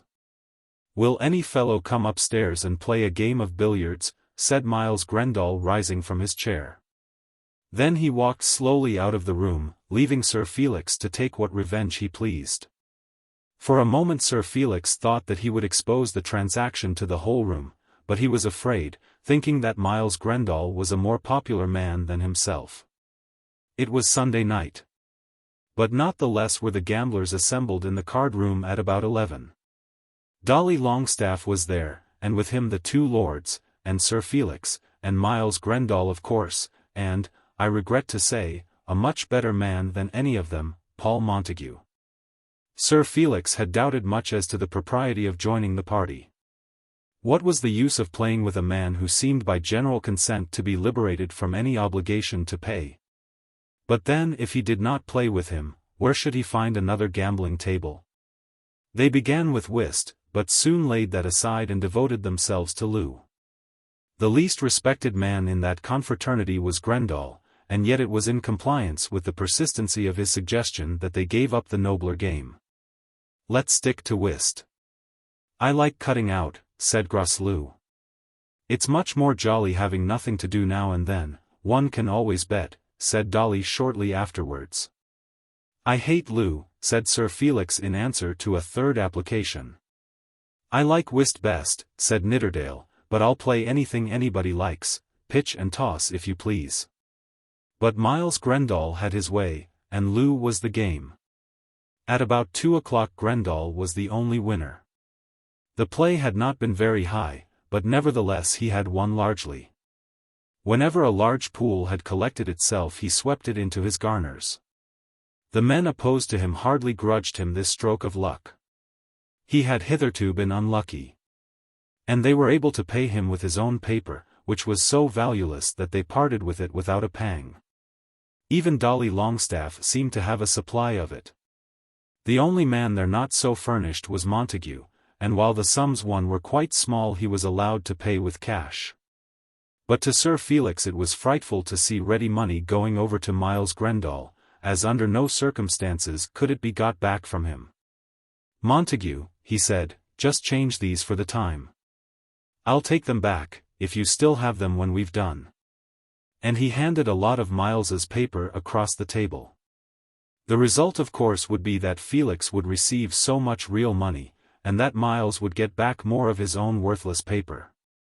To Montague it would make no difference, and he did as he was asked, or rather was preparing to do so, when Miles interfered. On what principle of justice could Sir Felix come between him and another man? "I don't understand this kind of thing," he said. "When I win from you, Carbury, I'll take my IOUs, as long as you have any. By George, that's kind. But I won't have them handed about the table to be changed." "Pay them yourself, then," said Sir Felix, laying a handful down on the table.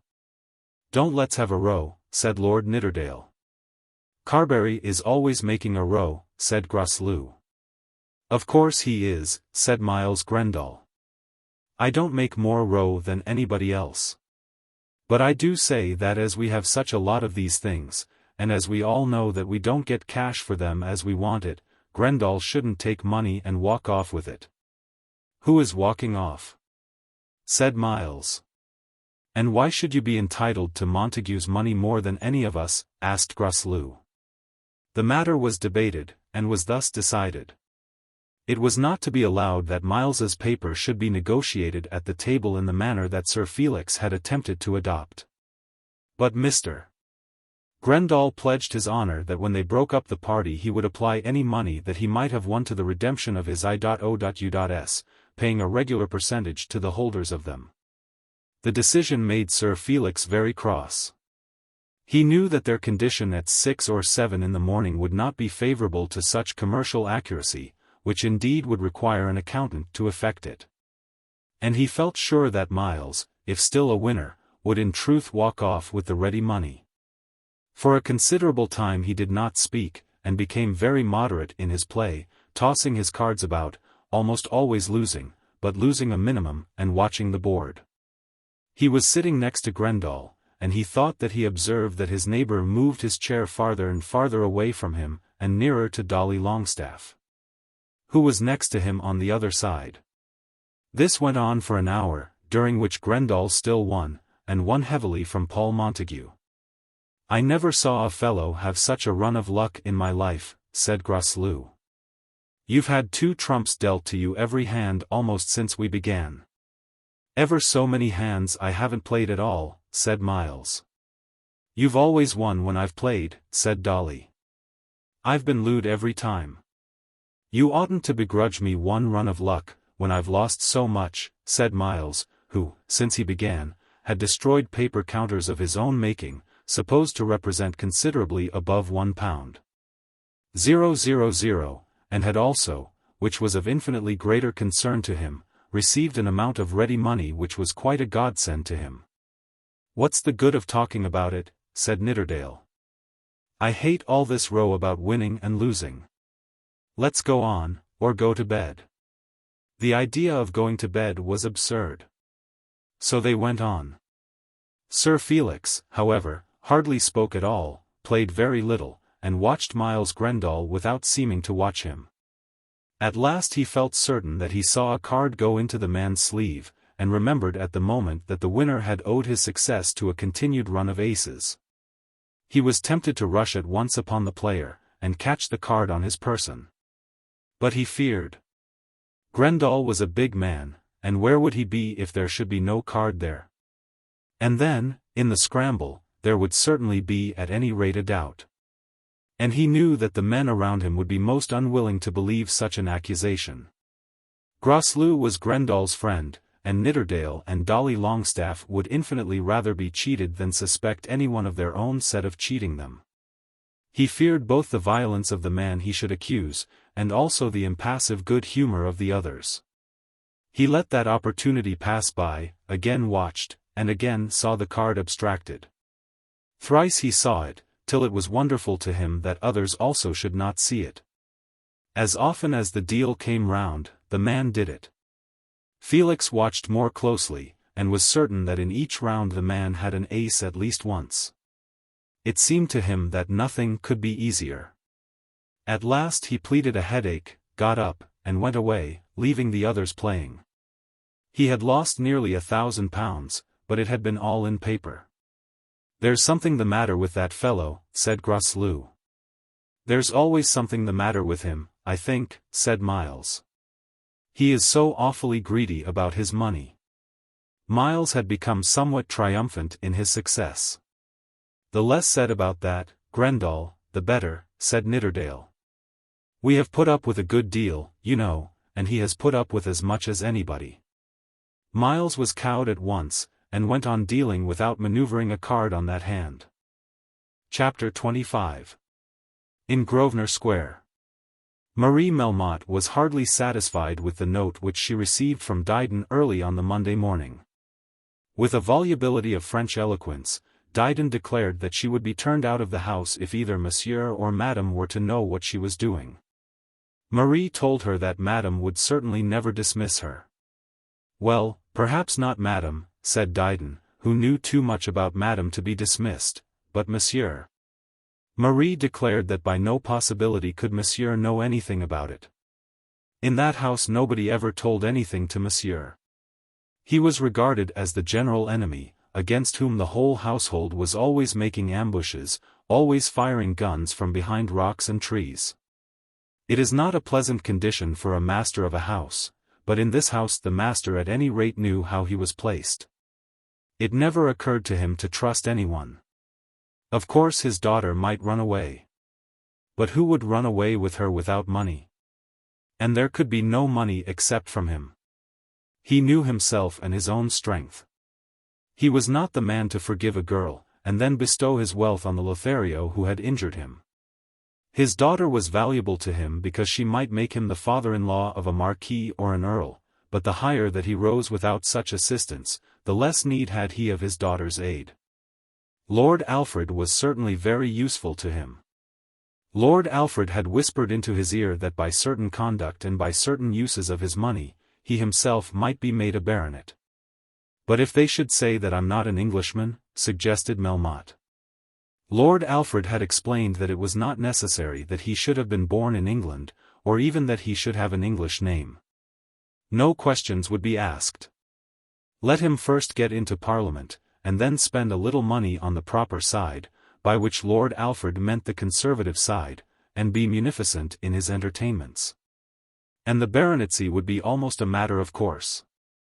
Indeed, there was no knowing what honours might not be achieved in the present days by money scattered with a liberal hand.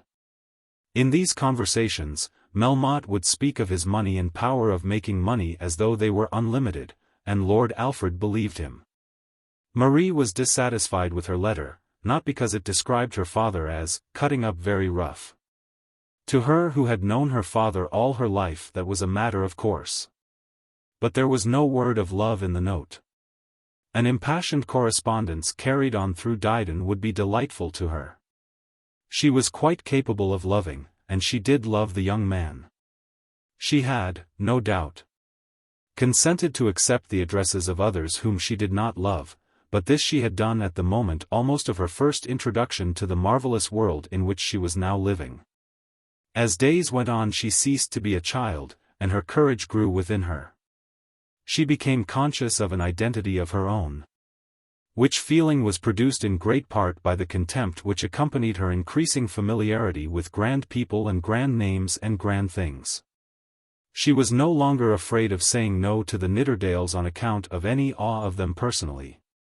It might be that she should acknowledge herself to be obliged to obey her father, though she was drifting away even from the sense of that obligation. Had her mind been as it was now when Lord Nidderdale first came to her, she might indeed have loved him, who, as a man, was infinitely better than Sir Felix, and who, had he thought it to be necessary, would have put some grace into his love-making. But at that time she had been childish. He, finding her to be a child, had hardly spoken to her. And she, child though she was, had resented such usage. But a few months in London had changed all this, and now she was a child no longer. She was in love with Sir Felix, and had told her love. Whatever difficulties there might be, she intended to be true. If necessary, she would run away. Sir Felix was her idol, and she abandoned herself to its worship. But she desired that her idol should be of flesh and blood, and not of wood. She was at first half inclined to be angry. But as she sat with his letter in her hand, she remembered that he did not know Dryden as well as she did, and that he might be afraid to trust his raptures to such custody. She could write to him at his club, and having no such fear, she could write warmly. Grosvenor Square. Early Monday morning. Dearest, dearest Felix. I have just got your note. Such a scrap. Of course Papa would talk about money because he never thinks of anything else. I don't know anything about money, and I don't care in the least how much you have got. Papa has got plenty, and I think he would give us some if we were once married. I have told Mamma, but Mamma is always afraid of everything. Papa is very cross to her sometimes, more so than to me. I will try to tell him, though I can't always get at him. I very often hardly see him all day long. But I don't mean to be afraid of him, and will tell him that on my word and honor I will never marry anyone except you. I don't think he will beat me, but if he does, I'll bear it, for your sake. He does beat Mamma sometimes, I know. You can write to me quite safely through Dryden. I think if you would call some day and give her something, it would help, as she is very fond of money. Do write and tell me that you love me.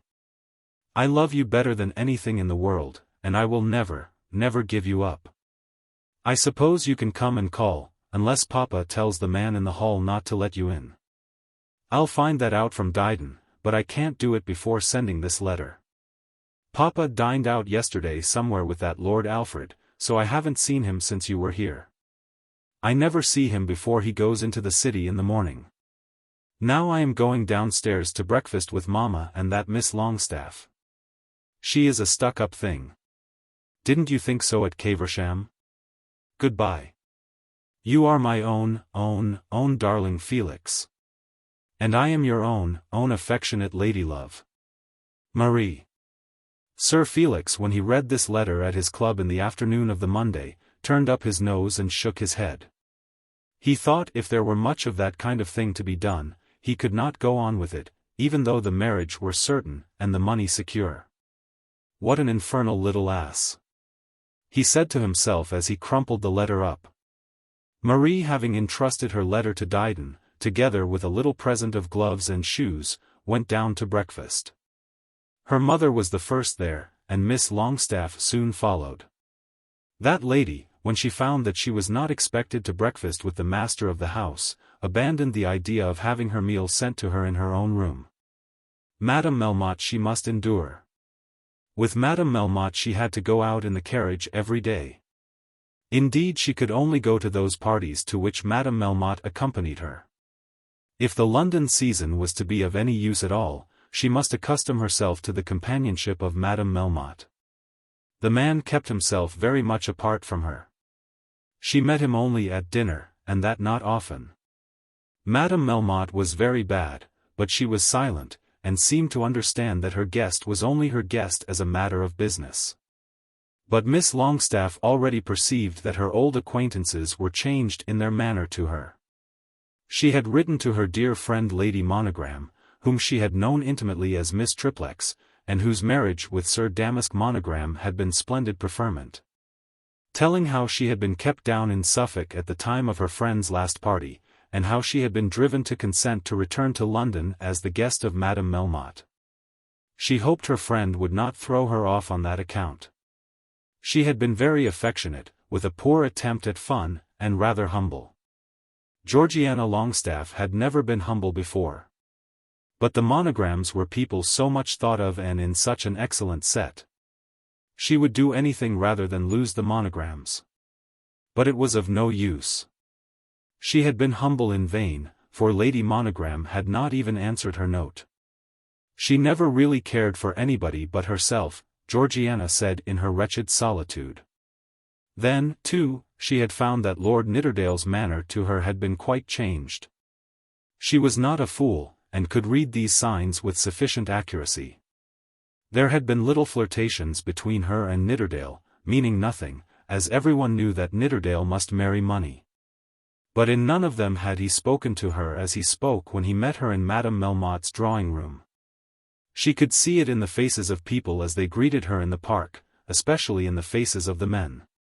She had always carried herself with a certain high demeanor, and had been able to maintain it. All that was now gone from her, and she knew it. Though the thing was as yet but a few days old, she understood that others understood that she had degraded herself. "What's all this about?"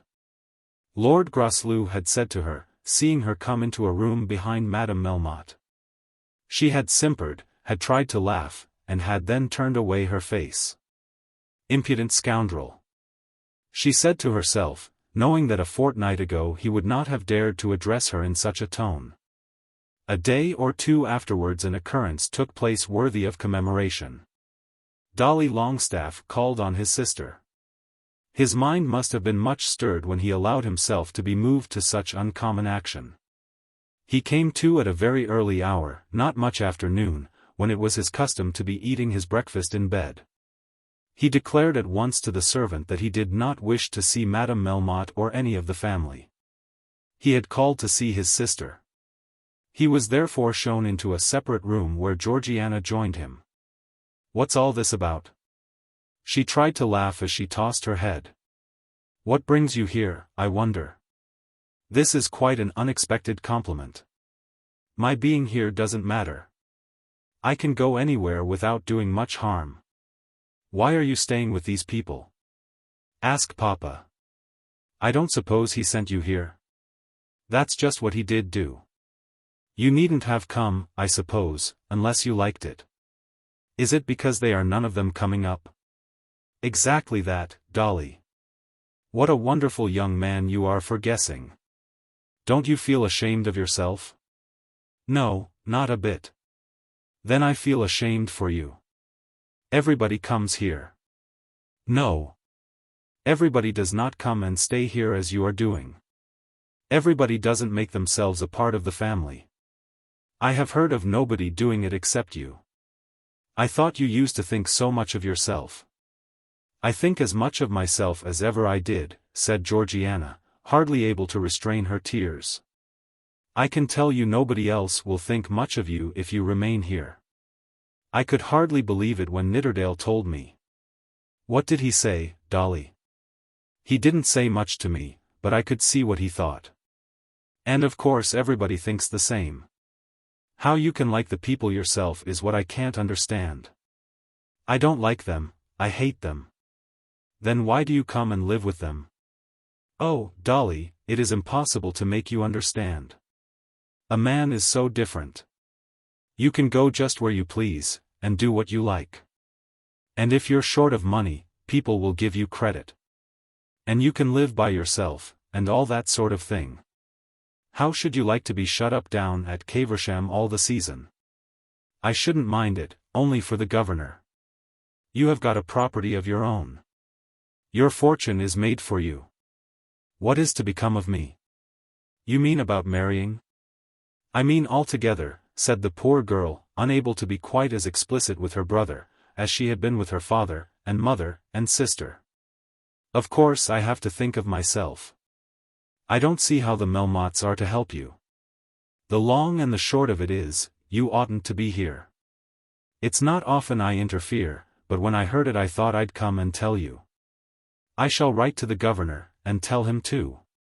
He should have known better. Don't write to Papa, Dolly. Yes, I shall. I am not going to see everything going to the devil without saying a word. Goodbye. As soon as he had left he hurried down to some club that was open, not the Beargarden, as it was long before the Beargarden hours, and actually did write a letter to his father. My dear father. I have seen Georgiana at Mr. Melmotte's house. She ought not to be there. I suppose you don't know it, but everybody says he's a swindler. For the sake of the family I hope you will get her home again. It seems to me that Bruton Street is the proper place for the girls at this time of the year. Your affectionate son, Adolphus Longestaffe. This letter fell upon old Mr. Longestaffe at Caversham like a thunderbolt. It was marvellous to him that his son should have been instigated to write a letter. The Melmottes must be very bad indeed, worse than he had thought, or their iniquities would not have brought about such energy as this. But the passage which angered him most was that which told him that he ought to have taken his family back to town. This had come from his son, who had refused to do anything to help him in his difficulties. Chapter 26. Mrs. Hurtle. Paul Montague at this time lived in comfortable lodgings in Sackville Street, and ostensibly the world was going well with him. But he had many troubles. His troubles in reference to Fisker, Montague, and also their consolation, are already known to the reader. He was troubled too about his love, though when he allowed his mind to expatiate on the success of the great railway he would venture to hope that on that side his life might perhaps be blessed. Henrietta had at any rate as yet showed no disposition to accept her cousin's offer. He was troubled too about the gambling, which he disliked, knowing that in that direction there might be speedy ruin, and yet returning to it from day to day in spite of his own conscience. But there was yet another trouble which culminated just at this time. One morning, not long after that Sunday night which had been so wretchedly spent at the Beargarden, he got into a cab in Piccadilly and had himself taken to a certain address in Islington. Here he knocked at a decent, modest door, at such a house as men live in with 200 or 300 a year, and asked for Mrs. Hurtle. Yes, Mrs. Hurtle lodged there, and he was shown into the drawing-room. There he stood by the round table for a quarter of an hour turning over the lodging-house books which lay there, and then Mrs. Hurtle entered the room. Mrs. Hurtle was a widow whom he had once promised to marry. "Paul," she said, with a quick, sharp voice, but with a voice which could be very pleasant when she pleased, taking him by the hand as she spoke, "Paul, say that that letter of yours must go for nothing. Say that it shall be so, and I will forgive everything." "I cannot say that," he replied, laying his hand in hers. "You cannot say it. What do you mean? Will you dare to tell me that your promises to me are to go for nothing?" "Things are changed," said Paul hoarsely. He had come thither at her bidding because he had felt that to remain away would be cowardly, but the meeting was inexpressibly painful to him. He did think that he had sufficient excuse for breaking his troth to this woman, but the justification of his conduct was founded on reasons which he hardly knew how to plead to her.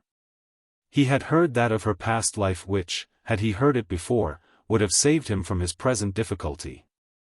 But he had loved her, did love her in a certain fashion. And her offences, such as they were, did not debar her from his sympathies. "How are they changed?" "I am 2 years older, if you mean that."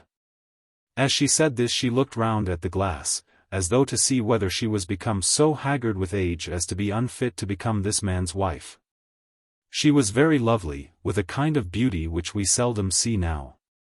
In these days men regard the form and outward lines of a woman's face and figure more than either the color or the expression, and women fit themselves to men's eyes. With padding and false hair without limit a figure may be constructed of almost any dimensions.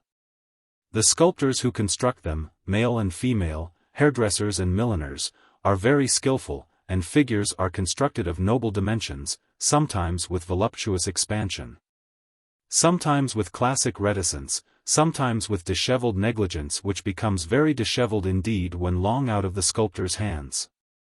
Colors indeed are added, but not the colors which we used to love. The taste for flesh and blood has for the day given place to an appetite for horsehair and pearl powder. But Mrs. Hurtle was not a beauty after the present fashion. She was very dark, a dark brunette, with large round blue eyes, that could indeed be soft, but could also be very severe. Her silken hair, almost black, hung in 1,000 curls all round her head and neck. Her cheeks and lips and neck were full, and the blood would come and go, giving a varying expression to her face with almost every word she spoke. Her nose also was full, and had something of the pug. But nevertheless it was a nose which any man who loved her would swear to be perfect. Her mouth was large, and she rarely showed her teeth. Her chin was full, marked by a large dimple, and as it ran down to her neck was beginning to form a second. Her bust was full and beautifully shaped. But she invariably dressed as though she were oblivious, or at any rate neglectful, of her own charms. Her dress, as Montague had seen her, was always black, not a sad weeping widow's garment, but silk or woolen or cotton as the case might be, always new, always nice, always well-fitting. And most especially always simple. She was certainly a most beautiful woman, and she knew it. She looked as though she knew it, but only after that fashion in which a woman ought to know it. Of her age she had never spoken to Montague. She was in truth over 30, perhaps almost as near 35 as 30. But she was one of those whom years hardly seem to touch. "You are beautiful as ever you were," he said. "Pshaw! Do not tell me of that. I care nothing for my beauty unless it can bind me to your love. Sit down there and tell me what it means." Then she let go his hand, and seated herself opposite to the chair which she gave him. "I told you in my letter." "You told me nothing in your letter, except that it was to be off." "Why is it to be off? Do you not love me?" Then she threw herself upon her knees, and leaned upon his, and looked up in his face. "Paul," she said, "I have come again across the Atlantic on purpose to see you, after so many months, and will you not give me one kiss? Even though you should leave me forever, give me one kiss." Of course he kissed her, not once, but with a long, warm embrace. How could it have been otherwise?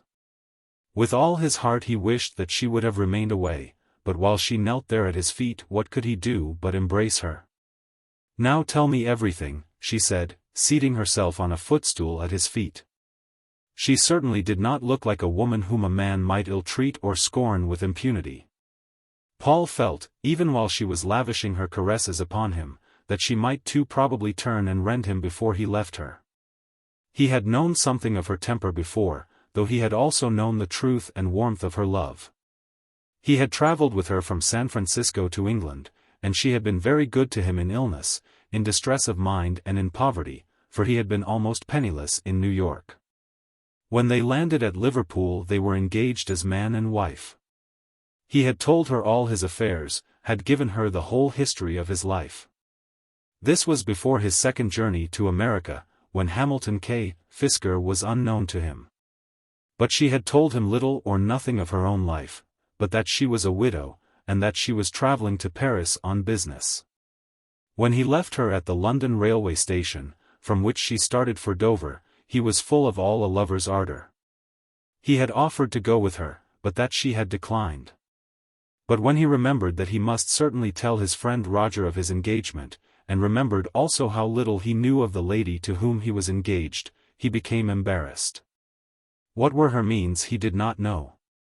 He did know that she was some years older than himself, and that she had spoken hardly a word to him of her own family. She had indeed said that her husband had been one of the greatest miscreants ever created, and had spoken of her release from him as the one blessing she had known before she had met Paul Montague. But it was only when he thought of all this after she had left him, only when he reflected how bald was the story which he must tell Roger Carbury, that he became dismayed. Such had been the woman's cleverness, such her charm, so great her power of adaptation, that he had passed weeks in her daily company, with still progressing intimacy and affection, without feeling that anything had been missing. He had told his friend, and his friend had declared to him that it was impossible that he should marry a woman whom he had met in a railway train without knowing something about her. Roger did all he could to persuade the lover to forget his love, and partially succeeded. It is so pleasant and so natural that a young man should enjoy the company of a clever, beautiful woman on a long journey, so natural that during the journey he should allow himself to think that she may during her whole life be all in all to him as she is at that moment. And so natural again that he should see his mistake when he has parted from her. But Montague, though he was half false to his widow, was half true to her. He had pledged his word, and that he said ought to bind him. Then he returned to California, and learned through the instrumentality of Hamilton K. Fisker, that in San Francisco Mrs. Hurtle was regarded as a mystery. Some people did not quite believe that there ever had been a Mr. Hurtle. Others said that there certainly had been a Mr. Hurtle, and that to the best of their belief he still existed. The fact, however, best known of her was, that she had shot a man through the head somewhere in Oregon.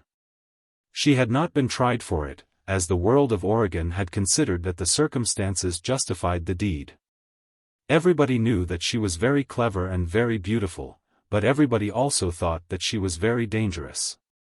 She always had money when she was here, Hamilton Fisker said, but no one knew where it came from. Then he wanted to know why Paul inquired. "I don't think, you know, that I should like to go in for a life partnership, if you mean that," said Hamilton K. Fisker. Montague had seen her in New York as he passed through on his second journey to San Francisco, and had then renewed his promises in spite of his cousin's caution. He told her that he was going to see what he could make of his broken fortunes, for at this time, as the reader will remember, there was no great railway in existence, and she had promised to follow him. Since that they had never met till this day. She had not made the promised journey to San Francisco, at any rate before he had left it. Letters from her had reached him in England, and these he had answered by explaining to her, or endeavoring to explain, that their engagement must be at an end. And now she had followed him to London. "Tell me everything," she said, leaning upon him and looking up into his face. "But you, when did you arrive here?" "Here, at this house, I arrived the night before last. On Tuesday I reached Liverpool. There I found that you were probably in London, and so I came on. I have come only to see you. I can understand that you should have been estranged from me. That journey home is now so long ago. Our meeting in New York was so short and wretched. I would not tell you because you then were poor yourself, but at that moment I was penniless. I have got my own now out from the very teeth of robbers." As she said this, she looked as though she could be very persistent in claiming her own, or what she might think to be her own. "I could not get across to San Francisco as I said I would, and when I was there you had quarreled with your uncle and returned. And now I am here. I at any rate have been faithful." As she said this his arm was again thrown over her, so as to press her head to his knee. "And now," she said, "tell me about yourself." His position was embarrassing and very odious to himself. Had he done his duty properly, he would gently have pushed her from him, have sprung to his legs, and have declared that, however faulty might have been his previous conduct, he now found himself bound to make her understand that he did not intend to become her husband. But he was either too much of a man or too little of a man for conduct such as that. He did make the avowal to himself, even at that moment as she sat there. Let the matter go as it would, she should never be his wife. He would marry no one unless it was Hetta Carbury. But he did not at all know how to get this said with proper emphasis, and yet with properly apologetic courtesy. "I am engaged here about this railway," he said. "You have heard, I suppose, of our projected scheme?" "Heard of it. San Francisco is full of it. Hamilton Fisker is the great man of the day there, and, when I left, your uncle was buying a villa for $74,000. And yet they say that the best of it all has been transferred to you Londoners. Many there are very hard upon Fisker for coming here and doing as he did." "It's doing very well, I believe," said Paul, with some feeling of shame, as he thought how very little he knew about it. "You are the manager here in England?" "No, I am a member of the firm that manages it at San Francisco, but the real manager here is our chairman, Mr. Melmotte." "Ah, I have heard of him. He is a great man, a Frenchman, is he not? There was a talk of inviting him to California. You know him of course?" "Yes, I know him. I see him once a week. I would sooner see that man than your queen or any of your dukes or lords. They tell me that he holds the world of commerce in his right hand. What power, what grandeur!" "Grand enough," said Paul, "if it all came honestly." "Such a man rises above honesty," said Mrs. Hurtle, "as a great general rises above humanity when he sacrifices an army to conquer a nation. Such greatness is incompatible with small scruples. A pygmy man is stopped by a little ditch, but a giant stalks over the rivers." "I prefer to be stopped by the ditches," said Montague. "Ah, Paul, you were not born for commerce. And I will grant you this, that commerce is not noble unless it rises to great heights. To live in plenty by sticking to your counter from 9 in the morning to 9 at night, is not a fine life. But this man with a scratch of his pen can send out or call in millions of dollars. Do they say here that he is not honest? As he is my partner in this affair, perhaps I had better say nothing against him. Of course such a man will be abused. People have said that Napoleon was a coward, and Washington a traitor. You must take me where I shall see Melmotte. He is a man whose hand I would kiss, but I would not condescend to speak even a word of reverence to any of your emperors. I fear you will find that your idol has feet of clay." "Ah, you mean that he is bold in breaking those precepts of yours about coveting worldly wealth. All men and women break that commandment, but they do so in a stealthy fashion, half drawing back the grasping hand, praying to be delivered from temptation while they filch only a little. Pretending to despise the only thing that is dear to them in the world. Here is a man who boldly says that he recognizes no such law. That wealth is power, and that power is good, and that the more a man has of wealth the greater and the stronger and the nobler he can be. I love a man who can turn the hobgoblins inside out and burn the wooden bogies that he meets. Montague had formed his own opinions about Melmotte. Though connected with the man, he believed their grand director to be as vile a scoundrel as ever lived. Mrs. Hurtle's enthusiasm was very pretty, and there was something of feminine eloquence in her words. But it was shocking to see them lavished on such a subject. "Personally, I do not like him," said Paul. "I had thought to find that you and he were hand and glove." "Oh no. But you are prospering in this business?" "Yes, I suppose we are prospering. It is one of those hazardous things in which a man can never tell whether he be really prosperous till he is out of it. I fell into it altogether against my will. I had no alternative. It seems to me to have been a golden chance. As far as immediate results go, it has been golden. That at any rate is well, Paul. And now that we have got back into our old way of talking, tell me what all this means. I have talked to no one after this fashion since we parted. Why should our engagement be over? You used to love me, did you not?" He would willingly have left her question unanswered, but she waited for an answer. "You know I did," he said. "I thought so. This I know, that you were sure and are sure of my love to you. Is it not so? Come, speak openly like a man. Do you doubt me?" He did not doubt her, and was forced to say so. "No, indeed." "Oh, with what bated, half-mouthed words you speak, fit for a girl from a nursery. Out with it if you have anything to say against me. You owe me so much at any rate. I have never ill-treated you. I have never lied to you. I have taken nothing from you, if I have not taken your heart. I have given you all that I have to give." Then she leaped to her feet and stood a little apart from him. "If you hate me, say so." "Winifred," he said, calling her by her name. "Winifred." "Yes, now for the first time, though I have called you Paul from the moment you entered the room." "Well, speak out.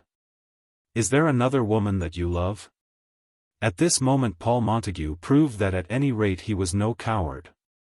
Knowing the nature of the woman, how ardent, how impetuous she could be, and how full of wrath, he had come at her call intending to tell her the truth which he now spoke. "There is another," he said. She stood silent, looking into his face, thinking how she would commence her attack upon him. She fixed her eyes upon him, standing quite upright, squeezing her own right hand with the fingers of the left. "Oh," she said, in a whisper, "that is the reason why I am told that I am to be off." "That was not the reason." "What, can there be more reason than that, better reason than that? Unless, indeed, it be that as you have learned to love another so also you have learned to hate me. Listen to me, Winifred." "No, sir, no Winifred now. How did you dare to kiss me, knowing that it was on your tongue to tell me I was to be cast aside? And so you love some other woman. I am too old to please you, too rough, too little like the dolls of your own country. What were your other reasons? Let me hear your other reasons, that I may tell you that they are lies." The reasons were very difficult to tell, though when put forward by Roger Carbury they had been easily pleaded. Paul knew but little about Winifred Hurtle, and nothing at all about the late Mr. Hurtle. His reasons curtly put forward might have been so stated. "We know too little of each other," he said. "What more do you want to know? You can know all for the asking. Did I ever refuse to answer you? As to my knowledge of you and your affairs, if I think it sufficient, need you complain? What is it that you want to know? Ask anything and I will tell you. Is it about my money? You knew when you gave me your word that I had next to none. Now I have ample means of my own. You knew that I was a widow. What more? If you wish to hear of the wretch that was my husband, I will deluge you with stories. I should have thought that a man who loved would not have cared to hear much of one, who perhaps was loved once. He knew that his position was perfectly indefensible. It would have been better for him not to have alluded to any reasons, but to have remained firm to his assertion that he loved another woman. He must have acknowledged himself to be false, perjured, inconstant, and very base. A fault that may be venial to those who do not suffer, is damnable, deserving of an eternity of tortures, in the eyes of the sufferer. He must have submitted to be told that he was a fiend, and might have had to endure whatever of punishment a lady in her wrath could inflict upon him. But he would have been called upon for no further mental effort. His position would have been plain. But now he was all at sea. "I wish to hear nothing," he said. "Then why tell me that we know so little of each other?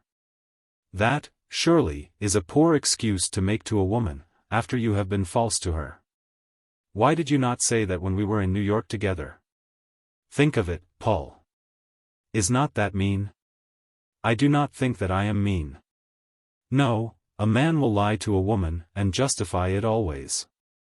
Who is this lady?" He knew that he could not at any rate be warranted in mentioning Hetta Carbury's name.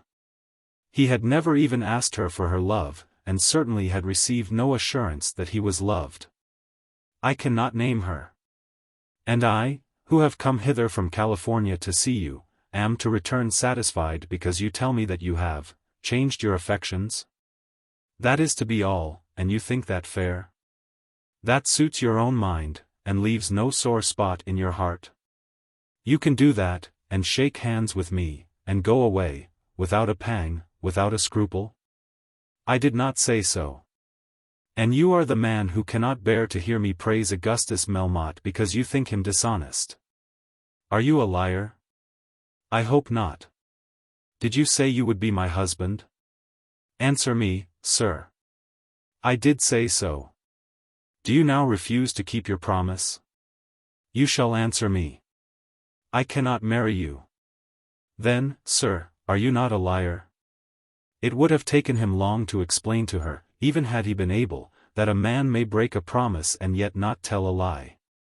He had made up his mind to break his engagement before he had seen Hetta Carbury, and therefore he could not accuse himself of falseness on her account. He had been brought to his resolution by the rumors he had heard of her past life, and as to his uncertainty about her husband. If Mr. Hurtle were alive, certainly then he would not be a liar because he did not marry Mrs. Hurtle. He did not think himself to be a liar, but he was not at once ready with his defense. "Oh, Paul," she said, changing at once into softness, "I am pleading to you for my life." "Oh, that I could make you feel that I am pleading for my life. Have you given a promise to this lady also?" "No," said he. "I have given no promise." "But she loves you?" "She has never said so." "You have told her of your love?" "Never." "There is nothing, then, between you? And you would put her against me, some woman who has nothing to suffer, no cause of complaint, who, for aught you know, cares nothing for you. Is that so?"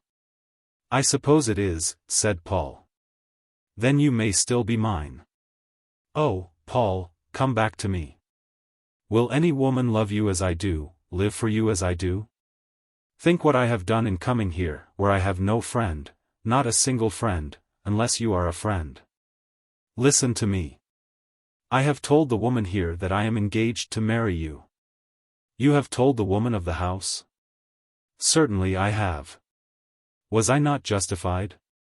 Were you not engaged to me? Am I to have you to visit me here, and to risk her insults, perhaps to be told to take myself off and to find accommodation elsewhere? Because I am too mealy-mouthed to tell the truth as to the cause of my being here?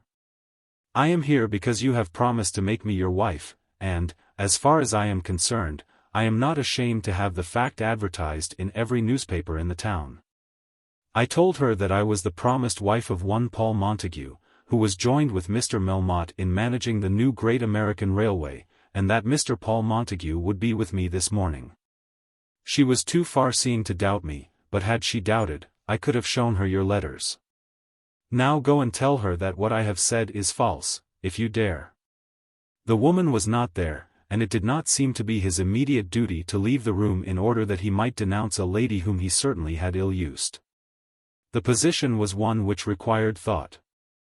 After a while he took up his hat to go. "Do you mean to tell her that my statement is untrue?" "No," he said, "not today." "And you will come back to me?" "Yes, I will come back. I have no friend here, but you, Paul. Remember that.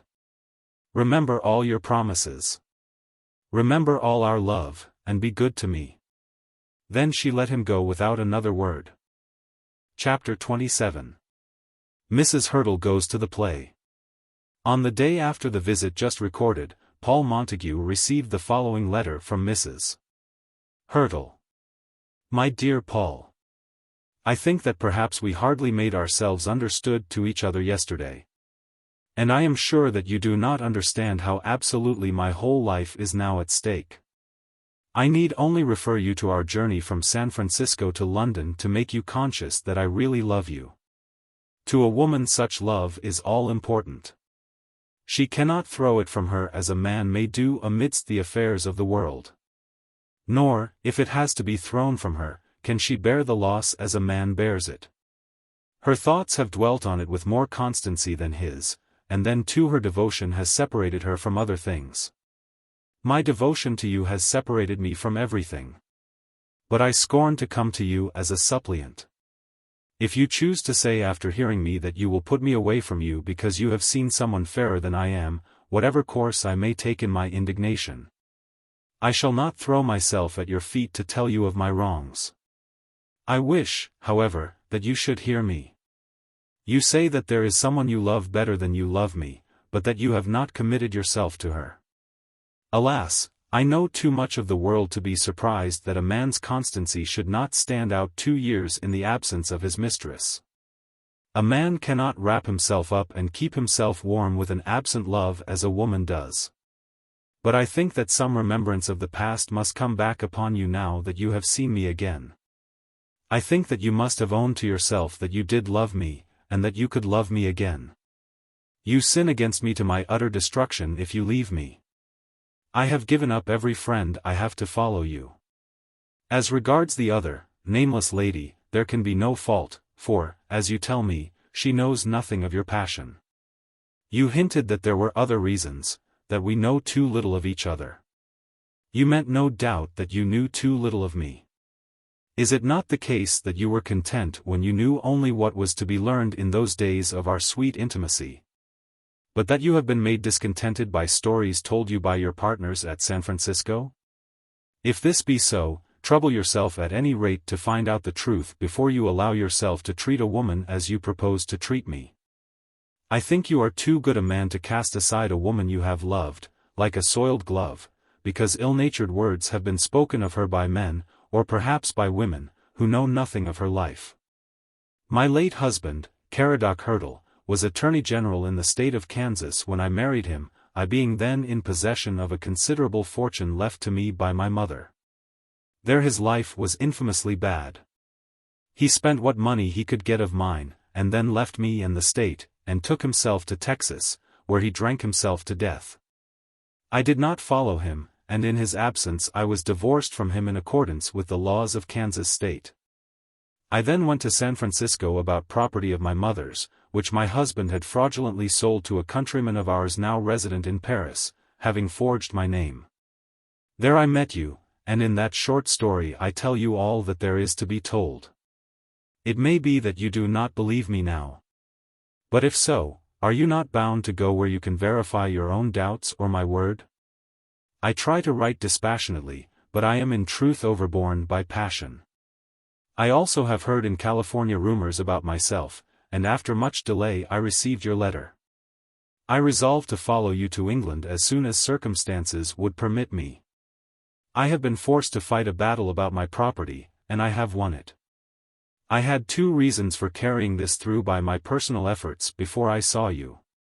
I had begun it and had determined that I would not be beaten by fraud. And I was also determined that I would not plead to you as a pauper. We have talked too freely together in past days of our mutual money matters for me to feel any delicacy in alluding to them. When a man and woman have agreed to be husband and wife, there should be no delicacy of that kind. When we came here together we were both embarrassed. We both had some property, but neither of us could enjoy it. Since that I have made my way through my difficulties. From what I have heard at San Francisco, I suppose that you have done the same. I at any rate shall be perfectly contented if from this time our affairs can be made one. And now about myself, immediately. I have come here all alone. Since I last saw you in New York I have not had altogether a good time. I have had a great struggle and have been thrown on my own resources and have been all alone. Very cruel things have been said of me. You heard cruel things said, but I presume them to have been said to you with reference to my late husband. Since that they have been said to others with reference to you. I have not now come, as my countrymen do generally, backed with a trunk full of introductions and with scores of friends ready to receive me. It was necessary to me that I should see you and hear my fate, and here I am. I appeal to you to release me in some degree from the misery of my solitude. You know, no one so well, that my nature is social and that I am not given to be melancholy. Let us be cheerful together, as we once were, if it be only for a day. Let me see you as I used to see you, and let me be seen as I used to be seen. Come to me and take me out with you, and let us dine together, and take me to one of your theatres.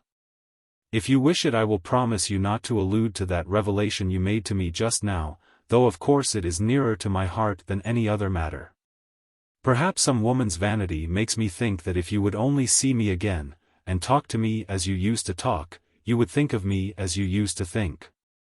You need not fear, but you will find me at home.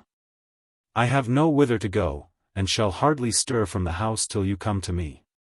Send me a line, however, that I may have my hat on if you are minded to do as I ask you. Yours with all my heart, Winifred Hurtle. This letter took her much time to write, though she was very careful so to write as to make it seem that it had flown easily from her pen. She copied it from the first draft, but she copied it rapidly, with one or two premeditated erasures, so that it should look to have been done hurriedly. There had been much art in it. She had at any rate suppressed any show of anger. In calling him to her she had so written as to make him feel that if he would come he need not fear the claws of an offended lioness, and yet she was angry as a lioness who had lost her cub. She had almost ignored that other lady whose name she had not yet heard. She had spoken of her lover's entanglement with that other lady as a light thing which might easily be put aside. She had said much of her own wrongs, but had not said much of the wickedness of the wrongdoer. Invited as she had invited him, surely he could not but come to her. And then, in her reference to money, not descending to the details of dollars and cents, she had studied how to make him feel that he might marry her without imprudence. As she read it over to herself she thought that there was a tone through it of natural feminine uncautious eagerness. She put her letter up in an envelope, stuck a stamp on it and addressed it, and then threw herself back in her chair to think of her position. He should marry her, or there should be something done which should make the name of Winifred Hurtle known to the world. She had no plan of revenge yet formed. She would not talk of revenge, she told herself that she would not even think of revenge, till she was quite sure that revenge would be necessary. But she did think of it, and could not keep her thoughts from it for a moment. Could it be possible that she, with all her intellectual gifts as well as those of her outward person, should be thrown over by a man whom well as she loved him, and she did love him with all her heart, she regarded as greatly inferior to herself?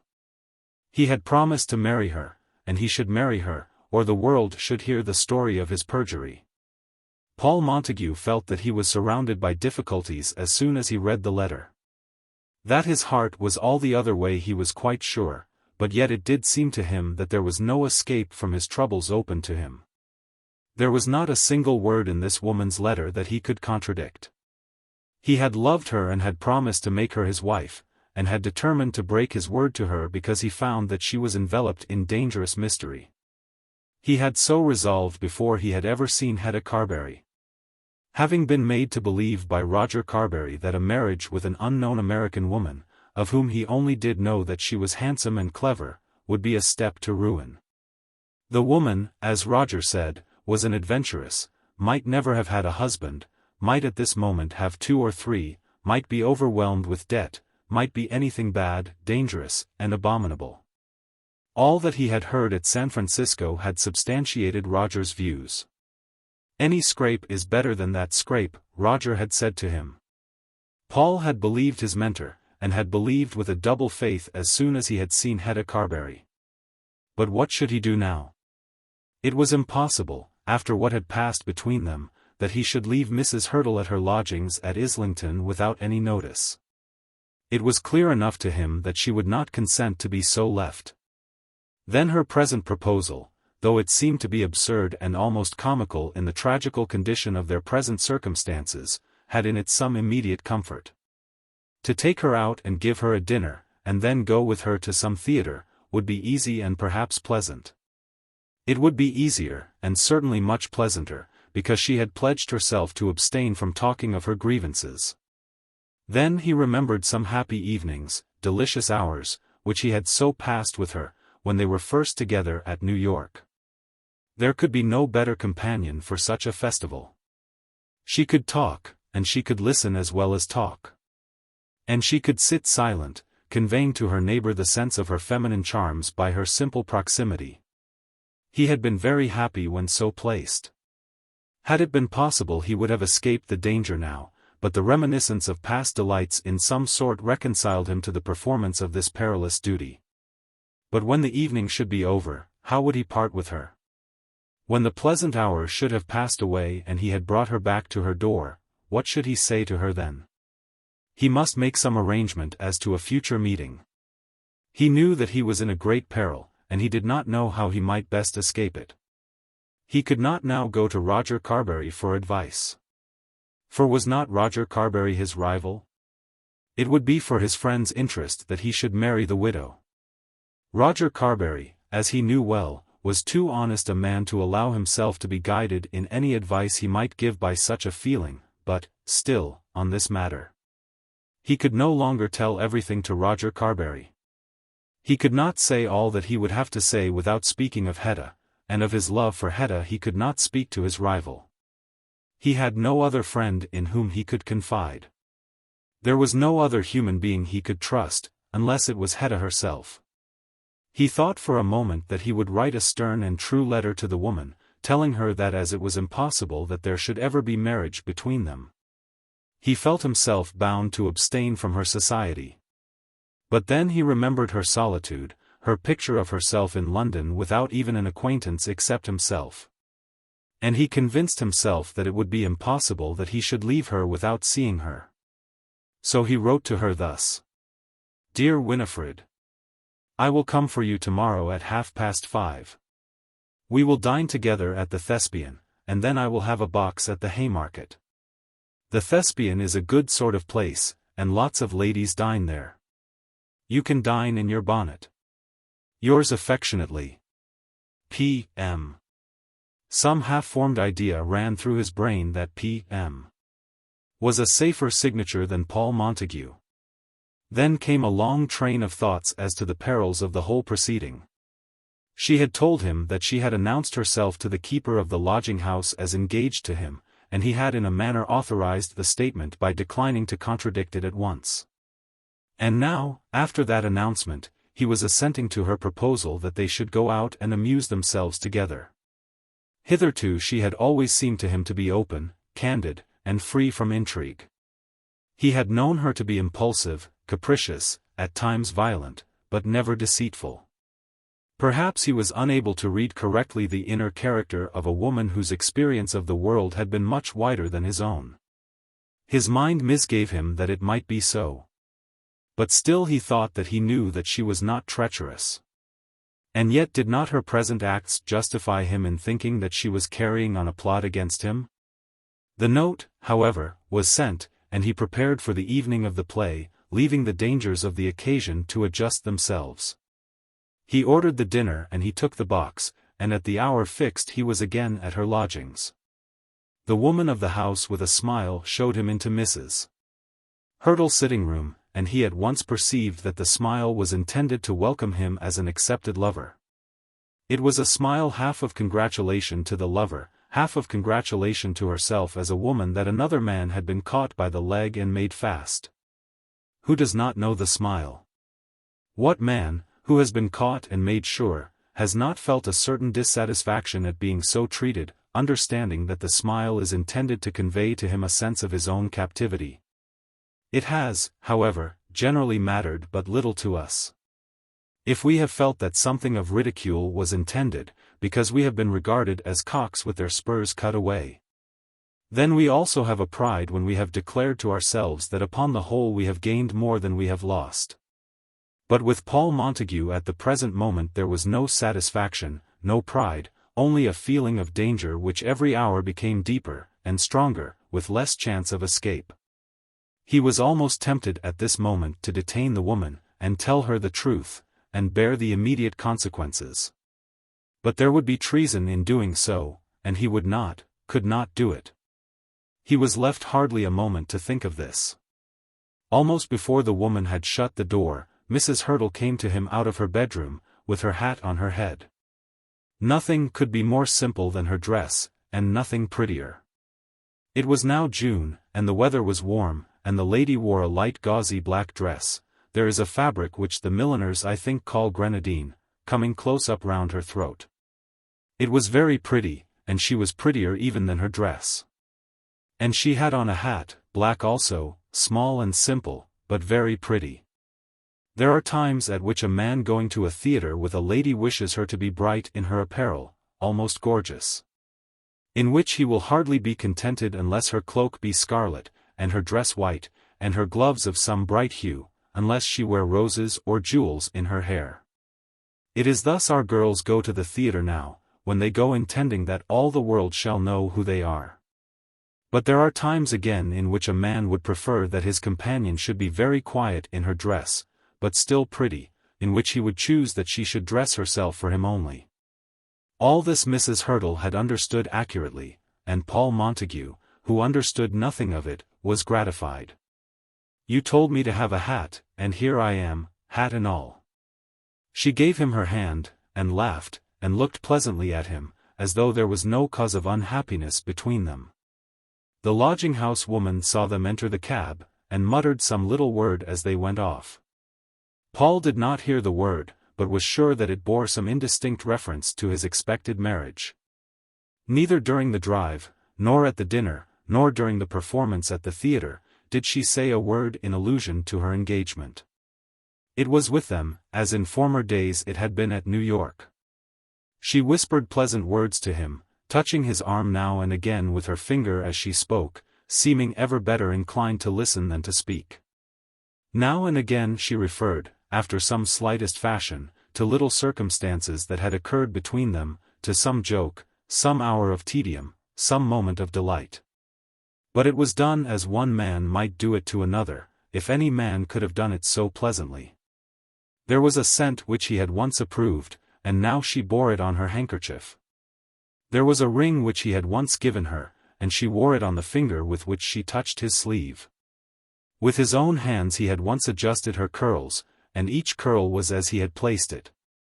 She had a way of shaking her head, that was very pretty, a way that might, one would think, have been dangerous at her age. As likely to betray those first grey hairs which will come to disturb the last days of youth. He had once told her in sport to be more careful. She now shook her head again, and, as he smiled, she told him that she could still dare to be careless. There are 1,000 little silly softnesses which are pretty and endearing between acknowledged lovers, with which no woman would like to dispense. To which even men who are in love submit sometimes with delight. But which in other circumstances would be vulgar, and to the woman distasteful. There are closenesses and sweet approaches, smiles and nods and pleasant winkings, whispers, innuendos and hints. Little mutual admirations and assurances that there are things known to those two happy ones of which the world beyond is altogether ignorant. Much of this comes of nature, but something of it sometimes comes by art. Of such art as there may be in it Mrs. Hurtle was a perfect master. No allusion was made to their engagement, not an unpleasant word was spoken, but the art was practiced with all its pleasant adjuncts. Paul was flattered to the top of his bent. And, though the sword was hanging over his head, though he knew that the sword must partly fall that very night, still he enjoyed it. There are men who, of their natures, do not like women, even though they may have wives and legions of daughters, and be surrounded by things feminine in all the affairs of their lives. Others again have their strongest affinities and sympathies with women, and are rarely altogether happy when removed from their influence. Paul Montague was of the latter sort. At this time he was thoroughly in love with Hetta Carbury, and was not in love with Mrs. Hurtle. He would have given much of his golden prospects in the American railway to have had Mrs. Hurtle reconveyed suddenly to San Francisco. And yet he had a delight in her presence. "The acting isn't very good," he said when the piece was nearly over. "What does it signify? What we enjoy or what we suffer depends upon the humor. The acting is not first-rate, but I have listened and laughed and cried, because I have been happy." He was bound to tell her that he also had enjoyed the evening, and was bound to say it in no voice of hypocritical constraint. "It has been very jolly," he said. "And one has so little that is really jolly, as you call it. I wonder whether any girl ever did sit and cry like that because her lover talked to another woman. What I find fault with is that the writers and actors are so ignorant of men and women as we see them every day. It's all right that she should cry, but she shouldn't cry there." The position described was so nearly her own, that he could say nothing to this. She had so spoken on purpose, fighting her own battle after her own fashion, knowing well that her words would confuse him. A woman hides such tears. She may be found crying because she is unable to hide them, but she does not willingly let the other woman see them. Does she? I suppose not. Medea did not weep when she was introduced to Cruz. "Women are not all Medeas," he replied. "There's a dash of the savage princess about most of them. I am quite ready if you like. I never want to see the curtain fall. And I have had no nosegay brought in a wheelbarrow to throw on to the stage. Are you going to see me home?" "Certainly. You need not. I'm not a bit afraid of a London cab by myself." But of course he accompanied her to Islington. He owed her at any rate as much as that. She continued to talk during the whole journey. What a wonderful place London was, so immense, but so dirty.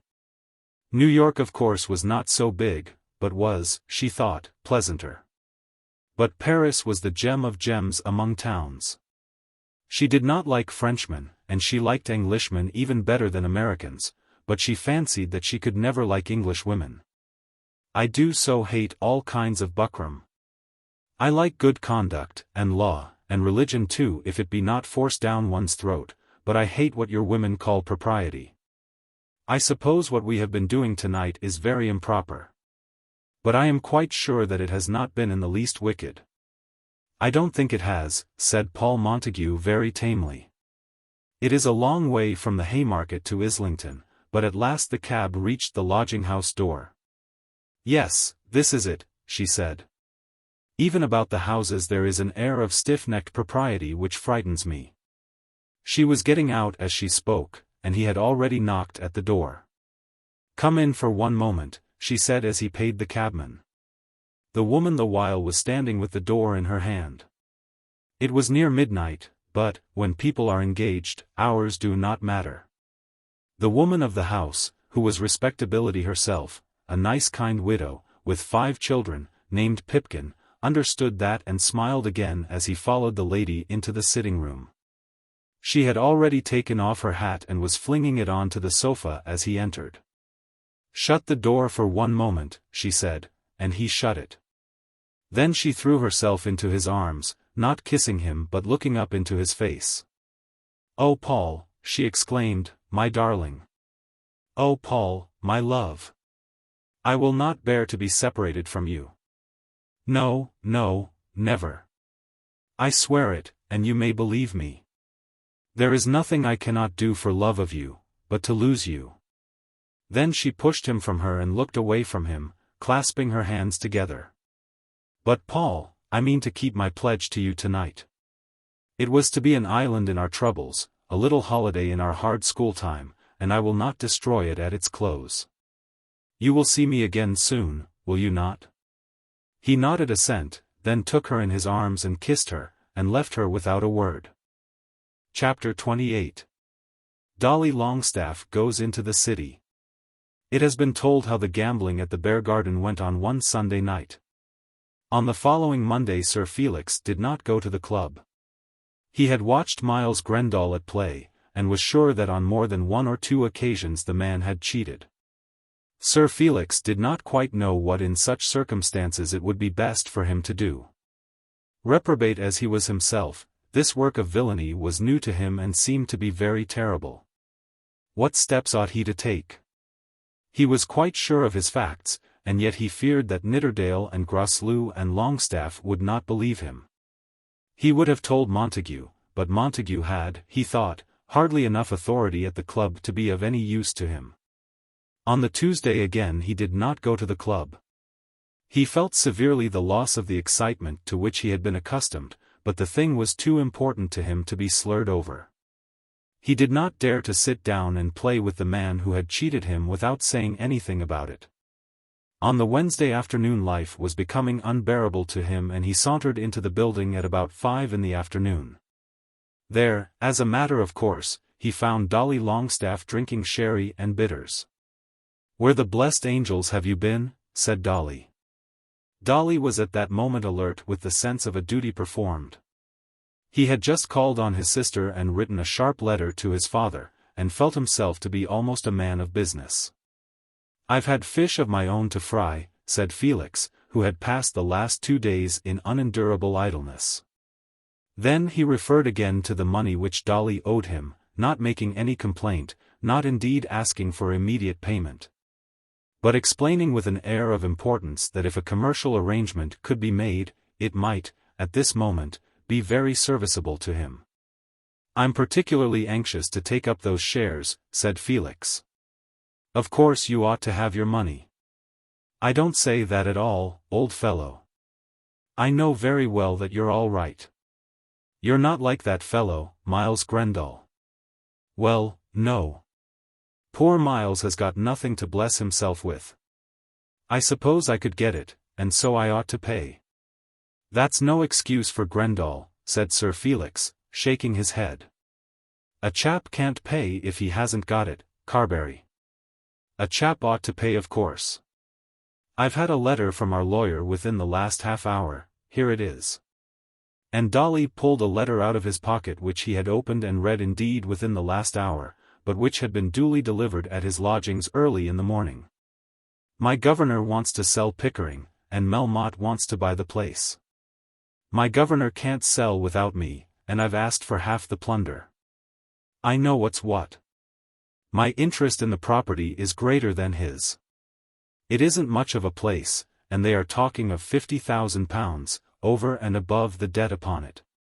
£25,000 would pay off what I owe on my own property, and make me very square. From what this fellow says I suppose they're going to give in to my terms. By George, that'll be a grand thing for you, Dolly." "Oh yes. Of course I want it. But I don't like the place going. I'm not much of a fellow, I know. I'm awfully lazy and can't get myself to go in for things as I ought to do, but I've a sort of feeling that I don't like the family property going to pieces. A fellow oughtn't to let his family property go to pieces. You never lived at Pickering." "No, and I don't know that it is any good. It gives us 3% on the money it's worth, while the governor is paying 6%, and I'm paying 25%, for the money we've borrowed. I know more about it than you'd think. It ought to be sold, and now I suppose it will be sold. Old Melmotte knows all about it, and if you like I'll go with you to the city tomorrow and make it straight about what I owe you. He'll advance me £1,000, and then you can get the shares. Are you going to dine here?" Sir Felix said that he would dine at the club, but declared, with considerable mystery in his manner, that he could not stay and play whist afterwards. He acceded willingly to Dolly's plan of visiting Abchurch Lane on the following day, but had some difficulty in inducing his friend to consent to fix on an hour early enough for city purposes. Dolly suggested that they should meet at the club at 4 p.m. Sir Felix had named noon, and promised to call at Dolly's lodgings. They split the difference at last and agreed to start at 2. They then dined together, Miles Grendall dining alone at the next table to them. Dolly and Grendall spoke to each other frequently, but in that conversation the young baronet would not join. Nor did Grendall ever address himself to Sir Felix. "Is there anything up between you and Miles?" said Dolly, when they had adjourned to the smoking-room. "I can't bear him." "There never was any love between you two, I know. But you used to speak, and you've played with him all through." "Played with him? I should think I have. Though he did get such a haul last Sunday, he owes me more than you do now." "Is that the reason you haven't played the last 2 nights?" Sir Felix paused a moment. "No, that is not the reason.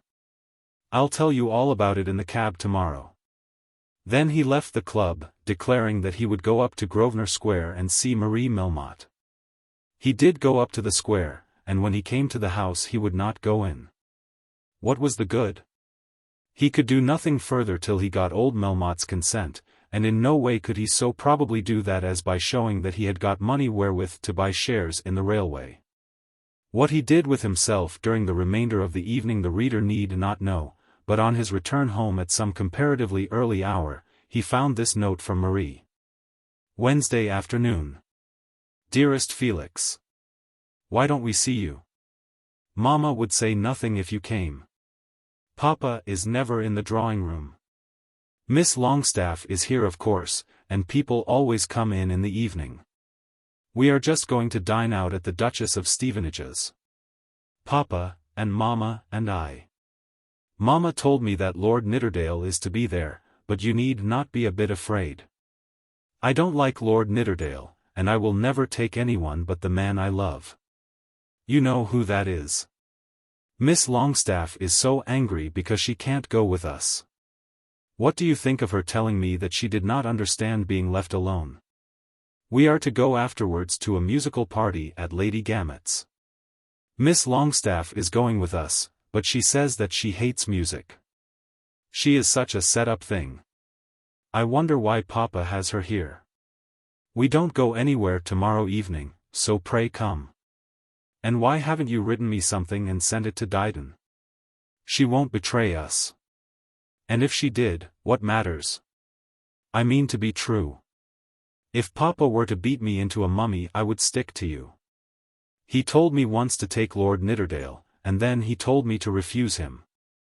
And now he wants me to take him again. But I won't.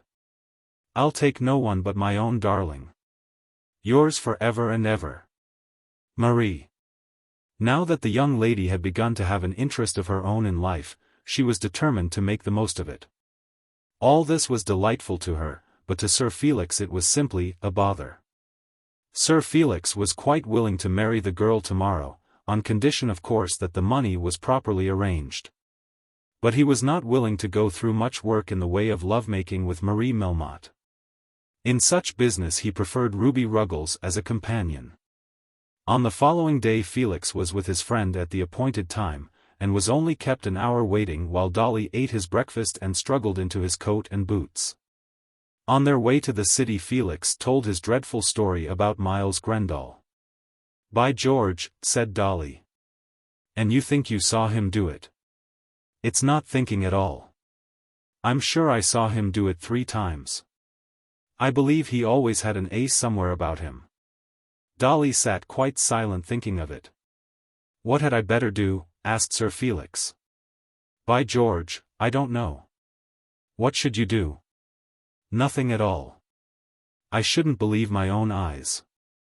Or if I did, should take care not to look at him. You wouldn't go on playing with him? Yes, I should. It'd be such a bore breaking up. But Dolly, if you think of it. That's all very fine, my dear fellow, but I shouldn't think of it. And you won't give me your advice? Well, no. I think I'd rather not. I wish you hadn't told me. Why did you pick me out to tell me? Why didn't you tell Nidderdale? He might have said, why didn't you tell Longstaff? No, he wouldn't. Nobody would suppose that anybody would pick me out for this kind of thing. If I'd known that you were going to tell me such a story as this, I wouldn't have come with you. That's nonsense, Dolly. Very well. I can't bear these kind of things. I feel all in a twitter already. You mean to go on playing just the same? Of course I do. If he won anything very heavy, I should begin to think about it, I suppose. Oh, this is Abchurch Lane, is it? Now for the man of money. The man of money received them much more graciously than Sir Felix had expected. Of course nothing was said about Marie, and no further allusion was made to the painful subject of the baronet's property. Both Dolly and Sir Felix were astonished by the quick way in which the great financier understood their views and the readiness with which he undertook to comply with them. No disagreeable questions were asked as to the nature of the debt between the young men. Dolly was called upon to sign a couple of documents, and Sir Felix to sign one, and then they were assured that the thing was done. Mr. Adolphus Longstaff had paid Sir Felix Carbury £1,000, and Sir Felix Carbury's commission had been accepted by Mr. Melmotte for the purchase of railway stock to that amount. Sir Felix attempted to say a word. He endeavoured to explain that his object in this commercial transaction was to make money immediately by reselling the shares, and to go on continually making money by buying at a low price and selling at a high price. He no doubt did believe that, being a director, if he could once raise the means of beginning this game, he could go on with it for an unlimited period, buy and sell, so that he would have an almost regular income. This, as far as he could understand, was what Paul Montague was allowed to do, simply because he had become a director with a little money. Mr. Melmotte was cordiality itself, but he could not be got to go into particulars. It was all right. You will wish to sell again, of course, of course. I'll watch the market for you. When the young men left the room, all they knew, or thought that they knew, was, that Dolly Longstaff had authorized Melmotte to pay £1,000 on his behalf to Sir Felix. And that Sir Felix had instructed the same great man to buy shares with the amount. But why didn't he give you the scrip? Said Dolly on his way westwards. I suppose it's all right with him, said Sir Felix. Oh yes, it's all right. Thousands of pounds to him are only like half-crowns to us fellows. I should say it's all right. All the same, he's the biggest rogue out, you know. Sir Felix already began to be unhappy about his £1,000. Chapter 29. Miss Melmotte's Courage. Lady Carbury continued to ask frequent questions as to the prosecution of her son's suit, and Sir Felix began to think that he was persecuted. I have spoken to her father, he said crossly. And what did Mr. Melmotte say? Say, what should he say? He wanted to know what income one had got. After all, he's an old screw. Did he forbid you to come there any more? Now, mother, it's no use your cross-examining me. If you'll let me alone, I'll do the best I can. She has accepted you, herself? Of course she has. I told you that at Carbury. Then, Felix, if I were you, I'd run off with her. I would indeed. It's done every day, and nobody thinks any harm of it when you marry the girl. You could do it now because I know you've got money.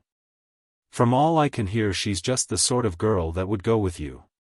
The son sat silent, listening to these maternal counsels. He did believe that Marie would go off with him, were he to propose the scheme to her. Her own father had almost alluded to such a proceeding, had certainly hinted that it was feasible, but at the same time had very clearly stated that in such case the ardent lover would have to content himself with the lady alone. In any such event as that there would be no fortune. But then, might not that only be a threat? Rich fathers generally do forgive their daughters, and a rich father with only one child would surely forgive her when she returned to him, as she would do in this instance, graced with a title. Sir Felix thought of all this as he sat there silent.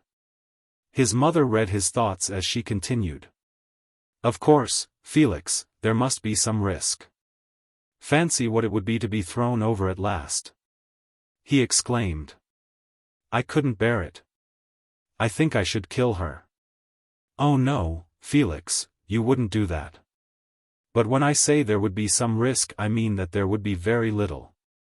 There would be nothing in it that ought to make him really angry. He has nobody else to give his money to, and it would be much nicer to have his daughter, Lady Carbury, with him, than to be left all alone in the world. I couldn't live with him, you know. I couldn't do it. You needn't live with him, Felix. Of course she would visit her parents.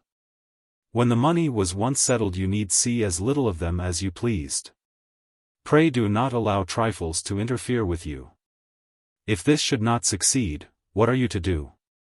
We shall all starve unless something be done. If I were you, Felix, I would take her away at once. They say she is of age. I shouldn't know where to take her, said Sir Felix, almost stunned into thoughtfulness by the magnitude of the proposition made to him. All that about Scotland is done with now. Of course you would marry her at once. I suppose so, unless it were better to stay as we were, till the money was settled. Oh, no, no. Everybody would be against you. If you take her off in a spirited sort of way and then marry her, everybody will be with you. That's what you want. The father and mother will be sure to come round, if. The mother is nothing. He will come round if people speak up in your favor. I could get Mr. Alf and Mr. Brune to help. I'd try it, Felix, indeed I would. 10,000 a year is not to be had every year. Sir Felix gave no assent to his mother's views. He felt no desire to relieve her anxiety by an assurance of activity in the matter. But the prospect was so grand that it had excited even him. He had money sufficient for carrying out the scheme, and if he delayed the matter now, it might well be that he would never again find himself so circumstanced. He thought that he would ask somebody whither he ought to take her, and what he ought to do with her, and that he would then make the proposition to herself. Miles Grendall would be the man to tell him, because, with all his faults, Miles did understand things. But he could not ask Miles. He and Nidderdale were good friends. But Nidderdale wanted the girl for himself. Groslow would be sure to tell Nidderdale. Dolly would be altogether useless. He thought that, perhaps, Herr Vossner would be the man to help him. There would be no difficulty out of which Herr Vossner would not extricate a fellow, if the fellow paid him. On Thursday evening he went to Grosvenor Square, as desired by Marie, but unfortunately found Melmotte in the drawing-room. Lord Nidderdale was there also, and his lordship's old father, the Marquis of Auldreekie, whom Felix, when he entered the room, did not know. He was a fierce-looking, gouty old man, with watery eyes, and very stiff grey hair, almost white. He was standing up supporting himself on 2 sticks when Sir Felix entered the room. There were also present Madame Melmotte, Miss Longestaffe, and Marie. As Felix had entered the hall, one huge footman had said that the ladies were not at home. Then there had been for a moment a whispering behind a door, in which he afterwards conceived that Madame Diden had taken a part. And upon that a second tall footman had contradicted the first and had ushered him up to the drawing-room. He felt considerably embarrassed, but shook hands with the ladies, bowed to Melmotte, who seemed to take no notice of him, and nodded to Lord Nidderdale. He had not had time to place himself, when the Marquis arranged things. "Suppose we go downstairs," said the Marquis. "Certainly, my lord," said Melmotte. "I'll show your lordship the way." The Marquis did not speak to his son, but poked at him with his stick, as though poking him out of the door. So instigated Nidderdale followed the financier, and the gouty old Marquis toddled after them. Madame Melmotte was beside herself with trepidation. "You should not have been made to come up at all," she said. "Il faut que vous vous retiriez." "I am very sorry," said Sir Felix, looking quite aghast. "I think that I had at any rate better retire," said Miss Longestaffe, raising herself to her full height and stalking out of the room. "Chuel est méchante," said Madame Melmotte. "Oh, she is so bad. Sir Felix, you had better go too." "Yes, indeed." "No," said Marie, running to him, and taking hold of his arm. "Why should he go?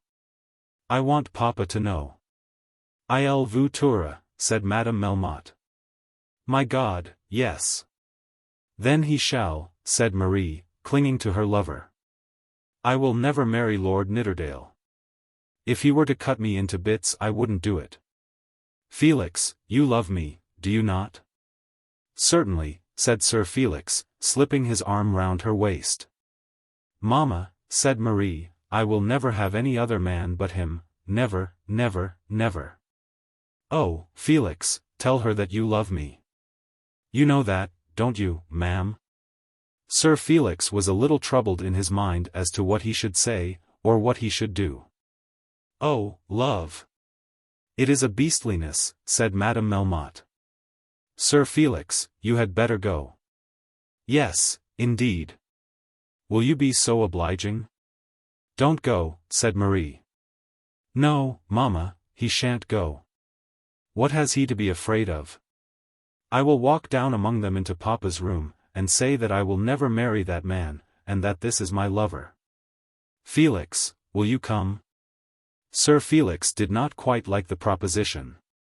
There had been a savage ferocity in that Marquis's eye, and there was habitually a heavy sternness about Melmotte, which together made him resist the invitation. "I don't think I have a right to do that," he said, "because it is Mr. Melmotte's own house." "I wouldn't mind," said Marie. "I told Papa today that I wouldn't marry Lord Nidderdale." "Was he angry with you?" "He laughed at me. He manages people till he thinks that everybody must do exactly what he tells them. He may kill me, but I will not do it. I have quite made up my mind. Felix, if you will be true to me, nothing shall separate us. I will not be ashamed to tell everybody that I love you." Madame Melmotte had now thrown herself into a chair and was sighing. Sir Felix stood on the rug with his arm round Marie's waist, listening to her protestations, but saying little in answer to them, when, suddenly, a heavy step was heard ascending the stairs. "C'est Louis," screamed Madame Melmotte, bustling up from her seat and hurrying out of the room by a side door. The two lovers were alone for one moment, during which Marie lifted up her face, and Sir Felix kissed her lips. "Now be brave," she said, escaping from his arm, "and I'll be brave." Mr. Melmotte looked round the room as he entered. "Where are the others?" he asked. "Mamma has gone away, and Miss Longestaffe went before Mamma." "Sir Felix, it is well that I should tell you that my daughter is engaged to marry Lord Nidderdale." "Sir Felix, I am not engaged to marry Lord Nidderdale," said Marie. "It's no good, Papa. I won't do it. If you chop me to pieces, I won't do it." "She will marry Lord Nidderdale," continued Mr. Melmotte, addressing himself to Sir Felix. "As that is arranged, you will perhaps think it better to leave us. I shall be happy to renew my acquaintance with you as soon as the fact is recognized. Or happy to see you in the city at any time." "Papa, he is my lover," said Marie. "Pooh! It is not pooh. He is. I will never have any other. I hate Lord Nidderdale. And as for that dreadful old man, I could not bear to look at him. Sir Felix is as good a gentleman as he is. If you loved me, Papa, you would not want to make me unhappy all my life." Her father walked up to her rapidly with his hand raised, and she clung only the closer to her lover's arm. At this moment Sir Felix did not know what he might best do, but he thoroughly wished himself out in the square. "Jade," said Melmotte, "get to your room." "Of course I will go to bed, if you tell me, Papa." "I do tell you. How dare you take hold of him in that way before me? Have you no idea of disgrace?" "I am not disgraced. It is not more disgraceful to love him than that other man. Oh, Papa, don't. You hurt me. I am going. He took her by the arm and dragged her to the door, and then thrust her out. I am very sorry, Mr. Melmotte, said Sir Felix, to have had a hand in causing this disturbance. Go away, and don't come back any more, that's all. You can't both marry her. All you have got to understand is this. I'm not the man to give my daughter a single shilling if she marries against my consent. By the God that hears me, Sir Felix, she shall not have 1 shilling. But look you, if you'll give this up, I shall be proud to cooperate with you in anything you may wish to have done in the city. After this Sir Felix left the room, went down the stairs, had the door opened for him, and was ushered into the square. But as he went through the hall a woman managed to shove a note into his hand, which he read as soon as he found himself under a gas lamp. It was dated that morning, and had therefore no reference to the fray which had just taken place. It ran as follows. I hope you will come tonight. There is something I cannot tell you then, but you ought to know it. When we were in France Papa thought it wise to settle a lot of money on me. I don't know how much, but I suppose it was enough to live on if other things went wrong. He never talked to me about it, but I know it was done. And it hasn't been undone, and can't be without my leave. He is very angry about you this morning, for I told him I would never give you up. He says he won't give me anything if I marry without his leave. But I am sure he cannot take it away. I tell you, because I think I ought to tell you everything. M. Sir Felix as he read this could not but think that he had become engaged to a very enterprising young lady. It was evident that she did not care to what extent she braved her father on behalf of her lover, and now she coolly proposed to rob him. But Sir Felix saw no reason why he should not take advantage of the money made over to the girl's name, if he could lay his hands on it. He did not know much of such transactions, but he knew more than Marie Melmotte, and could understand that a man in Melmotte's position should want to secure a portion of his fortune against accidents, by settling it on his daughter. Whether having so settled it, he could again resume it without the daughter's assent, Sir Felix did not know. Marie, who had no doubt been regarded as an absolutely passive instrument when the thing was done, was now quite alive to the benefit which she might possibly derive from it. Her proposition, put into plain English, amounted to this: take me and marry me without my father's consent, and then you and I together can rob my father of the money which, for his own purposes, he has settled upon me. He had looked upon the lady of his choice as a poor weak thing, without any special character of her own, who was made worthy of consideration only by the fact that she was a rich man's daughter. But now she began to loom before his eyes as something bigger than that. She had had a will of her own when the mother had none. She had not been afraid of her brutal father when he, Sir Felix, had trembled before him. She had offered to be beaten, and killed, and chopped to pieces on behalf of her lover. There could be no doubt about her running away if she were asked. It seemed to him that within the last month he had gained a great deal of experience, and that things which heretofore had been troublesome to him, or difficult, or perhaps impossible, were now coming easily within his reach. He had won £2,000 or £3,000 at cards, whereas invariable loss had been the result of the small play in which he had before indulged. He had been set to marry this heiress, having at first no great liking for the attempt, because of its difficulties and the small amount of hope which it offered him. The girl was already willing and anxious to jump into his arms.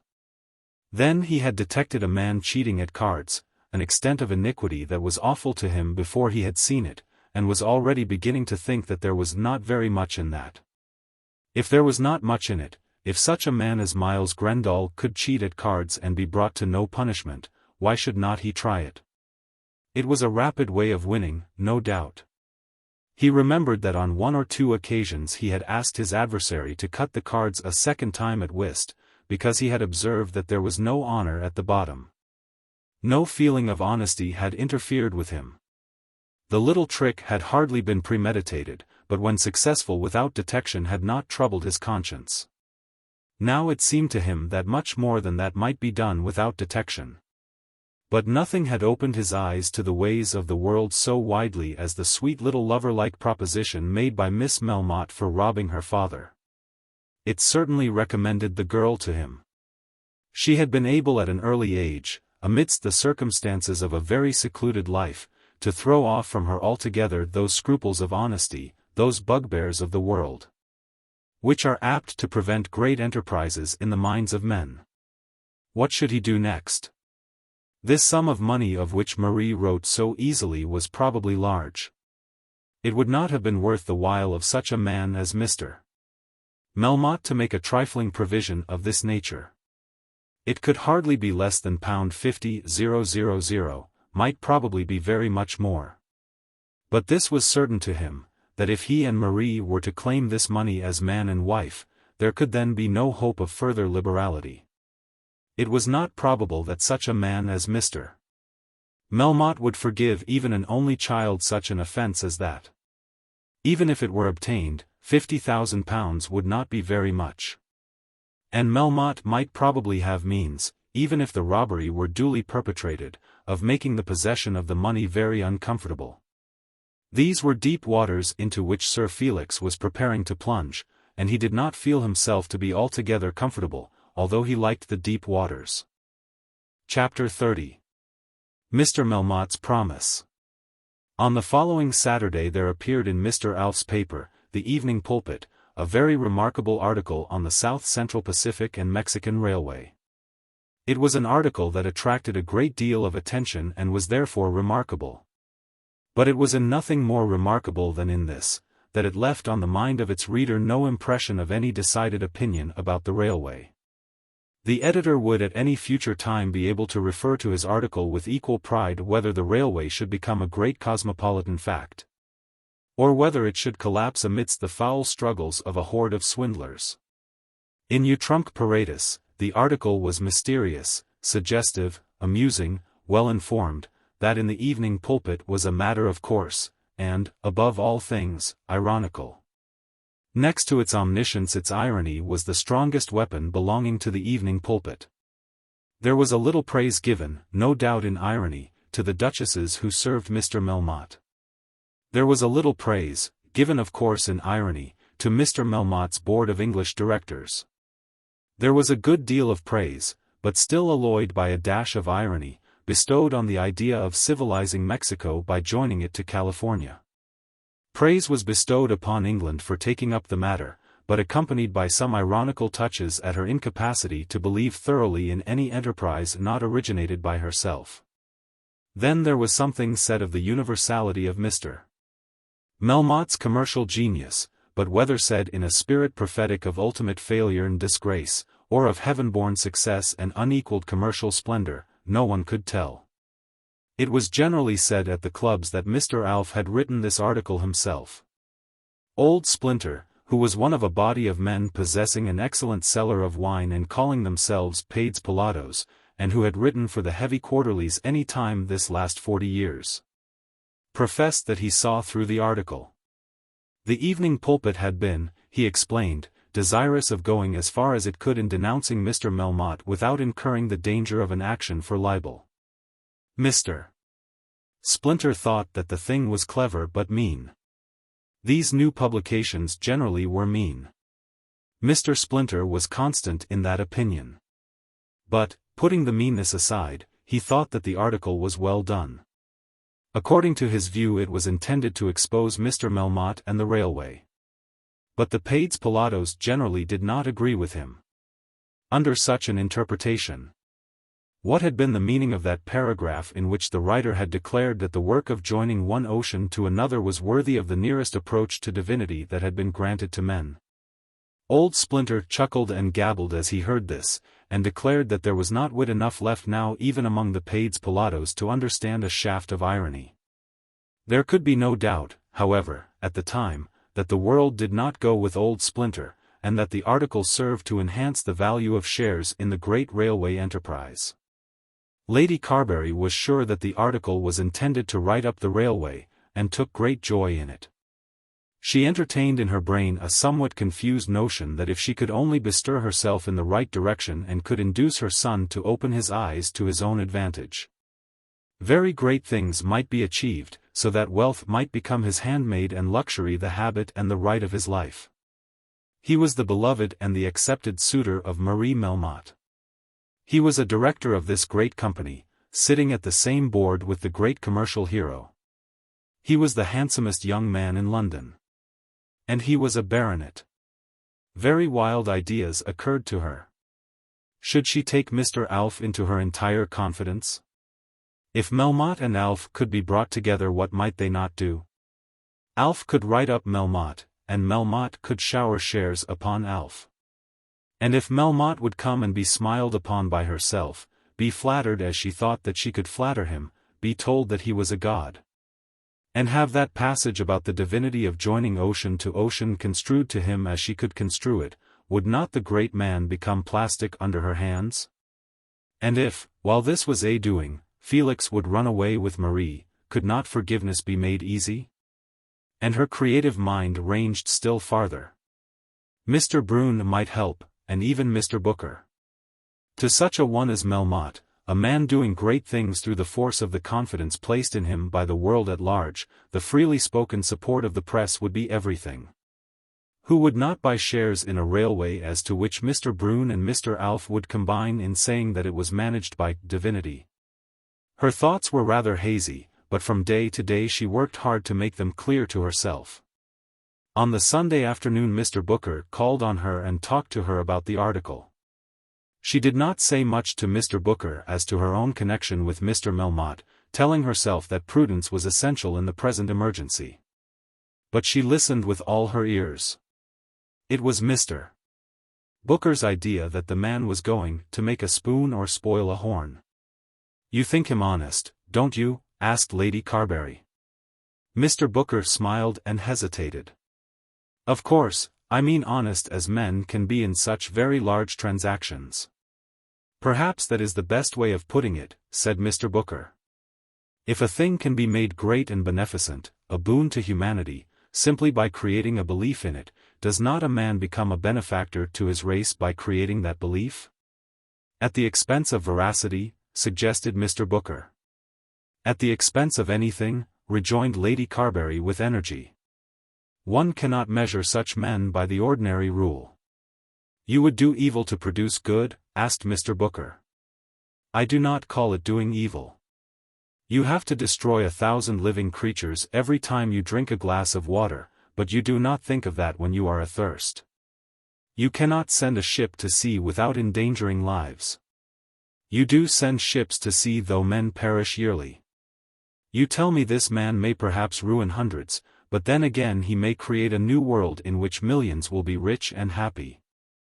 You are an excellent casuist, Lady Carbury." "I am an enthusiastic lover of beneficent audacity," said Lady Carbury, picking her words slowly, and showing herself to be quite satisfied with herself as she picked them. "Did I hold your place, Mr. Booker, in the literature of my country?" "I hold no place, Lady Carbury." "Yes, and a very distinguished place. Were I circumstanced as you are, I should have no hesitation in lending the whole weight of my periodical, let it be what it might, to the assistance of so great a man and so great an object as this." "I should be dismissed tomorrow," said Mr. Booker, getting up and laughing as he took his departure. Lady Carbury felt that, as regarded Mr. Booker, she had only thrown out a chance word that could not do any harm. She had not expected to effect much through Mr. Booker's instrumentality. On the Tuesday evening, her regular Tuesday as she called it, all her 3 editors came to her drawing-room, but there came also a greater man than either of them.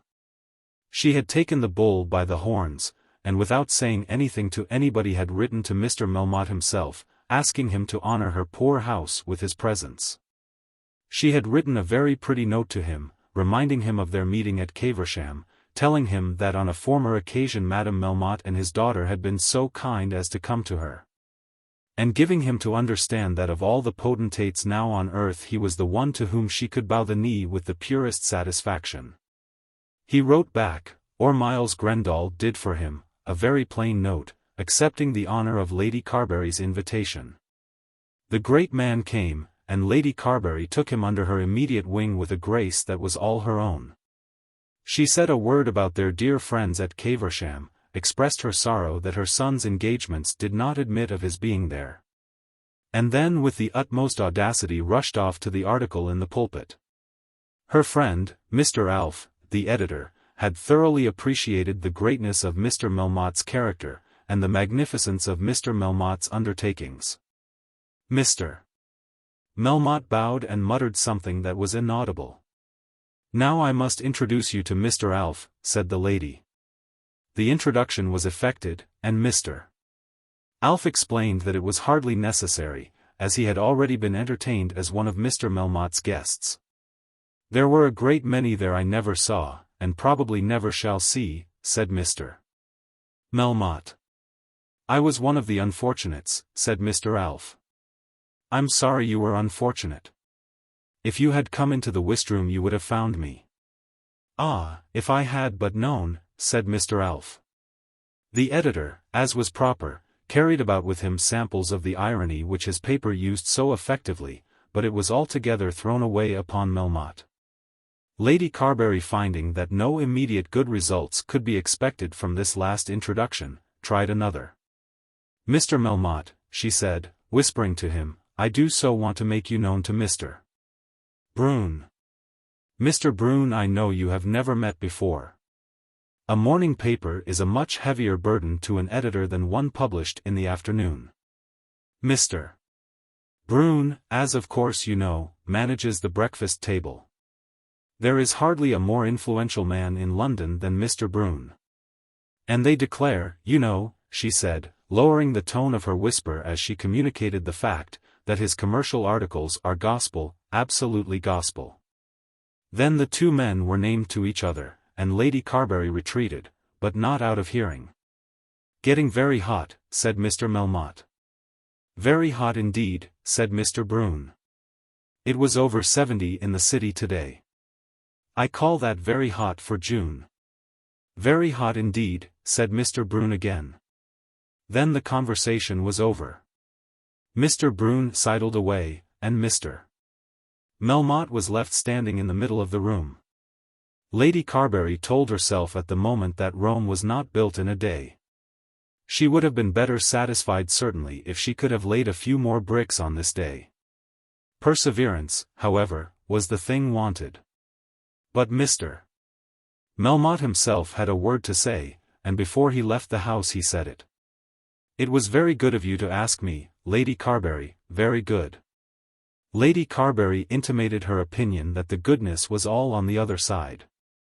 "And I came," continued Mr. Melmotte, "because I had something particular to say. Otherwise I don't go out much to evening parties. Your son has proposed to my daughter."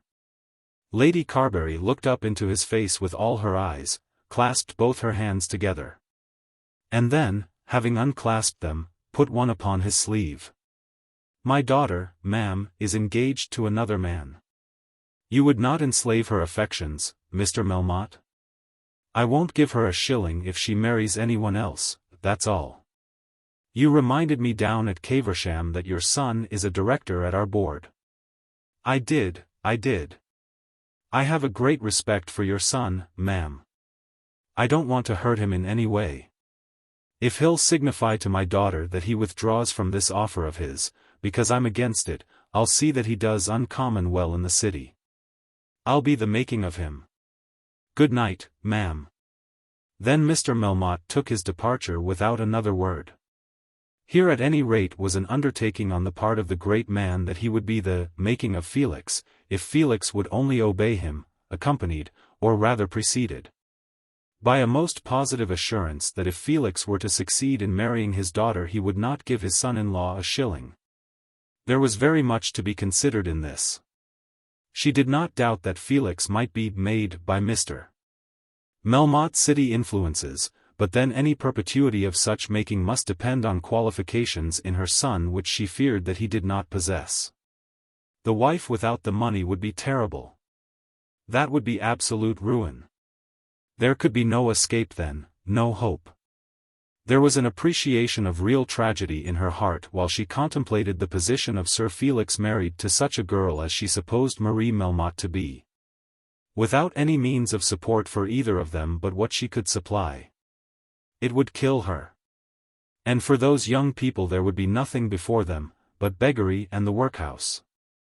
As she thought of this she trembled with true maternal instincts. Her beautiful boy, so glorious with his outward gifts, so fit, as she thought him, for all the graces of the grand world. Though the ambition was vilely ignoble, the mother's love was noble and disinterested. But the girl was an only child. The future honors of the house of Melmotte could be made to settle on no other head. No doubt the father would prefer a lord for a son-in-law. And, having that preference, would of course do as he was now doing. That he should threaten to disinherit his daughter if she married contrary to his wishes was to be expected. But would it not be equally a matter of course that he should make the best of the marriage if it were once effected? His daughter would return to him with a title, though with one of a lower degree than his ambition desired.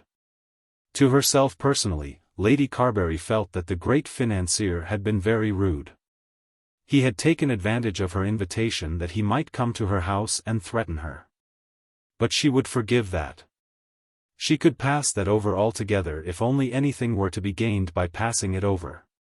She looked round the room, longing for a friend, whom she might consult with a true feeling of genuine womanly dependence. Her most natural friend was Roger Carbury. But even had he been there she could not have consulted him on any matter touching the Melmottes. His advice would have been very clear. He would have told her to have nothing at all to do with such adventurers. But then dear Roger was old-fashioned, and knew nothing of people as they are now. He lived in a world which, though slow, had been good in its way, but which, whether bad or good, had now passed away. Then her eye settled on Mr. Brune. She was afraid of Mr. Alf. She had almost begun to think that Mr. Alf was too difficult of management to be of use to her. But Mr. Brune was softer. Mr. Booker was serviceable for an article, but would not be sympathetic as a friend. Mr. Brune had been very courteous to her lately. So much so that on one occasion she had almost feared that the susceptible old goose was going to be a goose again. That would be a bore. But still she might make use of the friendly condition of mind which such susceptibility would produce. When her guests began to leave her, she spoke a word aside to him. She wanted his advice. Would he stay for a few minutes after the rest of the company? He did stay, and when all the others were gone she asked her daughter to leave them. Hetta, she said, I have something of business to communicate to Mr. Brune. And so they were left alone. I'm afraid you didn't make much of Mr. Melmotte, she said smiling. He had seated himself on the end of a sofa, close to the armchair which she occupied. In reply, he only shook his head and laughed. I saw how it was, and I was sorry for it. For he certainly is a wonderful man. I suppose he is, but he is one of those men whose powers do not lie, I should say, chiefly in conversation. Though, indeed, there is no reason why he should not say the same of me, for if he said little, I said less. It didn't just come off, Lady Carbury suggested with her sweetest smile. But now I want to tell you something. I think I am justified in regarding you as a real friend. Certainly, he said, putting out his hand for hers. She gave it to him for a moment, and then took it back again, finding that he did not relinquish it of his own accord. Stupid old goose, she said to herself. And now to my story. You know my boy, Felix? The editor nodded his head. He is engaged to marry that man's daughter. Engaged to marry Miss Melmotte? Then Lady Carbury nodded her head. Why, she is said to be the greatest heiress that the world has ever produced. I thought she was to marry Lord Nidderdale. She has engaged herself to Felix. She is desperately in love with him, as is he with her. She tried to tell her story truly, knowing that no advice can be worth anything that is not based on a true story. But lying had become her nature. Melmotte naturally wants her to marry the lord. He came here to tell me that if his daughter married Felix she should not have a penny. Do you mean that he volunteered that, as a threat? Just so, and he told me that he had come here simply with the object of saying so. It was more candid than civil, but we must take it as we get it. He would be sure to make some such threat. Exactly. That is just what I feel. And in these days young people are not often kept from marrying simply by a father's fantasy. But I must tell you something else. He told me that if Felix would desist, he would enable him to make a fortune in the city. That's bosh, said Brune with decision. Do you think it must be so? Certainly. Yes, I do. Such an undertaking, if intended by Melmotte, would give me a worse opinion of him than I have ever held. He did make it. Then he did very wrong. He must have spoken with the purpose of deceiving. You know my son is one of the directors of that great American railway. It was not just as though the promise were made to a young man who was altogether unconnected with him. Sir Felix's name was put there, in a hurry, merely because he has a title, and because Melmotte thought he, as a young man, would not be likely to interfere with him. It may be that he will be able to sell a few shares at a profit, but, if I understand the matter rightly, he has no capital to go into such a business. No, he has no capital. Dear Lady Carbury, I would place no dependence at all on such a promise as that. You think he should marry the girl then in spite of the father? Mr. Brune hesitated before he replied to this question. But it was to this question that Lady Carbury especially wished for a reply. She wanted someone to support her under the circumstances of an elopement. She rose from her chair, and he rose at the same time. Perhaps I should have begun by saying that Felix is all but prepared to take her off. She is quite ready to go. She is devoted to him. Do you think he would be wrong?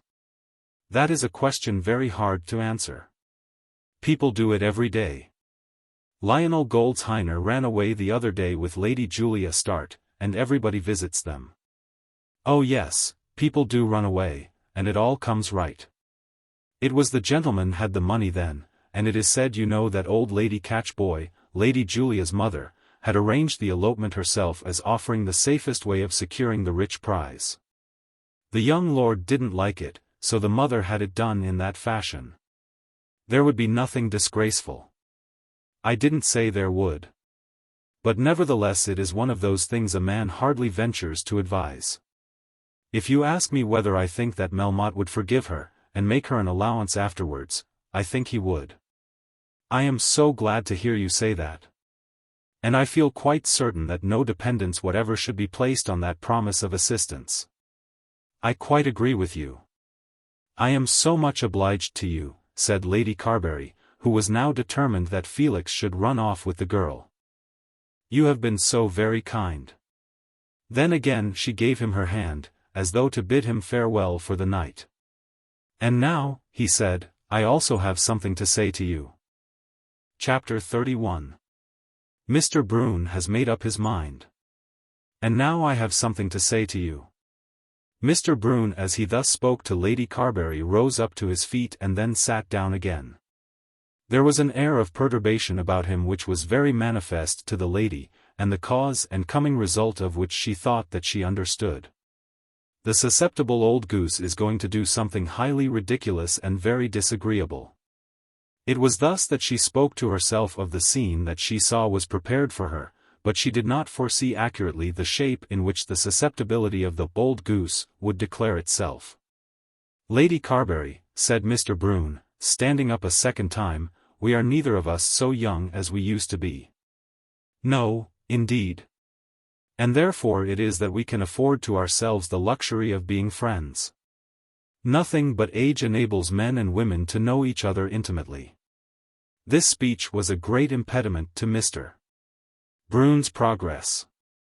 It was evidently intended to imply that he at least had reached a time of life at which any allusion to love would be absurd. And yet, as a fact, he was nearer 50 than 60, was young of his age, could walk his 4 or 5 miles pleasantly, could ride his cob in the park with as free an air as any man of 40. And could afterwards work through 4 or 5 hours of the night with an easy steadiness which nothing but sound health could produce. Mr. Brune, thinking of himself and his own circumstances, could see no reason why he should not be in love. "I hope we know each other intimately at any rate," he said somewhat lamely. "Oh, yes. And it is for that reason that I have come to you for advice. Had I been a young woman I should not have dared to ask you. I don't see that. I don't quite understand that. But it has nothing to do with my present purpose. When I said that we were neither of us so young as we once were, I uttered what was a stupid platitude, a foolish truism." "I did not think so," said Lady Carbury smiling. "Or would have been, only that I intended something further." Mr. Brune had got himself into a difficulty and hardly knew how to get out of it. "I was going on to say that I hoped we were not too old to love." Foolish old darling! What did he mean by making such an ass of himself?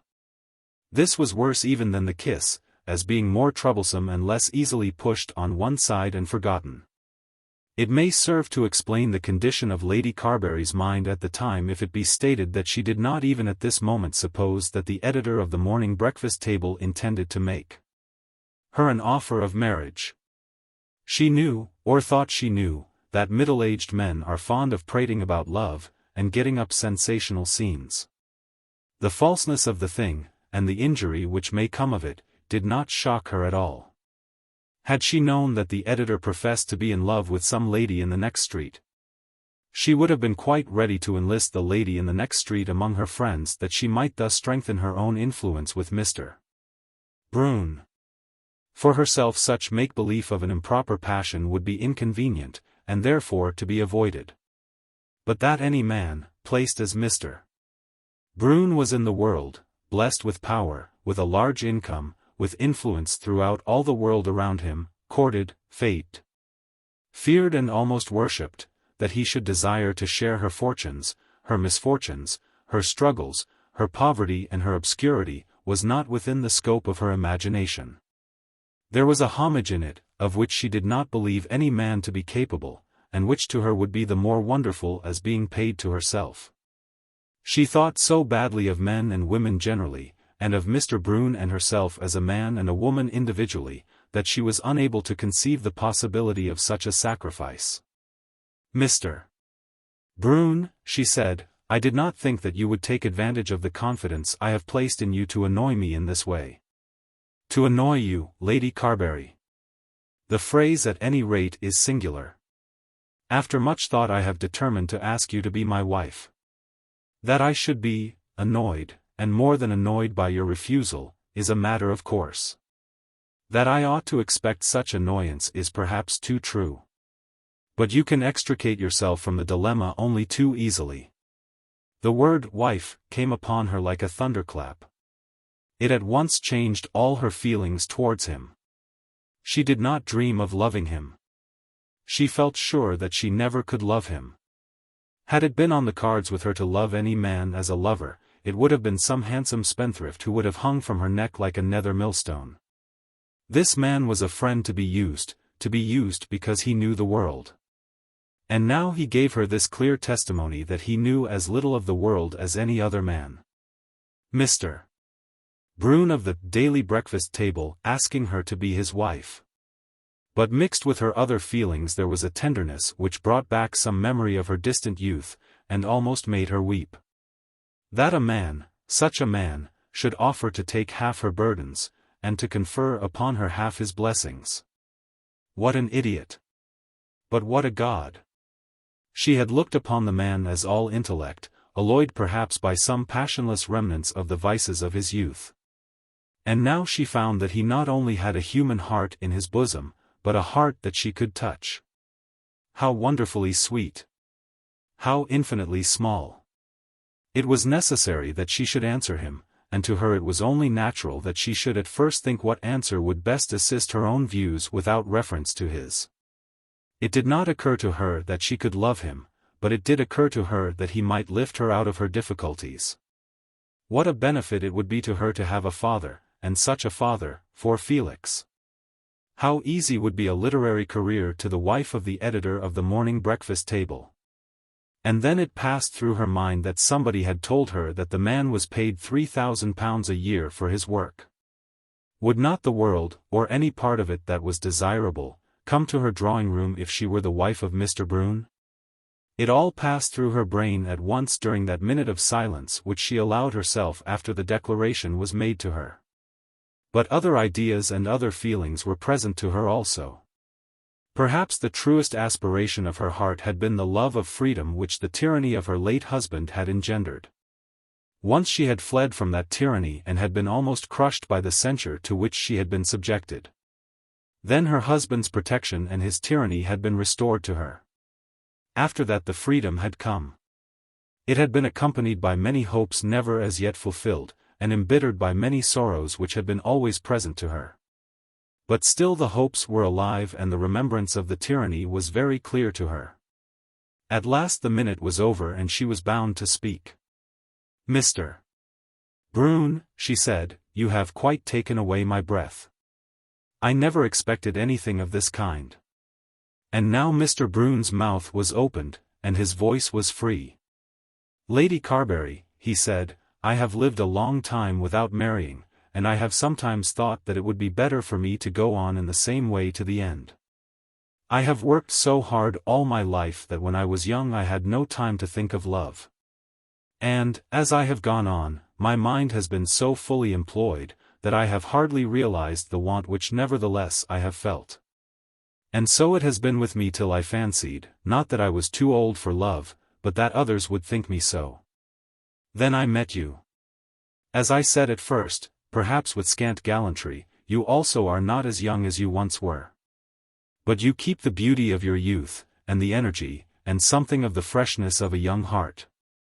And I have come to love you. I speak with absolute frankness, risking your anger. I have doubted much before I resolved upon this. It is so hard to know the nature of another person. But I think I understand yours, and if you can confide your happiness with me, I am prepared to entrust mine to your keeping." Poor Mr. Brune! Though endowed with gifts peculiarly adapted for the editing of a daily newspaper, he could have had but little capacity for reading a woman's character when he talked of the freshness of Lady Carbury's young mind. And he must have surely been much blinded by love, before convincing himself that he could trust his happiness to such keeping. "You do me infinite honor. You pay me a great compliment," ejaculated Lady Carbury. "Well? How am I to answer you at a moment? I expected nothing of this. As God is to be my judge, it has come upon me like a dream. I look upon your position as almost the highest in England, on your prosperity as the uttermost that can be achieved. That prosperity, such as it is, I desire most anxiously to share with you. You tell me so, but I can hardly yet believe it. And then how am I to know my own feelings so suddenly? Marriage as I have found it, Mr. Brune, has not been happy. I have suffered much. I have been wounded in every joint, hurt in every nerve, tortured till I could hardly endure my punishment. At last I got my liberty, and to that I have looked for happiness. Has it made you happy? It has made me less wretched. And there is so much to be considered. I have a son and a daughter, Mr. Brune. Your daughter I can love as my own. I think I prove my devotion to you when I say that I am willing for your sake to encounter the troubles which may attend your son's future career. Mr. Brune, I love him better, always shall love him better, than anything in the world." This was calculated to damp the lover's ardor, but he probably reflected that should he now be successful, time might probably change the feeling which had just been expressed. "Mr. Brune," she said, "I am now so agitated that you had better leave me. And it is very late. The servant is sitting up, and will wonder that you should remain. It is near 2 o'clock. When may I hope for an answer? You shall not be kept waiting. I will write to you, almost at once. I will write to you, tomorrow, say the day after tomorrow, on Thursday. I feel that I ought to have been prepared with an answer, but I am so surprised that I have none ready." He took her hand in his, and kissing it, left her without another word. As he was about to open the front door to let himself out, a key from the other side raised the latch, and Sir Felix, returning from his club, entered his mother's house. The young man looked up into Mr. Brune's face with mingled impudence and surprise. "Halloo, old fellow," he said, "you've been keeping it up late here, haven't you?" He was nearly drunk, and Mr. Brune, perceiving his condition, passed him without a word. Lady Carbury was still standing in the drawing-room, struck with amazement at the scene which had just passed, full of doubt as to her future conduct, when she heard her son stumbling up the stairs. It was impossible for her not to go out to him. "Felix," she said, "why do you make so much noise as you come in?" "Noish. I'm not making any noish. I think I'm very early. Your people's only just gone. I saw shat editor fellow at the door that won't call himself Brown. He sh great sh, that fellow." "All right, mother." "Oh, yesh I'm all right."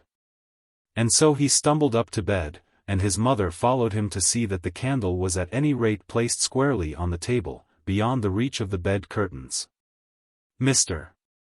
Brune as he walked to his newspaper office experienced all those pangs of doubts which a man feels when he has just done that which for days and weeks past he has almost resolved that he had better leave undone. That last apparition which he had encountered at his lady love's door certainly had not tended to reassure him. What curse can be much greater than that inflicted by a drunken, reprobate son? The evil, when in the course of things it comes upon a man, has to be borne. But why should a man in middle life unnecessarily afflict himself with so terrible a misfortune? The woman, too, was devoted to the cub. Then thousands of other thoughts crowded upon him. How would this new life suit him? He must have a new house, and new ways. Must live under a new dominion, and fit himself to new pleasures. And what was he to gain by it? Lady Carbury was a handsome woman, and he liked her beauty. He regarded her too as a clever woman. And, because she had flattered him, he had liked her conversation. He had been long enough about town to have known better, and as he now walked along the streets, he almost felt that he ought to have known better. Every now and again he warmed himself a little with the remembrance of her beauty, and told himself that his new home would be pleasanter, though it might perhaps be less free, than the old one. He tried to make the best of it, but as he did so was always repressed by the memory of the appearance of that drunken young baronet. Whether for good or for evil, the step had been taken and the thing was done. It did not occur to him that the lady would refuse him. All his experience of the world was against such refusal. Towns which consider, always render themselves. Ladies who doubt always solve their doubts in the one direction. Of course she would accept him, and of course he would stand to his guns. As he went to his work he endeavored to bathe himself in self-complacency, but, at the bottom of it, there was a substratum of melancholy which leavened his prospects. Lady Carbury went from the door of her son's room to her own chamber, and there sat thinking through the greater part of the night. During these hours she perhaps became a better woman, as being more oblivious of herself, than she had been for many a year. It could not be for the good of this man that he should marry her, and she did in the midst of her many troubles try to think of the man's condition. Although in the moments of her triumph, and such moments were many, she would buoy herself up with assurances that her Felix would become a rich man, brilliant with wealth and rank, an honor to her. A personage whose society would be desired by many, still in her heart of hearts she knew how great was the peril. And in her imagination she could foresee the nature of the catastrophe which might come. He would go utterly to the dogs and would take her with him. And whithersoever he might go, to what lowest canine regions he might descend, she knew herself well enough to be sure that whether married or single she would go with him. Though her reason might be ever so strong in bidding her to desert him, her heart, she knew, would be stronger than her reason. He was the one thing in the world that overpowered her.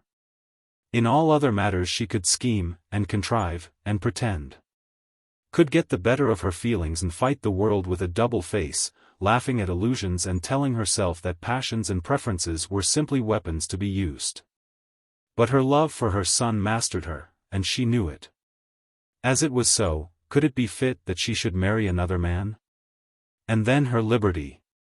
Even though Felix should bring her to utter ruin, nevertheless she would be and might remain a free woman. Should the worst come to the worst, she thought that she could endure a bohemian life in which, should all her means have been taken from her, she could live on what she earned. Though Felix was a tyrant after a kind, he was not a tyrant who could bid her do this or that. A repetition of marriage vows did not of itself recommend itself to her. As to loving the man, liking his caresses, and being specially happy because he was near her, no romance of that kind ever presented itself to her imagination. How would it affect Felix and her together, and Mr. Brune as connected with her and Felix? If Felix should go to the dogs, then would Mr. Brune not want her? Should Felix go to the stars instead of the dogs, and become one of the gilded ornaments of the metropolis, then would not he and she want Mr. Brune? It was thus that she regarded the matter. She thought very little of her daughter as she considered all this. There was a home for Hetta, with every comfort, if Hetta would only condescend to accept it. Why did not Hetta marry her cousin Roger Carbury and let there be an end of that trouble? Of course Hetta must live wherever her mother lived till she should marry. But Hetta's life was so much at her own disposal that her mother did not feel herself bound to be guided in the great matter by Hetta's predispositions. But she must tell Hetta should she ultimately make up her mind to marry the man, and in that case the sooner this was done the better. On that night she did not make up her mind. Ever and again as she declared to herself that she would not marry him, the picture of a comfortable assured home over her head, and the conviction that the editor of the morning breakfast table would be powerful for all things, brought new doubts to her mind. But she could not convince herself, and when at last she went to her bed her mind was still vacillating.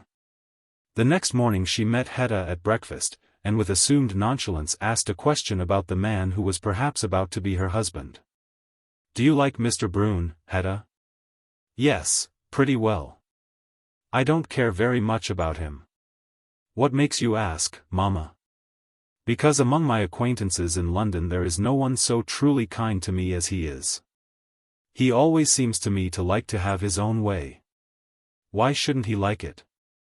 "He has to me that air of selfishness which is so very common with people in London. As though what he said were all said out of surface politeness." "I wonder what you expect, Hetta, when you talk of London people? Why should not London people be as kind as other people? I think Mr. Brune is as obliging a man as anyone I know. But if I like anybody, you always make little of him. The only person you seem to think well of is Mr. Montague." "Mamma, that is unfair and unkind. I never mention Mr. Montague's name if I can help it, and I should not have spoken of Mr. Brune, had you not asked me." Chapter 32. Lady Monogram. Georgiana Longestaffe had now been staying with the Melmottes for a fortnight, and her prospects in regard to the London season had not much improved. Her brother had troubled her no further, and her family at Caversham had not, as far as she was aware, taken any notice of Dolly's interference. Twice a week she received a cold, dull letter from her mother, such letters as she had been accustomed to receive when away from home. And these she had answered, always endeavoring to fill her sheet with some customary description of fashionable doings. With some bit of scandal such as she would have repeated for her mother's amusement, and her own delectation in the telling of it, had there been nothing painful in the nature of her sojourn in London. Of the Melmottes she hardly spoke. She did not say that she was taken to the houses in which it was her ambition to be seen. She would have lied directly in saying so. But she did not announce her own disappointment. She had chosen to come up to the Melmottes in preference to remaining at Caversham, and she would not declare her own failure. "I hope they are kind to you," Lady Pomona always said. But Georgiana did not tell her mother whether the Melmottes were kind or unkind. In truth, her season was a very unpleasant season. Her mode of living was altogether different to anything she had already known. The house in Bruton Street had never been very bright, but the appendages of life there had been of a sort which was not known in the gorgeous mansion in Grosvenor Square. It had been full of books and little toys and those thousand trifling household gods which are accumulated in years, and which in their accumulation suit themselves to the taste of their owners. In Grosvenor Square there were no Laras, no toys, no books, nothing but gold and grandeur, pomatum, powder and pride. The Longestaff life had not been an easy, natural, or intellectual life. But the Melmotte life was hardly endurable even by a Longestaff. She had, however, come prepared to suffer much, and was endowed with considerable power of endurance in pursuit of her own objects. Having willed to come, even to the Melmottes, in preference to remaining at Caversham, she fortified herself to suffer much. Could she have ridden in the park at midday in desirable company, and found herself in proper houses at midnight, she would have borne the rest, bad as it might have been. But it was not so. She had her horse, but could with difficulty get any proper companion. She had been in the habit of riding with one of the Primero girls, and old Primero would accompany them, or perhaps a brother Primero, or occasionally her own father. And then, when once out, she would be surrounded by a cloud of young men, and though there was but little in it, a walking round and round the same bit of ground with the same companions and with the smallest attempt at conversation, still it had been the proper thing and had satisfied her. Now it was with difficulty that she could get any cavalier such as the laws of society demand. Even Penelope Primero snubbed her, whom she, Georgiana Longstaff, had hitherto endured and snubbed. She was just allowed to join them when old Primero rode, and was obliged even to ask for that assistance. But the nights were still worse. She could only go where Madame Melmotte went, and Madame Melmotte was more prone to receive people at home than to go out. And the people she did receive were antipathetic to Miss Longstaff. She did not even know who they were, whence they came, or what was their nature. They seemed to be as little akin to her as would have been the shopkeepers in the small town near Caversham. She would sit through long evenings almost speechless, trying to fathom the depth of the vulgarity of her associates. Occasionally she was taken out, and was then, probably, taken to very grand houses. The two duchesses and the Marchioness of Auld Reekie received Madame Melmotte, and the garden parties of royalty were open to her. And some of the most elaborate fêtes of the season, which indeed were very elaborate on behalf of this and that travelling potentate, were attained. On these occasions Miss Longstaff was fully aware of the struggle that was always made for invitations, often unsuccessfully, but sometimes with triumph. Even the bargains, conducted by the hands of Lord Alfred and his mighty sister, were not altogether hidden from her. The Emperor of China was to be in London, and it was thought proper that some private person, some untitled individual, should give the Emperor a dinner, so that the Emperor might see how an English merchant lives. Mr. Melmotte was chosen on condition that he would spend £10,000 on the banquet. And, as a part of his payment for this expenditure, was to be admitted with his family, to a grand entertainment given to the Emperor at Windsor Park. Of these good things Georgiana Longstaff would receive her share. But she went to them as a Melmotte and not as a Longstaff, and when amidst these gaieties, though she could see her old friends, she was not with them.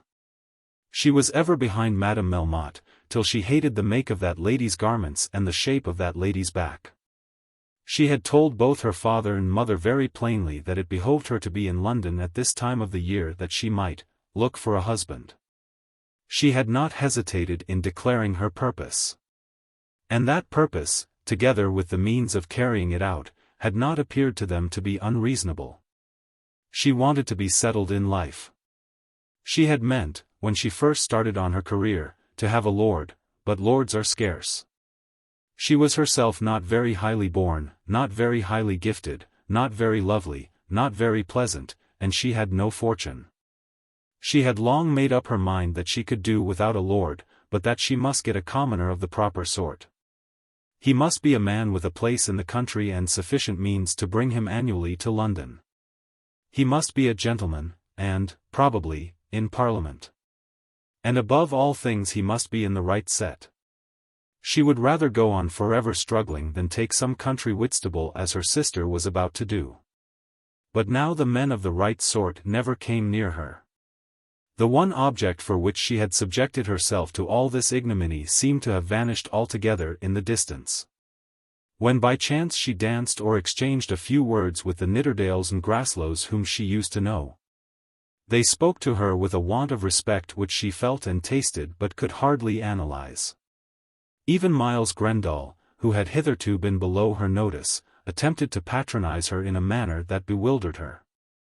All this nearly broke her heart. And then from time to time little rumors reached her ears which made her aware that, in the teeth of all Mr. Melmotte's social successes, a general opinion that he was a gigantic swindler was rather gaining ground than otherwise. "Your host is a wonderful fellow, by George," said Lord Nidderdale. "No one seems to know which way he'll turn up at last." "There's nothing like being a robber, if you can only rob enough," said Lord Groslow, not exactly naming Melmotte, but very clearly alluding to him. There was a vacancy for a member of Parliament at Westminster, and Melmotte was about to come forward as a candidate. "If he can manage that I think he'll pull through," she heard one man say. "If money'll do it, it will be done," said another. She could understand it all. Mr. Melmotte was admitted into society, because of some enormous power which was supposed to lie in his hands. But even by those who thus admitted him he was regarded as a thief and a scoundrel. This was the man whose house had been selected by her father in order that she might make her search for a husband from beneath his wing. In her agony she wrote to her old friend Julia Triplex, now the wife of Sir Damask Monogram. She had been really intimate with Julia Triplex, and had been sympathetic when a brilliant marriage had been achieved. Julia had been without fortune, but very pretty. Sir Damask was a man of great wealth, whose father had been a contractor. But Sir Damask himself was a sportsman, keeping many horses on which other men often rode, a yacht in which other men sunned themselves, a deer forest, a moor, a large machinery for making pheasants. He shot pigeons at Hullingham, drove four in hand in the park, had a box at every racecourse, and was the most good-natured fellow known.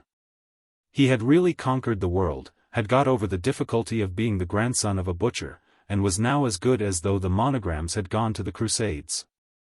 Julia Triplex was equal to her position, and made the very most of it.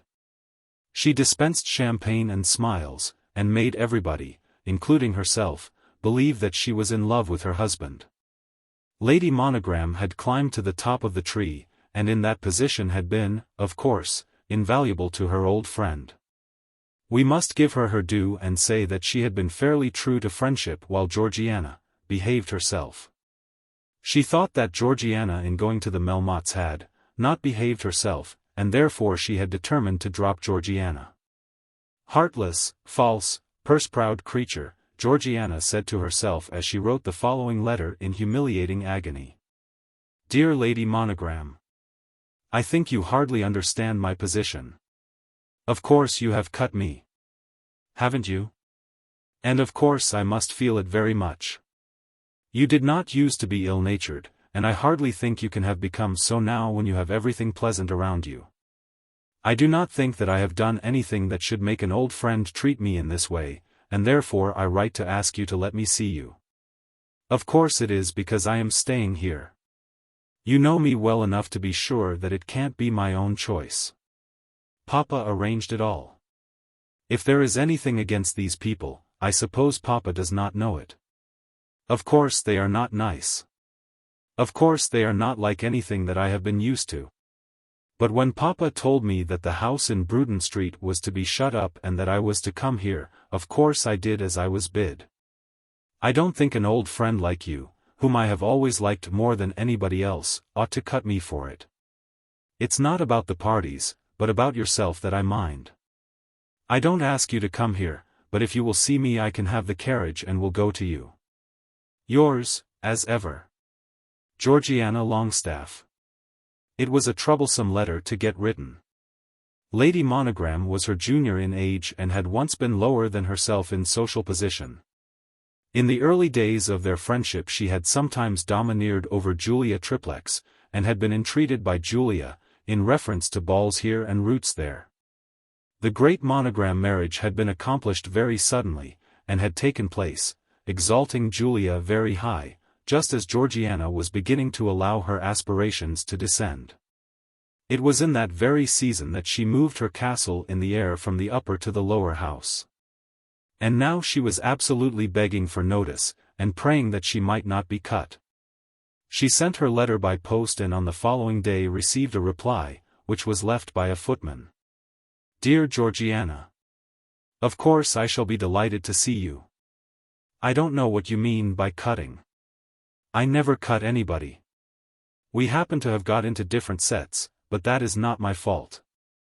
Sir Damask won't let me call on the Melmottes. I can't help that. You wouldn't have me go where he tells me not.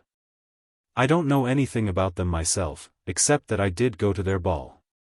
But everybody knows that's different. I shall be at home all tomorrow till 3, that is today I mean, for I'm writing after coming home from Lady Killarney's ball, but if you wish to see me alone you had better come before lunch. Yours affectionately, J. Monogram. Georgiana condescended to borrow the carriage and reached her friend's house a little after noon. The two ladies kissed each other when they met, of course, and then Miss Longestaff at once began. Julia, I did think that you would at any rate have asked me to your second ball. Of course you would have been asked if you had been up in Bruton Street. You know that as well as I do. It would have been a matter of course. What difference does a house make? But the people in a house make a great deal of difference, my dear. I don't want to quarrel with you, my dear, but I can't know the Melmottes. Who asks you? You are with them. Do you mean to say that you can't ask anybody to your house without asking everybody that lives with that person? It's done every day. Somebody must have brought you. I would have come with the Primeros, Julia. I couldn't do it. I asked Damask and he wouldn't have it. When that great affair was going on in February, we didn't know much about the people. I was told that everybody was going and therefore I got Sir Damask to let me go. He says now that he won't let me know them. And after having been at their house I can't ask you out of it, without asking them too. I don't see it at all, Julia. I'm very sorry, my dear, but I can't go against my husband. Everybody goes to their house, said Georgiana, pleading her cause to the best of her ability. The Duchess of Stevenage has dined in Grosvenor Square since I have been there. We all know what that means, replied Lady Monogram. And people are giving their eyes to be asked to the dinner party which he is to give to the Emperor in July. And even to the reception afterwards. To hear you talk, Georgiana, one would think that you didn't understand anything, said Lady Monogram. People are going to see the Emperor, not to see the Melmottes. I dare say we might have gone, only I suppose we shan't now because of this row. I don't know what you mean by a row, Julia. Well, it is a row, and I hate rows. Going there when the Emperor of China is there, or anything of that kind, is no more than going to the play.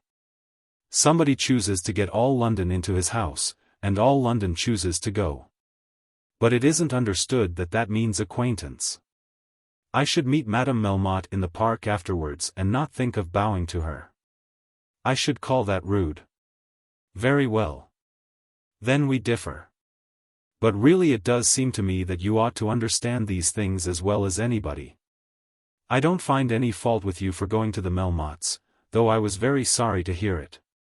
But when you have done it, I don't think you should complain of people because they won't have the Melmottes crammed down their throats.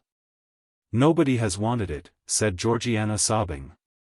At this moment the door was opened, and Sir Damask came in. I'm talking to your wife about the Melmottes, she continued, determined to take the bull by the horns.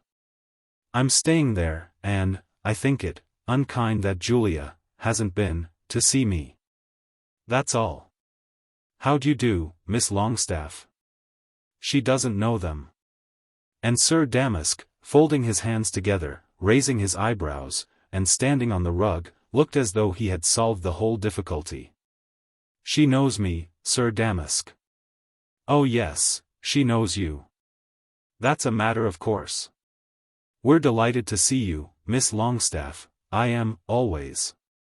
Wish we could have had you at Ascot. But. Then he looked as though he had again explained everything. I've told her that you don't want me to go to the Melmottes, said Lady Monogram. Well, no, not just to go there.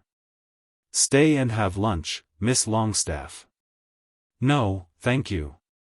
Now you're here, you'd better, said Lady Monogram. No, thank you. I'm sorry that I have not been able to make you understand me. I could not allow our very long friendship to be dropped without a word. Don't say, dropped, exclaimed the baronet. I do say dropped, Sir Damask. I thought we should have understood each other. Your wife and I. But we haven't. Wherever she might have gone, I should have made it my business to see her, but she feels differently. Goodbye.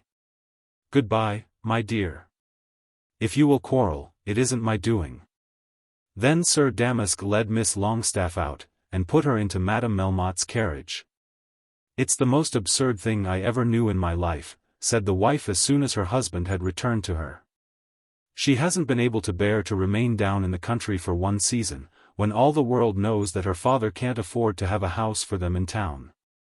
Then she condescends to come and stay with these abominations and pretends to feel surprised that her old friends don't run after her.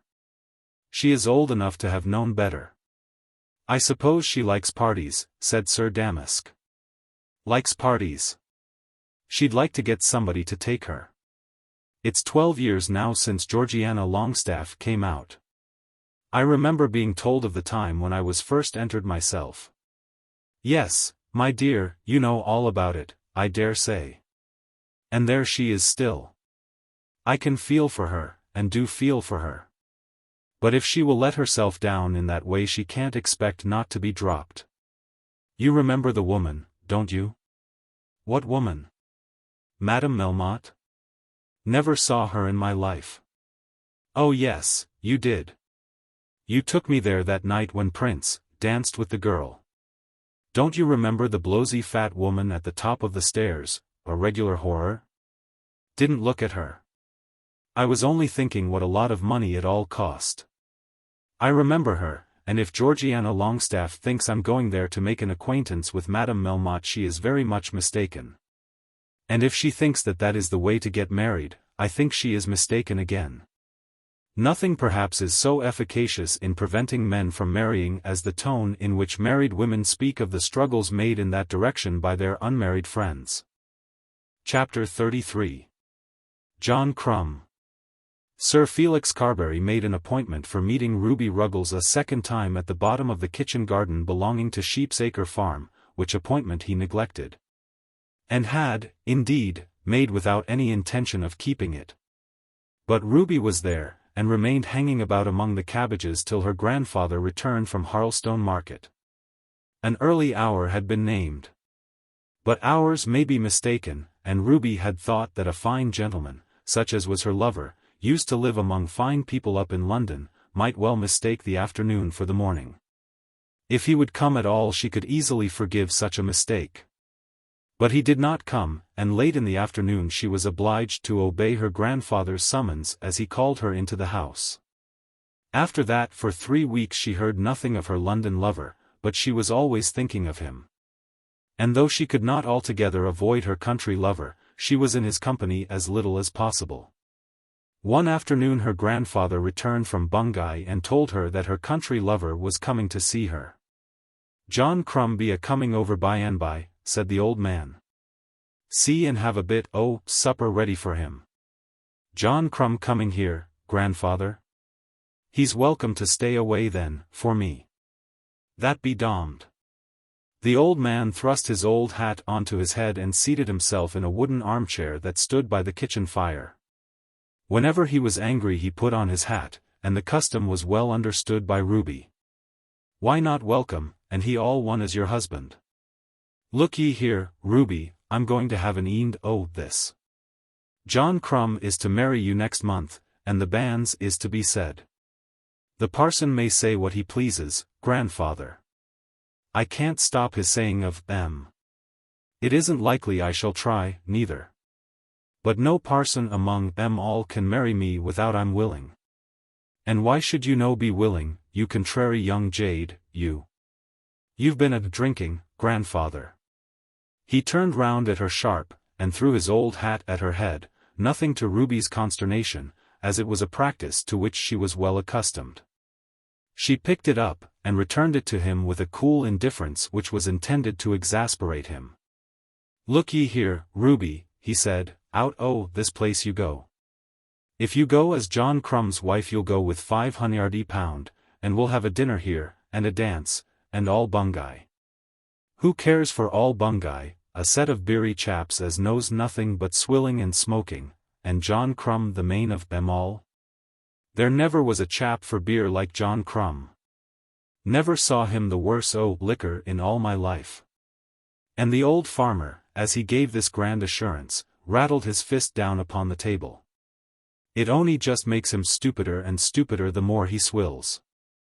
You can't tell me, grandfather, about John Crumb. I knows him. Didn't ye say as how ye'd have him? Didn't ye give him a promise? If I did, I ain't the first girl as has gone back of her word, and I shan't be the last. You means you won't have him? That's about it, grandfather. Then you'll have to have somebody to fend for ye, and that pretty sharp, for you won't have me. There ain't no difficulty about that, grandfather. Very well. He's a-coming here tonight, and you may settle it along wi' him. Out o' this ye shall go. I know of your doings. What doings? You don't know of no doings. There ain't no doings. You don't know nothing ag in me. He's a-coming here tonight, and if you can make it up wi' him, well and good. There's £500, and ye shall have the dinner and the dance and all Bungay. He ain't a-going to be put off no longer, he ain't. Whoever wanted him to be put on?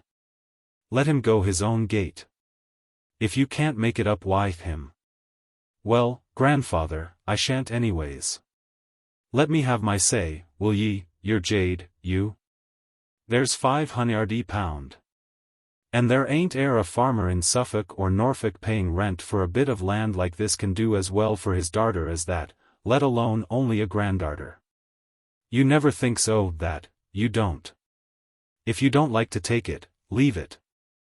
But you'll leave Sheep's Acre too. Bother Sheep's Acre. Who wants to stop at Sheep's Acre? It's the stupidest place in all England. Then find another. Then find another. That's all aboot it. John Crumb's a-coming up for a bit o' supper. You tell him your own mind. I'm domned if I trouble aboot it. Onny you don't stay here. Sheep's Acre ain't good enough for you, and you'd best find another home. Stupid, is it?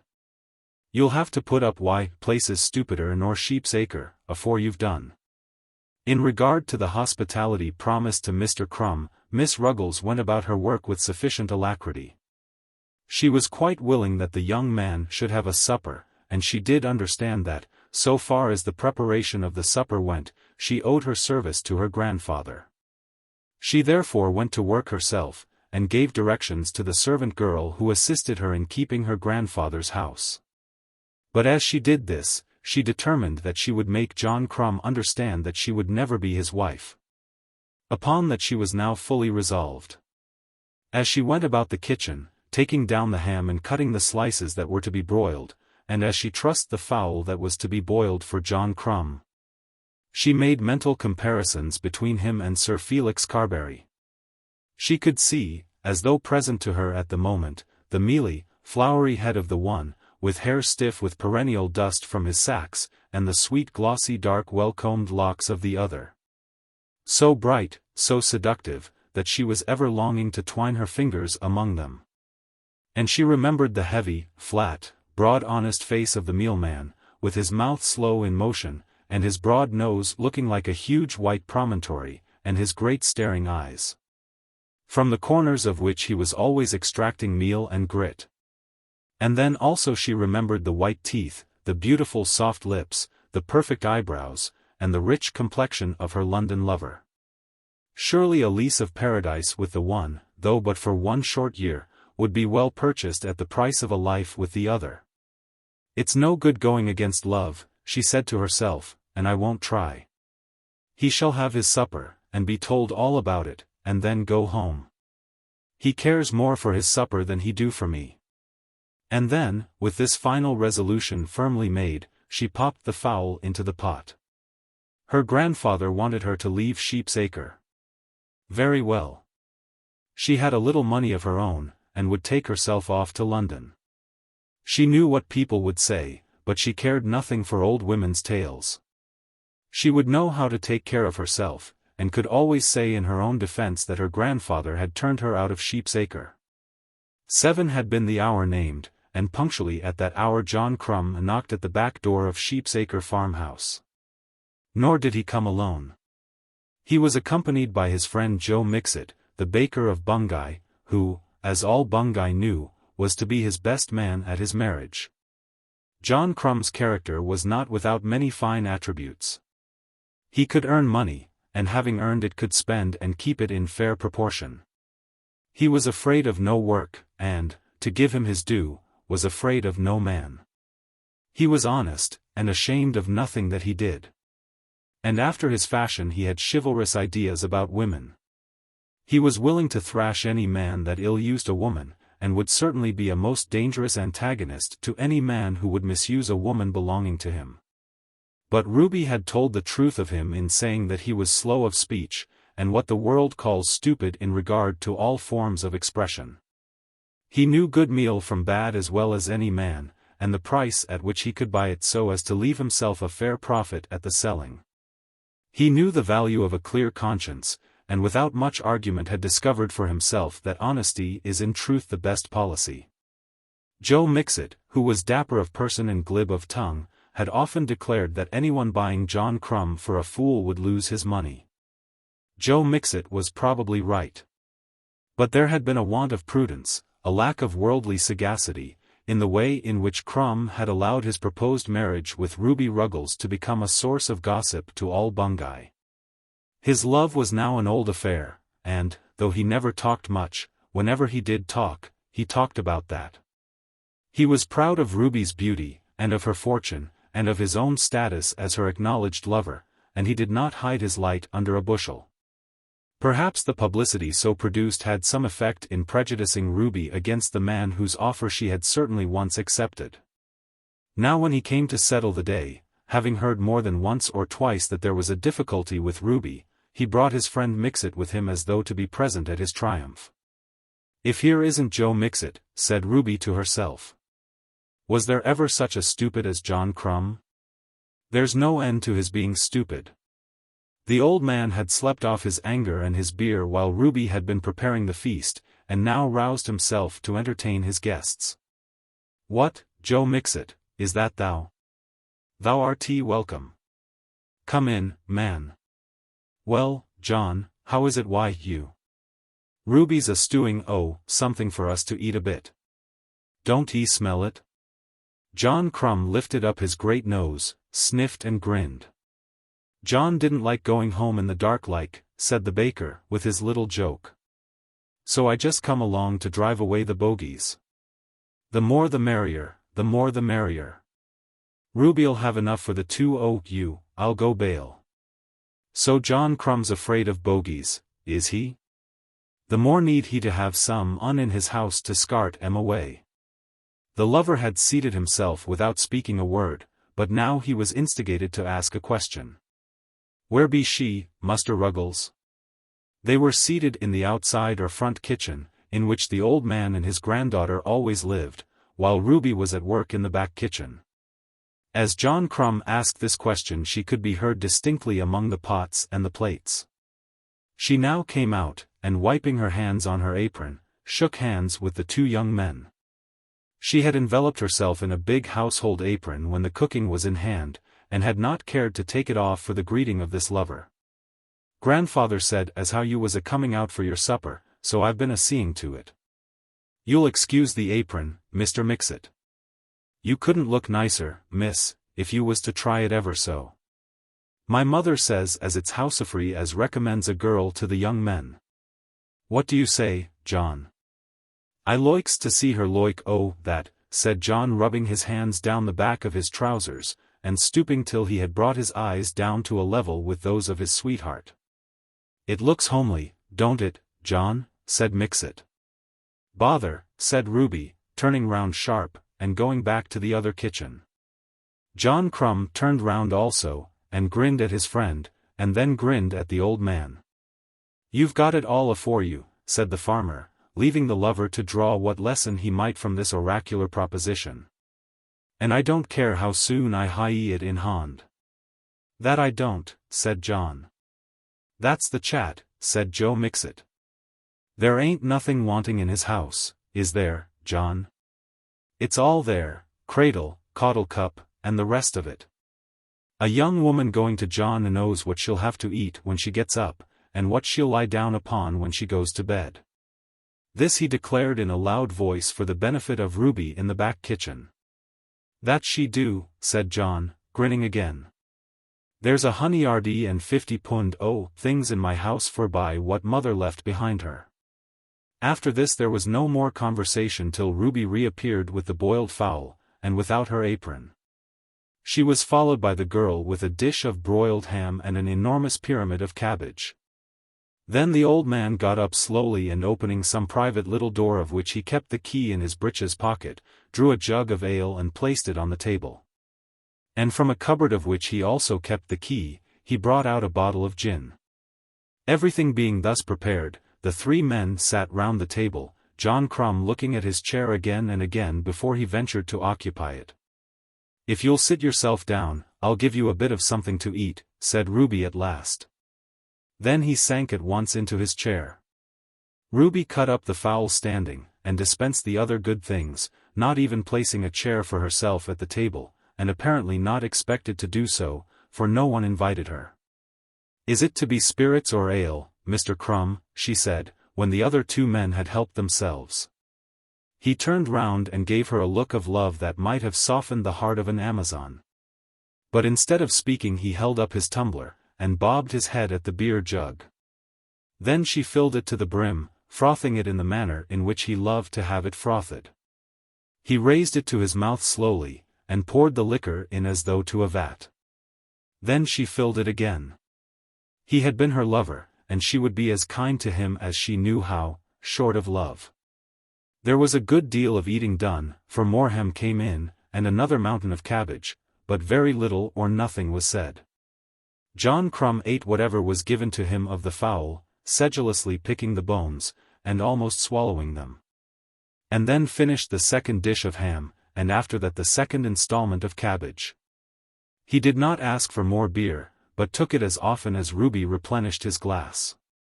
When the eating was done, Ruby retired into the back kitchen, and there regaled herself with some bone or merry thought of the fowl, which she had with prudence reserved. Sharing her spoils however with the other maiden. This she did standing, and then went to work, cleaning the dishes. The men lit their pipes and smoked in silence, while Ruby went through her domestic duties. So matters went on for half an hour, during which Ruby escaped by the back door, went round into the house, got into her own room, and formed the grand resolution of going to bed. She began her operations in fear and trembling, not being sure but that her grandfather would bring the man upstairs to her. As she thought of this she stayed her hand, and looked to the door. She knew well that there was no bolt there. It would be terrible to her to be invaded by John Crumb after his fifth or sixth glass of beer. And, she declared to herself, that should he come he would be sure to bring Joe Mixit with him to speak his mind for him. So she paused and listened. When they had smoked for some half hour the old man called for his granddaughter, but called of course in vain. Where the mischief is the jade gone? He said, slowly making his way into the back kitchen. The maid as soon as she heard her master moving, escaped into the yard and made no response, while the old man stood bawling at the back door. The devil's in them. They're off some gates, he said aloud. She'll make the place hot for her, if she goes on this way. Then he returned to the two young men. She's playing off her games somewheres, he said. Take a glass of spirits and water, Mr. Crumb, and I'll see after her. I'll just take a drop of YL, said John Crumb, apparently quite unmoved by the absence of his sweetheart. It was sad work for the old man. He went down the yard and into the garden, hobbling among the cabbages, not daring to call very loud, as he did not wish to have it supposed that the girl was lost. But still anxious, and sore at heart as to the ingratitude shown to him. He was not bound to give the girl a home at all. She was not his own child. And he had offered her £500. Damn her, he said aloud as he made his way back to the house. After much search and considerable loss of time he returned to the kitchen in which the two men were sitting, leading Ruby in his hand. She was not smart in her apparel, for she had half undressed herself, and been then compelled by her grandfather to make herself fit to appear in public. She had acknowledged to herself that she had better go down and tell John Crumb the truth. For she was still determined that she would never be John Crumb's wife. You can answer him as well as I, grandfather, she had said. Then the farmer had cuffed her, and told her that she was an idiot. Oh, if it comes to that, said Ruby, I'm not afraid of John Crumb, nor yet of nobody else. Only I didn't think you'd go to strike me, grandfather.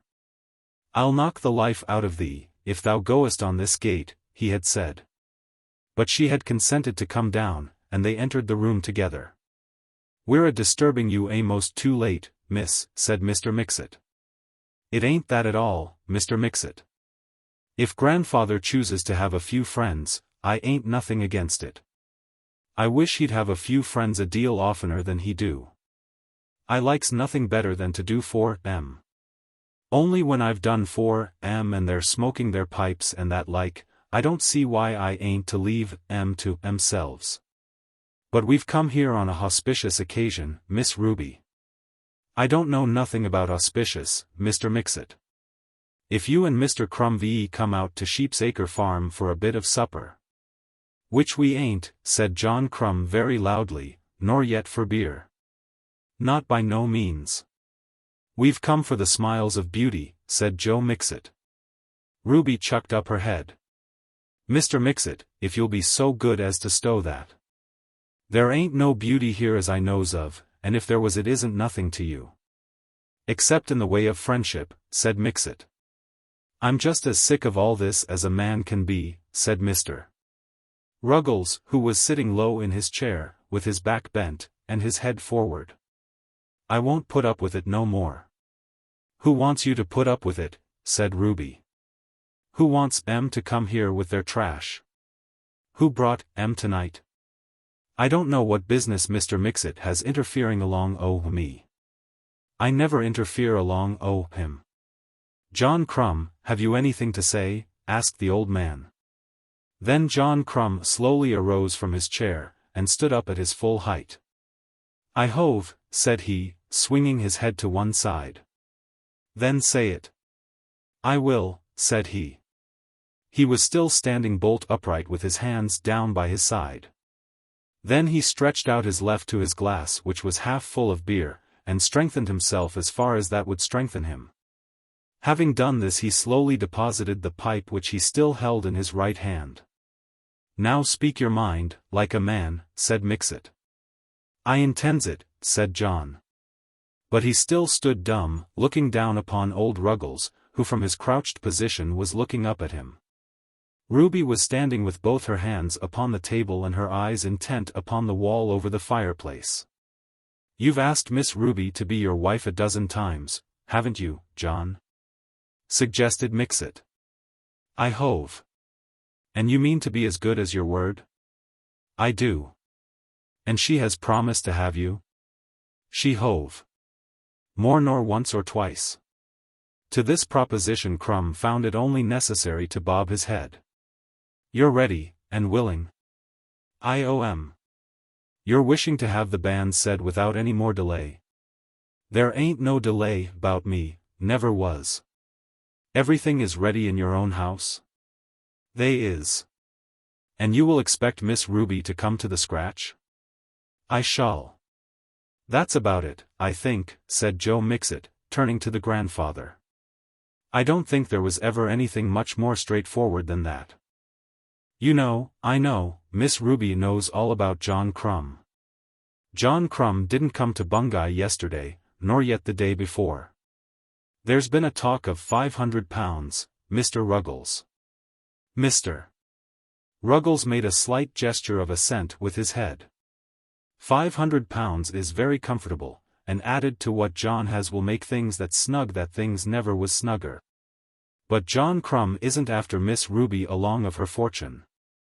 Nohows, said the lover, shaking his head and still standing upright with his hands by his side. Not he.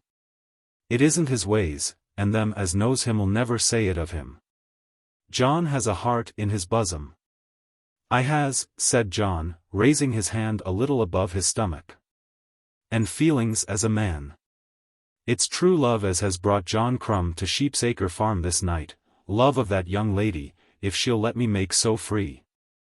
He's a proposed to her, and she's a haccepted him, and now it's about time as they was married. That's what John Crumb has to say. That's what I has to say, repeated John Crumb, and I means it. And now, miss, continued Mixit, addressing himself to Ruby, you've heard what John has to say. I've heard you, Mr. Mixit, and I've heard quite enough. You can't have anything to say against it, miss, can you? There's your grandfather as is willing, and the money as one may say counted out, and John Crumb is willing, with his house so ready that there isn't a ha'porth to do. All we want is for you to name the day. Say tomorrow, Ruby, and I'll not be on it, said John Crumb, slapping his thigh. I won't say tomorrow, Mr. Crumb, nor yet the day after tomorrow, nor yet no day at all. I'm not going to have you. I've told you as much before. That was only in fun, loik. Then now I tell you in earnest. There's some folk want such a deal of telling. You don't mean, never? I do mean never, Mr. Crumb. Didn't you say as you would, Ruby? Didn't you say so as plain as the nose on my face? John as he asked these questions could hardly refrain from tears. Young women is allowed to change their minds, said Ruby. Brute, exclaimed old Ruggles. Pig. Jade. I'll tell ye what, John. She'll go out this into the streets, that's what she will. I won't keep her here, no longer, nasty, ungrateful, lying slut. She ain't that, said John. She ain't that at all. She's no slut. I won't hear her called so, not by her grandfather. But, she has a mind to put me so abouts, that I'll have to go home and hang myself. Dash it, Miss Ruby, you ain't a-going to serve a young man that way, said the baker. If you'll just keep yourself to yourself, I'll be obliged to you, Mr. Mixit, said Ruby. If you hadn't come here at all things might have been different. Hark at that now, said John, looking at his friend almost with indignation. Mr. Mixit, who was fully aware of his rare eloquence and of the absolute necessity there had been for its exercise if any arrangement were to be made at all, could not trust himself to words after this. He put on his hat and walked out through the back kitchen into the yard declaring that his friend would find him there, round by the pigsty wall, whenever he was ready to return to Bungay. As soon as Mixit was gone John looked at his sweetheart out of the corners of his eyes and made a slow motion towards her, putting out his right hand as a feeler. He's aff now, Ruby, said John. And you'd better be aff after him, said the cruel girl. And when'll I come back again? Never. It ain't no use. What's the good of more words, Mr. Crumb? Dom her. Dom her, said old Ruggles. I'll even it to her. She'll have to be out on the roads this night. She shall have the best bed in my house if she'll come for it, said John, and the old woman to look arter her, and I won't come nigh her till she sends for me. I can find a place for myself, thank ye, Mr. Crumb. Old Ruggles sat grinding his teeth, and swearing to himself, taking his hat off and putting it on again, and meditating vengeance. And now if you please, Mr. Crumb, I'll go upstairs to my own room. You don't go up to any room here, you jade you. The old man as he said this got up from his chair as though to fly at her. And he would have struck her with his stick but that he was stopped by John Crumb. Don't hit the girl, no gate, Mr. Ruggles. Dom her, John, she breaks my heart. While her lover held her grandfather Ruby escaped, and seated herself on the bedside, again afraid to undress, lest she should be disturbed by her grandfather. Ain't it more nor a man ought to have to bear, ain't it, Mr. Crumb, said the grandfather appealing to the young man. It's the ways on, Mr. Ruggles. Ways on, A whipping at the cart tail ought to be the ways on her. She's been and seen some young buck. Then John Crumb turned red all over, through the flour, and sparks of anger flashed from his eyes. You ain't a meaning of it, master? I'm told there's been the squire's cousin a boot, him as they call the baronite. Been along why, Ruby? The old man nodded at him. By the marshals I'll baronite him, I will, said John seizing his hat and stalking off through the back kitchen after his friend. Chapter 34. Ruby Ruggles obeys her grandfather. The next day there was great surprise at Sheep's Acre Farm, which communicated itself to the towns of Bungay and Beccles, and even affected the ordinary quiet life of Carbury Manor. Ruby Ruggles had gone away, and at about 12 o'clock in the day the old farmer became aware of the fact. She had started early, at about 7 in the morning. But Ruggles himself had been out long before that, and had not condescended to ask for her when he returned to the house for his breakfast. There had been a bad scene up in the bedroom overnight, after John Crumb had left the farm. The old man in his anger had tried to expel the girl, but she had hung on to the bedpost and would not go. And he had been frightened, when the maid came up crying and screaming murder. You'll be out this tomorrow as sure as my name's Dan'l Ruggles, said the farmer panting for breath. But for the gin which he had taken he would hardly have struck her, but he had struck her, and pulled her by the hair, and knocked her about. And in the morning she took him at his word and was away. About 12 he heard from the servant girl that she had gone. She had packed a box and had started up the road carrying the box herself. Grandfather says I'm to go, and I'm gone, she had said to the girl. At the first cottage she had got a boy to carry her box into Beccles, and to Beccles she had walked. For an hour or two Ruggles sat, quiet, within the house, telling himself that she might do as she pleased with herself, that he was well rid of her, and that from henceforth he would trouble himself no more about her. But by degrees there came upon him a feeling half of compassion and half of fear, with perhaps some mixture of love, instigating him to make search for her. She had been the same to him as a child, and what would people say of him if he allowed her to depart from him after this fashion?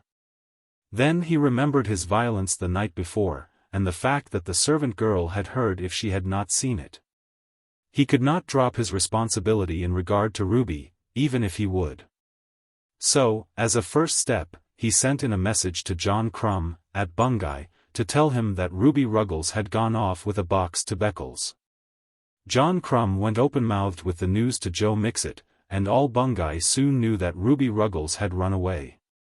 After sending his message to Crumb the old man still sat thinking, and at last made up his mind that he would go to his landlord. He held a part of his farm under Roger Carbury, and Roger Carbury would tell him what he ought to do. A great trouble had come upon him. He would fain have been quiet, but his conscience and his heart and his terrors all were at work together, and he found that he could not eat his dinner. So he had out his cart and horse and drove himself off to Carbury Hall. It was past 4 when he started, and he found the squire seated on the terrace after an early dinner, and with him was Father Barham, the priest. The old man was shown at once round into the garden, and was not long in telling his story. There had been words between him and his granddaughter about her lover. Her lover had been accepted and had come to the farm to claim his bride. Ruby had behaved very badly. The old man made the most of Ruby's bad behavior, and of course as little as possible of his own violence. But he did explain that there had been threats used when Ruby refused to take the man, and that Ruby had, this day, taken herself off.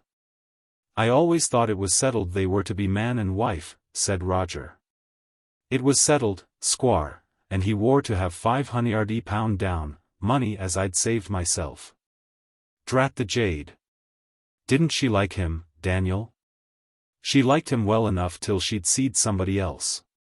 Then old Daniel paused, and shook his head, and was evidently the owner of a secret. The squire got up and walked round the garden with him, and then the secret was told. The farmer was of opinion that there was something between the girl and Sir Felix.